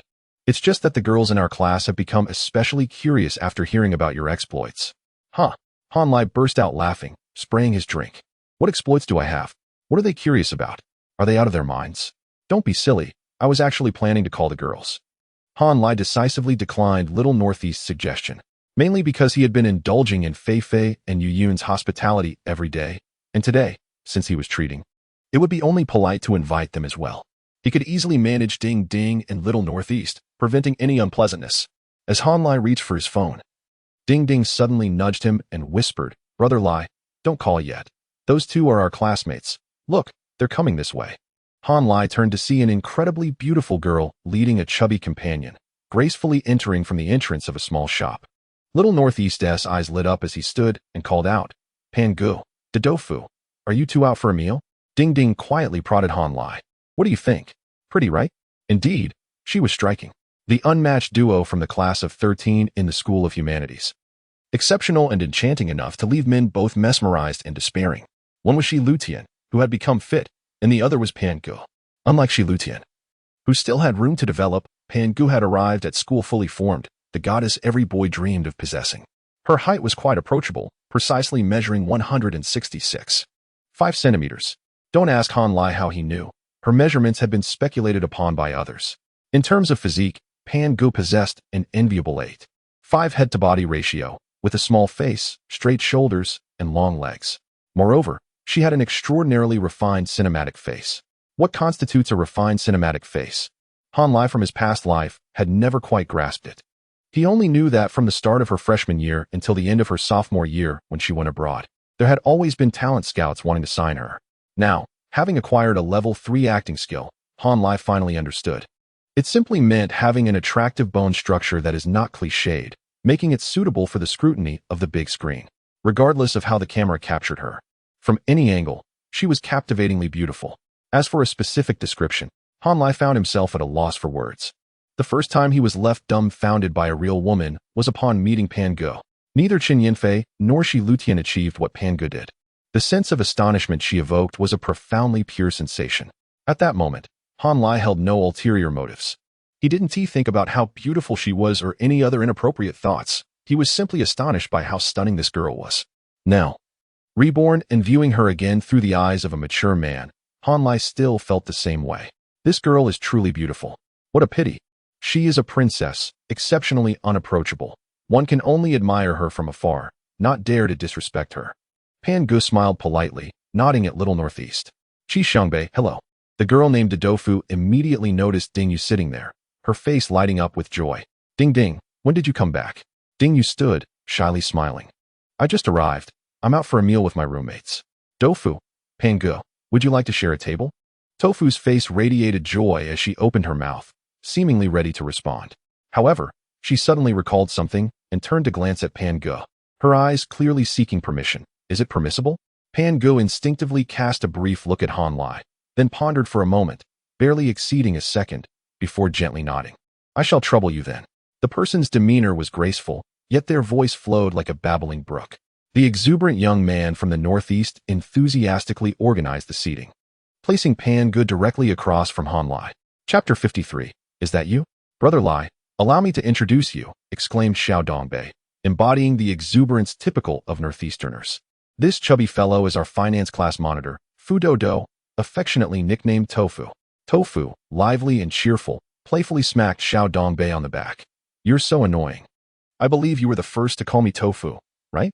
With a chuckle, Xiao Dongbei dramatically began to introduce Pan Ge. Now, this one is truly impressive, our class beauty. The campus flower of the International Relations Institute, the belle of the class of 2013, and indeed, the entire School of Humanities flower. Pan Ge, the magnificent beauty. Truth be told, Han Lai felt a twinge of embarrassment on Pan Ge's behalf. She likely shared his sentiments, her smile appearing slightly rigid. Xiao Dongbei, oblivious to the awkwardness, eagerly turned to introduce Han Lai. However, Han Lai, feeling the urgency of the moment, quickly interjected. Hello, I'm Han Lai from the finance class. We're practically classmates. Both Tofu and Pan Ge exchanged surprised glances, evidently puzzled about how Ding Ding and Xiao Dongbei could possibly know a student from the business school. Tofu, with her cheerful demeanor, nodded. That certainly counts as a connection. You and Shi Lutian are in the same class, right? Suddenly, Xiao Dongbei slapped his thigh. Wait, that tall guy with the perpetual frown is in your class, Brother Lai? Indeed, Tofu replied, perplexed. You share a dorm with Han Lai, and you didn't know this? Xiao Dongbei was momentarily speechless. What could he possibly say? That he was too intimidated by Brother Lai to inquire? How embarrassing. At this critical juncture, Pan Ge gently tugged at Tofu. Let us order something. We shouldn't keep the server waiting. Yes. Let us order. Xiao Dongbei chimed in. Today, Brother Lai is treating us.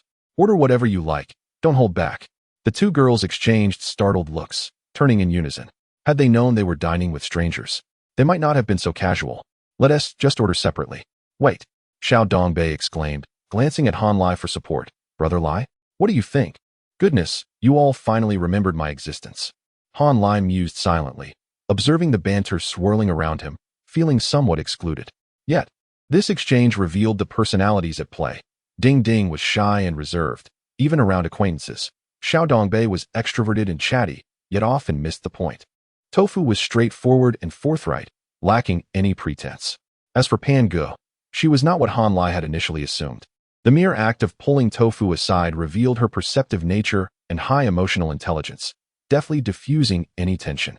Furthermore, her willingness to sit with strangers for Tofu's sake indicated a nurturing character. Han Lai had long perceived Pan Ge as a lofty princess. This misunderstanding stemmed from his lack of social insight before his rebirth, leading to a skewed perspective. Indeed, as the saying goes, a minor error can lead to significant misinterpretations. One must look beyond the surface in discerning character. Han Lai reminded himself of this truth inwardly, then smiled at Tofu and Pan Ge with a calm demeanor. Encountering one another was serendipitous. There was no need to be overly formal over a meal. After all, no one was lacking the funds for a barbecue. They could simply regard it as a casual gathering among classmates, right? His words were well articulated. Tofu and Pan Ge exchanged glances, the latter giving a gentle nod. Tofu then raised her drink with a flourish. Well then, thank you, Brother Lai. Please, I'm not necessarily older than you. Ding Ding and Xiao Dongbei were just joking. You can simply call me Han Lai. Han Lai promptly declined the honorific. It wouldn't he do to have girls addressing him in such a manner. It sounded too socially charged and could hinder rapport. What should they call him instead? A nickname like Ding Ding S would likely foster familiarity. Regardless of how it sounded to the guys, as long as the girls liked it, that was what mattered. Unfortunately, he could not propose this himself. To suggest they call him Lai Lai would come off as odd. Tofu laughed heartily, about to continue the conversation, when Ding Ding promptly presented the menu. Let us order. The charming young man's simple directive prompted Tofu to comply immediately. The trio excitedly placed their orders, including a round of beers and a bottle of soft drinks. Pan Ge and Han Lai did not partake in the ordering, but remained engaged. I'm not much of a drinker, Pan Ge stated, but I can join everyone for a toast. Han Lai, I hope you don't mind. Her attitude was quite pleasant. Han Lai replied with a smile. Drink as much as you wish. We're merely gathering as friends. Let us focus on enjoying the meal, not adhering to the usual drinking customs. Pan Ge smiled subtly, and Han Lai discreetly observed her eyes, an unusual light amber hue, rare among those of East Asian descent. Suddenly, Pan Ge looked up, their gazes locking.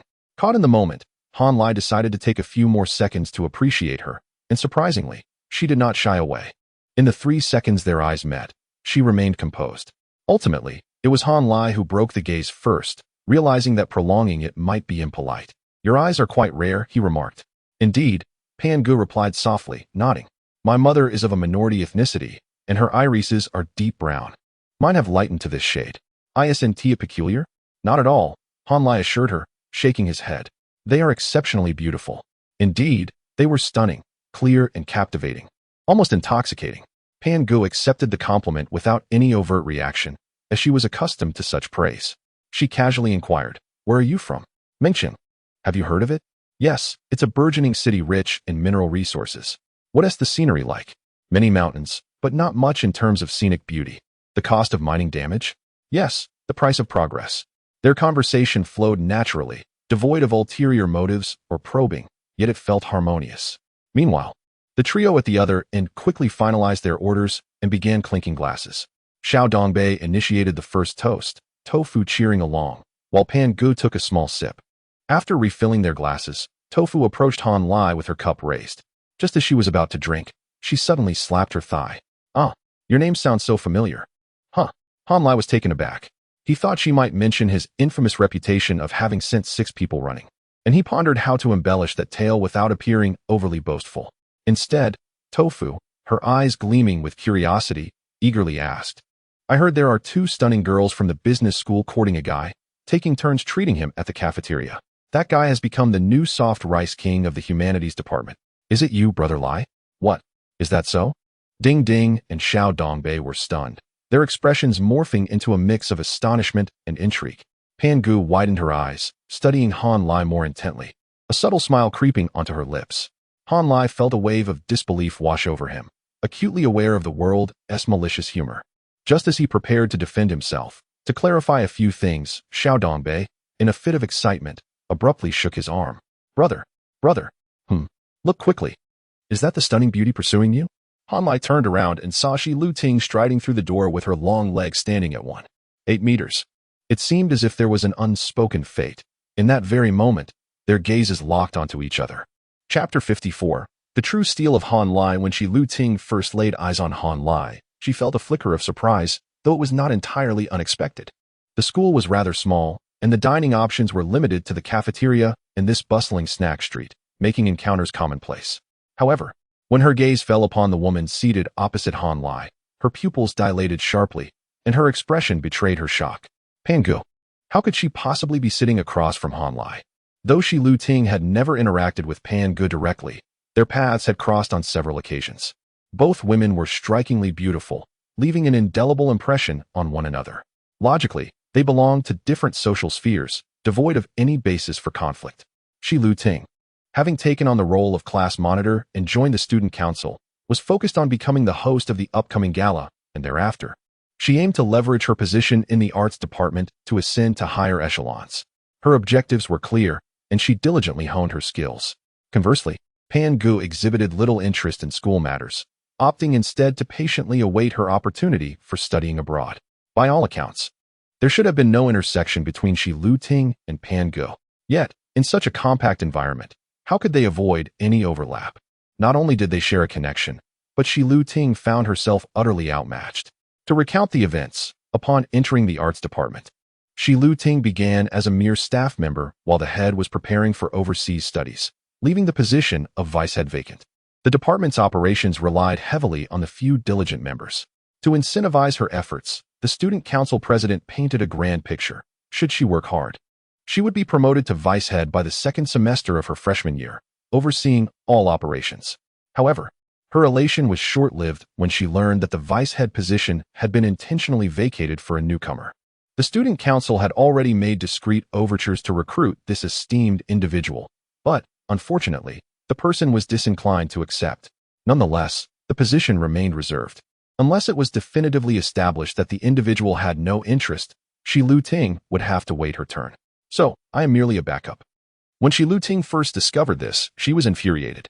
How could she toil so hard only to settle for someone else's leftovers? Having been coddled for years, Shi Lu Ting had never endured such humiliation. It was utterly demeaning. Without much effort, she uncovered the identity of this rival, Pan Gu from the English finance class. A beauty whose looks were on par with her own, yet whose family background was far more affluent. Could she accept this? Absolutely not. If Pan Gu were merely well-off but less attractive, Shi Lu Ting might not have minded, perhaps even forging a friendship. However, the reality was that Pan Gu was her equal in every regard. It was evident how deeply Shi Lu Ting felt this, for whenever she encountered Pan Gu, a glimmer of hostility would inevitably seep into her gaze. Among all her peers, Shi Lu Ting held no particular disdain, except when it came to Pan Gu. Now, witnessing Han Lai and Pan Gu seated together, her shock morphed into utter devastation. That scoundrel. A social butterfly, is he? How can he charm everyone? Even Yu Yun and Fang Fei Fei weren't enough for his audacity. Furious, before Han Lai could muster a greeting, an irate Shi Lu Ting stormed over. Han Lai, what is going on? Yu Yun is still waiting for news from you. The words flew out, painting Han Lai's image as a cad in vivid strokes. Coincidentally, Do Fu had just inquired whether Han Lai was indeed the notorious gigolo, and now that inquiry had reached its climax. Do Fu and Pan Gu exchanged glances filled with curiosity. Han Lai felt a headache coming on. Did I offend you in some way? Weren't we just discussing how to embody the style of a domineering CEO? A wayward disciple. Internally seething, Han Lai wished to retaliate. Yet outwardly, he maintained an air of composure. I invited some dorm mates for dinner and happened to run into these two classmates from the national finance class. I had intended to invite Yu Yun and Fang Fei Fei as well, but now it seems rather inconvenient. His explanation, though succinct, was laden with implications. Quite the bold statement. What he meant was, we do not welcome you at this table. You may either queue for your own meal or return to the dormitory to keep them company. Both Pan Gu and Shi Lu Ting grasped the underlying message immediately. Pan Gu's eyes brightened with amusement, while Shi Lu Ting's narrowed into icy slits, radiating hostility. Do, sensing the tension, instinctively shrank back, whispering to himself, brother seems to be in a foul mood. Let us avoid the line of fire. Do Fu glanced left and right, feeling the shift in atmosphere, yet he chose not to intervene. Only the naive Xiaodong Bei, mistaking the situation for joviality, boldly attempted to insert himself. It's dinner time. How long do we have to wait? Beautiful lady, if you don't mind, come squeeze in with us. We're not strangers. Dodo's expression darkened as he discreetly kicked Xiaodong Bei. Can you refrain from meddling? Xiaodong Bei, caught off guard, quickly understood. Nodding at Dodo, don't worry, I've got this. He promptly called over a waiter. Waiter, come here, we need an extra chair. Then he turned to Han Lai with a cheeky grin. Brother, make some space for your class monitor. The situation was becoming increasingly absurd, as if he were questioning. Do I really need to teach you how to be proactive? The disdain was palpable. Dodo covered his face in despair, utterly exhausted by the turn of events. Han Lai shot a sidelong glance at Xiaodong Bei, his tone laced with sarcasm. Thanks, brother. Tonight, I'll teach you how to recite scriptures. Both Dodo and Xiaodong Bei shivered in unison. Goodness, after reading that, one Woon Ti even dare to go to the restroom at night. Brother, surely it's not that severe. Xiaodong Bei, despite his foolishness, realized he had misstepped, having flattered in all the wrong ways. He lowered his gaze, suddenly silenced.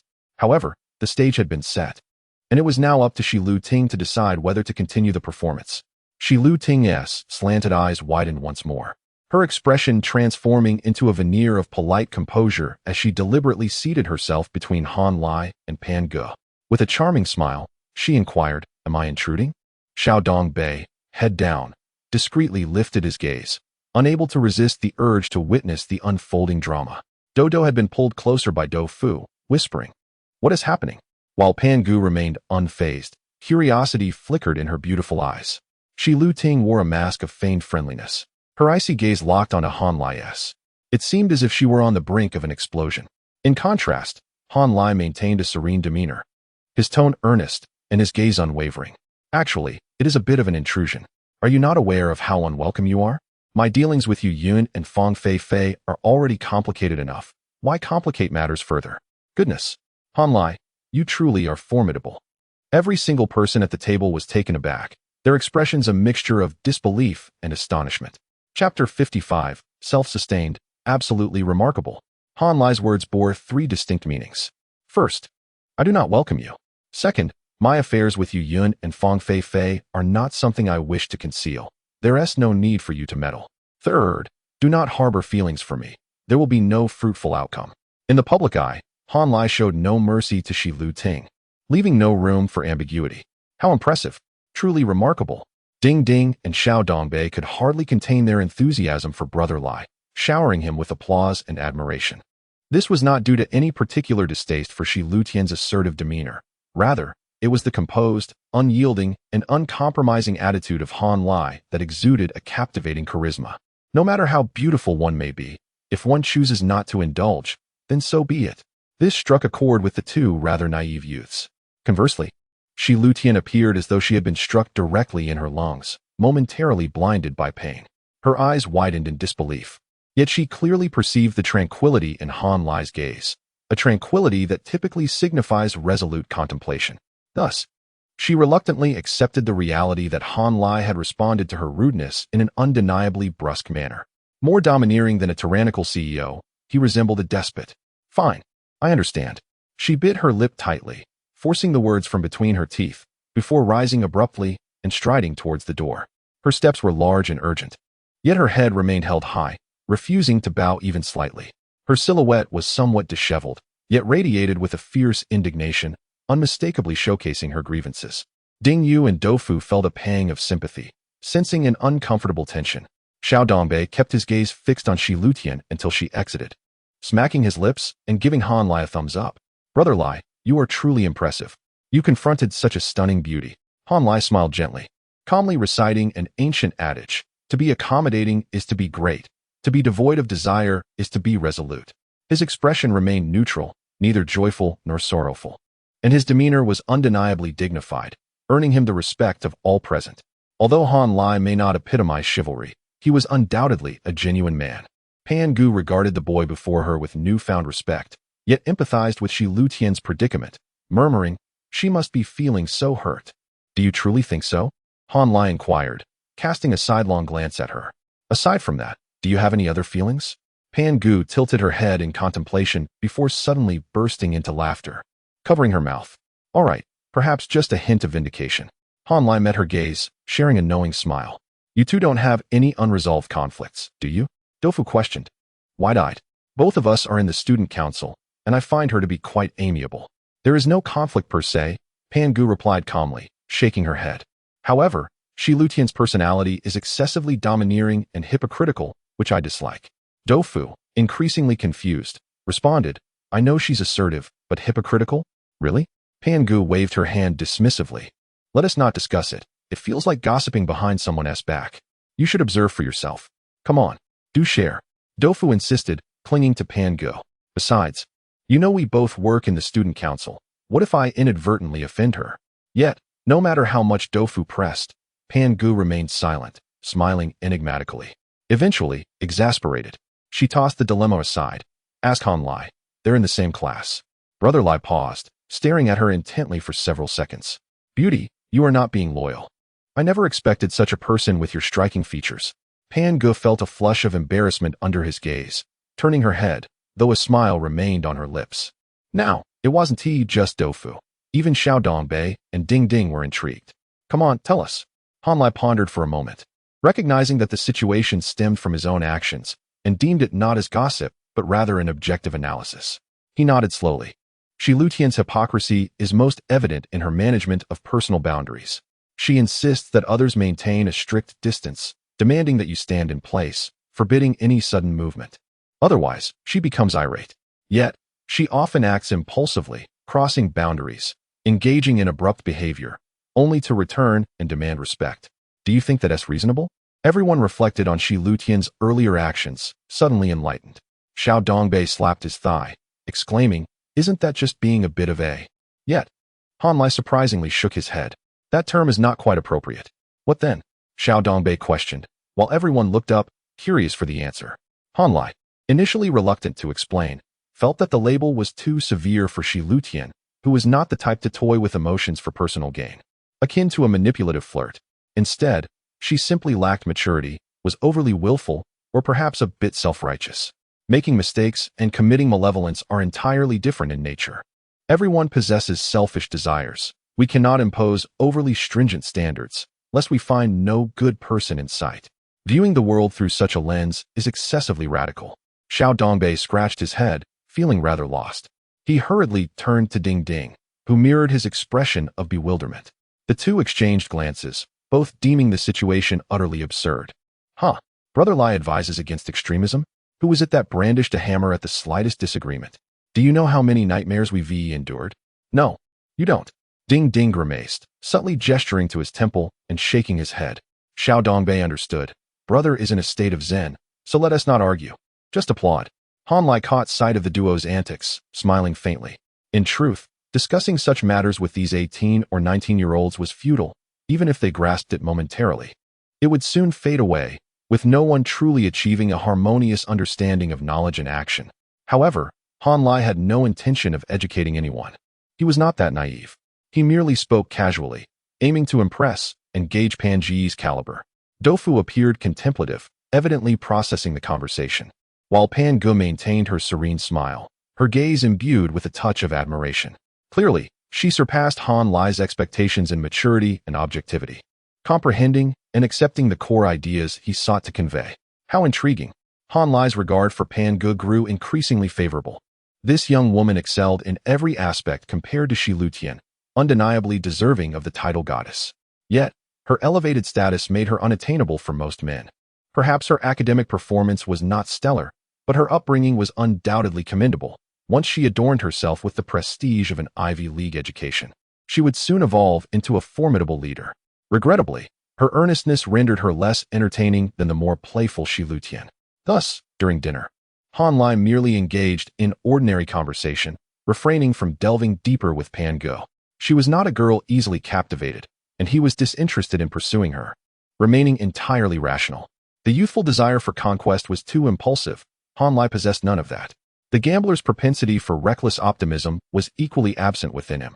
20 minutes later, the little cucumber finally arrived, lamenting her woes as Han Lai opened his secondary account with a mischievous grin. Han Lai instigated the trouble, while Ham Brother smoothed things over. A self-sustaining cycle, indeed. Chapter 56. Online Romance and Dogs. A solitary soul in despair exclaimed, "Damn it. Today has infuriated me to no end." During her online conversations, Shi Luting occasionally resorted to colorful language, especially when excited or angry. The 3 exclamation marks made Han Lai acutely aware of her level of anger, prompting him to feel indignant on her behalf. "What happened?" he inquired. "Who has wronged you?" "Anger, anger, anger, a despicable man.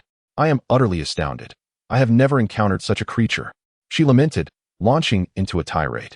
It was evident that Han Lai had truly offended her. After nearly a week of conversation, Shi Luting had never divulged any details of her life, yet today she was overflowing with words. The progression of their online relationship seemed to be at the cost of her real-life dignity, which was somewhat comical. "This despicable man treats me with kindness one moment, and then completely dismisses me the next. Damn that scoundrel. He is clearly trying to toy with my emotions." "Oh, how clever of him," Han Lai mused. If the concept of PUA were popular at this time, she would certainly have employed a more fitting term. Han Lai had never underestimated her intelligence, thus he readily agreed with her sentiments. "Exactly.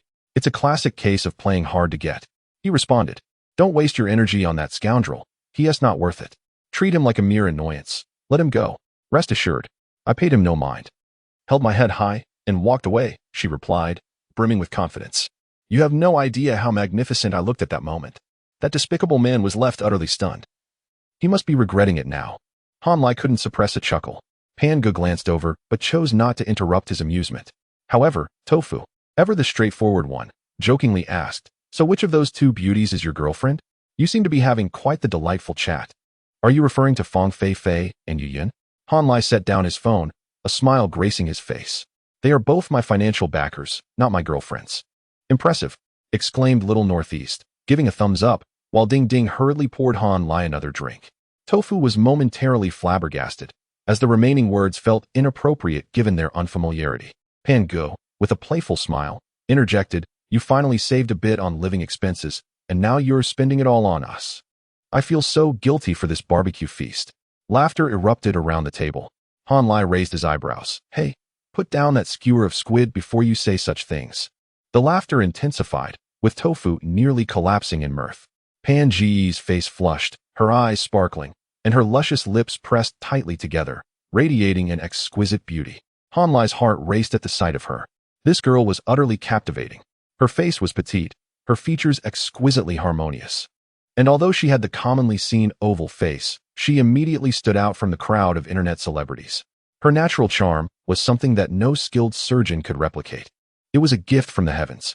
Sitting directly across from her, just a meter apart, Han Lai was captivated by her unfiltered beauty. The symmetry of her features was breathtaking, embodying textbook proportions. Many models might possess similar proportions, yet only in static images. Their bone structures often detracted from their appeal and motion. In contrast, Pan Ge's dynamic presence surpassed her still beauty. Her features harmonized beautifully, and her lively expressions were nothing short of enchanting.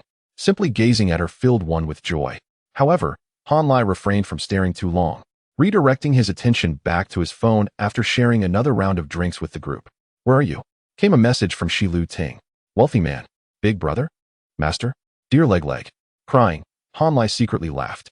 Shi Lu Ting was clearly furious today, latching onto a confidant without a hint of her usual aloofness. "Apologies.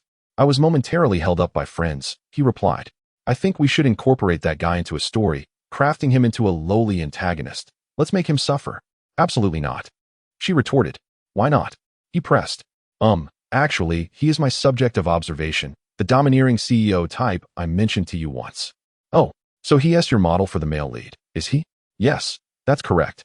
Han Lai stifled his laughter, continuing to engage with her. "Well, this complicates matters.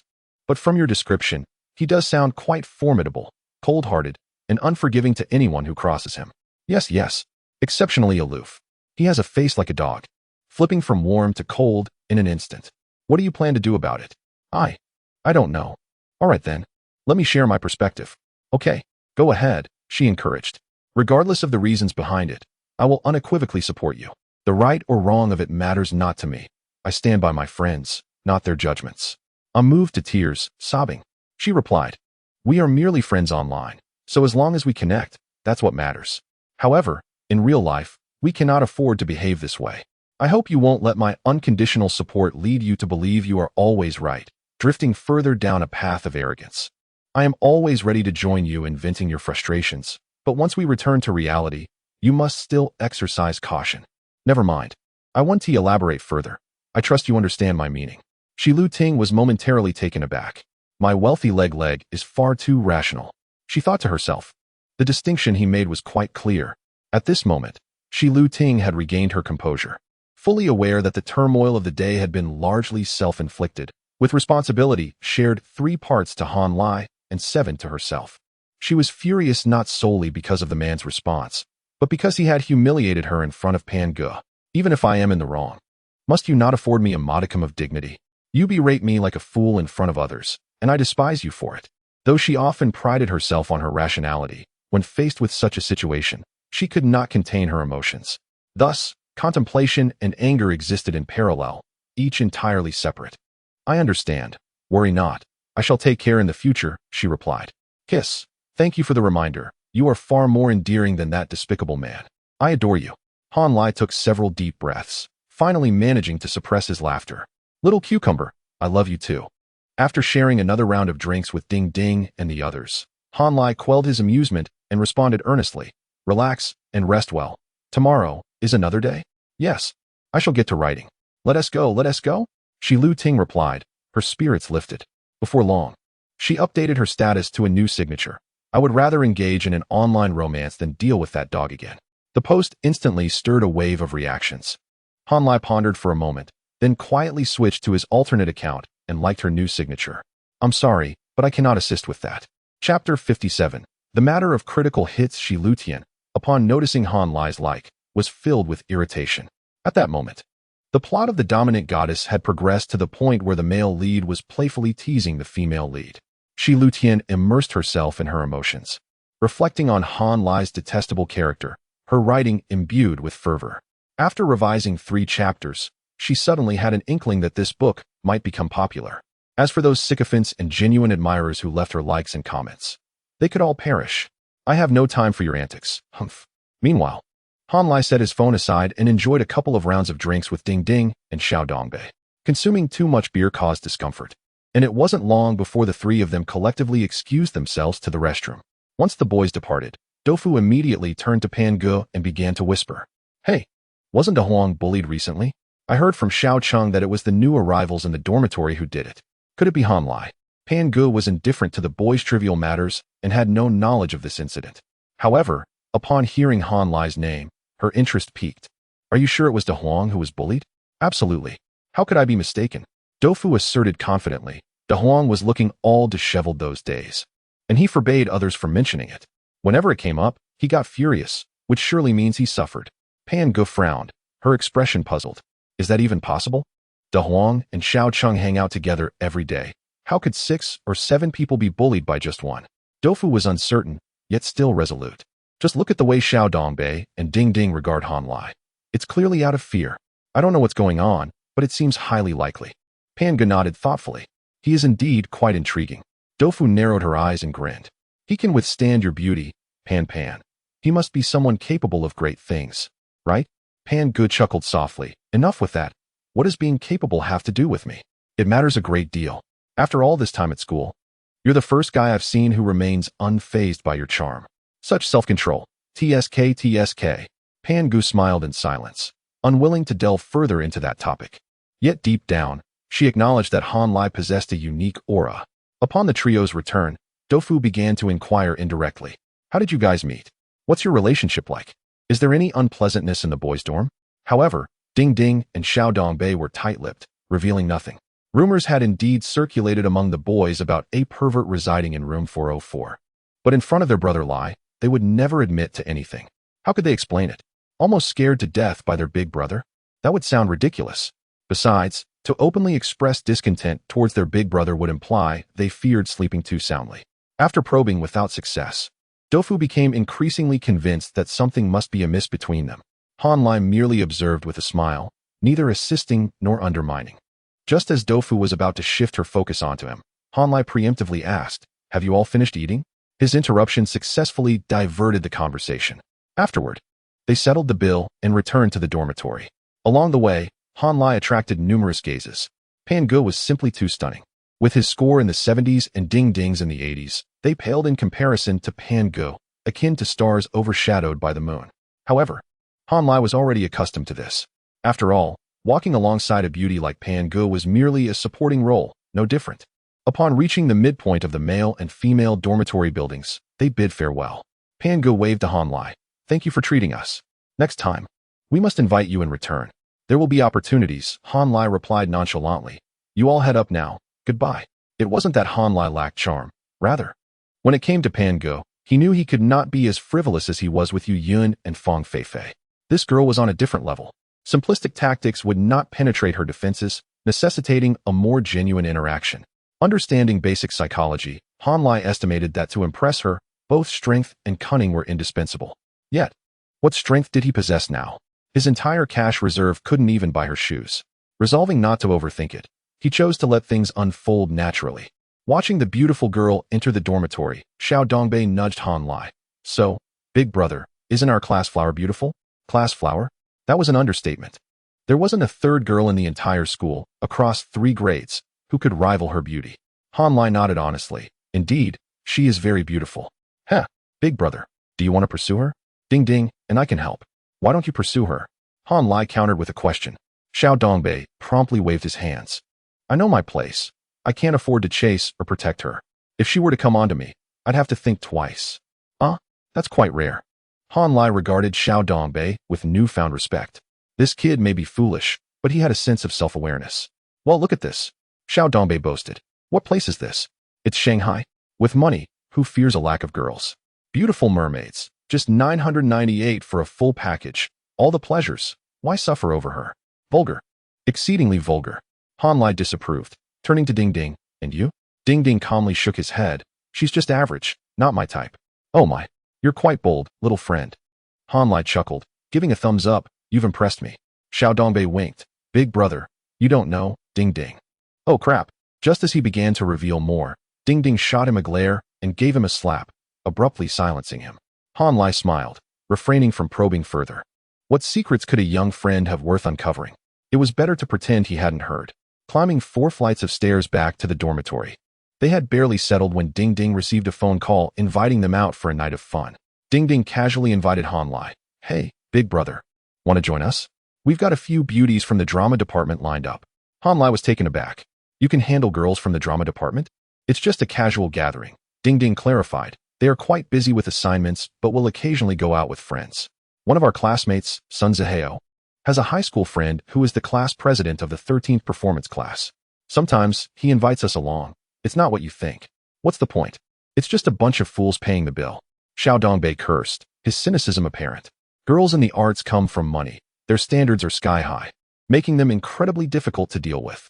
But hanging out with them does have its perks. Otherwise, I wouldn't bother.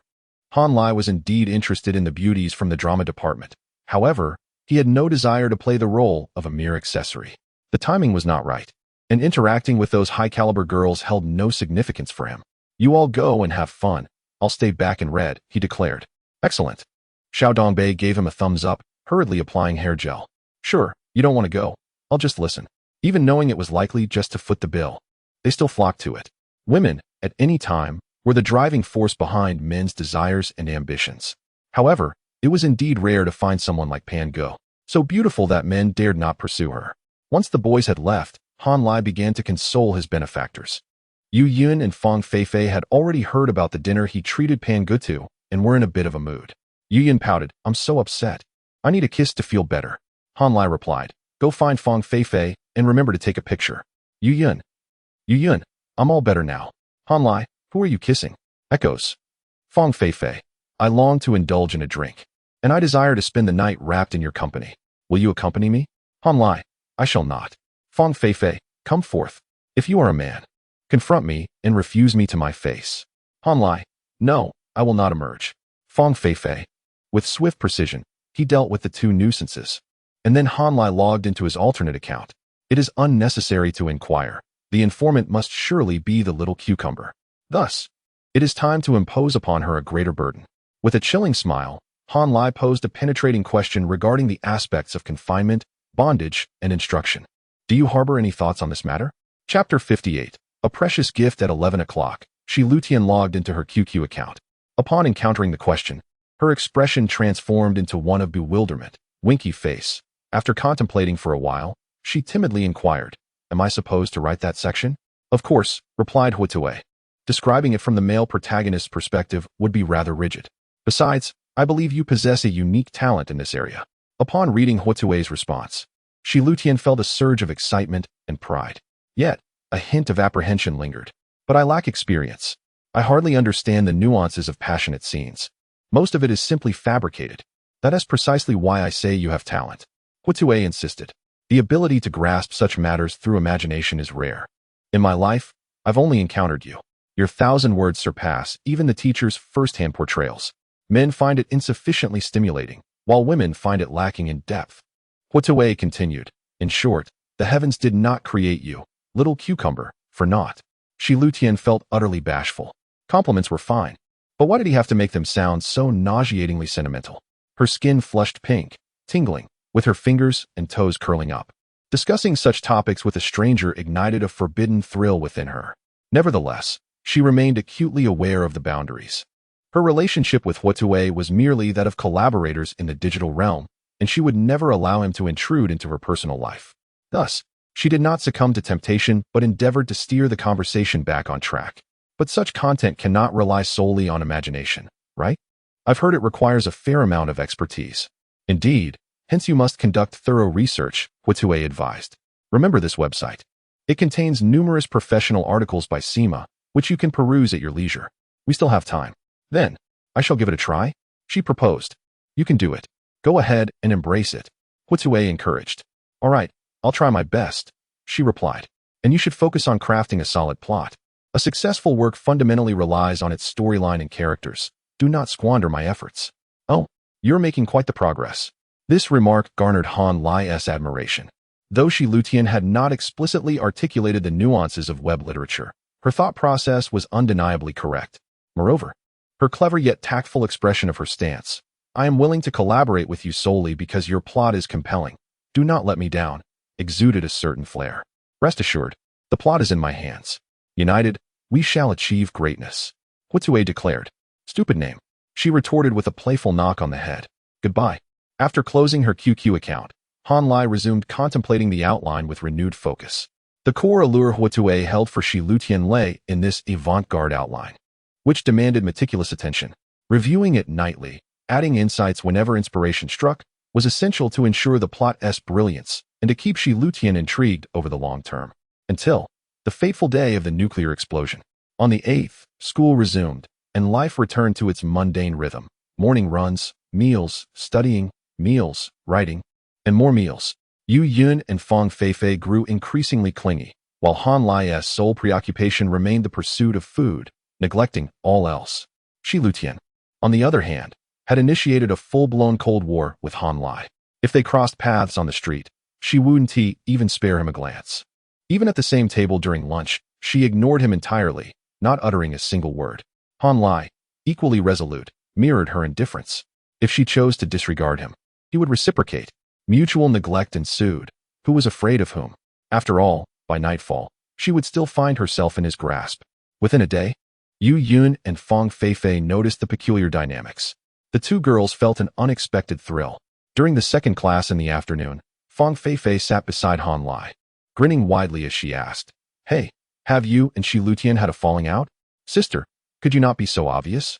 Han Lai shot her a sidelong glance, dismissively retorting, "As if my quarrel with her would somehow involve you." Fang Feifei was momentarily taken aback. "You, jerk." Yet, within mere minutes, she bounced back, leaning closer. "Hey, what is really going on? Share it with me." Her character was rather peculiar. If one were to describe her as magnanimous, it was surprising how she could later engage in such antics. Yet if one deemed her petty, she would swiftly recover from Han Lai's jabs, remaining irked for no more than 10 minutes. Yu Yun, on the other hand, was the type to harbor grievances but would genuinely forget them, not considering them significant at all. What could possibly have transpired? Just like you, wanting to get close to me and getting rebuffed. Han Lai casually bantered, and she actually believed him. Shi Lutian isn't as easy to deal with. She is surely upset with you. Hey, she is so beautiful, and you rebuffed her? You really have no feelings for her? No, she is beyond my league. Having received the answer she sought, Fang Feifei finally settled down, content to return to her novel. That evening, Shi Lutian engaged Huotue in a lengthy diatribe against Han Lai for a full half-hour. Han Lai had anticipated this turn of events. The dormitory resembled a palace intrigue, with all manner of schemes unfolding, employing stratagems more deftly than even the most seasoned troops. Following this incident, Shi Lutian's fondness for Han Lai plummeted once again, as she found him increasingly irksome from every angle. Yet, she had to keep observing him. The male lead in the dominant CEO's goddess bore an increasingly striking resemblance to Han Lai, strong-willed, self-absorbed, cold, focused, and ambitious, with an unwavering gaze fixed on the future. Shi Lutian could not help but covertly observe Han Lai to sketch the finer details of a qualified CEO's life. For instance, whenever he dealt with Fang Feifei and Yu Yun's entanglements, she would always linger in the background, quietly scrutinizing his every word and action. Admittedly, this strategy was rather rudimentary, yet she had no better alternatives. Han Lai was not a tyrannical CEO wielding immense power, but at the very least, his personality resonated with that of the male protagonist, particularly during moments of audacity. The more she observed, the more her heart became entangled. Her instances of venting to Huotue about Han Lai increased, and her focus shifted increasingly toward this infuriating man. Time passed gradually. On Sunday the 11th, Han Lai enrolled in a driving class at the Wujiacheng driving school, preparing to retake his driving test. Practicing was unnecessary, having paid for 500 yuan and offered a pack of cigarettes. The instructor agreed to allow Han Lai to take the test directly. By October 14th, Han Lai had successfully consolidated all his professional knowledge and was ready to embark on specialized studies. His focus would naturally delve into the intricate realms of finance, specifically securities investment.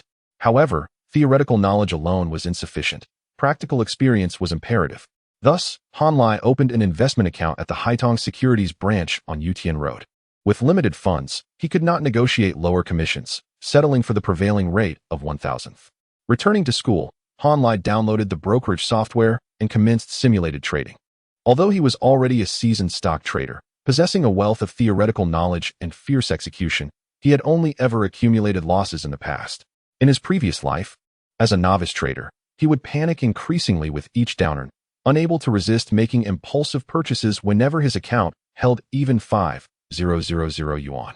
This time around, Armed with a plethora of knowledge and experience, and being aware that the following year would herald the onset of a bull market, Han Lai adopted a more composed approach. He began to set higher standards for himself, gazing toward a distant future. Patience became his guiding principle. He focused on exploring trading models initially, refraining from entering the market prematurely. On the 15th, the dominant CEO's goddess finally secured a formal contract. Upon receiving the news, the little cucumber was overwhelmed with joy. A contract signed in just 8 days. The two cucumbers, united in spirit, are as formidable as steel. Oh, has the duo of cucumbers finally become wise? Han Lai merely chuckled for a moment, choosing not to provoke her further. However, after the initial excitement, a new dilemma arose before Shi Lu Ting. Legs. I still cannot find my rhythm. I struggle to write that particular scene. What shall I do? Ham exchanged for cucumber. Have you diligently perused the articles on the website? A solitary cucumber lamented. I have read them countless times.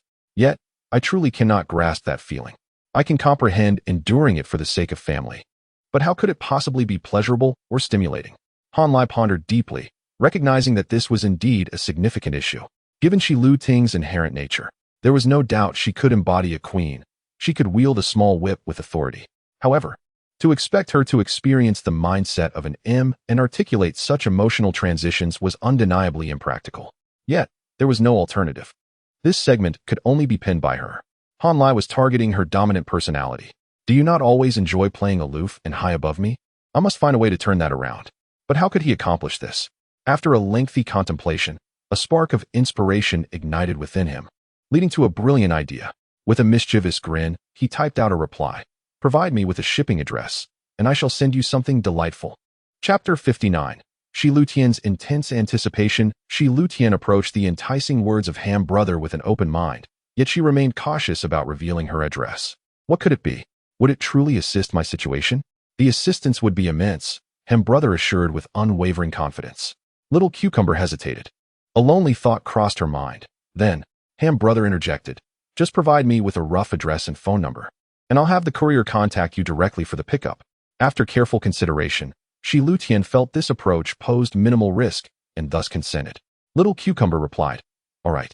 Send it to the Shanghai International Studies University Hongkou campus, addressed to Shi Mengjun, phone number 155.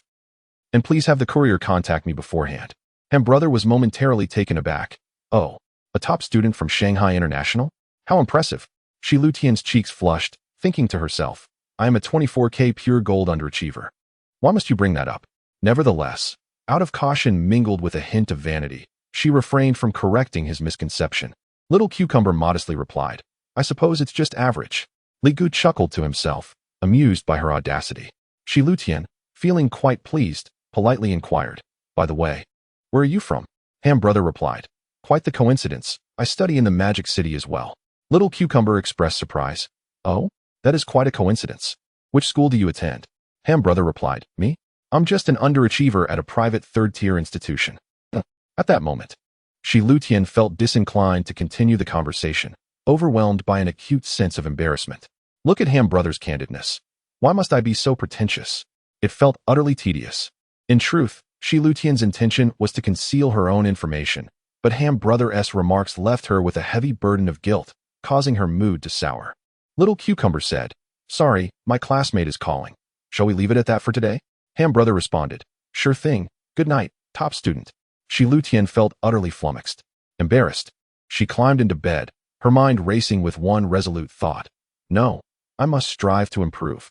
Thus, the following morning, Han Lai unexpectedly spotted Shi Lu Tian on the sports field, startling him. Shouldn't little cucumber be starting her fitness regime next semester? Why is she running ahead of schedule? Ignoring the ongoing Cold War, he made a point to greet her. Good morning.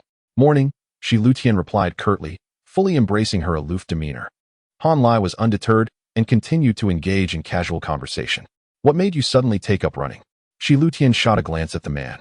A sardonic smile gracing her lips. Someone expressed disdain for my slender legs, so I've decided to start exercising, to give him a lesson in humility. Is there a problem with that? Even with Han Lai's thick skin, he couldn't help but feel a flush of embarrassment. Who sold me out? During their last visit to the zoo, Han Lai did indeed criticize Shi Lu Tian's physique. However, gossiping behind her back was one thing. Having it thrown in his face was quite another. Haha, Someone actually finds the class monitor's beautiful legs unappealing? That person truly lacks vision. Han Lai attempted to redeem himself, thinking that as long as he shed his shame, no one could harm him. Shi Lutian widened her eyes, realizing just how shameless he was. You're something else. Just keep your distance. I don't wish to converse with you. Han Lai shrugged and fell silent. Yet, he didn't truly leave. Instead, he slowed his pace to accompany her for a few laps. It was only when Shi Lutian, drenched in sweat, finally paused that he spoke again. Don't just stand there. Walk a lap slowly. Humph. Shi Lutian rolled her eyes but complied, walking at a leisurely pace. Han Lai accompanied her, silent and serene. Once Shi Lutian had caught her breath and exited the sports field, he resumed his running.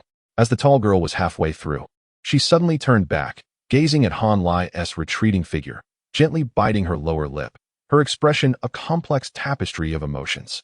After breakfast, Han Lai headed straight for the commercial street.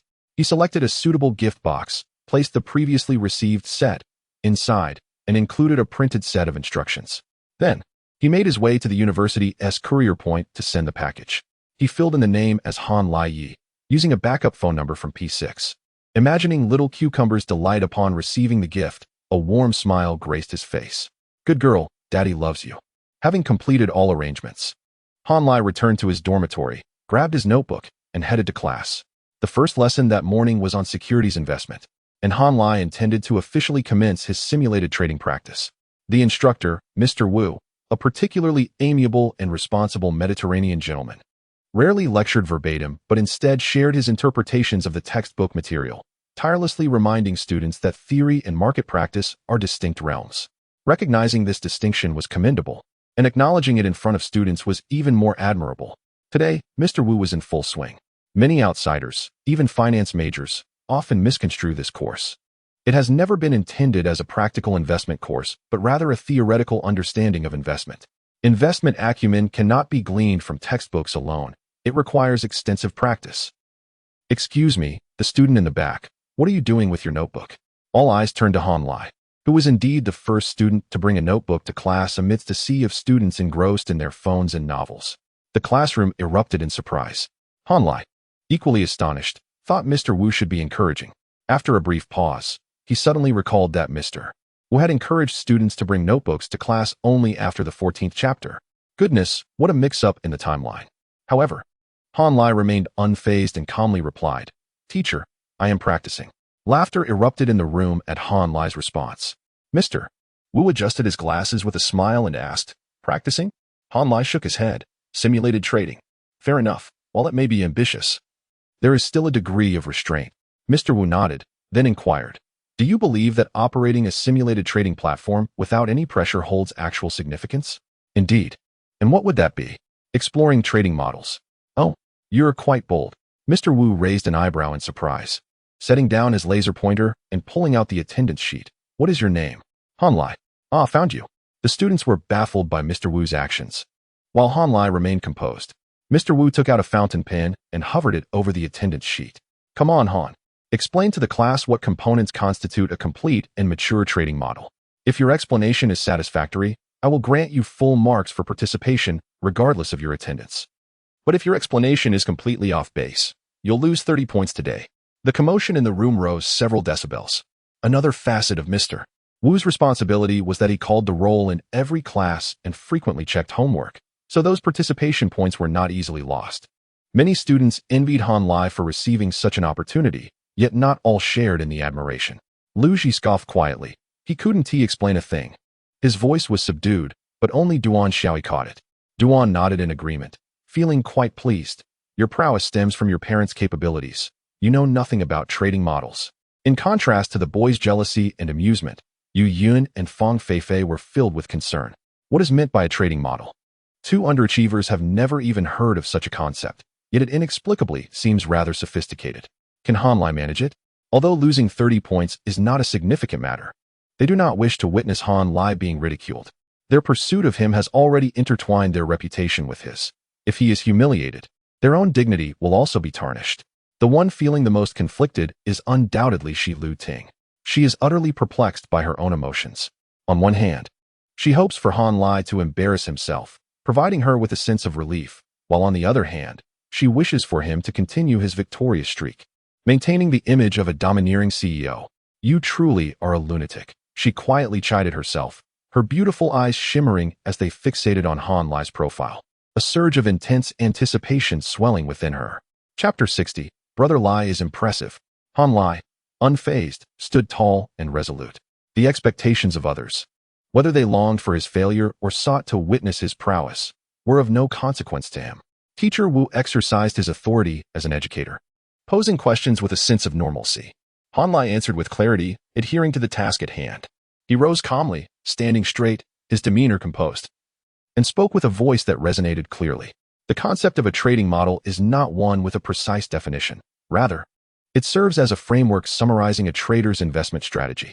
Thus, I lack the qualification to assess the maturity or correctness of a trading model. I can only articulate my understanding of what a stable and profitable trading model generally entails. It should consist of the following components. First, the trading cycle. Second, trading skills. Third, position management. Fourth, risk control. And fifth, trading discipline. The organic integration of these 5 elements, coupled with flexible adjustments according to market conditions, constitutes a coherent and complete trading system. When isolated to address specific circumstances, it becomes a trading model. Teacher Wu, I have finished my response. The discourse was brief, yet most of the students appeared bewildered. Each word was crystal clear, but collectively it was a muddled mess, akin to listening to an overzealous speaker delivering a dry monologue that dissipated with the wind. Clap, clap, clap. Teacher Wu lightly applauded 3 times, but no one followed suit. The audience remained unresponsive, neither finding it thrilling nor impressive, lacking the impulse to applaud. In blunt terms, Han Lai's explanation was too succinct and sophisticated for those with insufficient foundation to comprehend. Teacher Wu understood. He was a seasoned expert who had spent many years in the market. While his profits may not have been substantial, he had indeed developed his own trading model. Therefore, he could grasp the profundity and value embedded in Han Lai's concise words. After a brief pause, he beckoned Han Lai forward. Han, please come up and elaborate on the details. A wave of gasps erupted from the audience. They could easily grasp Teacher Wu's intent, as opposed to the earlier 5 elements that had eluded them. Fearing that Han Lai might decline, Teacher Wu added, the reward I promised you is now in effect. If you can truly help your classmates appreciate the importance of a trading model, submit a blank exam paper with your name during the final, and I will grant you a score of 95. A collective uproar ensued. The freshmen were still unaware of the leniency in humanities examinations, and the fear of failing lingered. With that statement, it became clear that Han Lai had effectively exempted himself from a professional course.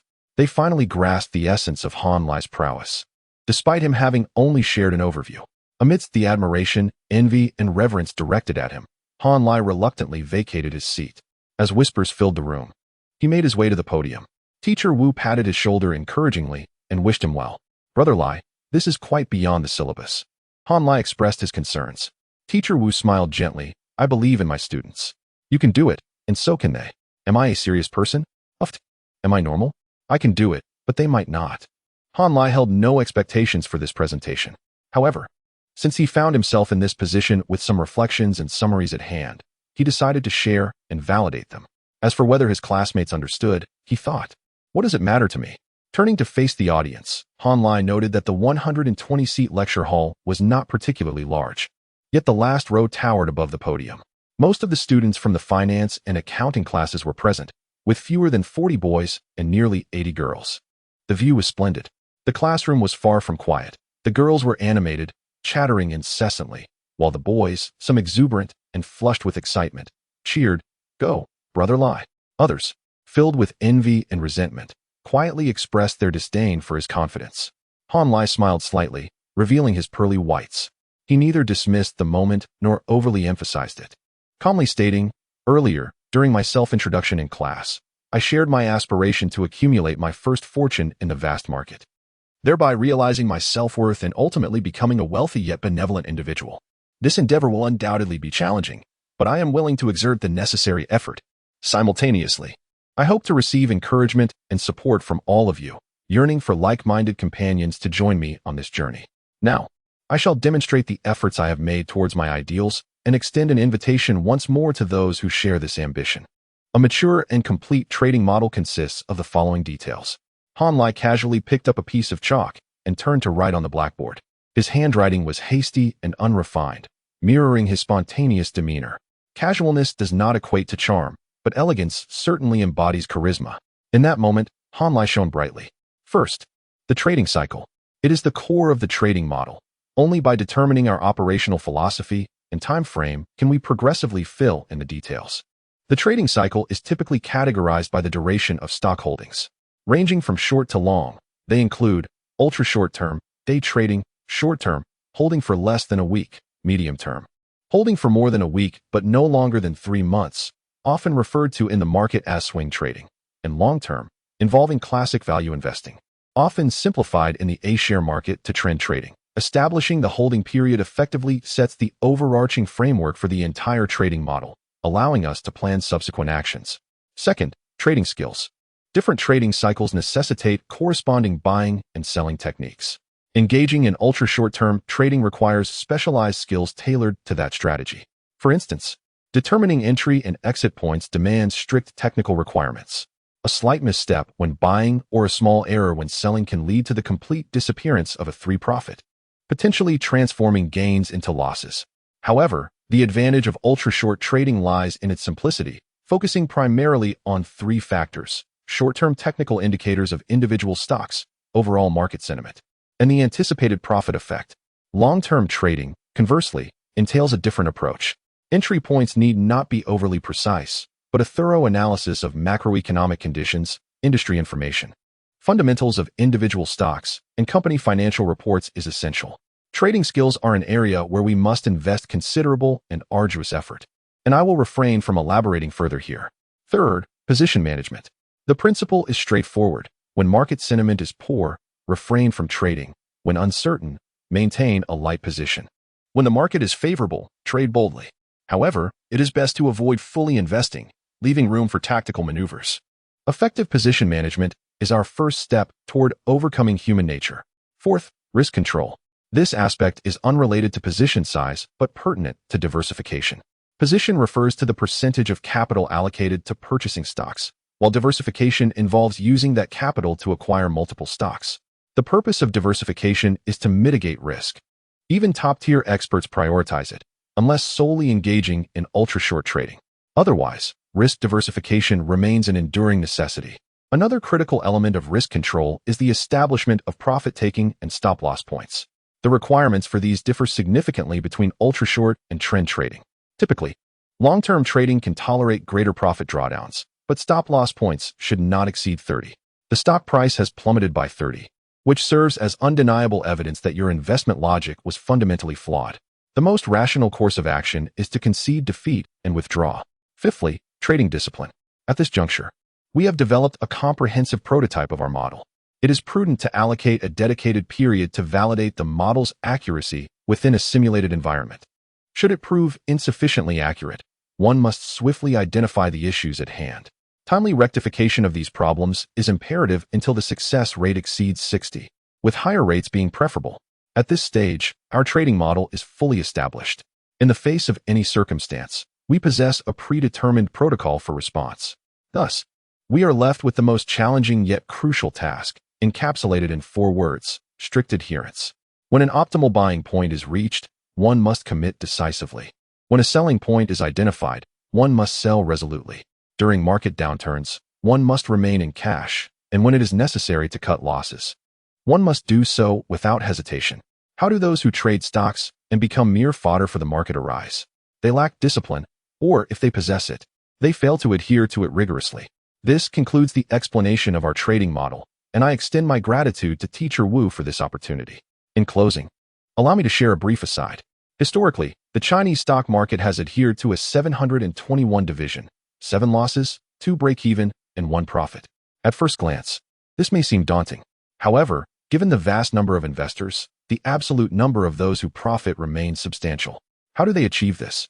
Through established patterns and disciplined practices. Conversely, how do the uninformed incur losses?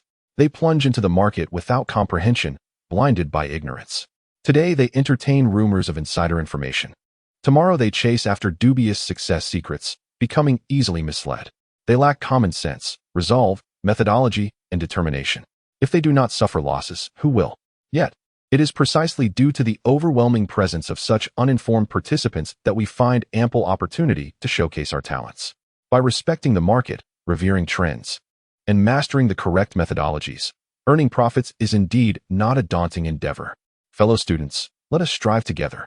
Han Lai stepped back, offering a slight bow as he descended from the podium. Teacher Wu nodded appreciatively, a smile illuminating his face as he raised his hands, preparing to lead the applause. Suddenly, a thunderous ovation erupted from the audience, accompanied by cheers. The distinctive voice of the public duck resonated first, followed closely by the excited exclamations of Fang Feifei and Yu Yun. The cacophony of applause intertwined, yet those four words remained crystal clear. Brother Lai, you are magnificent. Chapter 61. Analysis of the overbearing CEO's personality and truth. Those who shouted the loudest understood little of the discourse. Han Lai's objective was to refine his own system, identifying gaps through his explanation and ideally receiving feedback from old Wu. He was hardly concerned whether the audience grasped the concepts presented. Therefore, the so-called details remained fundamentally conceptual. Of course, understanding and authenticity are two separate matters. What Brother Lai conveyed was entirely substantive, even to the extent that it could be deemed extremely valuable. This was a methodology he personally employed, complete, clear, comprehensive, and ahead of its time. Any earnest individual adhering to this theoretical framework and gradually applying it in the market could establish a trading system tailored to their own needs. The first step is to determine a trading direction, whether to engage in short-term trades, swing trades, or trend trading. Subsequently, one must learn the corresponding techniques. Afterward, it is essential to manage one's positions effectively, setting clear take-profit and stop-loss points while strictly adhering to trading discipline. Next, one should practice sufficiently on a simulated platform until proficiency is achieved. If success rates are insufficient, adjustments should be made, and once satisfactory, one may transition to real trading. Ultimately, one will gradually cultivate an intuitive feel for the market and accumulate experience. Now it's time to start reaping profits. Is it truly that difficult? The fact that only a tenth of retail investors can profit is no less challenging than gaining admission to Tsinghua University. Brother Lai held nothing back. He imparted a broad direction and a comprehensive framework, a complete methodology. As the saying goes, once the framework is established, the details will follow. Naturally, this is not the only correct answer. There are numerous relevant theories. Every genuine success story emerging from the market possesses its own philosophy. For instance, the new generation of speculators focusing solely on ultra-short trades primarily bases their strategies on emotions. Conversely, institutional magnates like Mr. Zhou generally prioritize cyclical trends. The methods to profit in the market are countless. Every moment, stories of grassroots individuals rising to success unfold. In reality, the technical aspects are not difficult to grasp. The true challenge lies in overcoming human nature. In a previous life, Han Lai struggled for many years, achieving only a level 2 proficiency in stock trading. Why? Because his professional knowledge was fragmented and lacked a cohesive structure. Additionally, he possessed average intelligence and poor learning capabilities. More importantly, he had a hasty disposition and failed to adhere to discipline. After his rebirth, all three shortcomings were remedied, allowing Han Lai to finally earn substantial profits in a bull market. Even in the absence of a bull market, during mere fluctuations, he remained confident in generating stable profits. This is the essence of calm assurance. From now until January of the following year, Han Lai's period of accumulation begins.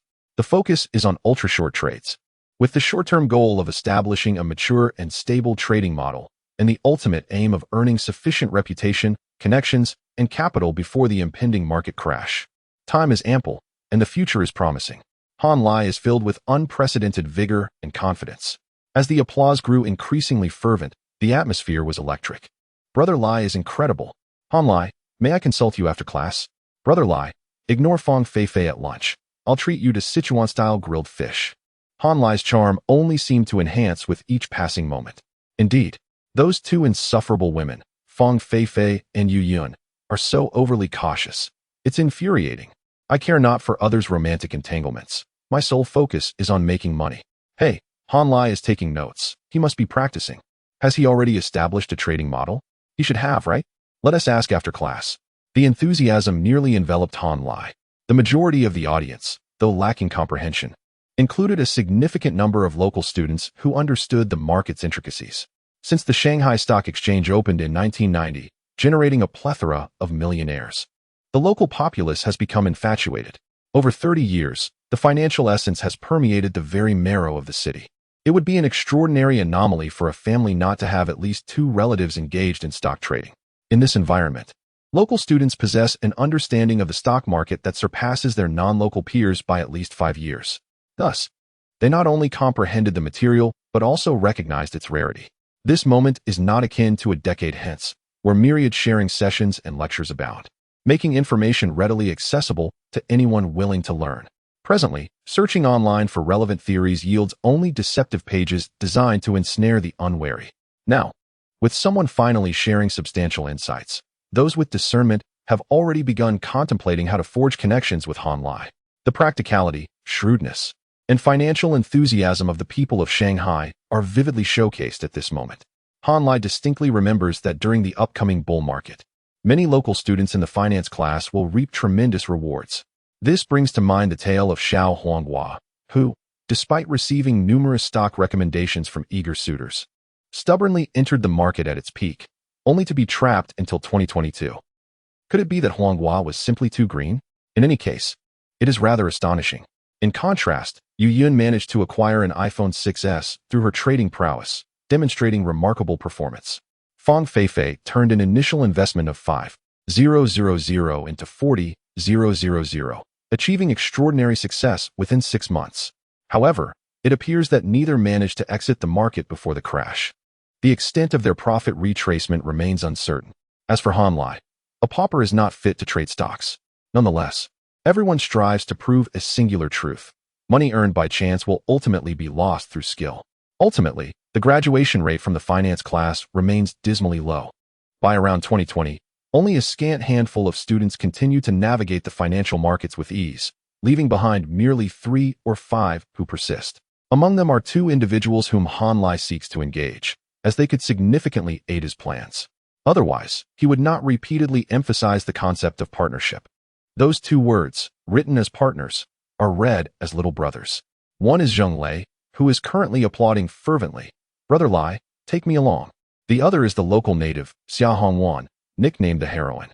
A female adept in marketing management and report writing, she remains focused on her notes, ignoring the commotion. Seated beside her, Lu Ji mutters enviously, "What's the use of taking notes on this stuff? You really think what Han Lai says is gospel?" Coughing lightly, Duan Xiaoyi clears her throat and begins to critique. What Brother Lai is saying cannot be deemed entirely incorrect. However, it is merely reiterating old notions, lacking novelty. If you truly wish to learn, you should explore platforms like Taoguba to uncover the insights of genuine masters, which would prove far more beneficial. And is the cycle theory really so applicable? The initial step is conceptually flawed.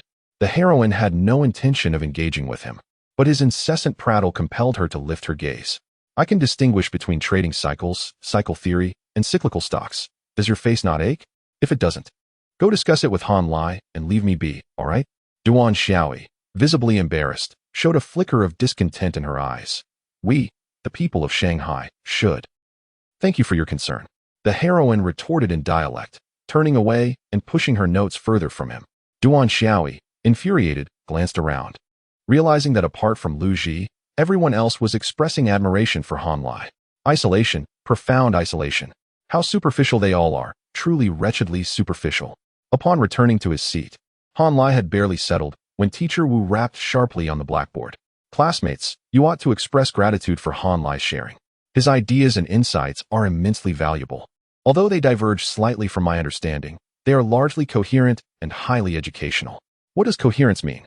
It signifies a repeatable and verifiable closed loop. In truth, to earn money in the market, one does not require a completely self-consistent theory. However, to achieve lasting success in the market, a system is fundamental. What constitutes a system? Han Lai has articulated it well. Old Wu, brimming with enthusiasm, began to elaborate. Shilu Ting, after listening for a brief moment, felt dizzy and bowed his head to sketch on his notebook. One page featured Han Lai's 6-dimensional attribute diagram. Another page bears the title, "A Detailed Analysis of the Overbearing CEO Personality." Below it lies a jumble of thoughts, written hastily with many scribbles and crossings out. She is now recording her new impressions. Today, the so-called dog man was called to the podium by the teacher. The content was, in a sense, profound yet perplexing. The classmates' applause was fervent. I am uncertain how much of it was mere mockery, how much was genuine encouragement, how much was sincere admiration, and how much stemmed from a simple perception of his attractiveness. It sounded rather compelling, yet it was overly complex and somewhat tedious. Moreover, I do not find him handsome. However, the demeanor of this dog man is worthy of observation and analysis. He is poised and self-assured, succinct in speech, and logical in reasoning. There exists an air of indifference to whether others comprehend him. He conveys a sense of being right regardless. His presence is particularly commanding. The teacher was exhilarated, lavishing praise upon him, and subsequently expounded on various analyses regarding self-consistency. I suddenly realized that if an individual possesses a fully coherent framework in their professional domain, which is continuously refined and adjusted, and if they achieve success time and again using this framework, would they not develop an unwavering confidence? Such absolute confidence, emanating from within, is the essence of dominance. It is not blind arrogance, nor is it unfounded pride, nor is it the result of external conditions such as parental wealth and power. It is entirely independent, wholly personal, and deeply intrinsic. It can withstand any scrutiny. This is the fundamental charm of the overbearing CEO personality. The reason why everyone finds Han Lai appealing is not solely due to his looks, but because he exudes strength, composure, poise, and confidence. A man's allure is not merely in his appearance, but rather in his aura and character. However, can Han Lai truly achieve success through that framework? Is his confidence substantiated? I shall observe and await the outcome. Returning to my collaboration with Ham, Han Lai should similarly possess such a framework. His character, charm, and ferocity all derive from it.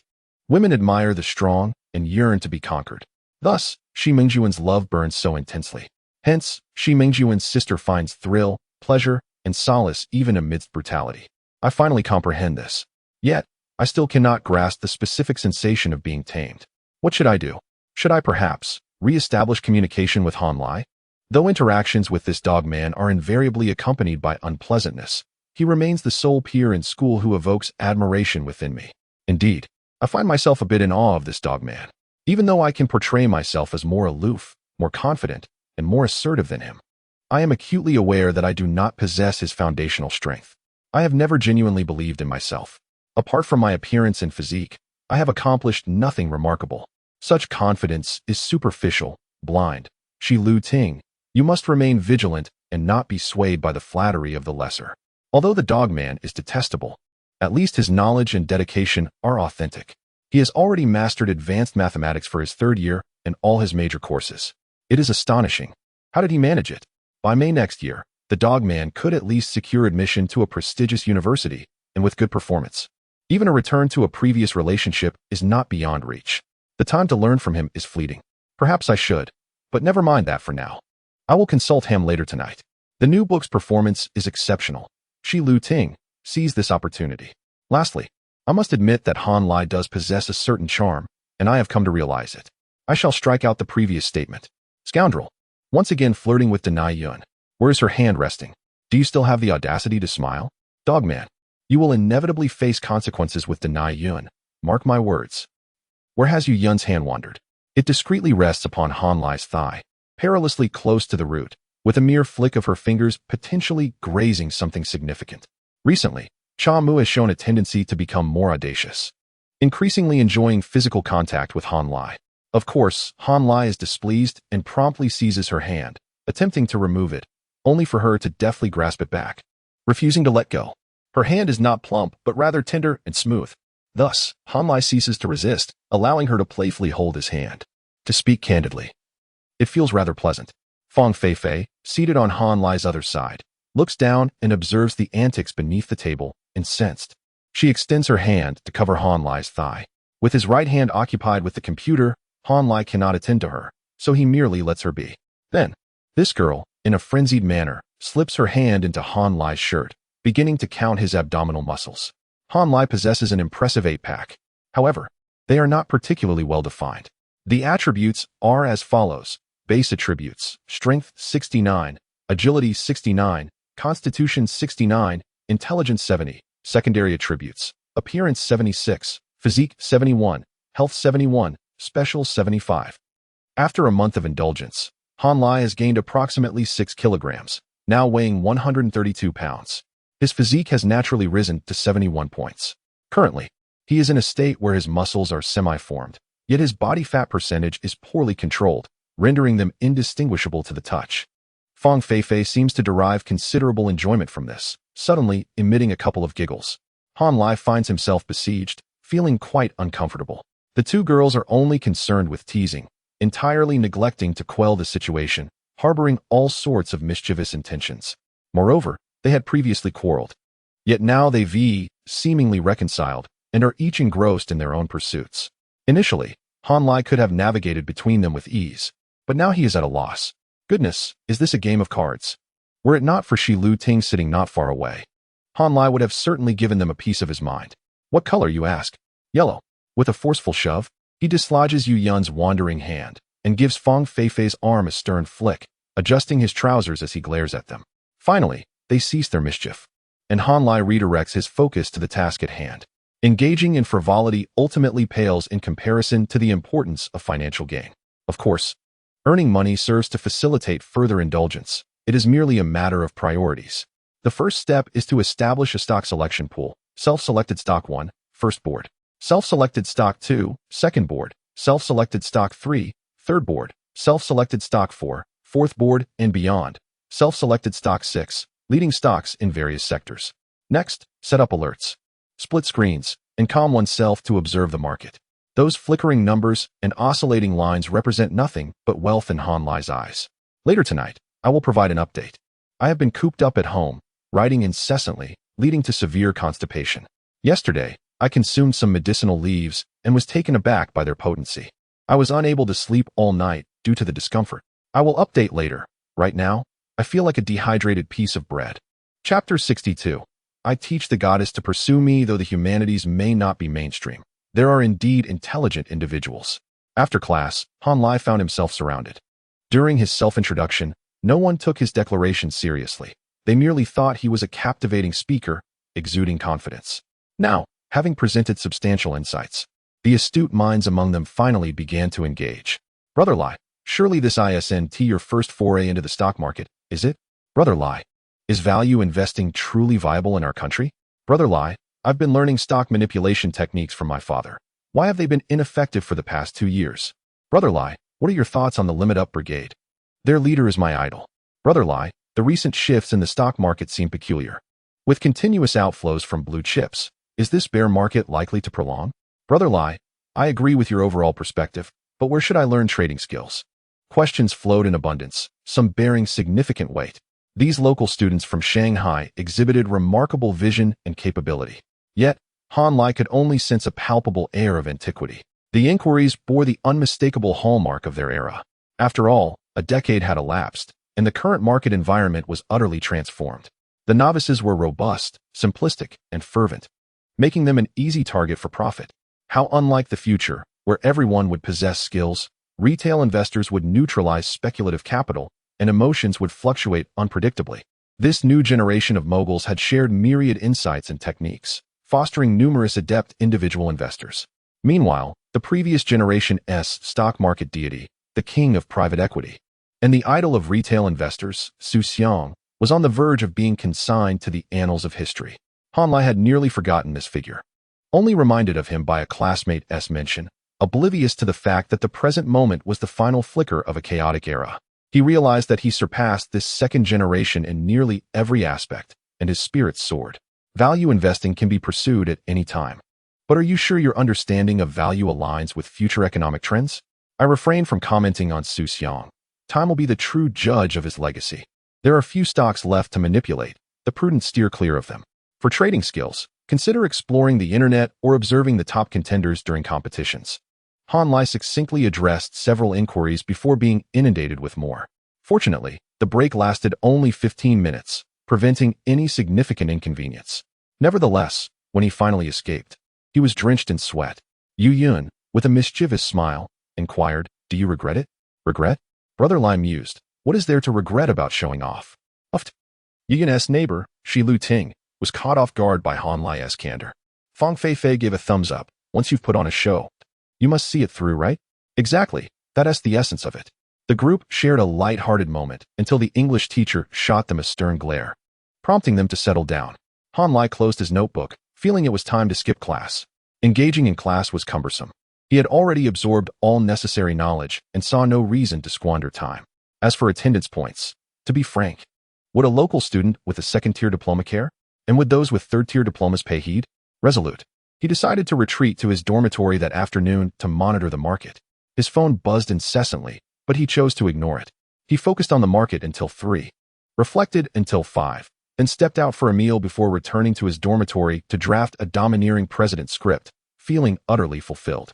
Around 11 o'clock, after exchanging updates on their academic lives with Chen Yinfei, Han Lai suddenly received a message from Xiao Huanghua seeking advice. Lonely Gourd, Brother Ham, I have an idea. Lonely Gourd, I want to reconcile with that dog of a man. Do you think it's necessary? Absolutely. Not only should you reconcile, but it's best to give him a hug. Han Lai replied with a sly grin, typing a particularly earnest response. First, elaborate on your thoughts, and I will help you consider them. Shi Luting felt a bit shy, but because it was through a screen, she didn't hold back too much. Lonely Gourd. Today, he was called up by the teacher and performed exceptionally well. Of course, the focus wasn't on those topics I couldn't grasp. The real point is, I suddenly realized that this dog man possesses the core characteristic of our male lead, an almost absolute confidence. I don't understand why, and I want to know on what basis. Although I'm still quite angry at how he treated me, for the sake of our work, I can endure. I plan to, get a little closer and observe him more closely. Shi Luting's narrative was somewhat labored, but Brother Ham did not disappoint, remaining objective and composed. Ham to Cucumber, you must understand that developing a strong curiosity about a man often marks the beginning of a romantic relationship. Ham to Cucumber, a work isn't worth such investment of emotion. Ham to Cucumber, therefore, you must confront your feelings honestly. Ham to Cucumber, if it's merely for the sake of the work, then my answer is no need. I am the main driver, and I possess the ability to shape the male protagonist well. Ham to Cucumber, if it's due to your personal interest, then I support you and offer my blessings. Ham to Cucumber, taking initiative towards someone worthy is nothing to be ashamed of. Ham to Cucumber, youth should not be about indulgence, but it should be courageous. Don't leave yourself with regrets. A total of 7 replies dissected Shi Luting's muddled thoughts with clarity. She felt both moved and hesitant. Am I truly so curious about Han Lai? Well, yes. Should I really take the initiative? It seems, yes. Initially uncertain, she found her emotional scales tipping dramatically after Brother Ham's counsel. They say that outsiders see clearly. Brother Ham is so perceptive and a peer. His advice must be reliable, right? So, should I give it a try? After pondering, Shi Luting posed a new dilemma. But, I'm not good at being proactive. Ham to Cucumber, it's merely about expressing goodwill. Don't you have examples around you? Examples? Yes, 2. Lonely Gourd. I have 2 female classmates who constantly pester him, inviting him to dinner. Ham to Cucumber. A good approach. It's both offensive and defensive. Does he often decline? Lonely Gourd. No, he welcomes everyone. Ham to Cucumber. He truly is quite an interesting person. So emulate that. Lonely Gourd. Wouldn't that be too fawning? What if the dog man becomes arrogant? Ham to Cucumber. Isn't that a perfect way to ascertain whether he is worth your efforts? After all, you won't lose much. You can always withdraw in time. Lonely Gourd. Oh, that makes sense. Ham to Cucumber. Don't rush. Take your time to engage. Observe his strengths, but also note his weaknesses, especially in relation to your own. Lonely Gourd. Why? Ham to Cucumber. Love involves 2 people, you fool. Lonely Gourd. Oh dear. It's not quite love yet. It hasn't reached that level. Ham to Cucumber. True. But if it continues this way, the possibility not only exists but is quite substantial. Wouldn't you agree? Lonely Gourd. Could it be? Ham to Cucumber. Could it not? Lonely Gourd. Bye-bye. I'll retreat for now. I'll think it over. Lonely Gourd. Thank you. Bows. Love you. Heart emoji. After setting down her phone for a considerable time, Shi Luting's mind remained in a tumultuous state. I merely wished to engage with Han Lai, to ease our relationship, and to experience the essence of a domineering CEO up close. How did it come to this? However, what Brother Ham said was quite reasonable. It is rare to encounter someone truly worthy, so taking the initiative is nothing to fret over. Shi Luting. Haven't you always prided yourself on your tenacity? You must rise to the occasion. Han Lai tossed his phone aside, rolling on the bed, laughter bubbling forth as if he might burst. This moment could be aptly titled My Guide to Winning the Heart of the Goddess. My dear, no need for thanks. The following morning, Han Lai once again encountered Shi Lu Ting at the sports field. Today, she donned loose-fitting athletic pants and sported a bun, resembling a giraffe, lacking any notable appeal.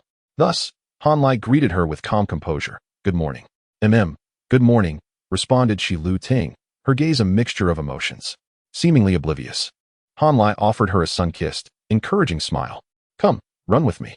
He adjusted his pace perfectly, allowing Shi Lu Ting to keep up effortlessly, running with ease and exhilaration. Gradually, her mood brightened. That dog of a man was quite charming today. After 5 laps, Shi Lu Ting found herself utterly exhausted and began to walk leisurely along the track, while Han Lai continued his workout. Unlike the previous day, Shi Lu Ting, upon recovering, did not leave immediately. She strolled round after round until Han Lai finally concluded his morning exercise. Upon seeing her again, he was momentarily taken aback. "Oh, why haven't you gone back?" Shi Lu Ting felt an internal conflict, but managed to maintain a composed exterior, speaking with poise.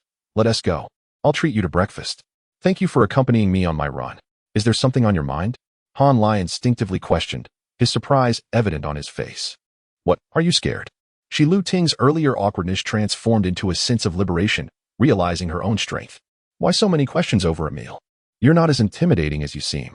Han Lai regarded her intently, his gaze somewhat peculiar. Chapter 63. Oscar winner Shi Lu Ting found herself perplexed by Han Lai's gaze, perceiving him as still rather impolite. "Just wait a bit longer," she thought. "I'll soon decipher you. Could it be that you're too timid to act?" She cast a sidelong glance at Han Lai, instigating him further. In truth, she was not angry. Her mood was quite buoyant. Her provocative demeanor was merely an experiment to gauge Han Lai's reaction. "Too timid? Who should I be afraid of?" Han Lai chuckled silently. You Yun, Fong Feifei, or even myself. Take your pick." "Huh, all wrong," he scoffed, raising an eyebrow in disdain. "It's all the same whether I associate with anyone. Let us just go." Shi Lu Ting's eyes sparkled with intrigue. "Exactly. This is the spirit. Not taking anyone seriously, allowing things to unfold as they may. Who cares if you are the most beautiful girl in the business school?" Initially, she thought Han Lai was merely pretending to be aloof. But now she had come to a different conclusion. She was acutely aware that in Han Lai's presence, she did not hold the privilege of beauty. Upon realizing this, she felt a surge of anger. "What gives you the right to treat me this way?" Yet, once she calmed down, the novelty of the situation excited her. Doubt it not. Psychology textbooks clearly indicate that people tend to gravitate towards things that are harder to attain. In simpler terms, humanity is rather petty. When everyone treats her well, she finds herself more easily swayed by someone who does not. Conversely, if everyone is unkind, she yearns for even a flicker of kindness. In colloquial terms, one desires what they lack. Of course, most individuals in society are ordinary, rarely encountering such extreme scenarios. At most, they simply linger on unfulfilled desires. As a striking beauty who had been adored since childhood and possessed a strong personality, Shi Lu Ting would never be won over by a sycophant. To befriend her, one must possess capability. To engage in emotional entanglement, one must not only be capable, but also more assertive than she. Han Lai had seen through this long ago. As they strolled towards the cafeteria side by side, Shi Lu Ting was overwhelmed with curiosity, unsure of where to begin her inquiries. Eventually, she foolishly asked, "Do you really believe you can make money in the stock market?" Han Lai chuckled at the absurdity of her question. "Why not?" "Because the domestic market resembles a grand casino, where the house and institutions devour people without mercy. Without connections or insider information, aren't we merely fodder?" Han Lai was not surprised by Shi Lu Ting's views. Even now, and likely a decade hence, many outsiders thought similarly. Being a freshman, Shi Lu Ting's ignorance was understandable. Yet, Han Lai could not help but express a profound sense of disappointment. As a future professional, how could you think this way? What then is the purpose of studying finance? Shi Lu Ting was momentarily at a loss for words. Defiantly, she retorted, "Then tell me, what is wrong with my perspective?" "Everything is wrong," Han Lai replied, shaking his head as he calmly educated her. "First, a casino operates without logic. It is merely an absolute balance of probabilities, devoid of any trends. Conversely, every bull market and collective sector movement in the A-share market possesses an inherent logic. Our aim in studying finance is to grasp that logic and align with the trends to amass wealth. The notion that the stock market is akin to a casino may benefit outsiders, instilling a sense of reverence for the market and preventing them from recklessly diving in as mere fodder. However, For a professional to say such a thing is rather uninformed. Shi Lutian's cheeks flushed with embarrassment. I just started my freshman year. What makes me a professional? She was correct. Han Lai was intentionally being blunt. However, his reasoning was sound, leaving her unable to counter his claims, and she could only swallow her pride. Humph. Go on. Han Lai cast her a sidelong glance, chuckling as he shook his head. Second, the notion of a house is now exceedingly rare. Article 182 of the criminal law addresses the crime of manipulating the securities and futures market, specifically targeting those rogue traders. From 1990 to 2005, that was the first phase of our stock market, a time when manipulators thrived and retail investors were eager to study how to follow suit. But now, it is 2013. Dear sister, we are in an era dominated by speculative funds and institutions, where those who disregard the rules will be dealt with by the iron fist of the law. The regulations have tightened, policies have become stricter. Do you understand what that means? It means that many actions that were not previously classified as crimes, merely subject to administrative penalties by the Securities Regulatory Commission, are now criminal offenses. In early September, Hu Chang, the president of Hanyuan Securities, was taken away by the police. By mid-September, Sun Mingxia, president of the fixed income department at Guoxin Securities, was arrested. Over 400 individuals have already been apprehended this year. Have you not been following industry news? No worries. You can start now and see how many industry bigwigs will be sentenced next year for insider trading and market manipulation. The wheel of time rolls ever forward. The new strategies involve colluding with listed companies for manipulation, and in the future, AI might even be employed for such purposes. The old methods of manipulation are now far too risky. Of course, any new strategy that involves insider trading will eventually face reckoning. In our country, there is nothing that is beyond the oversight of the authorities. There is only what they choose to manage or not. Understand? Is that true? Shi Lutian was utterly flabbergasted. Her perspective had not risen to a level that allowed her to grasp the entirety of the situation. With Han Lai's explanation, she suddenly realized that the market was not as she had envisioned, and she was profoundly shaken. Han Lai shrugged. If you don't believe me, go ask Professor Luo, who teaches securities law. In fact, from 2020 to 2025, every year, retail investors have been caught up in scandals involving insider trading by executives and controlling shareholders of listed companies. The regulations are tightening, and the situation is becoming increasingly dire. Eventually, stock analysts, licensed investment advisors, and prominent speculators will no longer be permitted to disclose stock names or codes on public platforms. Even discussions will be prohibited. To share techniques, one must first obscure the stock's identity. Otherwise, they risk falling afoul of trading manipulation laws.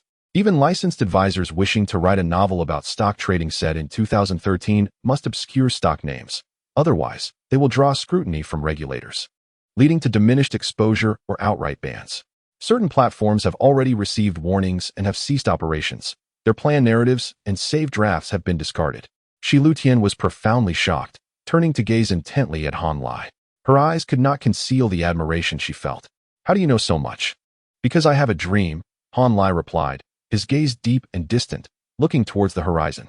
At that moment, the morning light cascaded down, casting a warm golden glow over his sharply defined features, as if he were adorned with the mask of a celestial being. Han Lai's clear, luminous eyes reflected brilliance, appearing to burn with golden flames, melting Shi Lutian's heart. She averted her gaze as if struck by lightning, her mind momentarily blank. As time passed, Han Lai withdrew his focus and inquired gently, "What else would you like to know?" His voice, softer than ever, caused Shi Lutian's heart to race, utterly entranced. It was evident that the Oscars owed Han Lai an Oscar for Best Actor. Chapter 64. The overthinking cucumber. Han Lai's sudden elevation of the conversation to the realm of dreams left Shi Luting overwhelmed. The concept of dreams held immense appeal for 18-year-olds, who were at an age where they readily embraced such aspirations, while they might quickly accept claims of societal darkness with indignation. The mere mention of dreams could ignite a fervent desire to save the world. Although Shi Luting possessed a rational mind, Han Lai's influence stirred her emotions. The key was not merely his boasting, but the fact that he had substantiated his claims. His knowledge of figures like the president of Hanyuan and Sun Mingxia from the fixed income department was beyond her comprehension. It was likely that very few people at their school were even aware of such individuals. Han Lai's expertise suggested diligent study, consistent attention to current events, and independent thinking. Considering his age, Shi Luting wondered when he had begun pursuing this dream, perhaps as early as his first year of high school. This realization provided a plausible explanation for his lackluster academic performance despite his intelligence. His maturity and composure now seemed attributable to his early ambition. Shi Luting now viewed him as a visionary destined for greatness, a nascent version of a domineering CEO. Her mind conjured up elaborate scenarios, elevating Han Lai to an almost absurd level, yet she remained steadfast in her belief. While the situation was comical, Shi Luting found it delightful. She interpreted his openness and willingness to share information as a sign of affection. However, the thought of Yu Yun and Fang Feifei prompted her to question his motives. Realizing he seemed receptive to the idea of being supported, snapping out of her reverie, she admonished herself for being swayed by his charm. Attempting to steer the conversation, she casually inquired about the possibility of ordinary retail investors profiting in the market. Han Lai, amused by her attempt at nonchalance, maintained a serious demeanor and affirmed that it was indeed the best time for such endeavors. He explained that increasing regulation of large capital and market manipulation had created a fairer environment. However, the technical skills of most investors had not kept pace, leaving an opportunity for resourceful individuals to thrive. He then included Shi Luting in this vision, suggesting that they could be among those who succeeded. Shi Luting had never entertained the thought of making money in the stock market, viewing it as a mysterious, dangerous arena dominated by insider trading and control. In her past life, she had initially ignored the bull market, later hesitating to participate. By the time she was convinced of its profitability, the optimal moment had passed, and she quickly found herself trapped. Although her experience might seem foolish, it was not unique. Even in 2025, many believed that the stock market was manipulated, and that profit was impossible without inside information. Such views were common among people from all walks of life. However, those who had access to brokerage data knew that a consistent percentage of investors managed to profit steadily, regardless of market conditions. While they might earn less or even lose money in bear markets, they would capitalize on bull markets by increasing their holdings. During market transitions, they would withdraw most of their funds and continue with smaller investments. The astute investors of the new era were even more formidable. Over the next decade, numerous prominent short-term traders would rise to prominence, accumulating fortunes from modest beginnings. They would engage in short-term trading, experiencing both successes and setbacks. Additionally, long-term investors like Zhang Jianping, Yang Lianming, Fan Hui, Li Xinghua, and Gu Weidong would amass substantial wealth through trend-following strategies, often earning hundreds of millions from a single stock. These individuals were subject to scrutiny by the China Securities Regulatory Commission, and while some, like Fan Hui, faced penalties for minor infractions, others operated within the law, profiting from their expertise. Han Lai, having witnessed the regulatory landscape of the future, understood the boundaries of permissible conduct. Guiding Shi Luting fell within those boundaries. While he did not intend to elevate her too high, he planned to provide her with some initial success, hoping that her satisfaction would ensure his own survival. Unaware of Han Lai's ulterior motives, Shi Luting was thrilled by the prospect of her own participation. She questioned her ability, citing her lack of knowledge. Han Lai playfully retorted that her intelligence made it possible, prompting her to inquire about his tutelage. Sensing her eagerness, Han Lai strategically created distance by stating that his teaching services came with a tuition fee.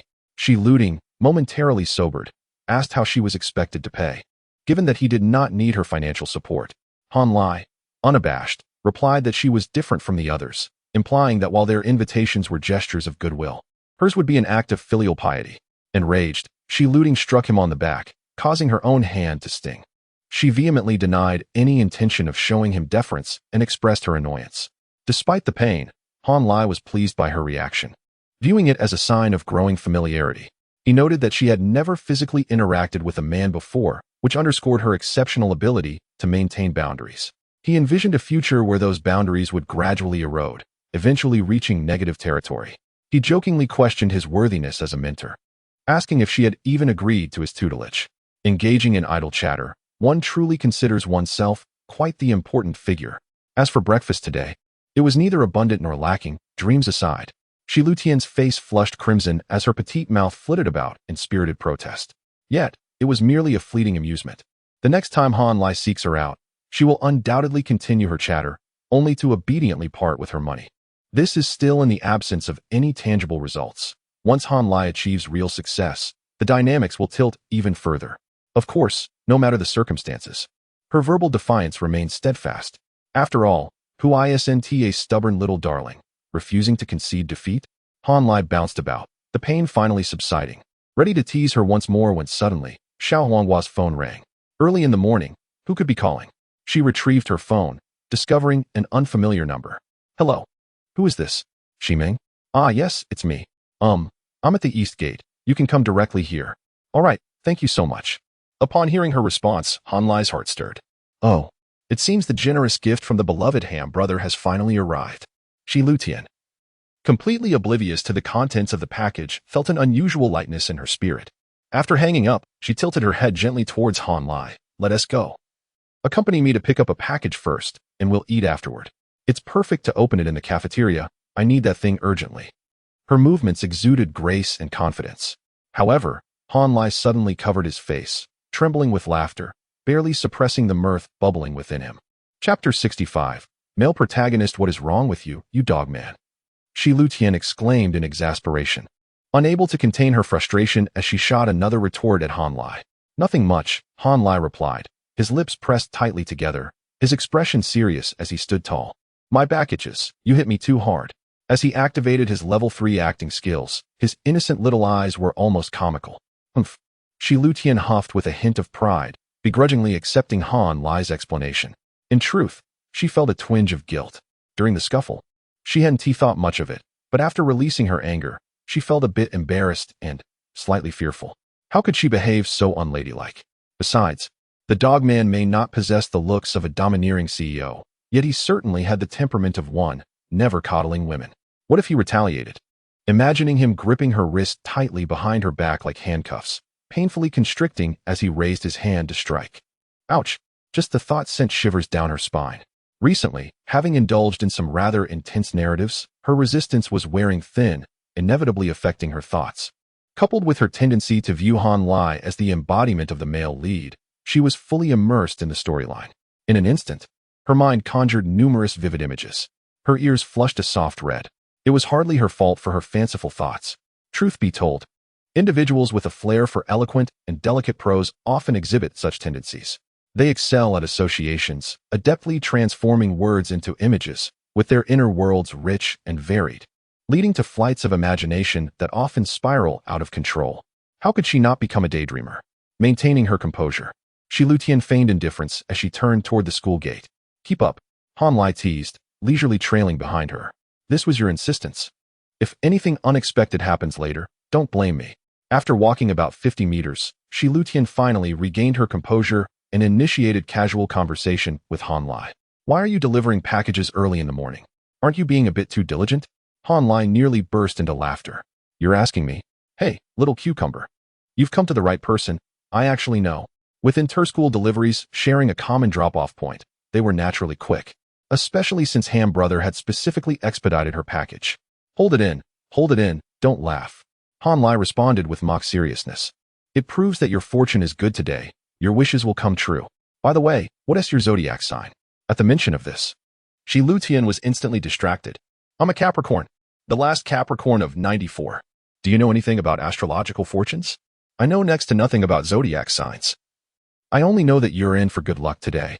Han Lai mused, his thoughts racing as he slyly added, strong, sensitive, proud, committed to love, with a rich inner world.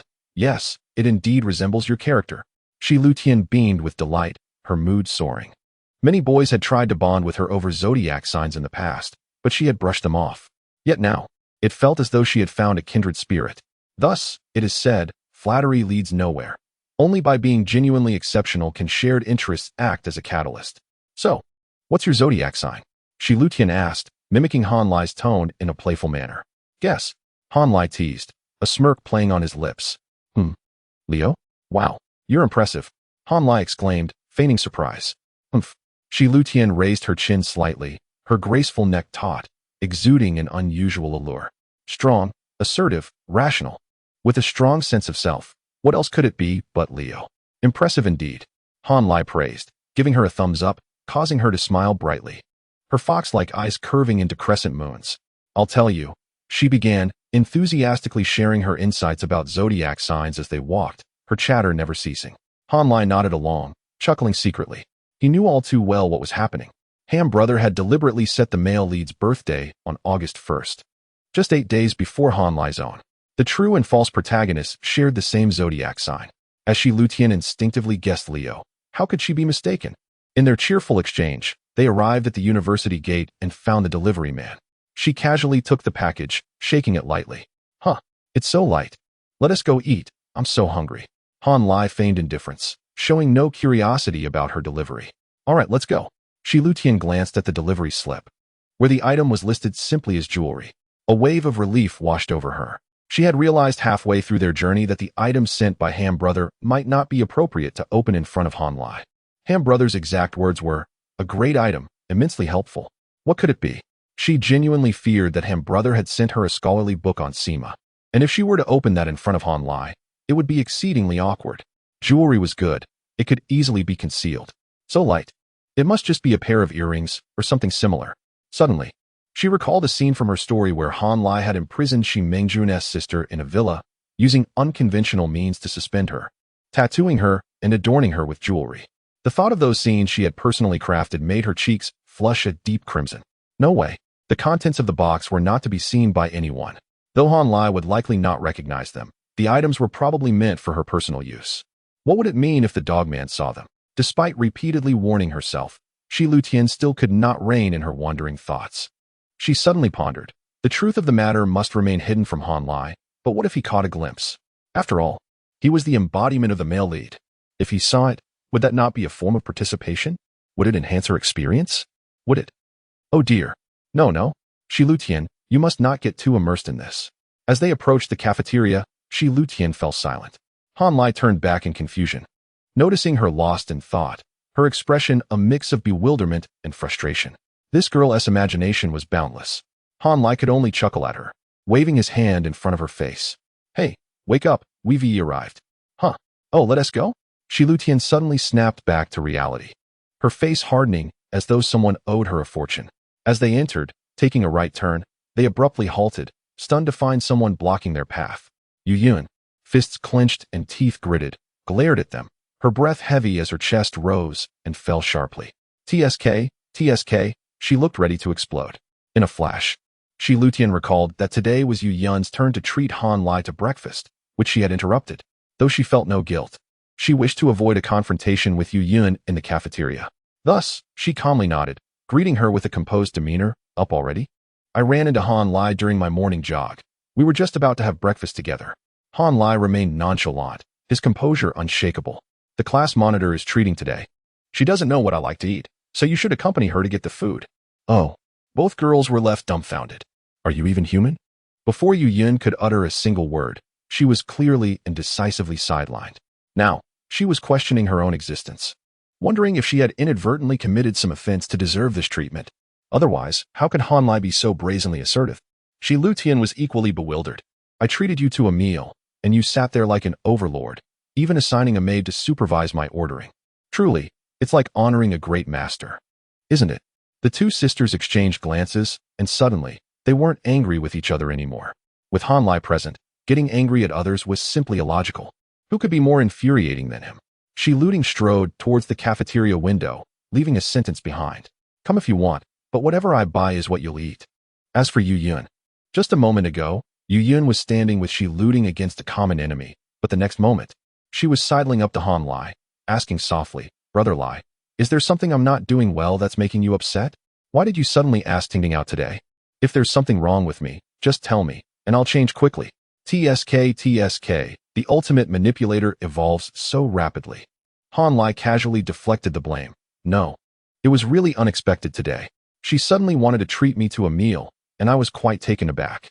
Receiving this answer, Yu Yun's expression wasn't happy. Why? Tingting. Never mind, I won't ask.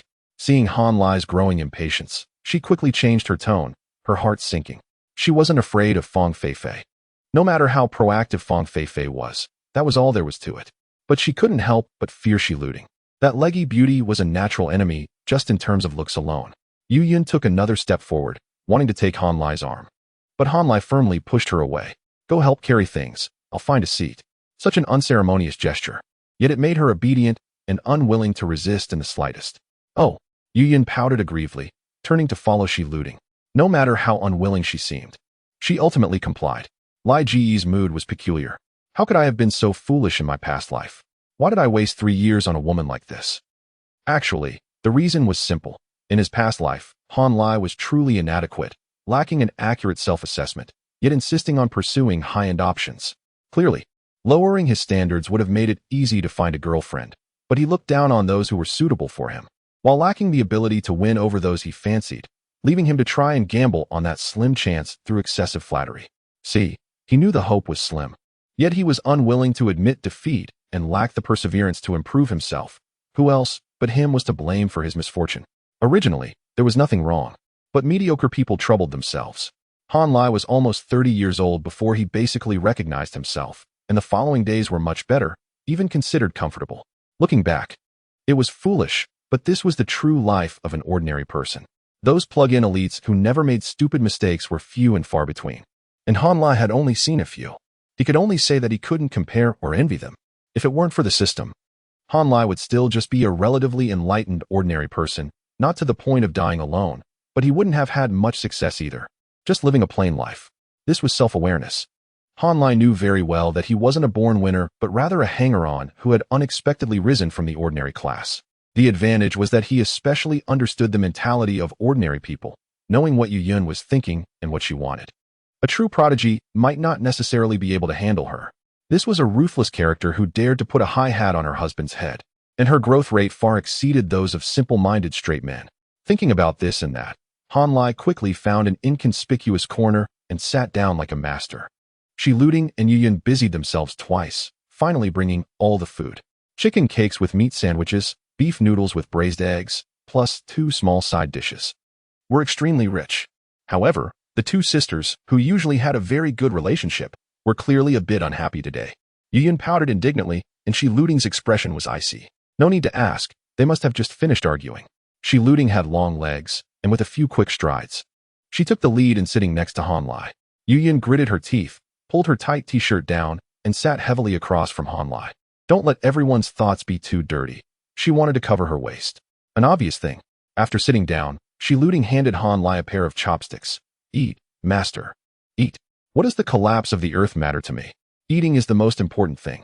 Just as Han Lai was taking the chopsticks, 2 people suddenly walked over in front of him. 2 girls and acquaintances. When their eyes met, both sides were stunned for a moment. Shi Luding's senses were very sharp, and she raised her head subconsciously, her pupils shrinking instantly, and her expression becoming even colder. Han Lai greeted generously. Long time no see. You too. Pan Gu suppressed the surprise in her eyes, glanced at Shi Luding with her beautiful eyes, and nodded with a light smile. Good morning. Dofu didn't have such a good attitude, and her expression was a little strange. Lai Gu, are you changing to a new meal ticket? One sentence made Shi Luding gasp for air. Han Lai didn't plan to help her, and replied with a smile. It's hard to say now. The new meal ticket isn't very stable. Shi Luding's eyes widened. Yu Yun felt relieved and secretly smirked. Pan Gu quietly tugged on Dofu's sleeve. And then Dofu grabbed her hand and pressed her to sit at the table next to Han Lai. Wow, it's getting more and more lively. Han Lai certainly didn't care, eating normally and chatting normally. Why did you 2 get up so early today? Early? Pan Gu raised her wrist and looked at her watch. It's 7:15. If I lived on campus, I would come to eat at this time every morning. It was a women's watch that Han Lai didn't recognize, but it looked quite gorgeous. Moreover, her gestures were particularly elegant, not the pretentious affectation, but a habitual and dignified demeanor. Yu Yun's eyes flashed with envy, and Shi Luding's eyes were filled with vigilance. Afraid of trouble? Han Lai asked with a smile. Pan Gu was stunned for a moment, then nodded with a smile, acquiescing. The first class in the morning started at 8 o'clock. Seniors weren't in school, juniors didn't go to class, sophomores didn't eat breakfast, and only freshmen occasionally came to the cafeteria. The peak dining period in the cafeteria was between 7:30 and 7:50, and Pan Gu came 20 minutes early to reduce many unnecessary troubles. Everyone could understand this principle, but someone had to explain it. Only Han Lai, hearing one sentence, guessed it, with a delicate mind and quick reaction.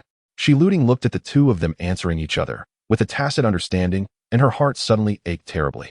Those adulterous scoundrels look really good together. What was it called? CP feeling. As if possessed. She peeled an egg for Han Lai and gently placed it in the noodle bowl, reminding him in a cold voice. Eat well.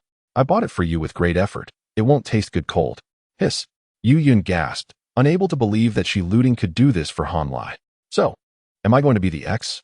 Pan Ge felt the provocation, but only found it amusing. Showing off to me. Are you panicking? Dofu didn't even eat her meal, watching the excitement with great enthusiasm. What drama could be more interesting than this live scene? Missing a second could mean missing a big scoop. All the actors were in place, with only Han Lai not moving. Everyone looked over in unison, staring at the only male lead. Chapter 66. The Yunting Alliance is formally established. The atmosphere was electrifying. Lai Ge felt a strange tingling sensation all over, as if the lady's gazes were raising goosebumps on his skin. Scientific studies suggest that gazes possess a certain weight. Ranking them by intensity, Xiao Huanghua topped the list, followed by Denai Yun, the onlookers, and finally, the refined young lady. Ranking them by ferocity, the onlookers led the pack, with Denai Yun second, Xiao Huanghua third, and the refined young lady bringing up the rear. This seemed logical. However, Lai Ge felt immense pressure as a result. One might ask, which young man could withstand such scrutiny? But he's an old baby? Never mind, then. With a cunning glint in his eyes, the seasoned Han Lai activated a third of his level 3 psychological prowess, instantly discerning their desires. The gossiping onlookers simply wanted a spectacle. Anything would do. A fight would be ideal. Yu Yin sought to gauge Han Lai's treatment of Shi Luding to inform her subsequent actions. Shi Luding aimed to reclaim her standing in front of Pan Ge, while simultaneously probing Han Lai's true feelings towards her. Pan Ge's motives were the simplest, pure curiosity. Last time, you made Shi Luding cry in my presence. Today, facing her softened demeanor, what will you do? Han Lai saw through their intentions with crystal clarity. Well, perhaps that was a slight exaggeration. He merely had a general idea. But that was sufficient. The next question was, how to navigate this situation? According to Han Lai's usual principles, he certainly wouldn't indulge Shi Luding. Were they that familiar for her to act like his legitimate wife? However, Lai Ge noticed the package casually placed on the table by Shi Luding, and a pang of sympathy struck him. Xiao Huanghua was already teetering on the brink of social ruin. Perhaps he should be kinder to her. One must possess a sense of decency. Thus, Lai Ge offered a warm and magnanimous smile. All right, today is your show. I'll follow your lead. He then picked up a braised egg and took a hearty bite. Shi Luding's gaze softened, her spirits lifted, and a hint of a smile graced her lips. That dog of a man is being unusually obedient today. She glanced at Pan Ge, proudly raising her chin, feeling as though she had finally regained some ground. Last time was merely an anomaly. This is my true strength. Yu Yin clutched her t-shirt tightly, her eyes wide with a hint of vexation. However, she typically favored subtle tactics and wouldn't confront the situation head-on. Instead, she pouted and began to cajole Han Lai. Lai Ge, how could you be like this? Do you have no principles? Good heavens, the sparks were flying. Han Lai couldn't decipher the girl's thoughts, but he was certainly feeling dizzy. My principles aren't firm, Han Lai retorted, slowly and deliberately. I eat where I'm fed. I support those who support me, fair, just, and equitable. The onlooker, Dofu, choked on her soy milk. The child was too young to have witnessed a man so brazenly indulging in being a kept man. Today was an eye-opening experience. She gave Han Lai a thumbs up, expressing her admiration. Big brother, you're incredible. Han Lai immediately teased her. Really? Would you like to experience the VIP treatment? Absolutely not. My meager allowance barely covers my current weight. Dofu shook her head vehemently. Then, with a mischievous glint in her eyes, she suddenly pulled Pan Ge into the fray. Oh, you're looking for Pan Pan. Pan Pan's weekly allowance could feed you in the cafeteria for a year. Pan Ge was both amused and exasperated, giving her a sharp glare. However, she remained silent, calmly sipping her porridge, gracefully passing the problem back to Han Lai. Clever. Shi Luding was immediately agitated, gripping her chopsticks tightly, her knuckles turning white. In her mind, Han Lai, that shameless dog of a man, would undoubtedly seize the opportunity without hesitation. However, Han Lai shook his head. Let's not. I can barely handle the 3 benefactors I have now. I don't have the energy to cultivate a new sugar mama.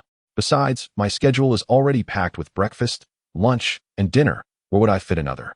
Most importantly, wouldn't it be wasteful for Pan Pan to treat me at the cafeteria? If we happen to meet outside, I'd much rather freeload off her at Wangjiang Pavilion. That would be much more pleasant. Pan Ge was particularly pleased with Han Lai's response. Firstly, he deliberately excluded her. Secondly, he flattered her naturally. And thirdly, he was neither obsequious nor distant. Thus, she looked directly at Han Lai, offering a smile as she made a promise. All right, if we happen to meet outside, I'll treat you to Wangjiang Pavilion. Just don't pull out a ring to scare me. Yu Yun, Shi Luding, and Dofu were utterly bewildered. What was all this about? Only Han Lai understood the reference. Wangjiang Pavilion was a private restaurant boasting the best views of the Bund. Renowned as a proposal hotspot in Shanghai, the restaurant had a private room for two. While the food was merely average, the staff would coordinate with the customer to create a romantic ambience, perfect for couples seeking a memorable moment. Pan Ji's explicit mention of this implied, "I can treat you to Wangjiang Pavilion, but it's just a meal, don't read too much into it." A very sophisticated young lady. The refined young lady moniker was well-deserved. However, Han Lai was no slouch either, effortlessly turning the joke back on her. "I was just mentioning it offhand. It doesn't have to be Wangjiang Pavilion. Any top-tier restaurant would do. The more expensive, the better." They exchanged a knowing smile, a tacit understanding between them. Yu Yun, Shi Luding, and Dofu continued to look around, unable to decipher their secret code. Thus, Xiao Huanghua was once again infuriated. "You're something else, dog of a man. You're eating my food and drinking my drinks, and now you're already making reservations for the next meal? I don't seem to have any recourse." Realizing this, she grew even more agitated, stabbing her chopsticks into the porridge in her bowl, grinding her teeth. Yu Yin wasn't angry, but anxious. Heavens! Is there no end to this? I don't even know how to deal with Shi Luding, and now there's another one on the same level as Pan Ge. Those who haven't experienced such despair wouldn't understand. However, Yu Yun's most remarkable trait was her resilience. Others might have given up, but not her. Instead, she thought, "My judgment was correct. Han Lai is a pure, 24K golden bachelor. The ones that are fought over are the best."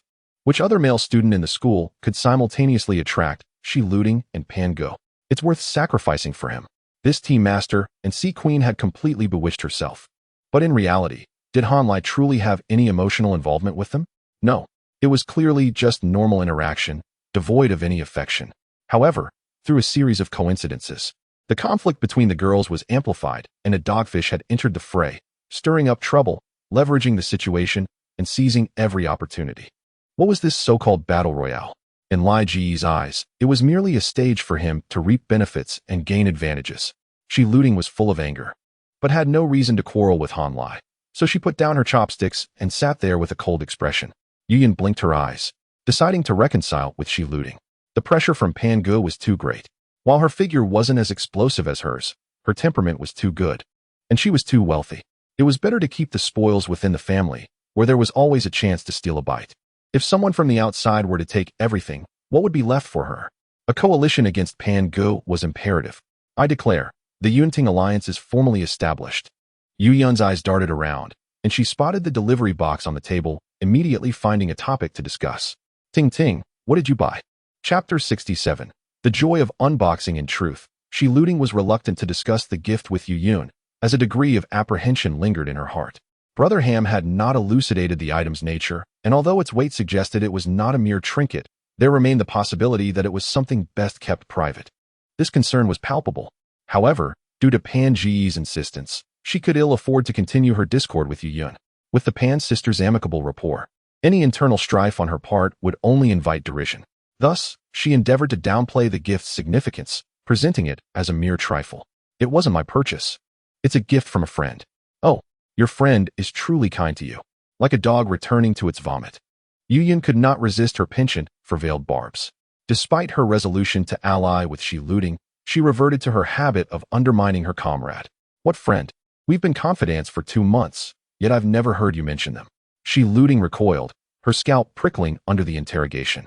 How was she to respond? A fellow writer of steamy CEO fiction? In the confines of their dormitory, she might have concocted a plausible explanation, but in the presence of Han Lai and Pan Ge, any justification would ring hollow. Narrowing her eyes, Shi Luding shot Yu Yun a look that could cut glass. In a frigid tone, she retorted, "Are you acquainted with all my friends?" Yu Yun was jolted back to reality. "Oh dear, why am I bickering with Shi Luding? We should be united against a common cause." She promptly backpedaled. "Whoever, your suitors are legion. I can't be bothered to keep track. I'm merely curious as to the gift's nature." She deemed her performance quite commendable. "See, our Ting Ting is never short of admirers. She's in high demand." She also intended to subtly remind Han Lai, "Our class monitor is not to be trifled with. You'd best be vigilant." Lai feigned deafness, engrossed in his meal. "Don't fret needlessly. I know the chap. Their relationship, you wouldn't understand." Pan Ge and Dofu exchanged glances, each suppressing a smile. Pan Ji's smile was gentle and serene, while Dofu's was mischievous. As she smiled, she complimented Shi Luding. "It's quite natural. Ting has always been popular. Even in the student council, Shi Luding's temples throbbed. She flipped over the delivery slip, concealing it from view. It's just a piece of jewelry. Something I asked a friend to purchase for me. It's not from an admirer. She wished to dispel any notion that she indiscriminately accepted gifts. To be enjoying breakfast with the dog man, while simultaneously accepting gifts from suitors, was simply unseemly. Shi Luding could endure almost anything, save for being the object of Pan Ji's amusement. Yu Yun's eyes sparkled, her interest piqued. You bought it? What sort of jewelry is it? Do open it and show me. Her request was not unreasonable. Among close female friends, unboxing packages together was a common pastime.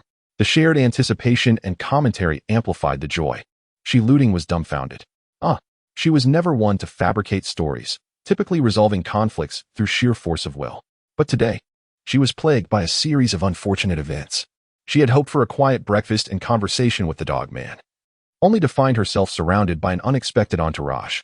To vehemently object now would only arouse suspicion, prompting speculation from the dog man and Pan Ge. Perhaps. No, absolutely no on-site unboxing. Who knew what the package contained? Shi Luding made up her mind and offered a flimsy excuse. I'll show it to you later. If you like it, you can borrow it for a few days.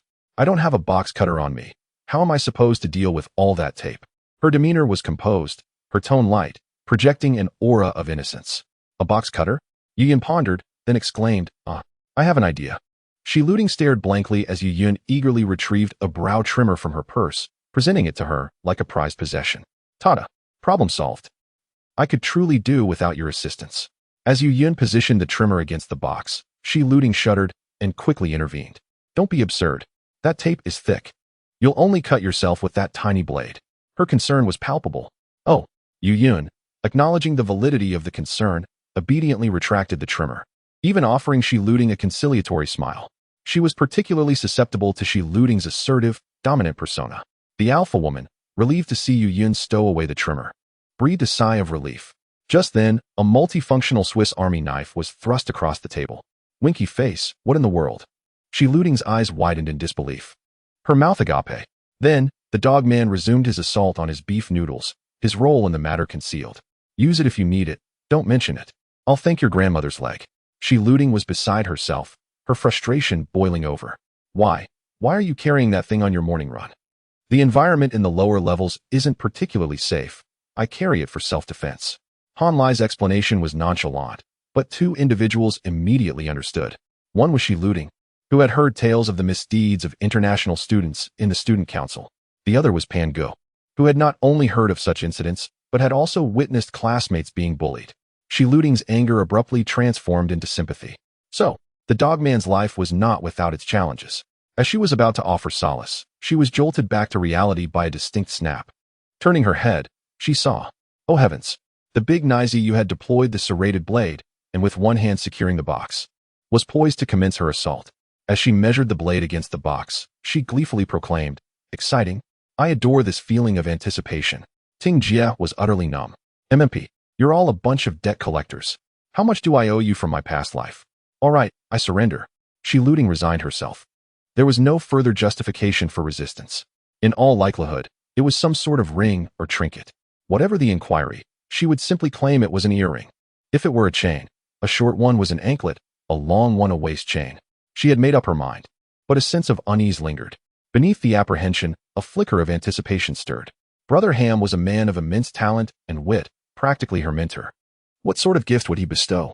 The sounds of tearing and ripping filled the air, followed by two distinct pops. Yu Yun had impatiently pried open the cardboard box, revealing a small, pink gift box. Oh, what an adorable box. Yu Yun was delighted, while Shi Luding nodded in agreement. The box was indeed exquisite, a testament to Brother Ham's thoughtfulness. Yu Yun picked up the box and gently shook it. It was remarkably light and produced no discernible sounds. How peculiar. She muttered, then eagerly lifted the lid. What followed was a moment of stunned silence. Yu Yun's eyes widened to an improbable size, her expression frozen in disbelief. Judging by her reaction, the contents were either exceptionally valuable or utterly unexpected. Which would it be? Everyone's curiosity was piqued, save for Han Lai. As for Shi Luding, in addition to her curiosity, a surge of apprehension washed over her. Had she underestimated the situation? Chapter 68. The official dissolution of the Yunting duo. Yu Yun's expression was utterly amusing. Even Pan Gu, who was not particularly curious, found herself lifting her head in intrigue. She then witnessed Yu Yun trembling as she retrieved a pure black object from a box. What was that thing? Pan Gu, with her limited experience, could not comprehend it. The item resembled a belt, crafted from genuine leather on the outside, lined with silk on the inside, featuring intricate cutout patterns in the middle, and adorned with a clasp and an oddly mismatched circular ring at the end. The craftsmanship was exceptional, radiating elegance akin to that of an international luxury brand. However, the issue was, it was far too short. Even a 5-year-old child did not possess such a slender waist. How could it possibly be a belt? Before Pan Gu could gather her thoughts, Yu Yun swallowed audibly and, with a peculiar expression, inquired, Ting Ting, you mentioned, if I liked it. Could I borrow it for a few days? The moment Shi Lu Ting laid eyes on the object, she was rendered speechless. While others might not recognize it, how could she not? Oh my ham sausage, my dear brother. What a splendid gift you've bestowed. This is a disaster. How on earth do I explain this? In an instant, Shi Lu Ting's mind was in turmoil, her entire being paralyzed, save for her toes, which moved in anxious twitches. Still dazed, she instinctively responded to Yu Yun's question, smoothly continuing, we're sisters, no need to be polite. Wait. Yu Yun interjected, startled and waving her hands in alarm. I think Fong Fei Fei is quite nice. Why don't you ask her? Shi Lu Ting was taken aback. What do you mean? Why are you bringing Fong Fei Fei into this? Pan Gu and Dofu were equally bewildered, finding the situation increasingly strange. It was only when Yu Yun, seemingly scalded, pushed the gift box forward, causing the lid to fall away and reveal the black leather strap with a grip ring inside. That Pan Gu finally connected the dots. A collar and leash? Isn't that a set for my dog? My heavens. She was a clever girl. Although she had never seen such things in person, she had certainly heard of these peculiar preferences. There are countless varieties of human nature, so one ought not to be overly surprised. Yet, she never anticipated that Shi Lu Ting not only harbored such inclinations, but had also set her sights on her dear friend Yu Yun. In utter shock, she exclaimed, Shi Lu Ting, you are remarkable. Pan Ji's admiration was genuine. For the first time in her life, she found herself in awe of a peer. How bold. Upon hearing Pan Ji's shout, Shi Lu Ting snapped back to reality, hastily reattaching the box lid and stammering an explanation. No, I didn't mean to do anything to Yu Yun. No, I didn't mean anything at all. That's not mine. Oh no. The fabrications she had spun moments prior now bound her like shackles. At that moment, she found herself utterly incapable of clarifying, her face flushed crimson. A mix of shame and anger. In a moment of exasperation, she slammed her hand on the table, exclaiming, Oh my, can someone save me? Instinctively, she cast a hopeful glance at her dear friend Yu Yun, yearning for a shred of innocence. Yun, you know me, it's truly not. Before she could finish, Yu Yun recoiled, her eyes wide with terror, interrupting, Ting, that Shijia, I hold you in great respect. But I genuinely like Han Lai. Shi Lu Ting was on the brink of madness. What does your preference for that dog of a man have to do with my explanation? Oh, wait, it seems to have some relevance, doesn't it? Understanding the underlying logic, Shi Lu Ting felt her fury escalate. I truly am not. I swear. In that crucial moment, Pan Gu chimed in with renewed vigor. Her exquisite face reflected admiration but also innocence, as she offered warm encouragement. It's all right. As long as no one is harmed, everyone's preferences should be respected. Shi Lu Ting, you need not explain yourself to anyone. Those who understand you will not blame you, and those who do not need not concern themselves. Hey, Sister Ting, do you have any private photos to share? Let us keep it between us. I promise not to tell. Shi Lu Ting was utterly exasperated. Enough. She was weary. Let them all do as they please. Let everything be ruined. Just as she sank into despair, a cacophony of honking geese erupted nearby. Startlingly out of place. Honk, honk, honk, honk, honk. The four girls turned to see. Good heavens. Han Lai was slumped in a chair, desperately covering his mouth, nearly bursting with laughter. Dofu remained in a state of shock, unable to interject, while Pan Gu, upon seeing Han Lai, momentarily lost her wits and sought his opinion. Lai Gu, care to share a line? Han Lai paused. Then, still doubled over with laughter, tears streamed down his cheeks. What are you laughing at? Boom. Shi Lu Ting, infuriated and humiliated, lost all rationality and slapped Han Lai's back, jarring her own hand painfully.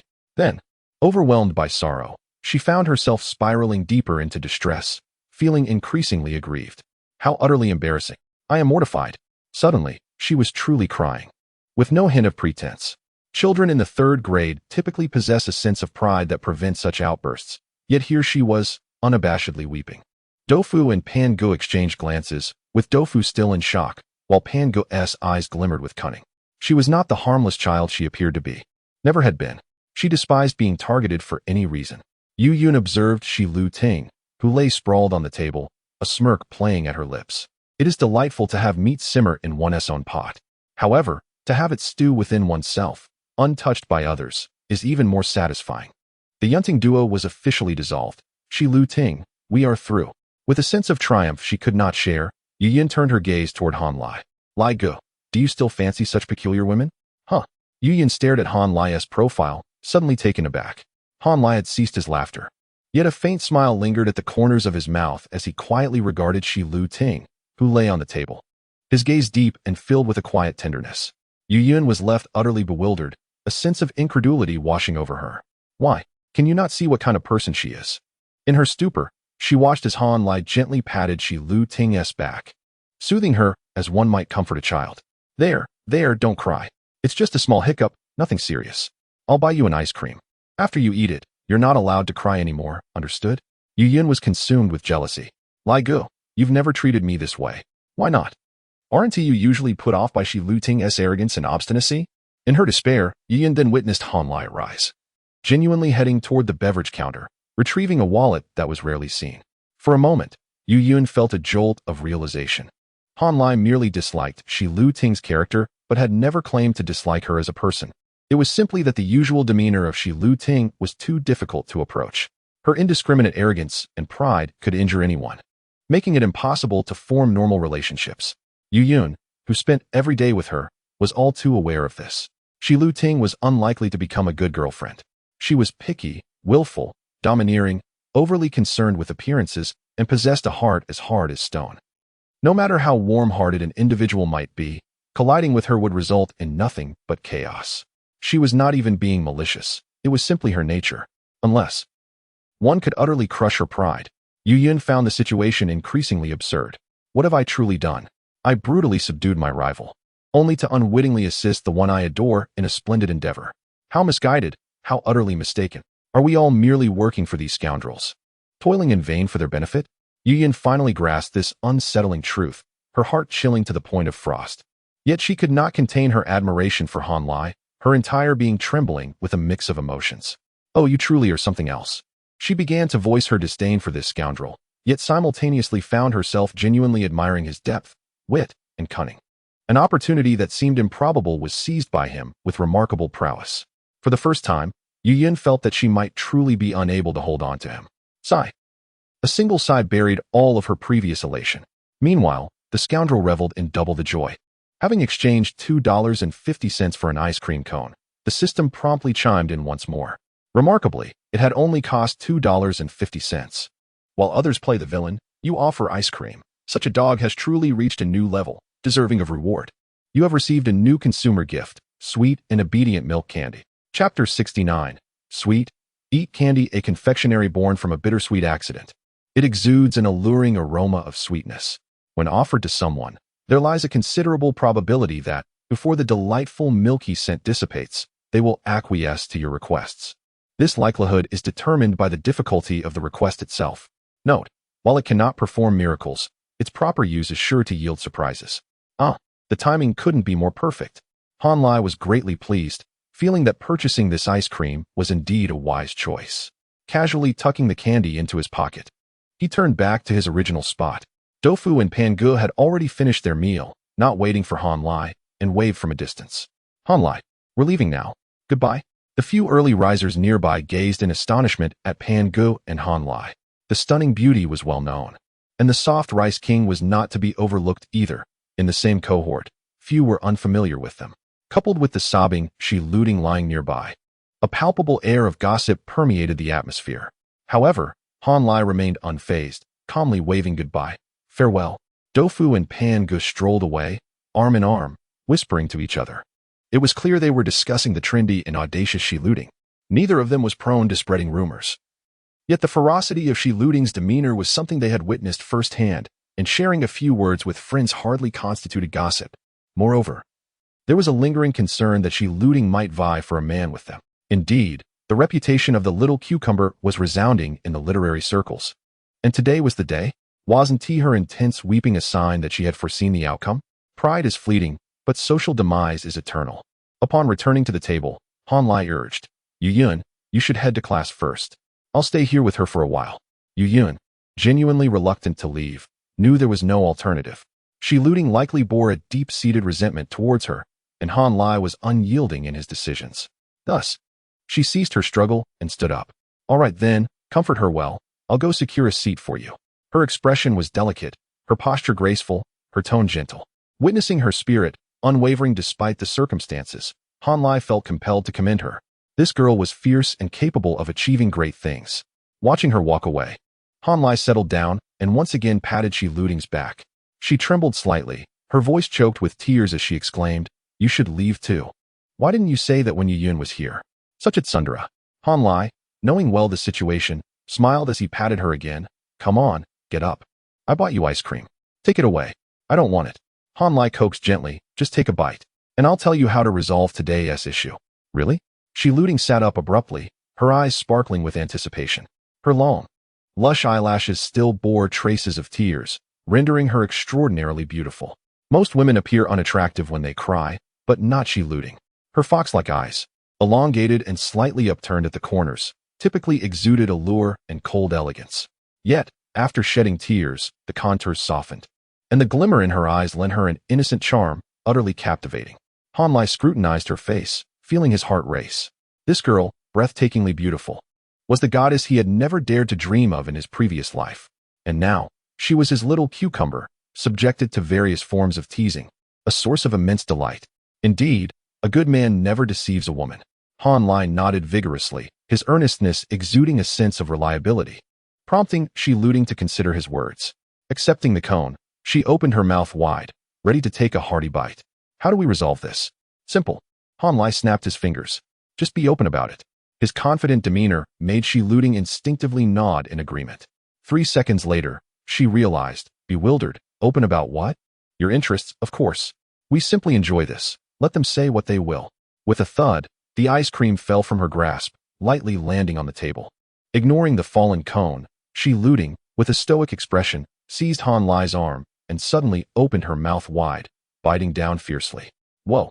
Han Lai jumped back in surprise, narrowly escaping her teeth. What are you doing? I'll just bite you to death. Is this your idea of a solution? Exactly. What other option do you have? Shi Luting's eyes brimmed with tears again, her expression forlorn. Yet, Han Lai stood his ground, entirely unfazed. You see, if you're afraid of what others might say and worry about their laughter, why not just embrace it? If you relinquish all care, people will merely be astonished. When you adopt a stronger demeanor, who would dare to mock you? Really? Shi Luting paused. That does make a bit of sense. Although flawed, upon reflection, it seemed a potential solution. So, I should actually act like a queen? Why pretend? Why not just be genuine? Han Lai teased, playfully nudging her. Or better yet, why not make it real? Ugh. Shi Luting's ears flushed crimson with embarrassment. Although she exuded confidence and authority, her personality didn't equate to a penchant for dominance. Her strength in daily life was worlds apart from her unique preferences. Why are we even discussing this? She retorted, flustered. Get away. Your intentions are hardly pure. Han Lai feigned indignation, his expression one of grievance. How could you betray me? If you act like a queen, I gain nothing from it. It's not like I want that. Shi Luting rolled her eyes in exasperation. Enough.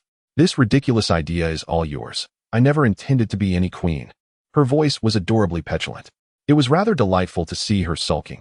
It signified emotional stability, indicating that his efforts to console her were not in vain. Han Lai felt a surge of satisfaction and seized the moment. Oh, so that persona is merely for your own use? As she regained her composure, a deep blush crept across her cheeks. I don't. She protested, her urgency betraying her. It's just a special work requirement. I merely wanted to experience it a little. Once she finished explaining, she realized the absurdity of her own words. What do you mean by a special work requirement? How foolish am I? Looking back at Han Lai, she found his expression was a complex mix of emotions. Shi Luting felt a wave of despair wash over her. Forget it. I won't explain anymore. You wouldn't understand. Han Lai sighed. choosing not to continue the jesting. Instead, he kindly patted her shoulder, his voice softening. I truly don't understand, but I trust you have your reasons. So go ahead and do what you feel is right. Does it matter what others think? It matters a great deal, she replied. But if others fail to understand, should I refrain from doing what I ought to do? That's simply one T do. Don't feel the need to explain to me anymore. Just be yourself, all right? Tears blurred her beautiful eyes. She couldn't comprehend why she felt so emotional today. Okay, she nodded earnestly, warmth blossoming within her heart. Although Han Lai could be insufferable at times, he was undeniably reliable in crucial moments. Such qualities embody a true man, strength of heart, and the capacity to bear burdens. Truly rare. Through tear-filled eyes, the figure of Han Lai before her seemed to amalgamate with the Han Lai dwelling in her heart, becoming increasingly vivid and significant. She hurriedly wiped her tears, and then, in a daze, watched as Han Lai retrieved a piece of milk candy, cautiously unwrapping it and gently offering it to her lips. Open your mouth, be good. The sweetness will soothe your heart. The original Shi Lutian would have vehemently resisted such intimate gestures. Yet, in this extraordinary moment, she found herself unable to ponder, succumbing to Han Lai's assertiveness as she obediently parted her lips and accepted the candy. How fragrant and sweet. Her mood indeed transformed into something radiant and joyous, even causing her to blissfully squint her eyes. Then, she noticed that audacious man leaning closer, invading her personal space, his deep and magnetic voice inquiring, So, when you wish to experience that set of equipment, allow me to assist you, shall I? In the subsequent moments, Shi Lutian's heartbeat ceased, her entire being frozen in place. Chapter 70, An Unexpected Confession. What does this mean? Shi Lutian, trembling in surprise, took a moment to comprehend. Oh, so you want to be the one holding the leash. Fine, since you are the male lead and I am the female lead. Let us just pretend this is for my sister. Huh, wait a moment. Where did I get a sister from? That's a story, not reality. Just as she was about to agree, the thought of a sister suddenly jolted Shi Lutian back to her senses, leaving her shivering in shock. You deceitful man. Ugh. Gritting her teeth in fury, she glared fiercely at Han Lai. Go dream somewhere else. After unleashing her wrath, she seized the gift box from the table and turned to leave. Oh, as soon as Han Lai called out, she swung her long legs like a fan and vanished in an instant. Although she appeared quite furious, in truth, her ears and neck flushed a deep crimson. Let us discuss it further. Although no one was left to hear, Brother Lai still uttered the latter half of his sentence. His smile was faint, his expression playful. After exerting considerable effort, he had failed to successfully deceive her. Did that bother him? Not at all. If it were that easy, she wouldn't be Shi Lutian. Some women are like moths, drawn irresistibly to your light, willing to burn themselves to taste you. For instance, Fang Feifei and Yu Yun. Others are like cranes. You can plant a garden full of grass, and they might briefly linger, but they will not allow you to take advantage of them. For example, Shi Lutian and Pan Ge. In truth, Han Lai never anticipated such a straightforward success. The candy appeared overwhelmingly advantageous at first glance, but its limitations were stringent. The requirements to surpass those limitations were virtually impossible to meet. Thus, Brother Lai merely wished to plant a seed in her heart, leaving a sliver of opportunity for the future, nothing more. Ultimately, if it flourished, splendid. If not, it was inconsequential. This was merely a decorative embellishment in life. An amusing game. Most of his energy remained devoted to self-improvement. Was Shi Lutian charming? Presently, indeed, she exuded a charm that was utterly captivating. However, for the former Han Lai, she could even be deemed detestable. She had once made him bear the brunt of a situation, displaying a ruthless nature. They had quarreled before. With her lofty demeanor, how could the same person exhibit such a drastic transformation?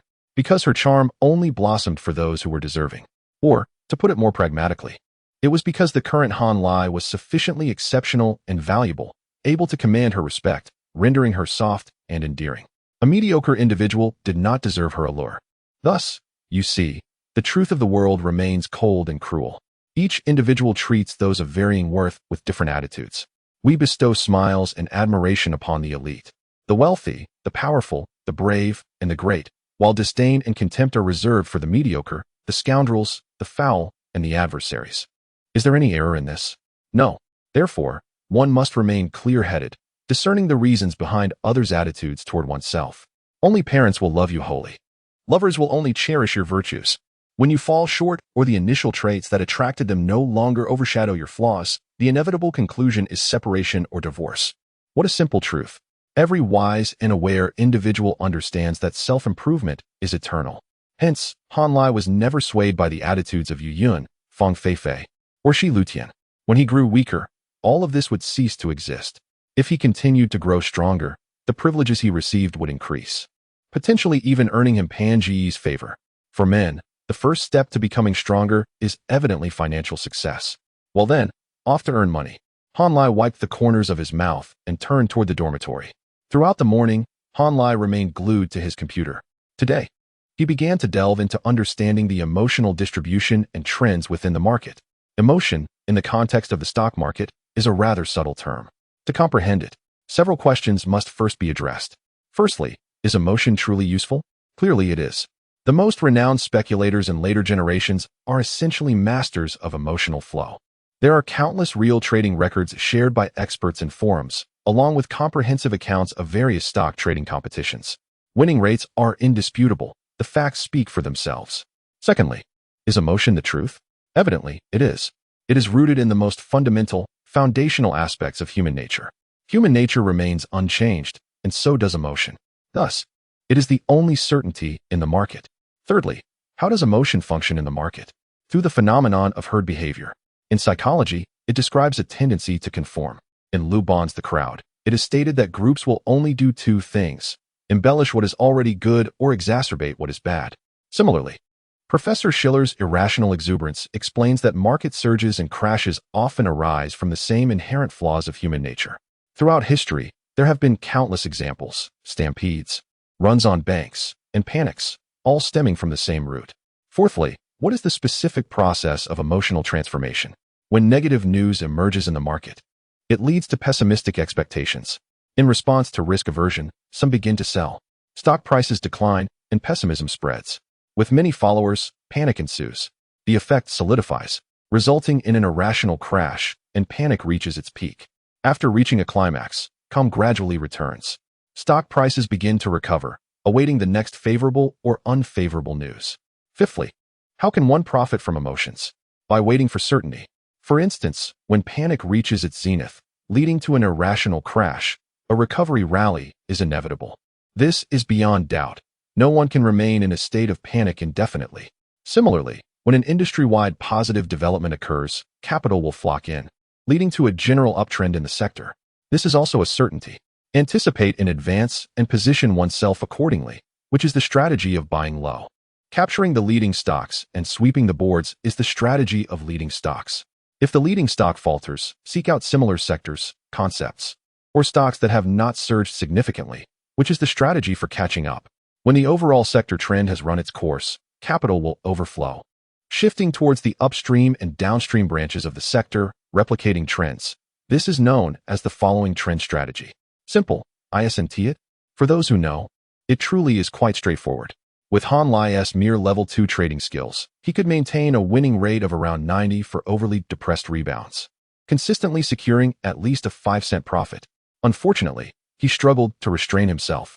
Opportunities for deep dips were scarce. He often strayed into areas where he was less adept, failing to execute discipline adequately. Sometimes, a single misstep could wipe out a month's profits. The gap between a skilled trader and a novice is often reflected in their defensive capabilities. So what exactly is emotion? It is essentially a form of market consensus. When a theme emerges and proves profitable, the entire market's attention converges. Some individuals remain steady, merely observing. Others, driven by impulse, begin to speculate. As the number of speculators grows, consensus forms. This is emotion. How to timely enter the market and let subsequent speculators elevate stock prices is the essence of technique. In essence, stock trading boils down to buying and selling. It is a straightforward principle without unnecessary complications. However, as time progressed, more individuals began sharing techniques, and novices rapidly learned, resulting in a swift evolution of strategies that made the landscape seem chaotic and complex. The year 2014 may have been the best era. Without even mentioning the sustained bull market that lasted a year and a half, the current market environment alone was enough to fill Han Lai with elation. Truly, there are not many who comprehend emotion, including institutions and speculators. The technology remains relatively rudimentary, yet experts continue to discuss technical indicators. while novices remain fervently eager to learn about them. Concepts such as the three yangs opening still flourish. Consequently, the tactics employed by the market leaders to exploit these novices appear rather antiquated. After observing the market for several days, Han Lai's predominant sentiment can be succinctly expressed in 2 words. Is this it? Nevertheless, he remains unperturbed, diligently refining his trading system with methodical precision. The adage sharpening the axe does not delay the work of chopping wood rings true. The essence of a system is known only to its possessor. Thus, he remained engrossed until noon, when Ding Ding and Xiao Dongbei burst through the door. Upon sighting Han Lai, the duo inexplicably radiated excitement. Brother, something monumental has occurred. Have you heard? That Shi Lutian from your class is a lesbian. Han Lai chuckled in disbelief. How on earth did such a rumor circulate? It seemed utterly absurd. Observing his skepticism, Xiao Dongbei grew anxious. It's true. During the break, she approached Pan Gu in our class to confess her feelings. Han Lai was rendered speechless, utterly taken aback. Chapter 71. A complete muddle. What on earth is transpiring? A palpable sense of bewilderment washed over Han Lai as his mind conjured up a series of bizarre scenarios. Shi Luting and Pan Gu. The mere thought sent a jolt of exhilaration through him. If they were to star in such a spectacle, no expense would be spared. A peculiar blend of anxiety and titillation stirred within him, igniting a fervent restlessness. Enlighten me, he urged. Ding Ding and Xiao Dongbei erupted in a chorus of mischievous laughter, their expressions mirroring each other's lewd excitement. Xiao Dongbei, we couldn't quite discern the specifics of their conversation. Ding Ding, however. Xiao Dongbei, Shi Luting suddenly embraced Pan Gu, drawing her close. Ding Ding. And then, she playfully traced her finger along Pan Ji's jawline. Xiao Dongbei, good heavens. We were utterly dumbfounded. Ding Ding, indeed. It was exceedingly stimulating. Xiao Dongbei, that imbecile Huang Wei suddenly shouted. Kiss her. Ding Ding. Damn it. Pan Gu was startled awake and fled, pushing Shi Luting away. Xiao Dongbei. And then, Shi Luting called out to Pan Gu. That gift was meant for you. Yu Yun is unworthy. Ding Ding, alas. What could that gift be? I'm dying of curiosity. Xiao Dongbei. Speculation abounds, rife with rumors. The girls discreetly questioned Pan Gu, but the goddess steadfastly refused to divulge any information. The 2 cohorts regaled Han Lai with their account, their words flowing like a comedic duo. Throughout the entire narration, Han Lai maintained an expression of utter incredulity, his jaw and eyelids growing weary from the sheer astonishment. At first glance, it seemed preposterous, but upon closer contemplation, it possessed a stroke of genius. In the end, he could only sigh and marvel. Shi Luting, you were truly gifted. In a fleeting reverie, Han Lai envisioned the fully realized, aloof Shi Luting who had ascended to the presidency of the student union. She wielded authority with both strength and method, enforcing discipline while leading by example, earning the respect of a group of arrogant and unruly individuals. Her authority grew daily, and her queenly aura gradually solidified. Admittedly, she had taken a position at the peak of the stock market and had not achieved great success in writing online novels, and she had been toyed with by Han Lai in a way that left her both intoxicated and tormented. But she was far from incompetent. In terms of administrative management, the 20-year-old Shi Luting effortlessly surpassed the 30-year-old Han Lai. The same applied to decisiveness and ruthlessness. This is becoming increasingly intricate, he mused, but oh so exhilarating. Han Lai instinctively licked his lips, his eyes narrowing, sending shivers down the spines of Ding Ding and Xiao Dongbei. Good heavens. The boss is suddenly turning into a pervert. How terrifying. What should we do? Just as the 2 were paralyzed with fear, Han Lai casually gathered his belongings, preparing to depart.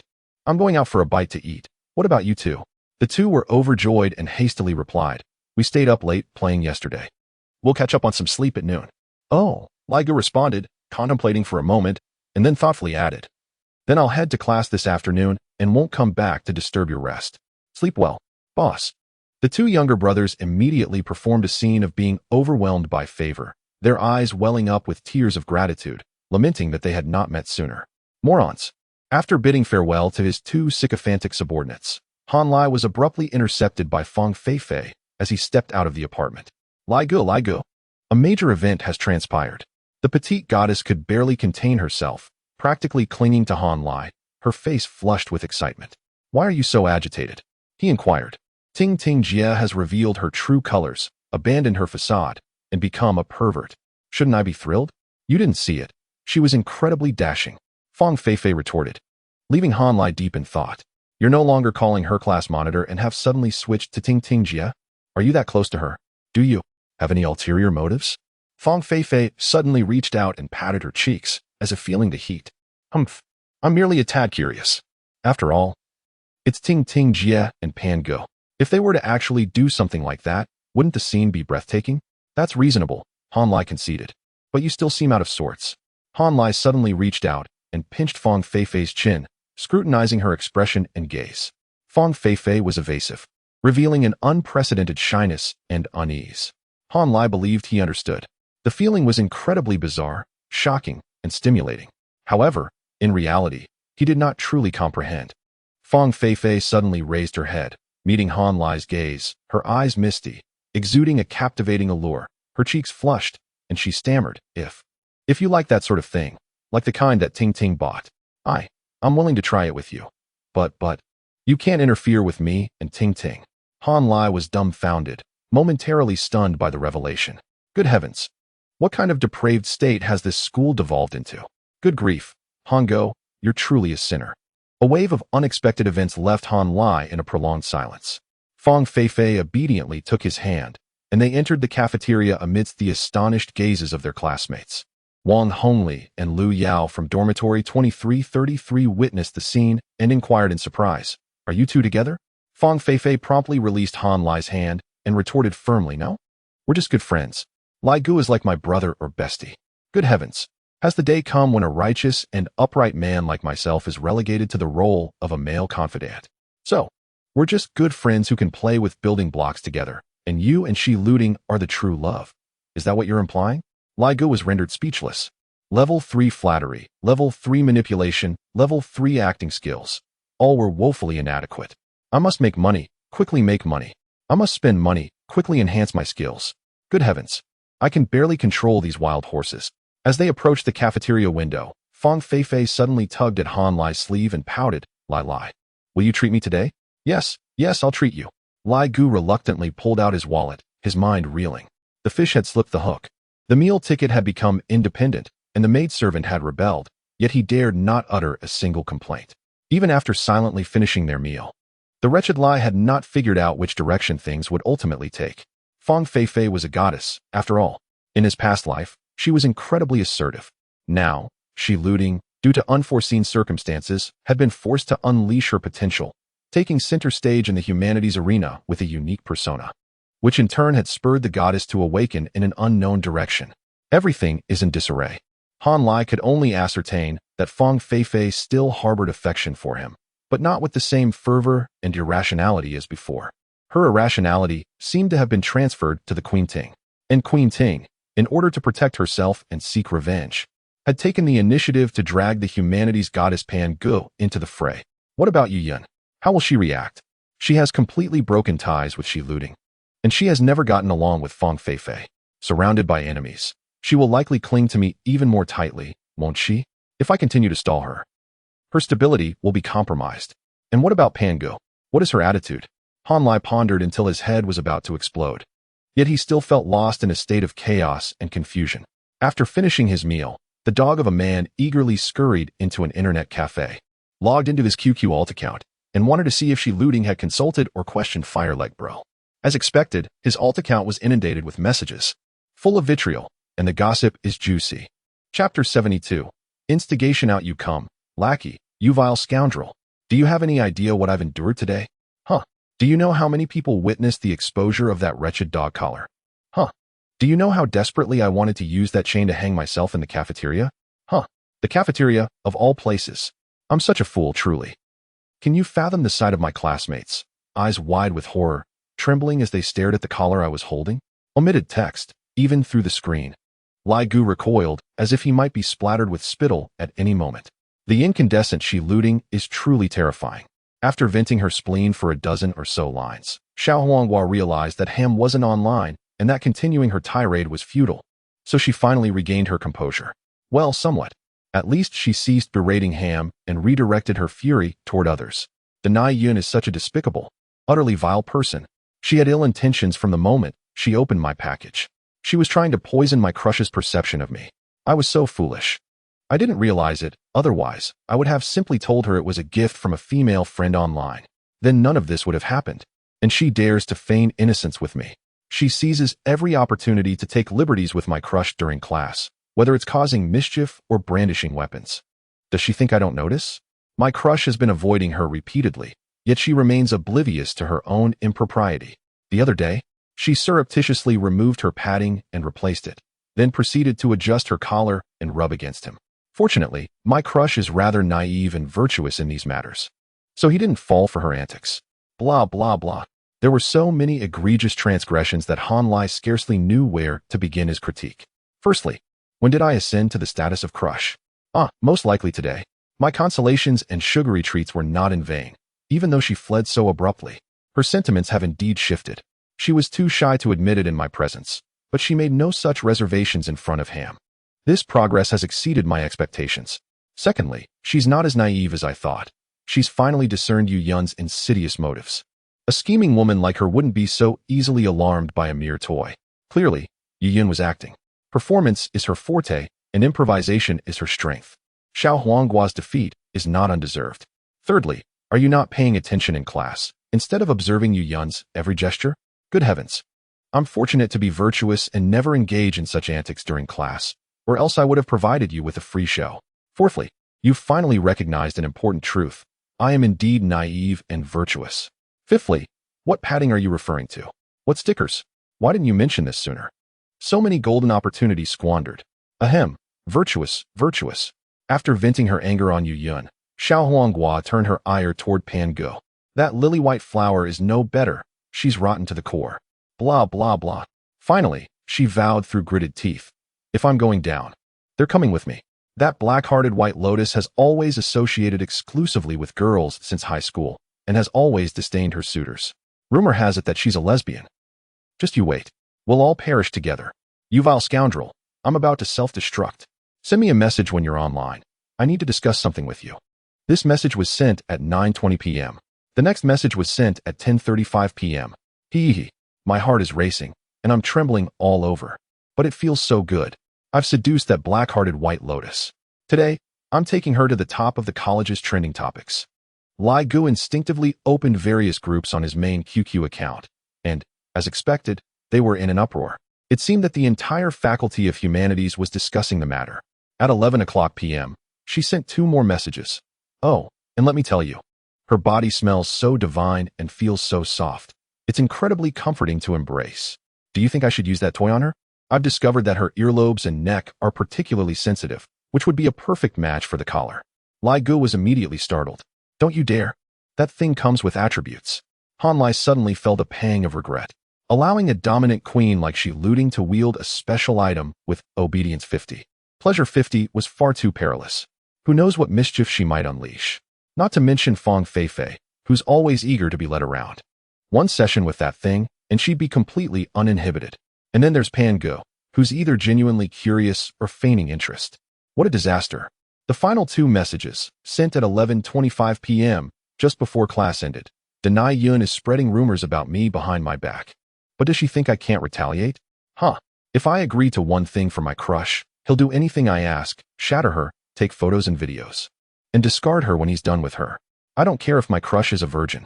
These 2 lines were likely uttered in a fit of pique, but they still gave Lai Gu a fright. Shi Luding's ruthlessness is no joke. If Yu Yun continues to provoke her, these angry words could easily turn into a plan. How stimulating. However, Han Lai hadn't anticipated the premature villainization of Queen Ting. Allowing her to continue her rampage would have dire consequences. Han Lai had been sitting pretty, effortlessly navigating the affections of several beautiful women. Life had been so comfortable, but now, chaos reigns, giving him a splitting headache. Sparks could fly at any moment and set the house ablaze. Han Lai could no longer remain seated. Han Lai quickly replied with "I'm coming me." But he received no response. She was probably having dinner. Or perhaps, basking in the adoration of her sisters. Han Lai was helpless. He could only wait. With nothing else to do, he casually opened those group chats to see what everyone was discussing. The main class group was eerily silent because the advisor, Lu Hong, had spoken. Shi Luding, come to my office this afternoon before class. Good heavens. Even the smiling tiger has entered the fray. In the remaining groups, everyone was frantically discussing the matter, regardless of whether Shi Luding was present. Ping. Holy crap. Holy crap. Holy crap. She's so brave. Lu Ji, the class monitor isn't leaving us any room to breathe. Duan Xiaoyi. I thought I only had to compete with the boys, but apparently. There's more? Xia Hongwan. Marriage is only for procreation. Girl on girl is true love. Covers mouth and laughs. Zheng Lei. Han Lai. Lai Ge. What's your take? Han Lai pondered for a moment and replied. A teapot can only fill 6 teacups at most. Any more, and it'll overflow.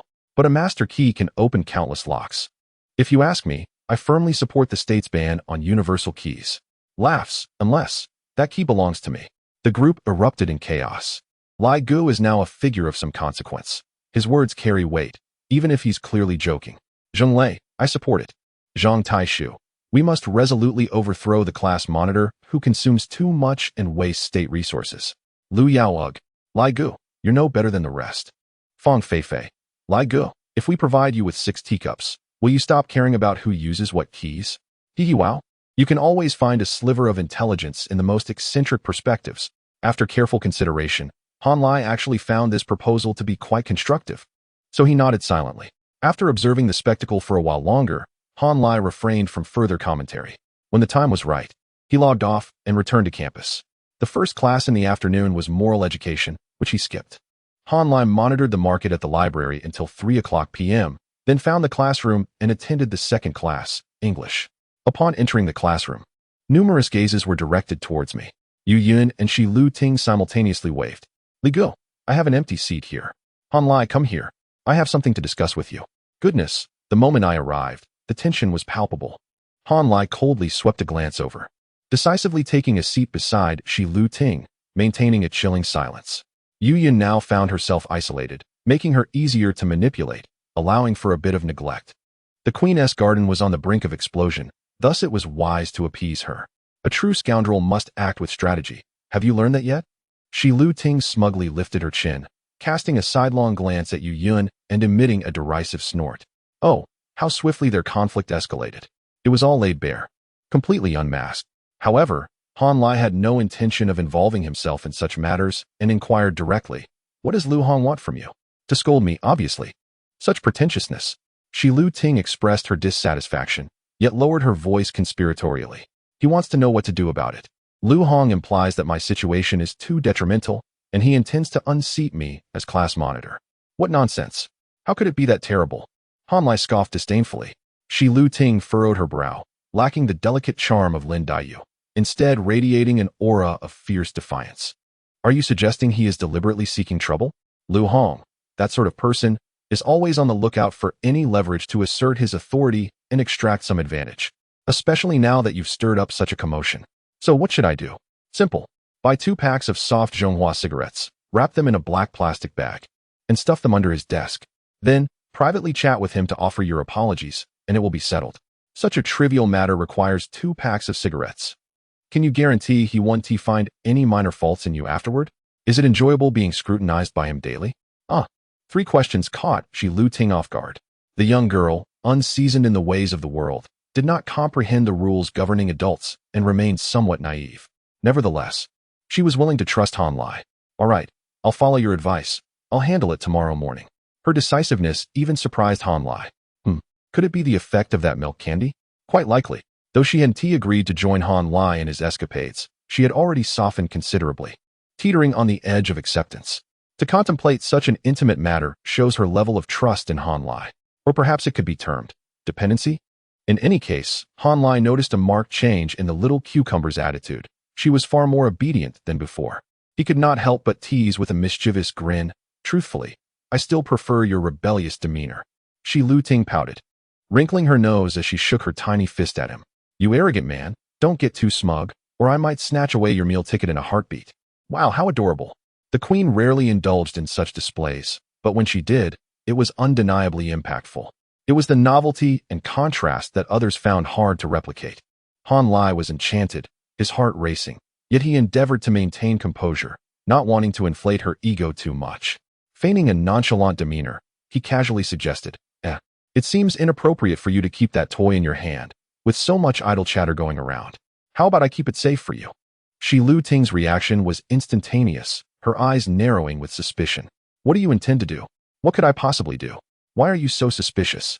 Han Lai feigned innocence, yet Shi Lu Ting was not fooled. I don't need your help.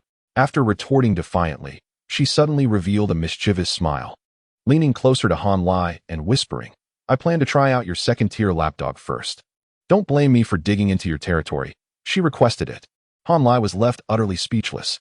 After a moment of flustered indignation, he exclaimed, Is that ethical? Uft. Shi Lu Ting scoffed disdainfully, casting a sideways glance. As if you have any morals. Han Lai was at a loss for words. He had forgotten that Shi Lu Ting's moral compass was quite unorthodox. In Han Lai's limited life experience, it seemed that most successful individuals possessed somewhat weakened moral principles. Those who were overly compliant and adhered strictly to rules often found themselves unable to achieve anything substantial, merely serving as stepping stones for others. The main issue was, life was far too exhausting. In any case, Han Lai did not intend to lead such a conventional existence. Who dictates what one can or cannot do? Selfishness is inherent to human nature. When one lacks capability, they remain subdued, but once empowered, who would continue to indulge the inept? Fair transactions, not bullying others, and avoiding malevolence, that is already commendable. As for the rest, let desires run free. No one shall bind me. Thus, Han Lai's somewhat immature worldview took shape, partly influenced by Shi Lu Ting, who skillfully rendered him speechless with a single remark. All right, do as you please. When trouble arises, let us see how you handle it. What trouble could arise? Shi Lu Ting expressed no fear. Rather, she seemed eager and ready to pounce. Could it possibly be worse than my near social demise? I'm committed. If I don't show some attitude, I will never be able to deal with Pan Ge. Wow, what a deep-seated grudge. Han Lai could only chuckle in disbelief. You understand nothing. All right, I don't understand anything. You're absolutely right. Even with a second chance at life, Han Lai still could not grasp Shi Lu Ting's animosity towards Pan Ge. 3 levels of psychology were insufficient to unravel it. He pondered endlessly. Why was she so fixated on this particular target? Though he found it perplexing, Han Lai was too indifferent to interfere. Pan Ge was no easy catch. Shi Lu Ting would not have her way easily. And as for Fang Fei Fei and Yu Yun, let them be. Losing them would be no great loss. As the bully boss goddess was about to receive its first wave of recommendations, he had no time to indulge in their melodrama. The earnings from this book could be put to significant use. Earning money was far more important than pursuing relationships. Allowing the queen to unleash her potential seemed wise. After all, as long as he held her close, no one associated with her could escape. Oh, wasn't this akin to being a tool in a different sense? After much contemplation, Han Lai finally reached a conclusion. Let her venture forth and stir up some trouble. Perhaps it was not such a bad idea after all.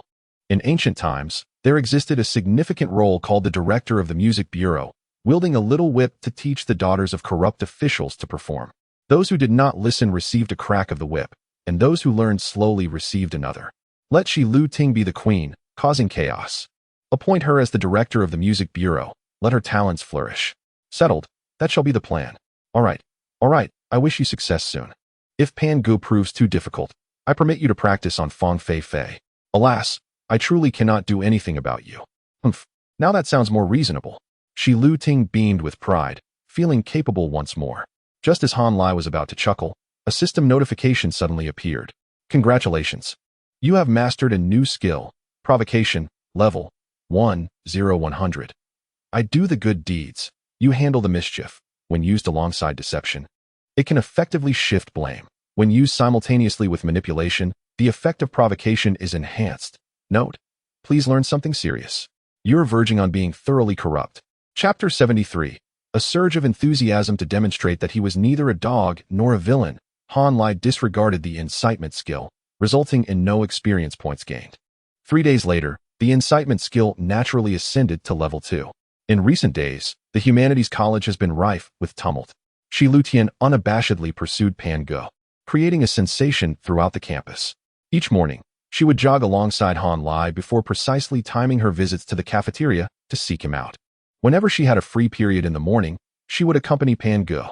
In the afternoon, she would take a brief respite to attend to her own matters, only to stealthily make her way to Pan Ge's dormitory before bedtime.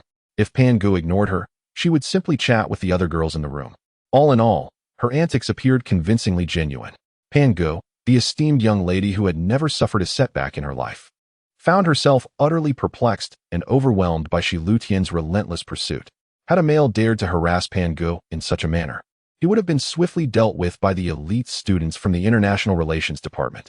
Alas, Shi Lutian was not only a woman but also an exquisite beauty, making her a formidable opponent, neither to be rebuffed nor easily persuaded.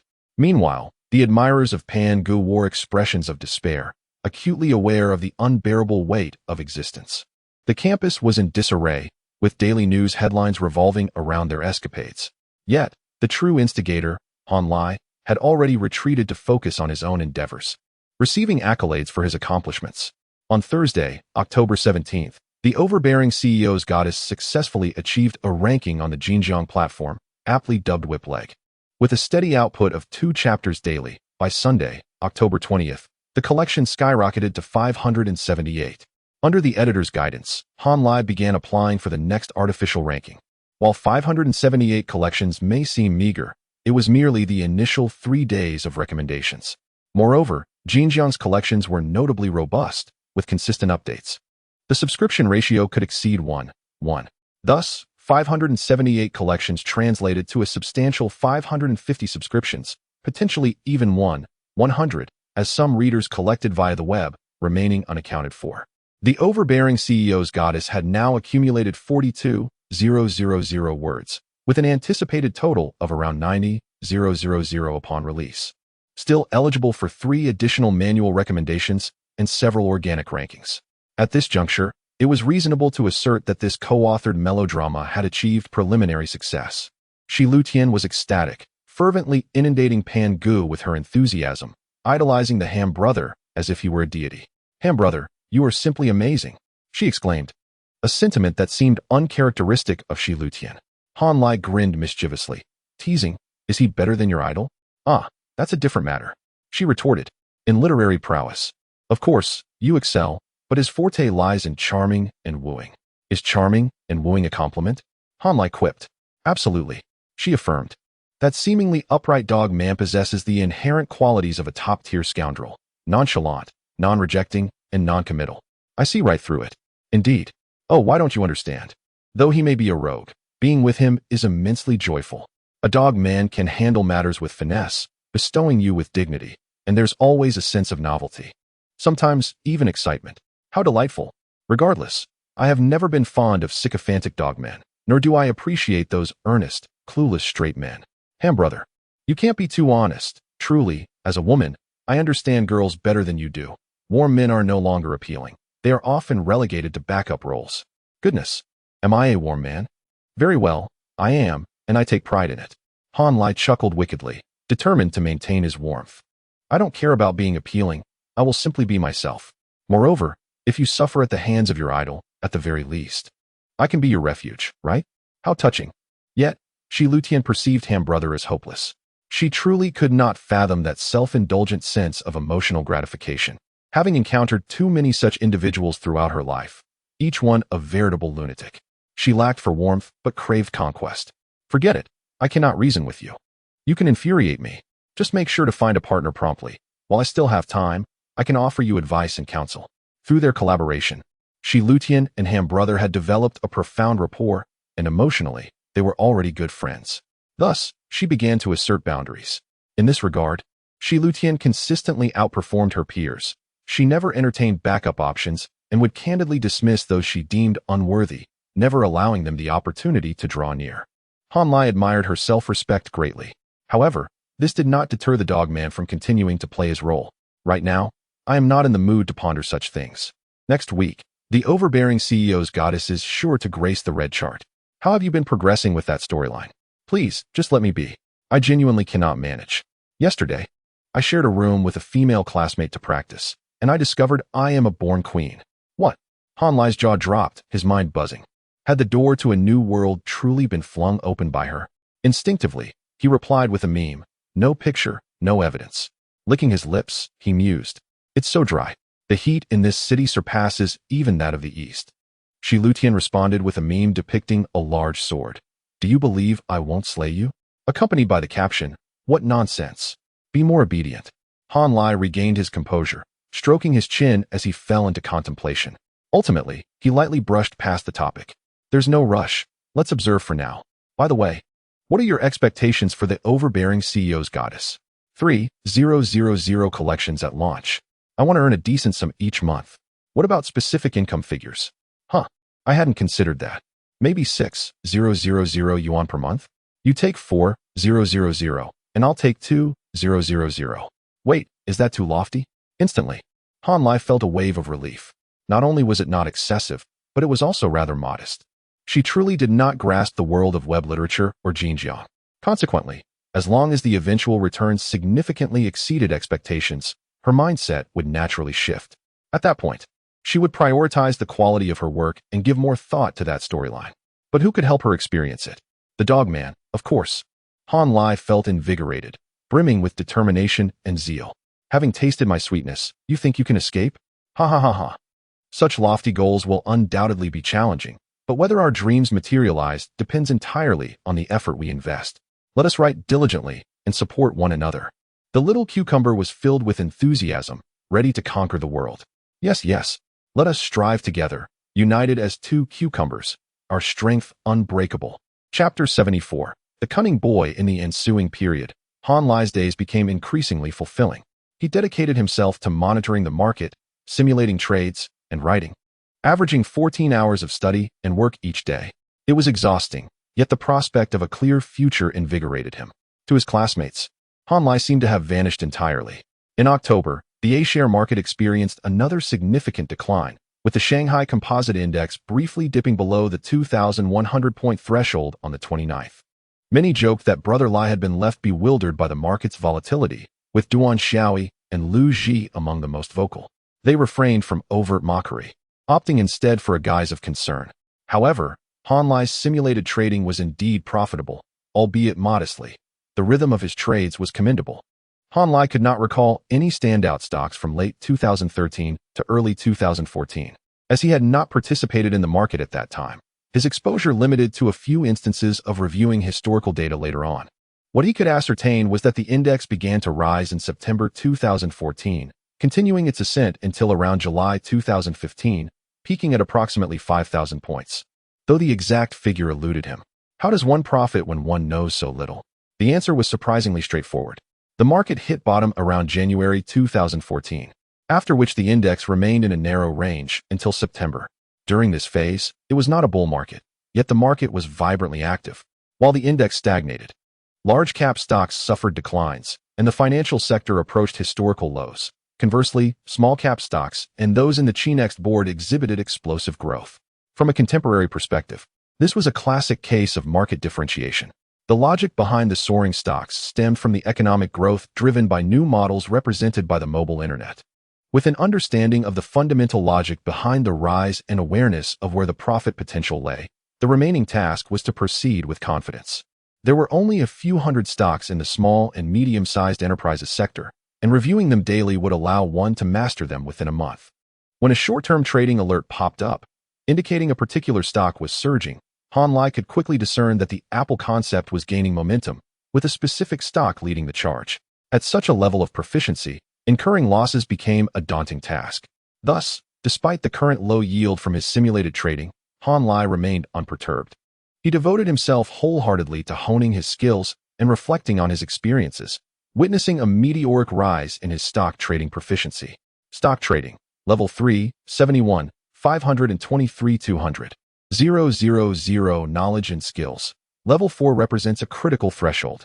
Level 3 equates to proficient application, while level 4 denotes a professional standard. What does this entail? It signifies a level of expertise sufficient to sustain oneself. A graduate from a prestigious university should ideally attain level 4, with a master's degree at level 4 intermediate, and a doctoral candidate achieving level 4 pinnacle. The distinction primarily lies in the accumulation of experience points. Level 5 denotes an expert level, a rarity indeed, one that ordinary doctoral candidates seldom reach. In the context of the stock market, level 5 corresponds to top-tier fund managers, consistently successful retail investors, and major capital players. Perhaps not even 100 exist in total. Yet, the stock market is undeniably an intriguing realm. Theoretically, one must possess at least level 4 trading skills to achieve consistent profits. Nevertheless, some individuals with merely level 1 trading skills still manage to earn substantial sums. For instance, the community committee member from the high-tech district of C City, who whimsically invested 50,000 yuan in C City High-Tech, only to forget her account password. Years later, as a bull market emerged and her friends clamored to invest, she suddenly recalled her stock purchase. Upon retrieving her account credentials, she discovered her holdings had appreciated to 5 million. Astounded by the windfall, she trembled as she sold the stocks and used the proceeds to buy an apartment for her son, who had just met the eligibility criteria for home ownership. She specifically chose a property in the Pudong area, wanting to be part of the new development. This occurred in 2015, when new properties were priced at 37,000 yuan per square meter. With a 5% discount for full payment, she secured a 150 square meter unit. Later, around the end of 2018 or early 2019, her son, with little foresight, purchased 500,000 yuan worth of BYD stock. Han Lai joked with him, "You're in the industry. You should be more discerning." The colleague merely smiled in silence. Eventually, he resigned, married a stunning woman, and they opened a store together, welcoming their second child at the age of 25. Han Lai never found the courage to ask, "How much did you make from that 30,000 BYD investment?" Reflecting on past foolishness, Han Lai felt no envy or resentment. He had come to understand that skill alone was not everything. Identifying a long-term certainty and believing in it could yield significant profits without relying solely on technical prowess. The 13th five-year plan had clearly outlined the development direction for new energy vehicles. Following the national trajectory was hardly a challenge. To hesitate in the face of this was merely a sign of an impatient mindset. Similarly, Level 3 skills, when applied in a suitable environment and within a defined framework, proved to be adequate. The crux lay in maintaining the right mindset and discipline. With a stable mentality and strict adherence to discipline, he could amass compound interest and create miracles. With a month and a half remaining until mid-January, Han Lai's short-term goals became exceedingly clear. First, to refine his trading model. Second, to elevate his stock trading skills to level 4. And third, to accumulate more capital. The first two objectives required patience and could not be rushed, yet progress had already surpassed his expectations. Consequently, Han Lai resolved to invest all remaining experience points into enhancing his writing skills. Writing, level 4, 12, 507 000, a total of 170,000 experience points vanished in an instant. However, the results were remarkable. Brother Ham reviewed his drafts, assessing their structure, rhythm, emotional impact, and found numerous flaws that needed addressing. Let us revise it. When Brother Ham sent the revised draft to Little Cucumber for fine-tuning, Shi Lutian was astonished. "Great Master, I bow to you. The new version is even more exquisite and captivating. How am I supposed to improve it further?" Brother Ham replied, "Use your feminine perspective to refine it. As a man, I can't capture that essence." Indeed, even with level 4 writing skills, Little Cucumber's unique contributions remained irreplaceable. "All right then, I'm feeling quite pressured." Pressure is good. As time progressed, the overbearing CEO's goddess successfully advanced to the red list and subsequently reached another natural ranking. By November 1st, the number of collections surpassed 3,000. According to plan, on November 7th, the following Thursday, it would be listed and made available. Shi Lutian grew increasingly anxious, suffering from severe symptoms of a novice author preparing for release. Daily, she would confide in Brother Ham, and whenever she found a moment, she would tease Pan Ge. Brother Ham feigned impatience, urging her, "I'm busy. Go find your male idol. My idol is currently engrossed in establishing his trading model. Unavailable during the day and inconvenient at night. What about the weekend? No trading then. You should take him out for fun. I've never asked him out. It feels awkward. Besides, on the surface, I appear to be a lesbian. Do you understand?" "Exactly. That's why you need to confess your feelings. Men are so oblivious." Han Lai couldn't help but think Brother Ham was being excessive, yet his fingers typed away, disregarding his thoughts. If you don't reassure him, what if he misunderstands and thinks you're a lesbian? A solitary heart yearns for connection. Oh, a solitary heart yearns for connection. Huh? Indeed. A solitary heart yearns for connection. Shall I attempt to arrange a meeting with him tomorrow morning? Hamster in exchange for cucumber. Quite splendid. Tomorrow is Saturday. Let us go for it. A solitary heart yearns for connection. But how do I initiate the conversation? And what shall we do when we meet? Why are you so clueless? Or is my persuasion skill just too lacking? Brother Lai feels a bit frustrated, yet remains patient, ready to offer her advice. This moment is an upgraded version of teaching the goddess how to pursue her own desires. Hamster in exchange for cucumber. Simply find a secluded and dimly lit spot. Feign a sense of fear and subtly hint at your feelings. Leave the rest to him. A solitary heart yearns for connection. Wow. It seems you boys truly excel at this. A solitary heart yearns for connection. Let us proceed with this plan. I shall now search for strategies. Little Cucumber responded with a determined emoji and logged off. Han Lai closed his notebook, grabbed his phone, keys, and wallet, and dashed downstairs. He headed straight to the finest hair salon outside the school. Tony, please tidy up my hair. Who among us isn't a bit of a schemer, right? Chapter 75. The crucial step of counterattack. The following morning, Han Lai, sporting a refreshingly short hairstyle, was energetically sprinting on the track, embodying the essence of a youthful wind chaser. As Shi Lutian arrived, impeccably dressed and artfully sporting a high ponytail, she immediately spotted the round, plump head of Han Lai.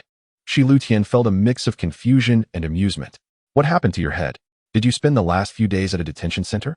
With that sharp tongue of yours, can't you put it to some productive use? Han Lai chuckled in exasperation. I'll give you a chance to rephrase. Do I look good? Ridiculously silly, huh? Just teasing you is the real deal.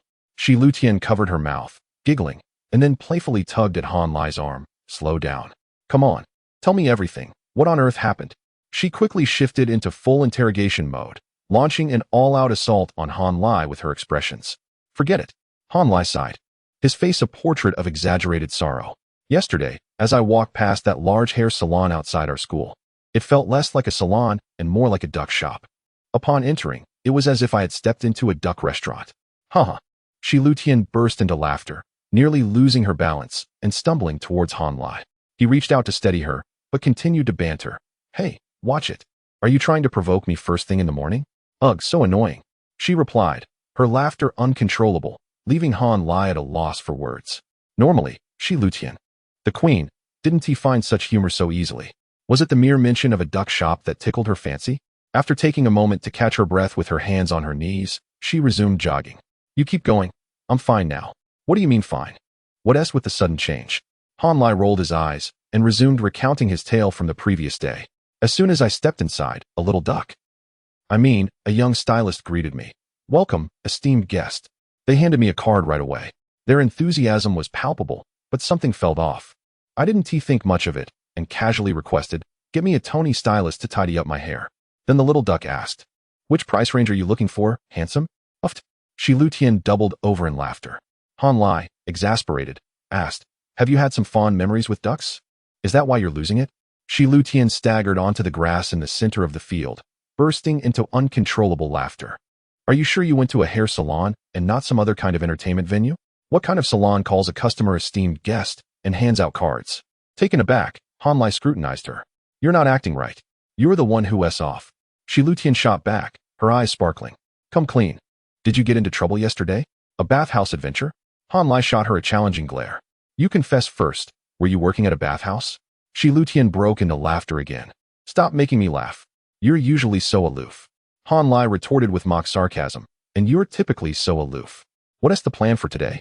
Tears of laughter nearly spilled from her eyes. The moment I saw your head and heard you compare the hair salon to a duck shop, I couldn't help but laugh. Han Lai ruffled his hair, feeling satisfied with its texture, though it did differ from his usual image. Well, if you want to laugh, go ahead. Once you've had your fill, we can chat again. He turned and resumed running laps.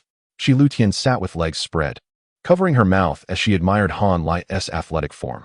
After a 400-meter lap, she finally regained her composure. Han Lai raised an eyebrow at her. Keep running or sit and chat. Shi Lutian waved her hands. Let us chat. I'm afraid I won't be able to contain my laughter otherwise. This is bound to be hilarious. You've guessed it. Han Lai sighed dramatically, plopping down beside her, and continued his story. I had to ask, do you have many Tony stylists? What are the price ranges? The young man informed me. We have a high-end stylist, Tony Vkey, for 68 yuan, the styling director. Tony Holly, for 158, and the shop manager, Tony Jerry, for 298. Which one would you like? Shi Lutian clutched Han Lai's arm, laughing uncontrollably, her hand slapping the grass. Han Lai ignored her laughter and continued. I thought, despite the odd names, you get what you pay for. So I opted for the most expensive one. The young man then directed me upstairs. As I was climbing, he suddenly shouted, second floor, VIP guest, order for teacher Jerry. Young lady is ready to serve. Esteemed guest, have a good day. His dramatic tone sent a shiver down my spine. I thought, oh no, something extraordinary must be happening upstairs. Stop. No, stop. Shi Lutian lay back on the grass, rolling over and laughing heartily. Han Lai's feelings were quite complex. You're the one, little cucumber. You understood that obscure reference instantly. Shi Lutian lay there, laughing to the point of breathlessness, while Han Lai discreetly admired her figure. She had a lovely silhouette, with a slender waist that dipped dramatically before curving at her hips. Though her rear was still developing, its potential was evident. Her skin was flawless, and the exposed part of her waist was delicate and fair, evoking a desire to touch it. Don't get me wrong. It was merely a curiosity to gauge how slender it was. Perhaps every beauty is sensitive to such gazes. After a few glances, Shi Lutian's laughter faded.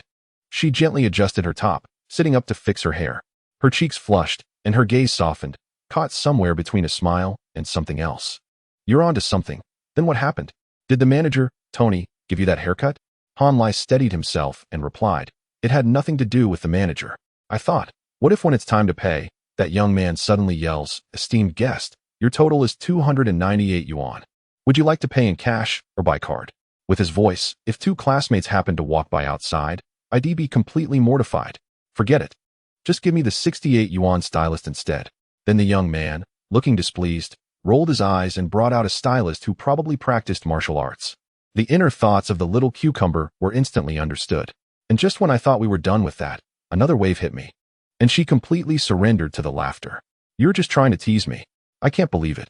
Han Lai sighed, ruffling his hair again. My hairstyle can't be a joke, can it? Just promise me you'll never go to that place again. They must have had a history of improper training. Shi Lutian was in stitches, swaying left and right, suddenly collapsing into Han Lai's embrace. Hey, what is that supposed to mean? This left Han Lai in quite the predicament. Just moments ago, the little cucumber had praised him for being innocent and straightforward. At this moment, should I be simple-minded or upright? After a careful consideration, Lai Gu opted for the latter. With his left hand cradling the back of her head and his right arm draped over her shoulder, he was overly cautious, fearing she might bump into something, prompting him to exclaim how warm he felt. But what if he had chosen to be naive? He chuckled to himself, keeping that a secret. This time, Shi Lutian laughed for quite a while. When she finally decided to get up, her body felt completely languid, lacking any motivation. You're quite something. Your usual aloofness is clearly a fade. What a trickster.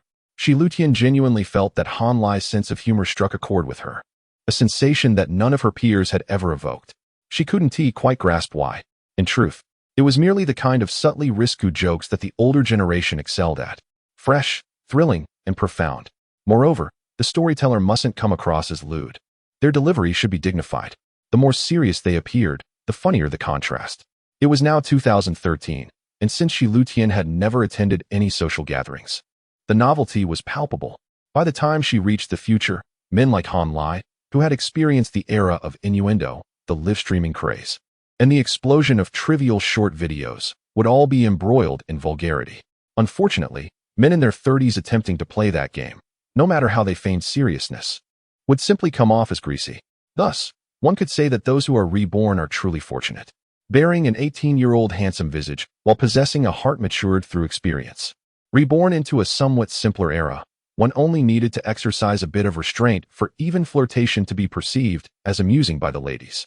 This was not merely Han Lai's victory, it was indeed the benefit of reincarnation. Nevertheless, Han Lai had indeed gauged Shi Lutian's intentions accurately, thanks in no small part to Ham Brother's influence. Tell me, is the hairdressing story true or false?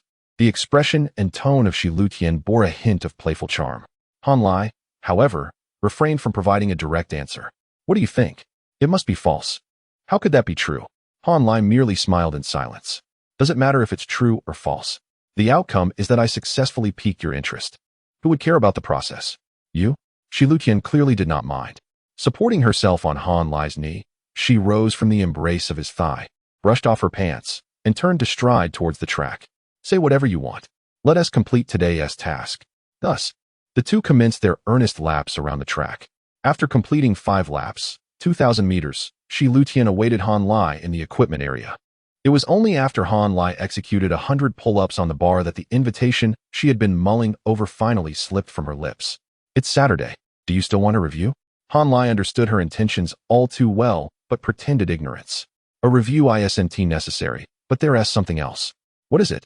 Contrary to her expectations, Shi Lutian remained unflustered and replied nonchalantly. A new escape room has opened at Hongkou Mall, and I'd really like to check it out. Comrades, remember, when a girl sends such signals, she is awaiting your invitation. Such half-finished sentences are a green light. Charging forward is a surefire approach. However, acquiescing to her desires would yield little reward. Encountering a good girl results in mutual affection and harmony. Encountering someone more challenging, however, can lead to revealing one's vulnerabilities, making one easily manipulated. While Shi Lutian was not particularly difficult, Han Lai had other plans.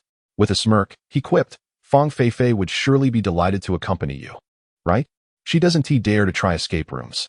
Shi Lutian, unfazed, promptly presented her reasoning. Recently, she had grown closer to Fang Feifei, and Han Lai could not be unaware of this, so she had already devised a way to explain their relationship. Little did she know that Han Lai had no intention of inquiring further. And what about Pangu? Shi Lutian paused, furrowing her brow. My relationship with her isn't that close.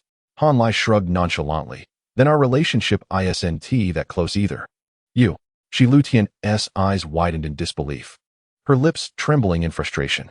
Just moments ago, he was sharing jokes and had even draped his arm around her shoulder, yet now he was hastily distancing himself. How infuriating. Han Lai seemed oblivious to her expression, casually countering. You've already taken one of my meal tickets and caused quite a stir with Pangu. Now you wish to invite me out. What is your intention? Concerned that my life is too tranquil? Shi Lutian was momentarily taken aback.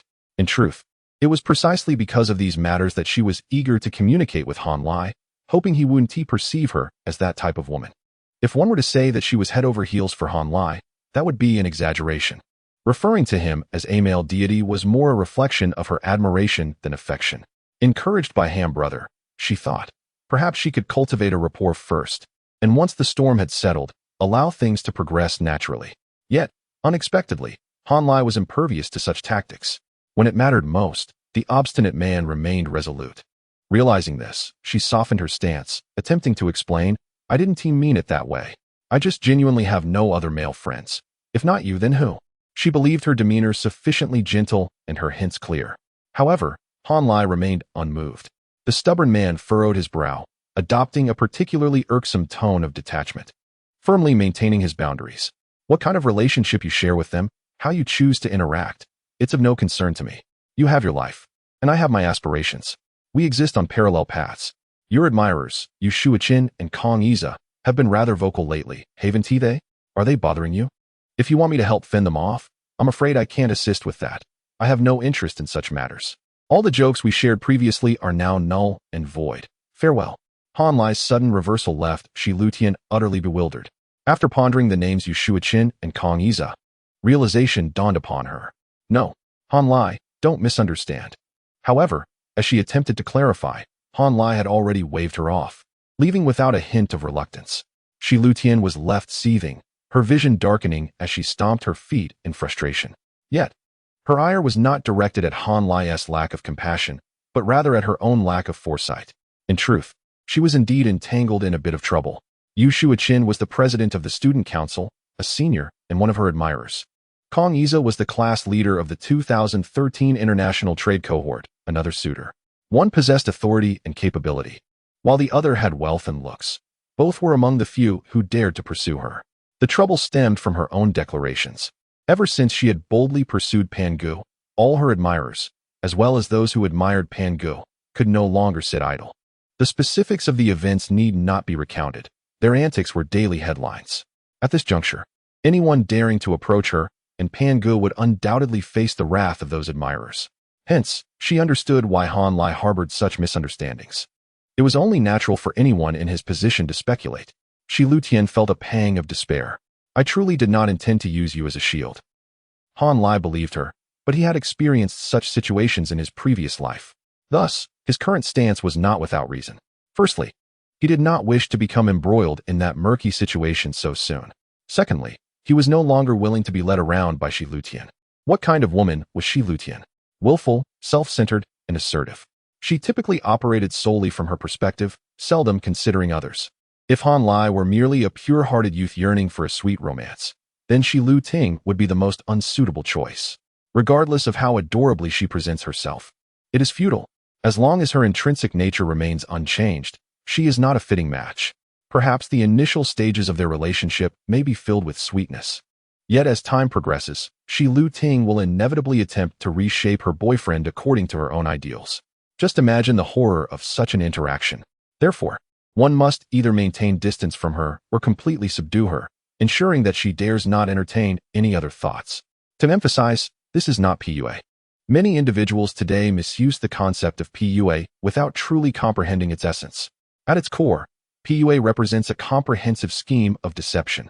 Its aim is not merely to seduce, but to extract wealth or induce self-destructive behavior in others to validate one's allure, fulfilling dark desires for control and conquest. It relies on deception as its primary tactic, employs emotional traps as standard procedure, utilizes psychological manipulation as its agenda, aims at personal obliteration, and considers arbitrary cruelty as victory. In summary, 6 words suffice: malevolent intent, malevolent actions. PUA seeks to warp the worldview of an otherwise normal individual into a grotesque distortion, which is its most distinct characteristic. The push and pull inherent in romantic relationships between men and women clearly do not fall within this realm. Engaging in mutual flirtation, employing various tactics to gain the upper hand, at most indicates a heightened desire for control. Han Lai's approach towards Shi Lu Ting does not involve any intent of personality destruction, psychological manipulation, character distortion, or arbitrary cruelty. Far from it. On the contrary, Han Lai wishes to temper her willful and self-centered nature. It might be considered a rather cunning form of character refinement. If they can cultivate this understanding, they may find themselves together in the future. If not, there is no need for extreme measures. They can simply coexist peacefully. Does Han Lai truly need her to survive? Thus, although Han Lai often teases her both openly and subtly, he would never truly cross any lines. He genuinely wishes to witness her social demise. But that is merely a matter of dark humor. Taking matters too seriously would be utterly pointless. If Han Lai harbored those profoundly sinister thoughts, he would not so casually send her attribute-laden system items for her to utilize. It would have been far simpler to conceal them and wait for an opportunity to ensnare her. Yet here she is, managing to provoke Fong Feifei. What an ordeal. Han Lai leisurely made his way to the cafeteria, leaving his troubled disciple behind, stamping her feet in frustration. What do you take me for? You dog of a man. I never intended for you to take the blame. You don't even grant me the opportunity to explain? Fine, I'll seek out Pan Gu. Pan Gu, soundly asleep on her luxurious velvet bed, was abruptly awakened by the ringing of her phone. Groggily answering, her temper surged. I've returned home, and you still dare to pursue and bully me. Is it just eating, sleeping, and tormenting Pan Pan for you? Just wait.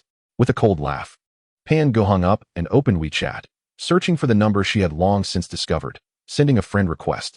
A notification popped up. You have sent a friend request to Gan Chai Lai Hua, awaiting verification. The scheming White Lotus had finally taken a crucial step towards retaliation. Some readers have expressed confusion regarding the plot, and I must clarify a few points. First, my protagonists have always been rather mischievous, yet they will not engage in actions that exceed moral boundaries. Second, I shall strive to avoid crossing any lines in this book, should misfortune strike. It would indeed be unfortunate. Third, the book will be launched on Friday at noon, and I shall share some heartfelt thoughts at that time. Chapter 76, A Gesture of Kindness? Han Lai was dining when he unexpectedly received a friend request. Glancing at it, he found himself momentarily bewildered. The applicant, under the nickname Sing a Dream, had left a rather surprising verification message. I am Pan Gu. What was going on? Han Lai wiped his hands and rested his chin in contemplation. Firstly, my relationship with Pan Gu does not extend to such familiarity, at most. We are merely acquaintances from the same alumni network, not the type to linger in each other's thoughts. Secondly, the timing is too peculiar. Just after I dismissed Shi Lu Ting, Pan Gu reaches out to add me as a friend within 10 minutes. Such a coincidence seems implausible. Thus, the conclusion is quite simple.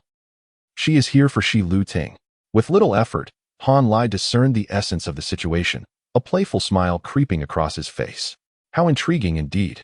Has the cunning White Lotus finally decided to confront the queen of the court head-on? However, does she think she can use me as a pawn? How naive. He clicked to accept the request and sent a single question mark in response. An opportunity for her performance has been granted. I am curious to see what antics she will conjure.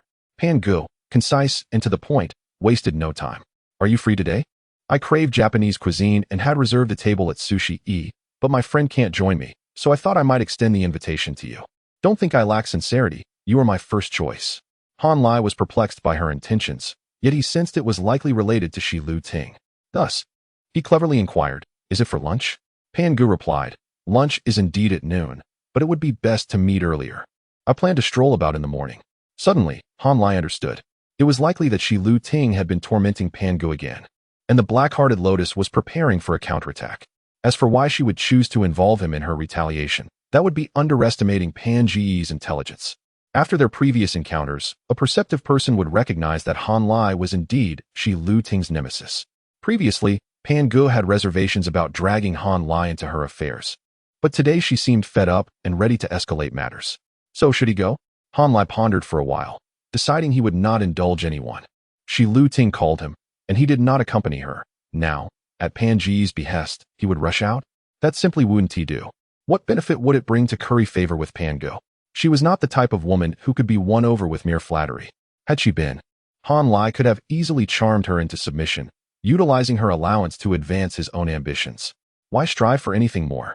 Is it not more comfortable to achieve victory effortlessly? Alas, such fortune exists only in dreams. Furthermore, the combination of the two would undoubtedly be explosive, akin to a collision of celestial bodies, devoid of tranquility. At his current standing, Han Lai lacked the clout to manage the chaos. Who would he support in such a scenario? It was best to abstain, to focus on self-improvement, and await a more opportune moment. Once I have amassed sufficient funds, with a determined resolve, Han Lai quietly typed his response. Apologies, but I have prior commitments today. A classmate invited me to an escape room, but it didn't pan out. Let us reschedule. Pan Gu paused, taken aback. She was a girl who had never been rejected by a boy before. It was quite novel. Yet, this did not deter her from maintaining her composure. No worries, you carry on with your plans.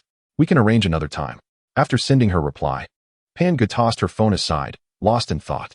Classmate? Escape room? These two phrases together clearly indicated the involvement of a girl. The only girls bold enough to invite Han Lai would be Fang Feifei, Yu Yun, or Shi Lu Ting. Early that morning, Shi Lu Ting had angrily asked her to join for a hair appointment, likely having faced some setback. Both she and Han Lai shared a habit of early morning workouts. Piecing together the clues, the answer became apparent.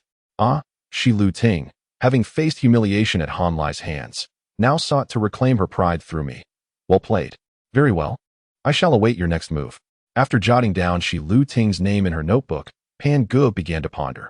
Was Han Lai's final explanation intentional or merely coincidental? It did not seem like an explanation. It felt more akin to a veiled warning.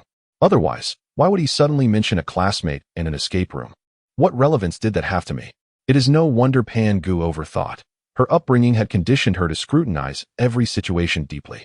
If Han Lai's words were deliberate, then the subtext of his final statement would imply, I am aware of your reasons for suddenly adding and inviting me. I wish to remain uninvolved in your affairs. I have declined Shi Lu Ting, and I shall equally decline you. In the future, it would be best to refrain from such tactics. A subtle reminder, artfully delivered, far surpassing the maturity expected of their age group. Yet, could Han Lai truly possess such acumen? Pan Gu found it hard to believe, prompting her to initiate a message to Shi Lu Ting. What salon opens this early? Perhaps we should find a place to pass the time instead? Shi Lu Ting quickly replied, forget it. Let us go to the escape room. Upon reading those two words, Pan Ji's pupils constricted sharply. Soon, she squinted, licked her lips, and thought, Han Lai, are you a monster? Meanwhile, Han Lai was deeply engrossed in his writing, though the act was not particularly joyous. Witnessing an engaging narrative take shape through his keystrokes filled him with a profound sense of accomplishment. If only there could be tangible rewards in return, that would be even more delightful. The paper performance of the overbearing president and the goddess was rising rapidly, with a portion reflected in collections and rewards, while another segment manifested as an increasing number of enthusiastic comments. In the unfolding plot, the male and female protagonists had just experienced a minor misunderstanding. Shi Mengjun was accompanying her heartbroken friend for a late-night snack when a group of ruffians, emboldened by drunkenness, attempted to harass the female lead. Han Lai happened to arrive to clarify the previous misunderstanding and, through the floor-to-ceiling window, witnessed Ruffian A reaching out to touch Shi Mengjun's back. igniting a surge of fury within him. However, by the time he charged in, Shi Mingjun had already received a slap from the drunken thug. It was melodramatic, yet utterly unforeseen. Han Lai, consumed by rage yet eerily calm, wore an expression devoid of emotion, save for his dark eyes which concealed a chilling intent. At that moment, Shi Mingjun's friend, having resisted, was knocked to the ground by Ruffian B. Now is not the time to retaliate. It could lead to mutual assault charges. Han Lai, well-versed in criminal law, thought as his gaze flickered slightly. He rushed over to shield Shi Mingjun while bowing and scraping before the ruffians. "Apologies, gentlemen." The young lady is unaware of her actions. With a resounding slap, Han Lai's face met with a blow. Shi Mingjun was momentarily stunned. Her bright, spring-like eyes reflected hurt, confusion, and a sense of injustice. She could not comprehend why, in the year 2013, such incidents still occurred. The once proud Han Lai, who never flinched at losing 2 billion, was now humbling himself and enduring slaps for her sake. Though she did not cry during the slap, tears began to flow freely now, inexplicably rolling down her cheeks.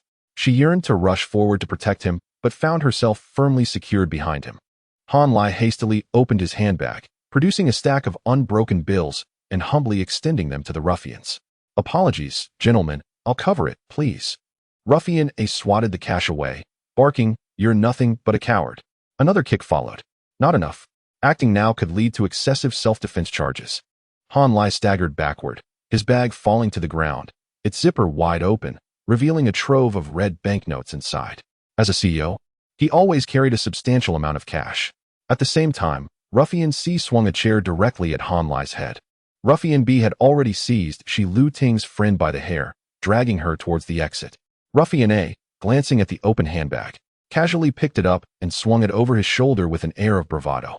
Provocation, intentional harm, robbery, gang crimes. Enough is enough.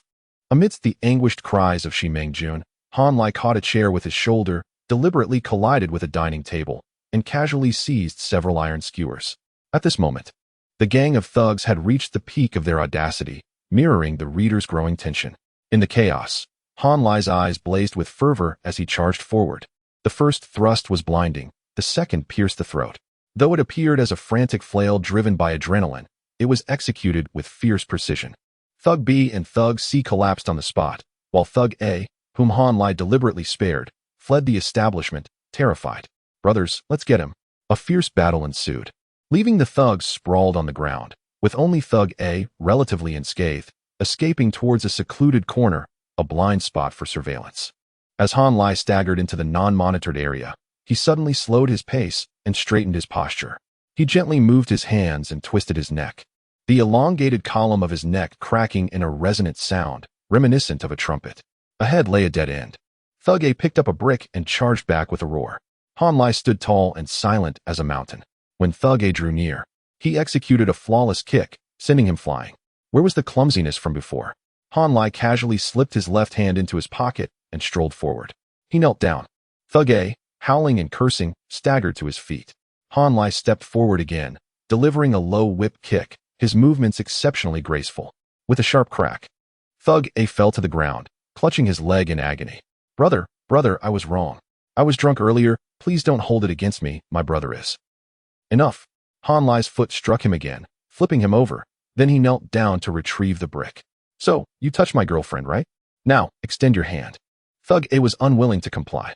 He cried and begged for mercy, abandoning all previous bravado. Han Lai ignored him entirely, pressing one knee against his shoulder blade while the other foot pinned his elbow. Silent, resolute, and meticulous, he positioned Thug A's left hand before him. Thug A struggled in vain, fists clenched tightly, tears and snot mingling as he begged for forgiveness. "Huh." Han Lai chuckled softly, raising the brick and bringing it down forcefully upon the clenched fist. 1 strike, 2 strikes, 3 strikes. The pleas for mercy turned into screams, then into howls, and eventually into moans. The alley transformed into a hellish scene, a demon tormenting another. Only when that hand was rendered unrecognizable did Han Lai finally release it. As Thug A regained some composure, he heard that calm, deep, magnetic voice once more. "You slapped my girlfriend, didn't you? Now, extend your hand." Thug A completely broke down. No, please. Big brother. Ancestor. Woo-woo." The only response was the dull sound of striking. Bang, bang, bang. Having completed his execution, Han Lai nudged Thug A onto his back with his foot, pulled a handkerchief from his pocket, and leisurely wiped his hands while engaging in casual conversation. Do you know why I only targeted your hands? To crush you with a brick would be too merciful. Moreover, it would be easy to claim self-defense. In my view, scum like you should live in perpetual pain, torment, fear, and nightmares. Did you think this was the end? Don't be so naive. Remember, no matter where you serve your sentence, I will find you. I want you to loathe yourself every single day and night of your long life, regretting why you ever dared to lay a hand on that girl. Thug A's vision darkened, and he lost consciousness. Han Lai turned to leave, spotting his handbag at the alley's entrance. He loosened the Patek Philippe Starry Sky watch from his wrist and tossed it inside. Originally containing less than 100,000 in cash, it was now worth over 10 million. The amount obtained through robbery was enormous, exceeding 10,000. Each increment of 50,000 added another year to the base sentence. If the robbery exceeded 200,000 and met other conditions stipulated in Article 263 of the criminal law, along with causing severe social repercussions, the base penalty would be life imprisonment. Touch my woman? Han Lai remarked with a chuckle as he exited the alley, the wailing of police sirens ringing in his ears. The gang had suffered 4 dead and 5 injured, and the police were on high alert. He gently caressed Shi Mengjun's cheek and softly reassured her, "Don't worry. I will handle this." Shi Mengjun was in tears. Han Lai also found himself in the hospital, besieged by the relatives of the thugs. Cries, curses, and shouts persisted throughout the night. Underlying currents surged quietly. That night, Han Lai's assistant made a copy of the surveillance footage. Thus, the chapter concluded. Even though readers were aware that this was self-defense and recognized Han Lai's intentional injury, they remained on edge about the unfolding developments. It was exhilarating yet urgent. An insatiable desire for the next installment. Requests for updates and donations flooded the comments section, reaching an unprecedented peak of engagement since the story began. Margaret, this is exhilarating. I'm absolutely ecstatic. Josie is still the only one. What kind of divine boyfriend is this? Not just for women, but anyone who isn't too rigid with gender would want to cling to him for a hug. Bai Wuxia, votes for you, money for you, my life for you. Please update soon. I'm begging you. Ling Air Ariel, author, name your price. How much for one Han Lai? Qian Qian, number 1, wet, number 2, hard, number 3.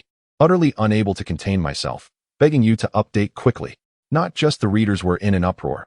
Editor Xiao Qilin couldn't help but reach out to Han Lai. Xiao Qilin, Hamdada, this is too thrilling. I've never been so engrossed in a story before. By the way, it's going on the shelves on the 7th. How much stock do you have? Hamdada, about 130,000 words. Should be enough, right? Xiao Qilin, my goodness. That's more than enough. Keep it up, and we'll launch it with a bang. With the rare opportunity to converse with the editor, Han Lai inquired, is 5,000 subscriptions feasible? The girl was instantly taken aback. Xiao Qilin, 5,000. Who do you look down upon? Be bolder and double it. Xiao Qilin, dear author, just focus on writing. Leave the rest to me. I will clear all obstacles for you. Xiao Qilin, let us climb to the top together, obliterating those little bitches. Hamdada, how ruthless. As a male author, I can only say, you truly understand me. Xiao Qilin, once you go live, I'll add you to the high subscription author group and the site S deities group. Feel free to flirt with them. Xiao Qilin, they're all home buddies, easy to deal with. Han Lai imagined quietly infiltrating the female author group, secretly observing them sharing risque photos, and suddenly revealing himself as a man. Forget it. He felt he would be beaten to death. He preferred to silently watch them instead. Hamdada, don't joke around. I feel like I might be overwhelmed by them. I've heard of the fierce battles among female authors on Xinjiang. Xiao Qilin, oh, it's all just talk, nothing serious. My goodness, what an aggressive little editor. Collaborating with an editor was quite simple. With results, it was even easier to get along, especially when dressed in women's clothing for photo shoots. Swiftly become familiar. Of course, the esteemed Xiao Qilin from Qidian is a serious person with a stellar reputation. The little unicorn's spirits soared, and Han Lai seized the opportunity to inquire extensively, ultimately gaining a rough understanding of the limits of Xinjiang literature. To date, the highest number of subscriptions for a single work on the main site reached 75,000, with the highest sale price for film and television rights at 3 million and for physical rights at 1 million. The audio and gaming rights are somewhat unique and require specific analysis. The maximum revenue for a single book is less than 10 million. This pales in comparison to later times. For For instance, after the explosive success of Imo Xiang Tong Xiu's Imo Daozu Shi, the film and television rights for Tian Guanxi Fu alone sold for 40 million.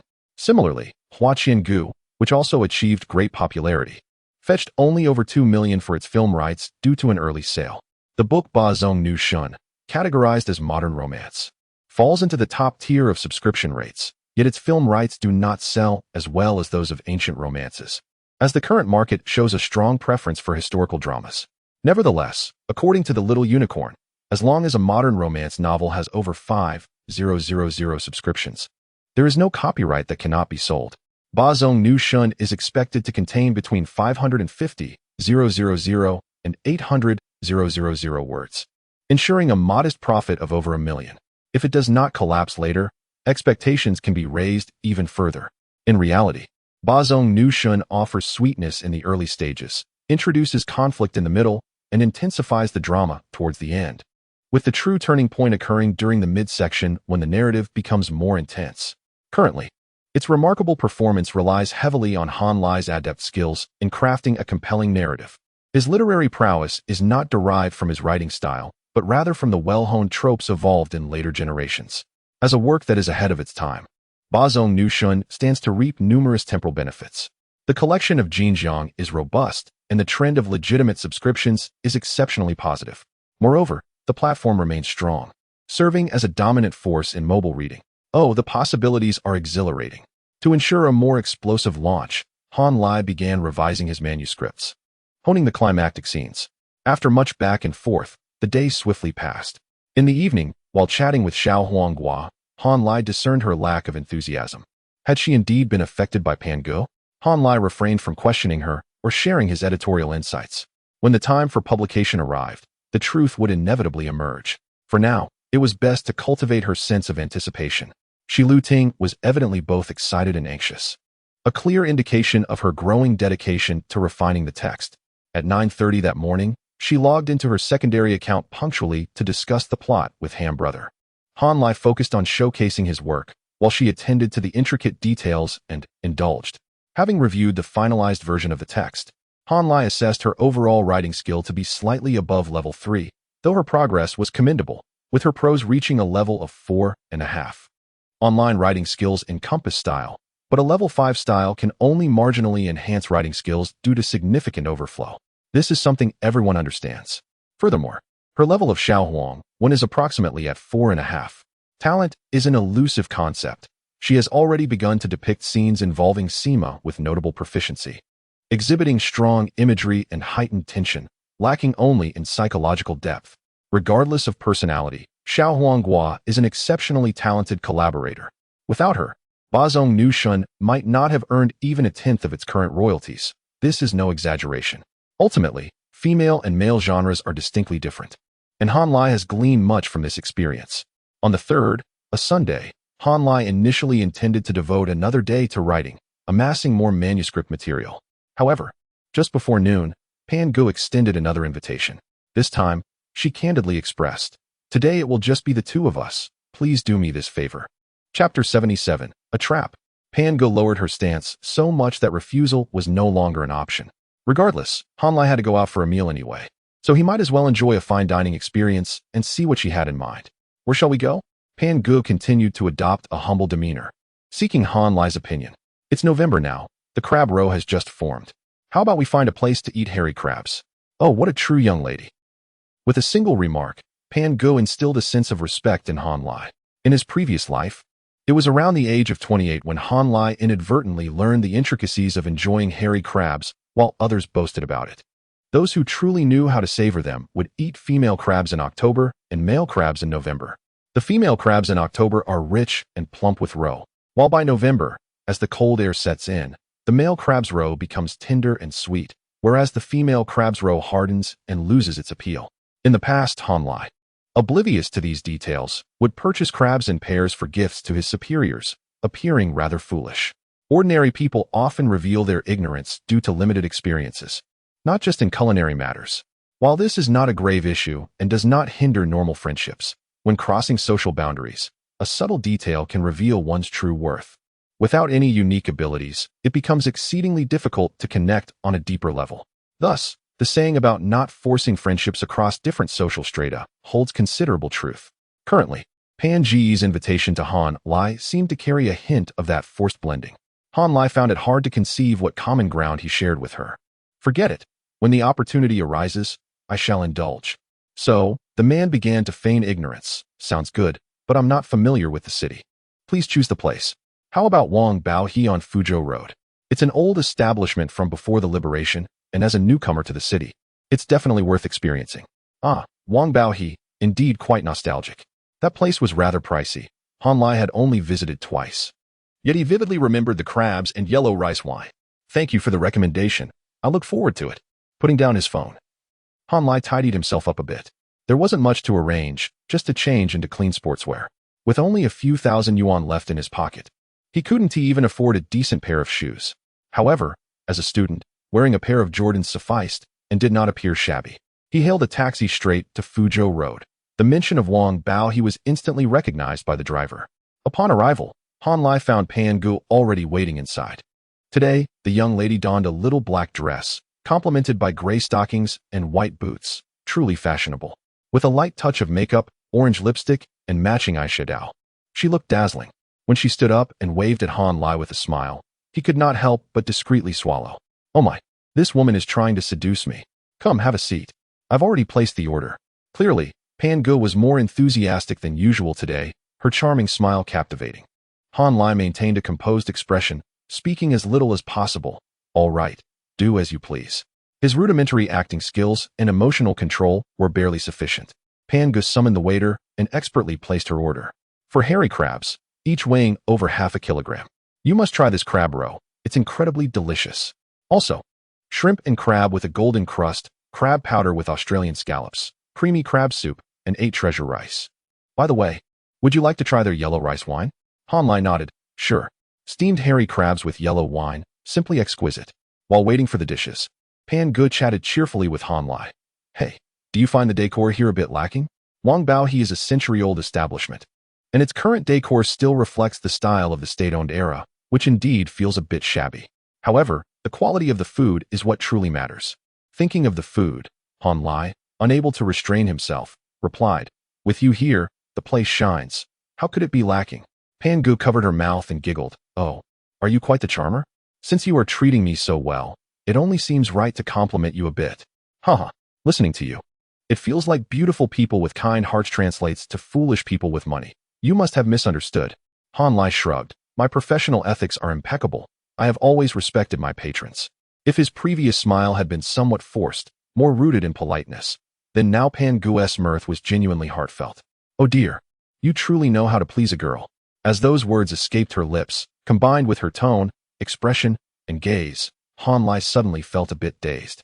His rudimentary understanding of psychology was insufficient. He could not decipher her intentions or the underlying meanings of her words, whether they were compliments, jabs, or tests. The possibilities were too many and too confusing. Han Lai could only sigh silently, realizing that when faced with someone of true caliber, his amateur skills were utterly inadequate. Damn it, I need to hustle and make money. Naturally, despite his inability to comprehend her, Han Lai found a way to respond. He would take a sharp turn.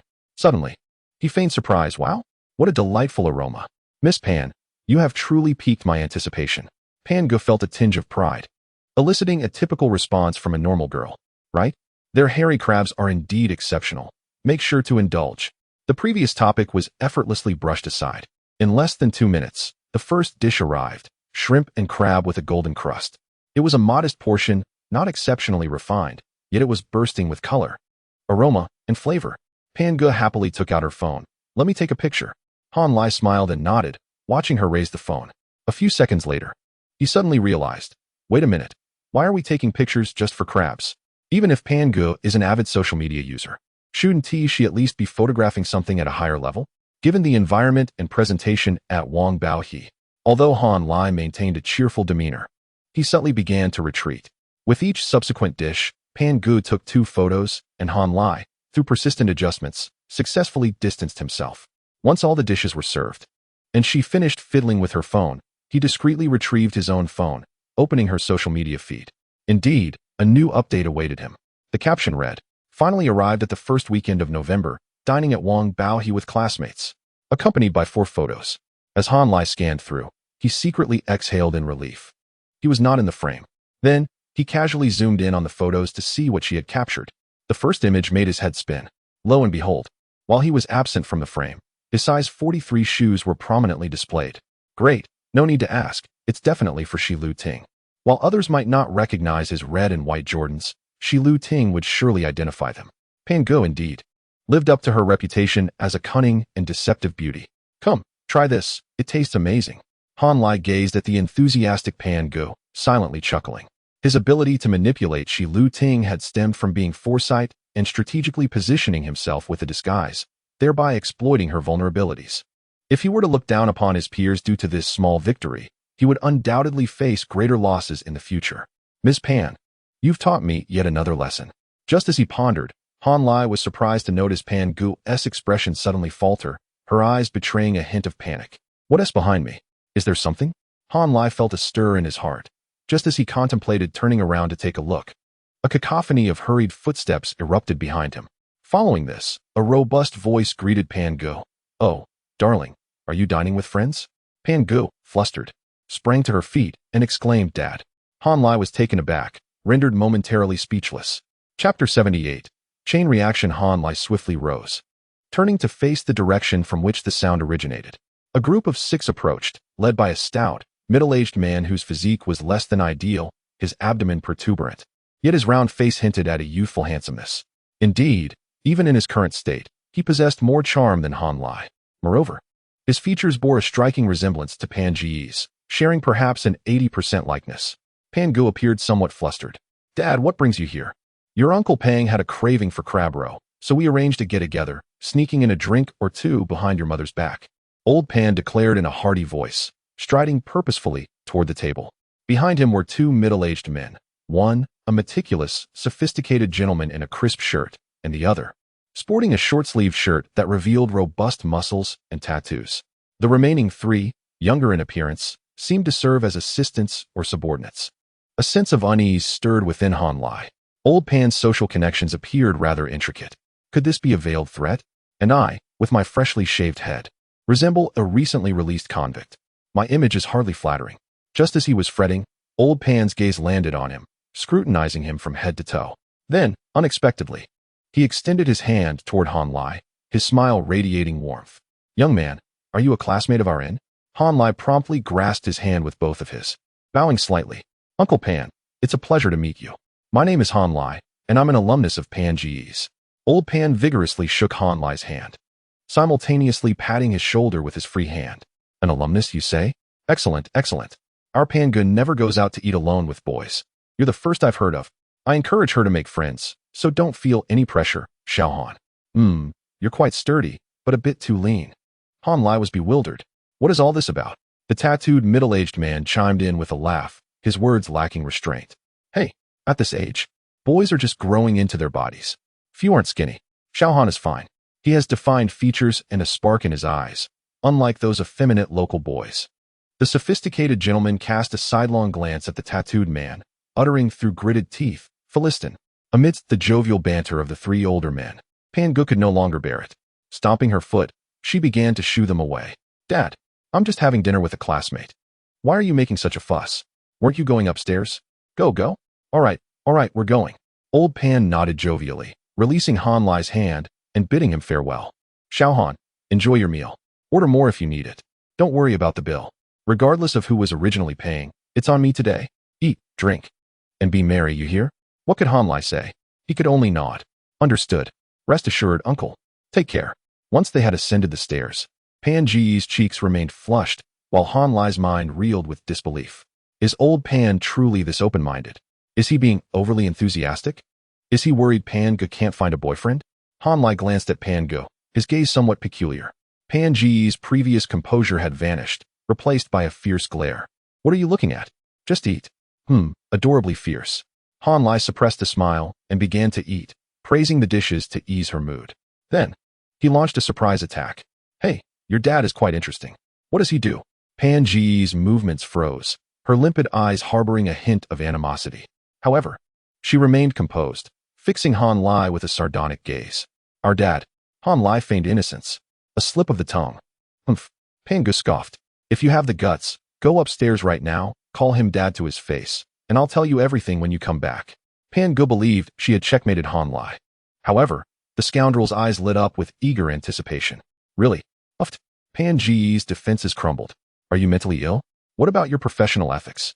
Han Lai shrank back, muttering under his breath, you're not paying for this meal. Why would I consider ethics? Pan Ge seethed, feeling the dinner spiraling out of control. It's all old Pan's fault.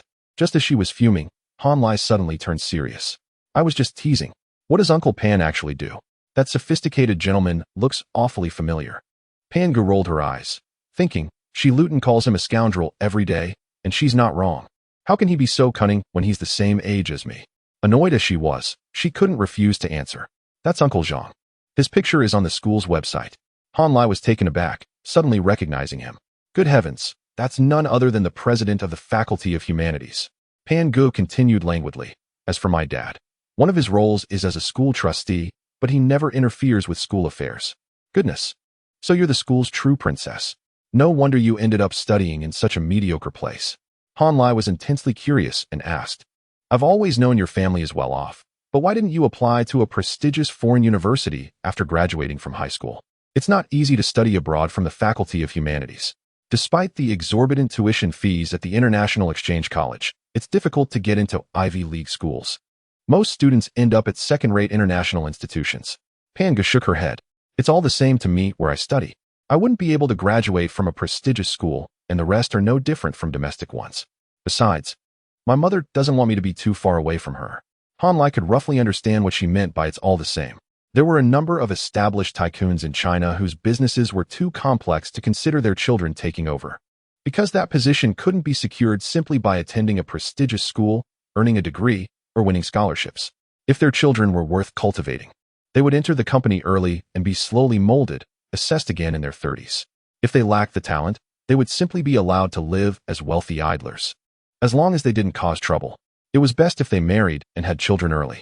As a result, one could always see waves of second-generation wastrels. One of the most famous was someone everyone knew. So, you're not planning to study abroad? As he asked this, Han Lai's emotions were somewhat ambiguous.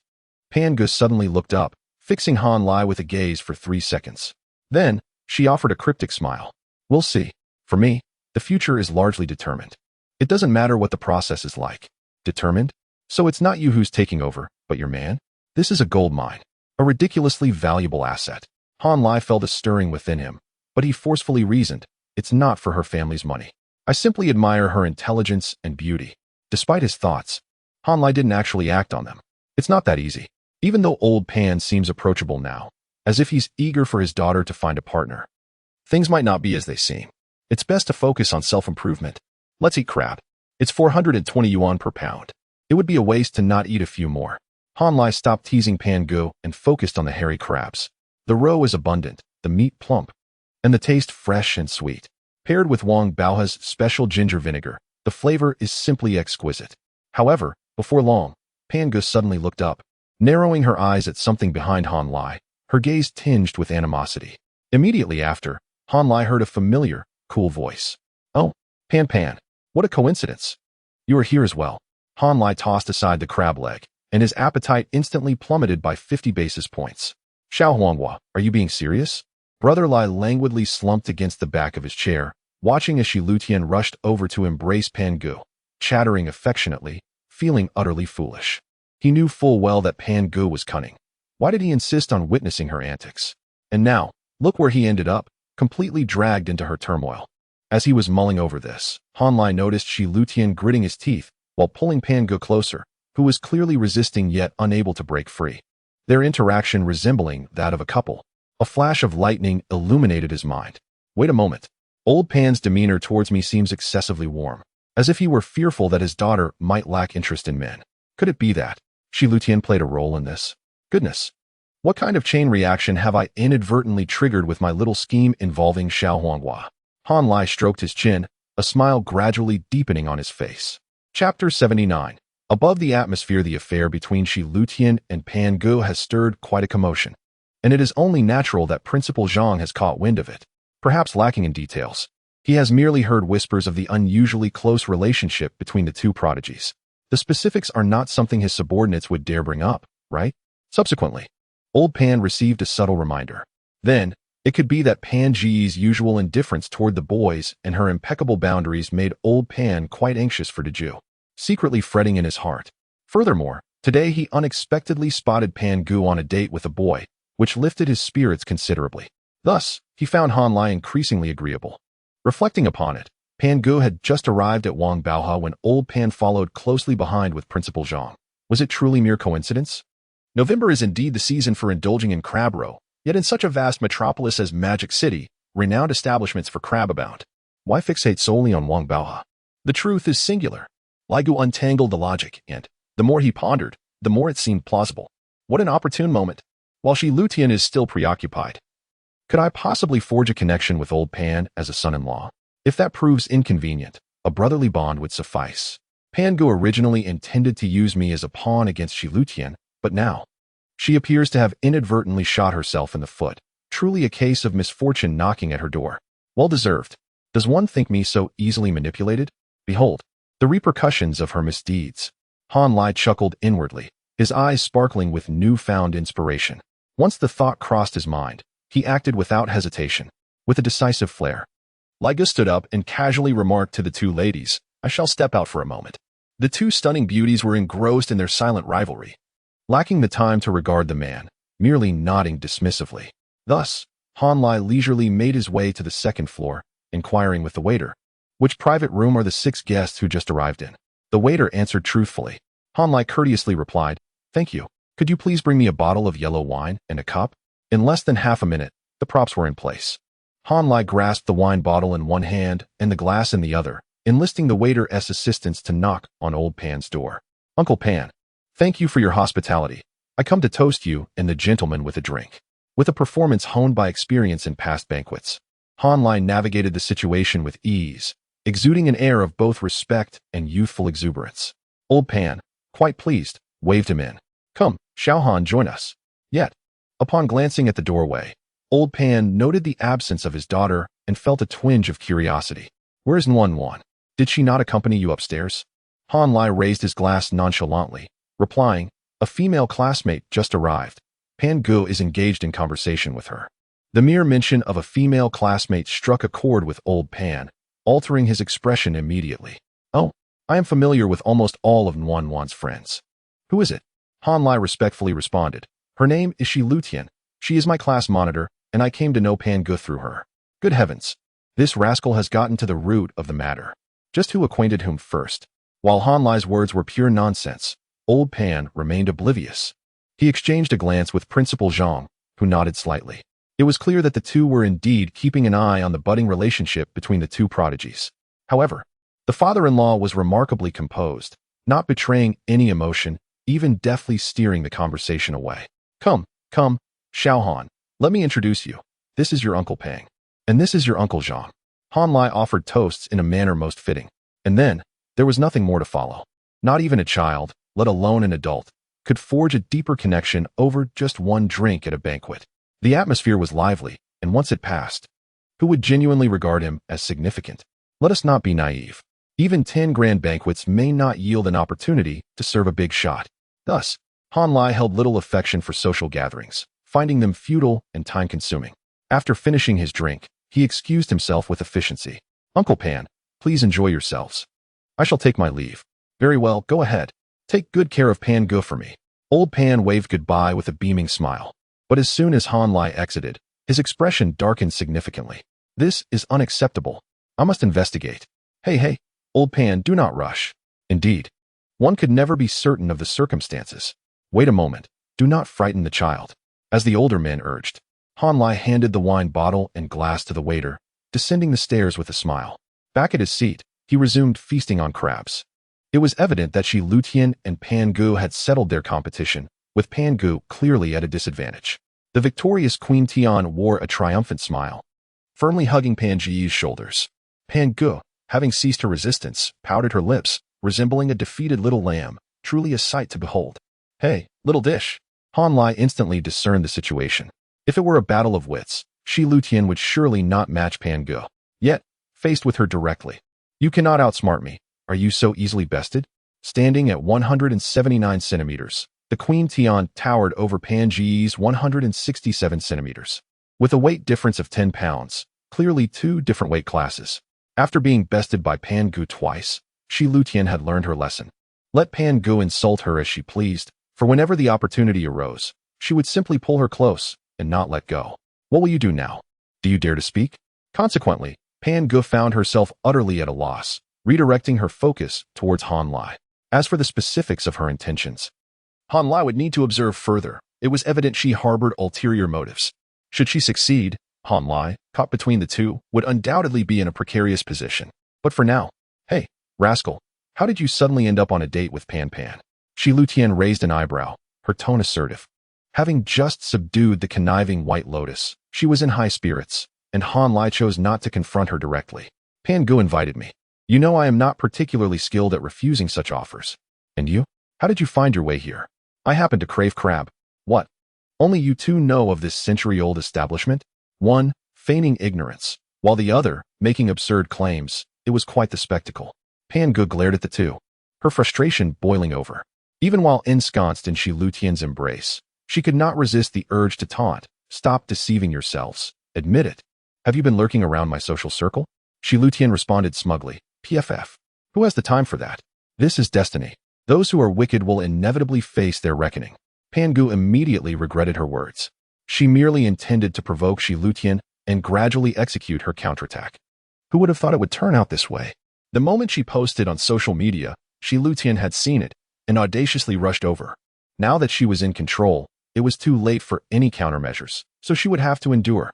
With a victorious smile plastered on her face, Shi Lutian called out to the waiter, "Please bring us 4 large hairy crabs." Pan Gu pouted, remaining silent. Han Lai observed with great interest, finding the dynamic between the two particularly fascinating. They were adversaries, yet not to the point of wishing each other ill, akin to best friends, yet fearful of one surpassing the other.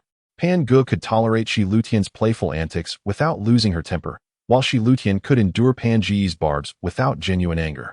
Awkward and clumsy, yet there exists an unspoken understanding between them, such a rarity indeed. Two peculiar souls. Perhaps you two should truly become a couple, sparing me the trouble. Just as I thought of trouble, Shi Lutian indeed began to sulk. You dog of a man, how audacious you are.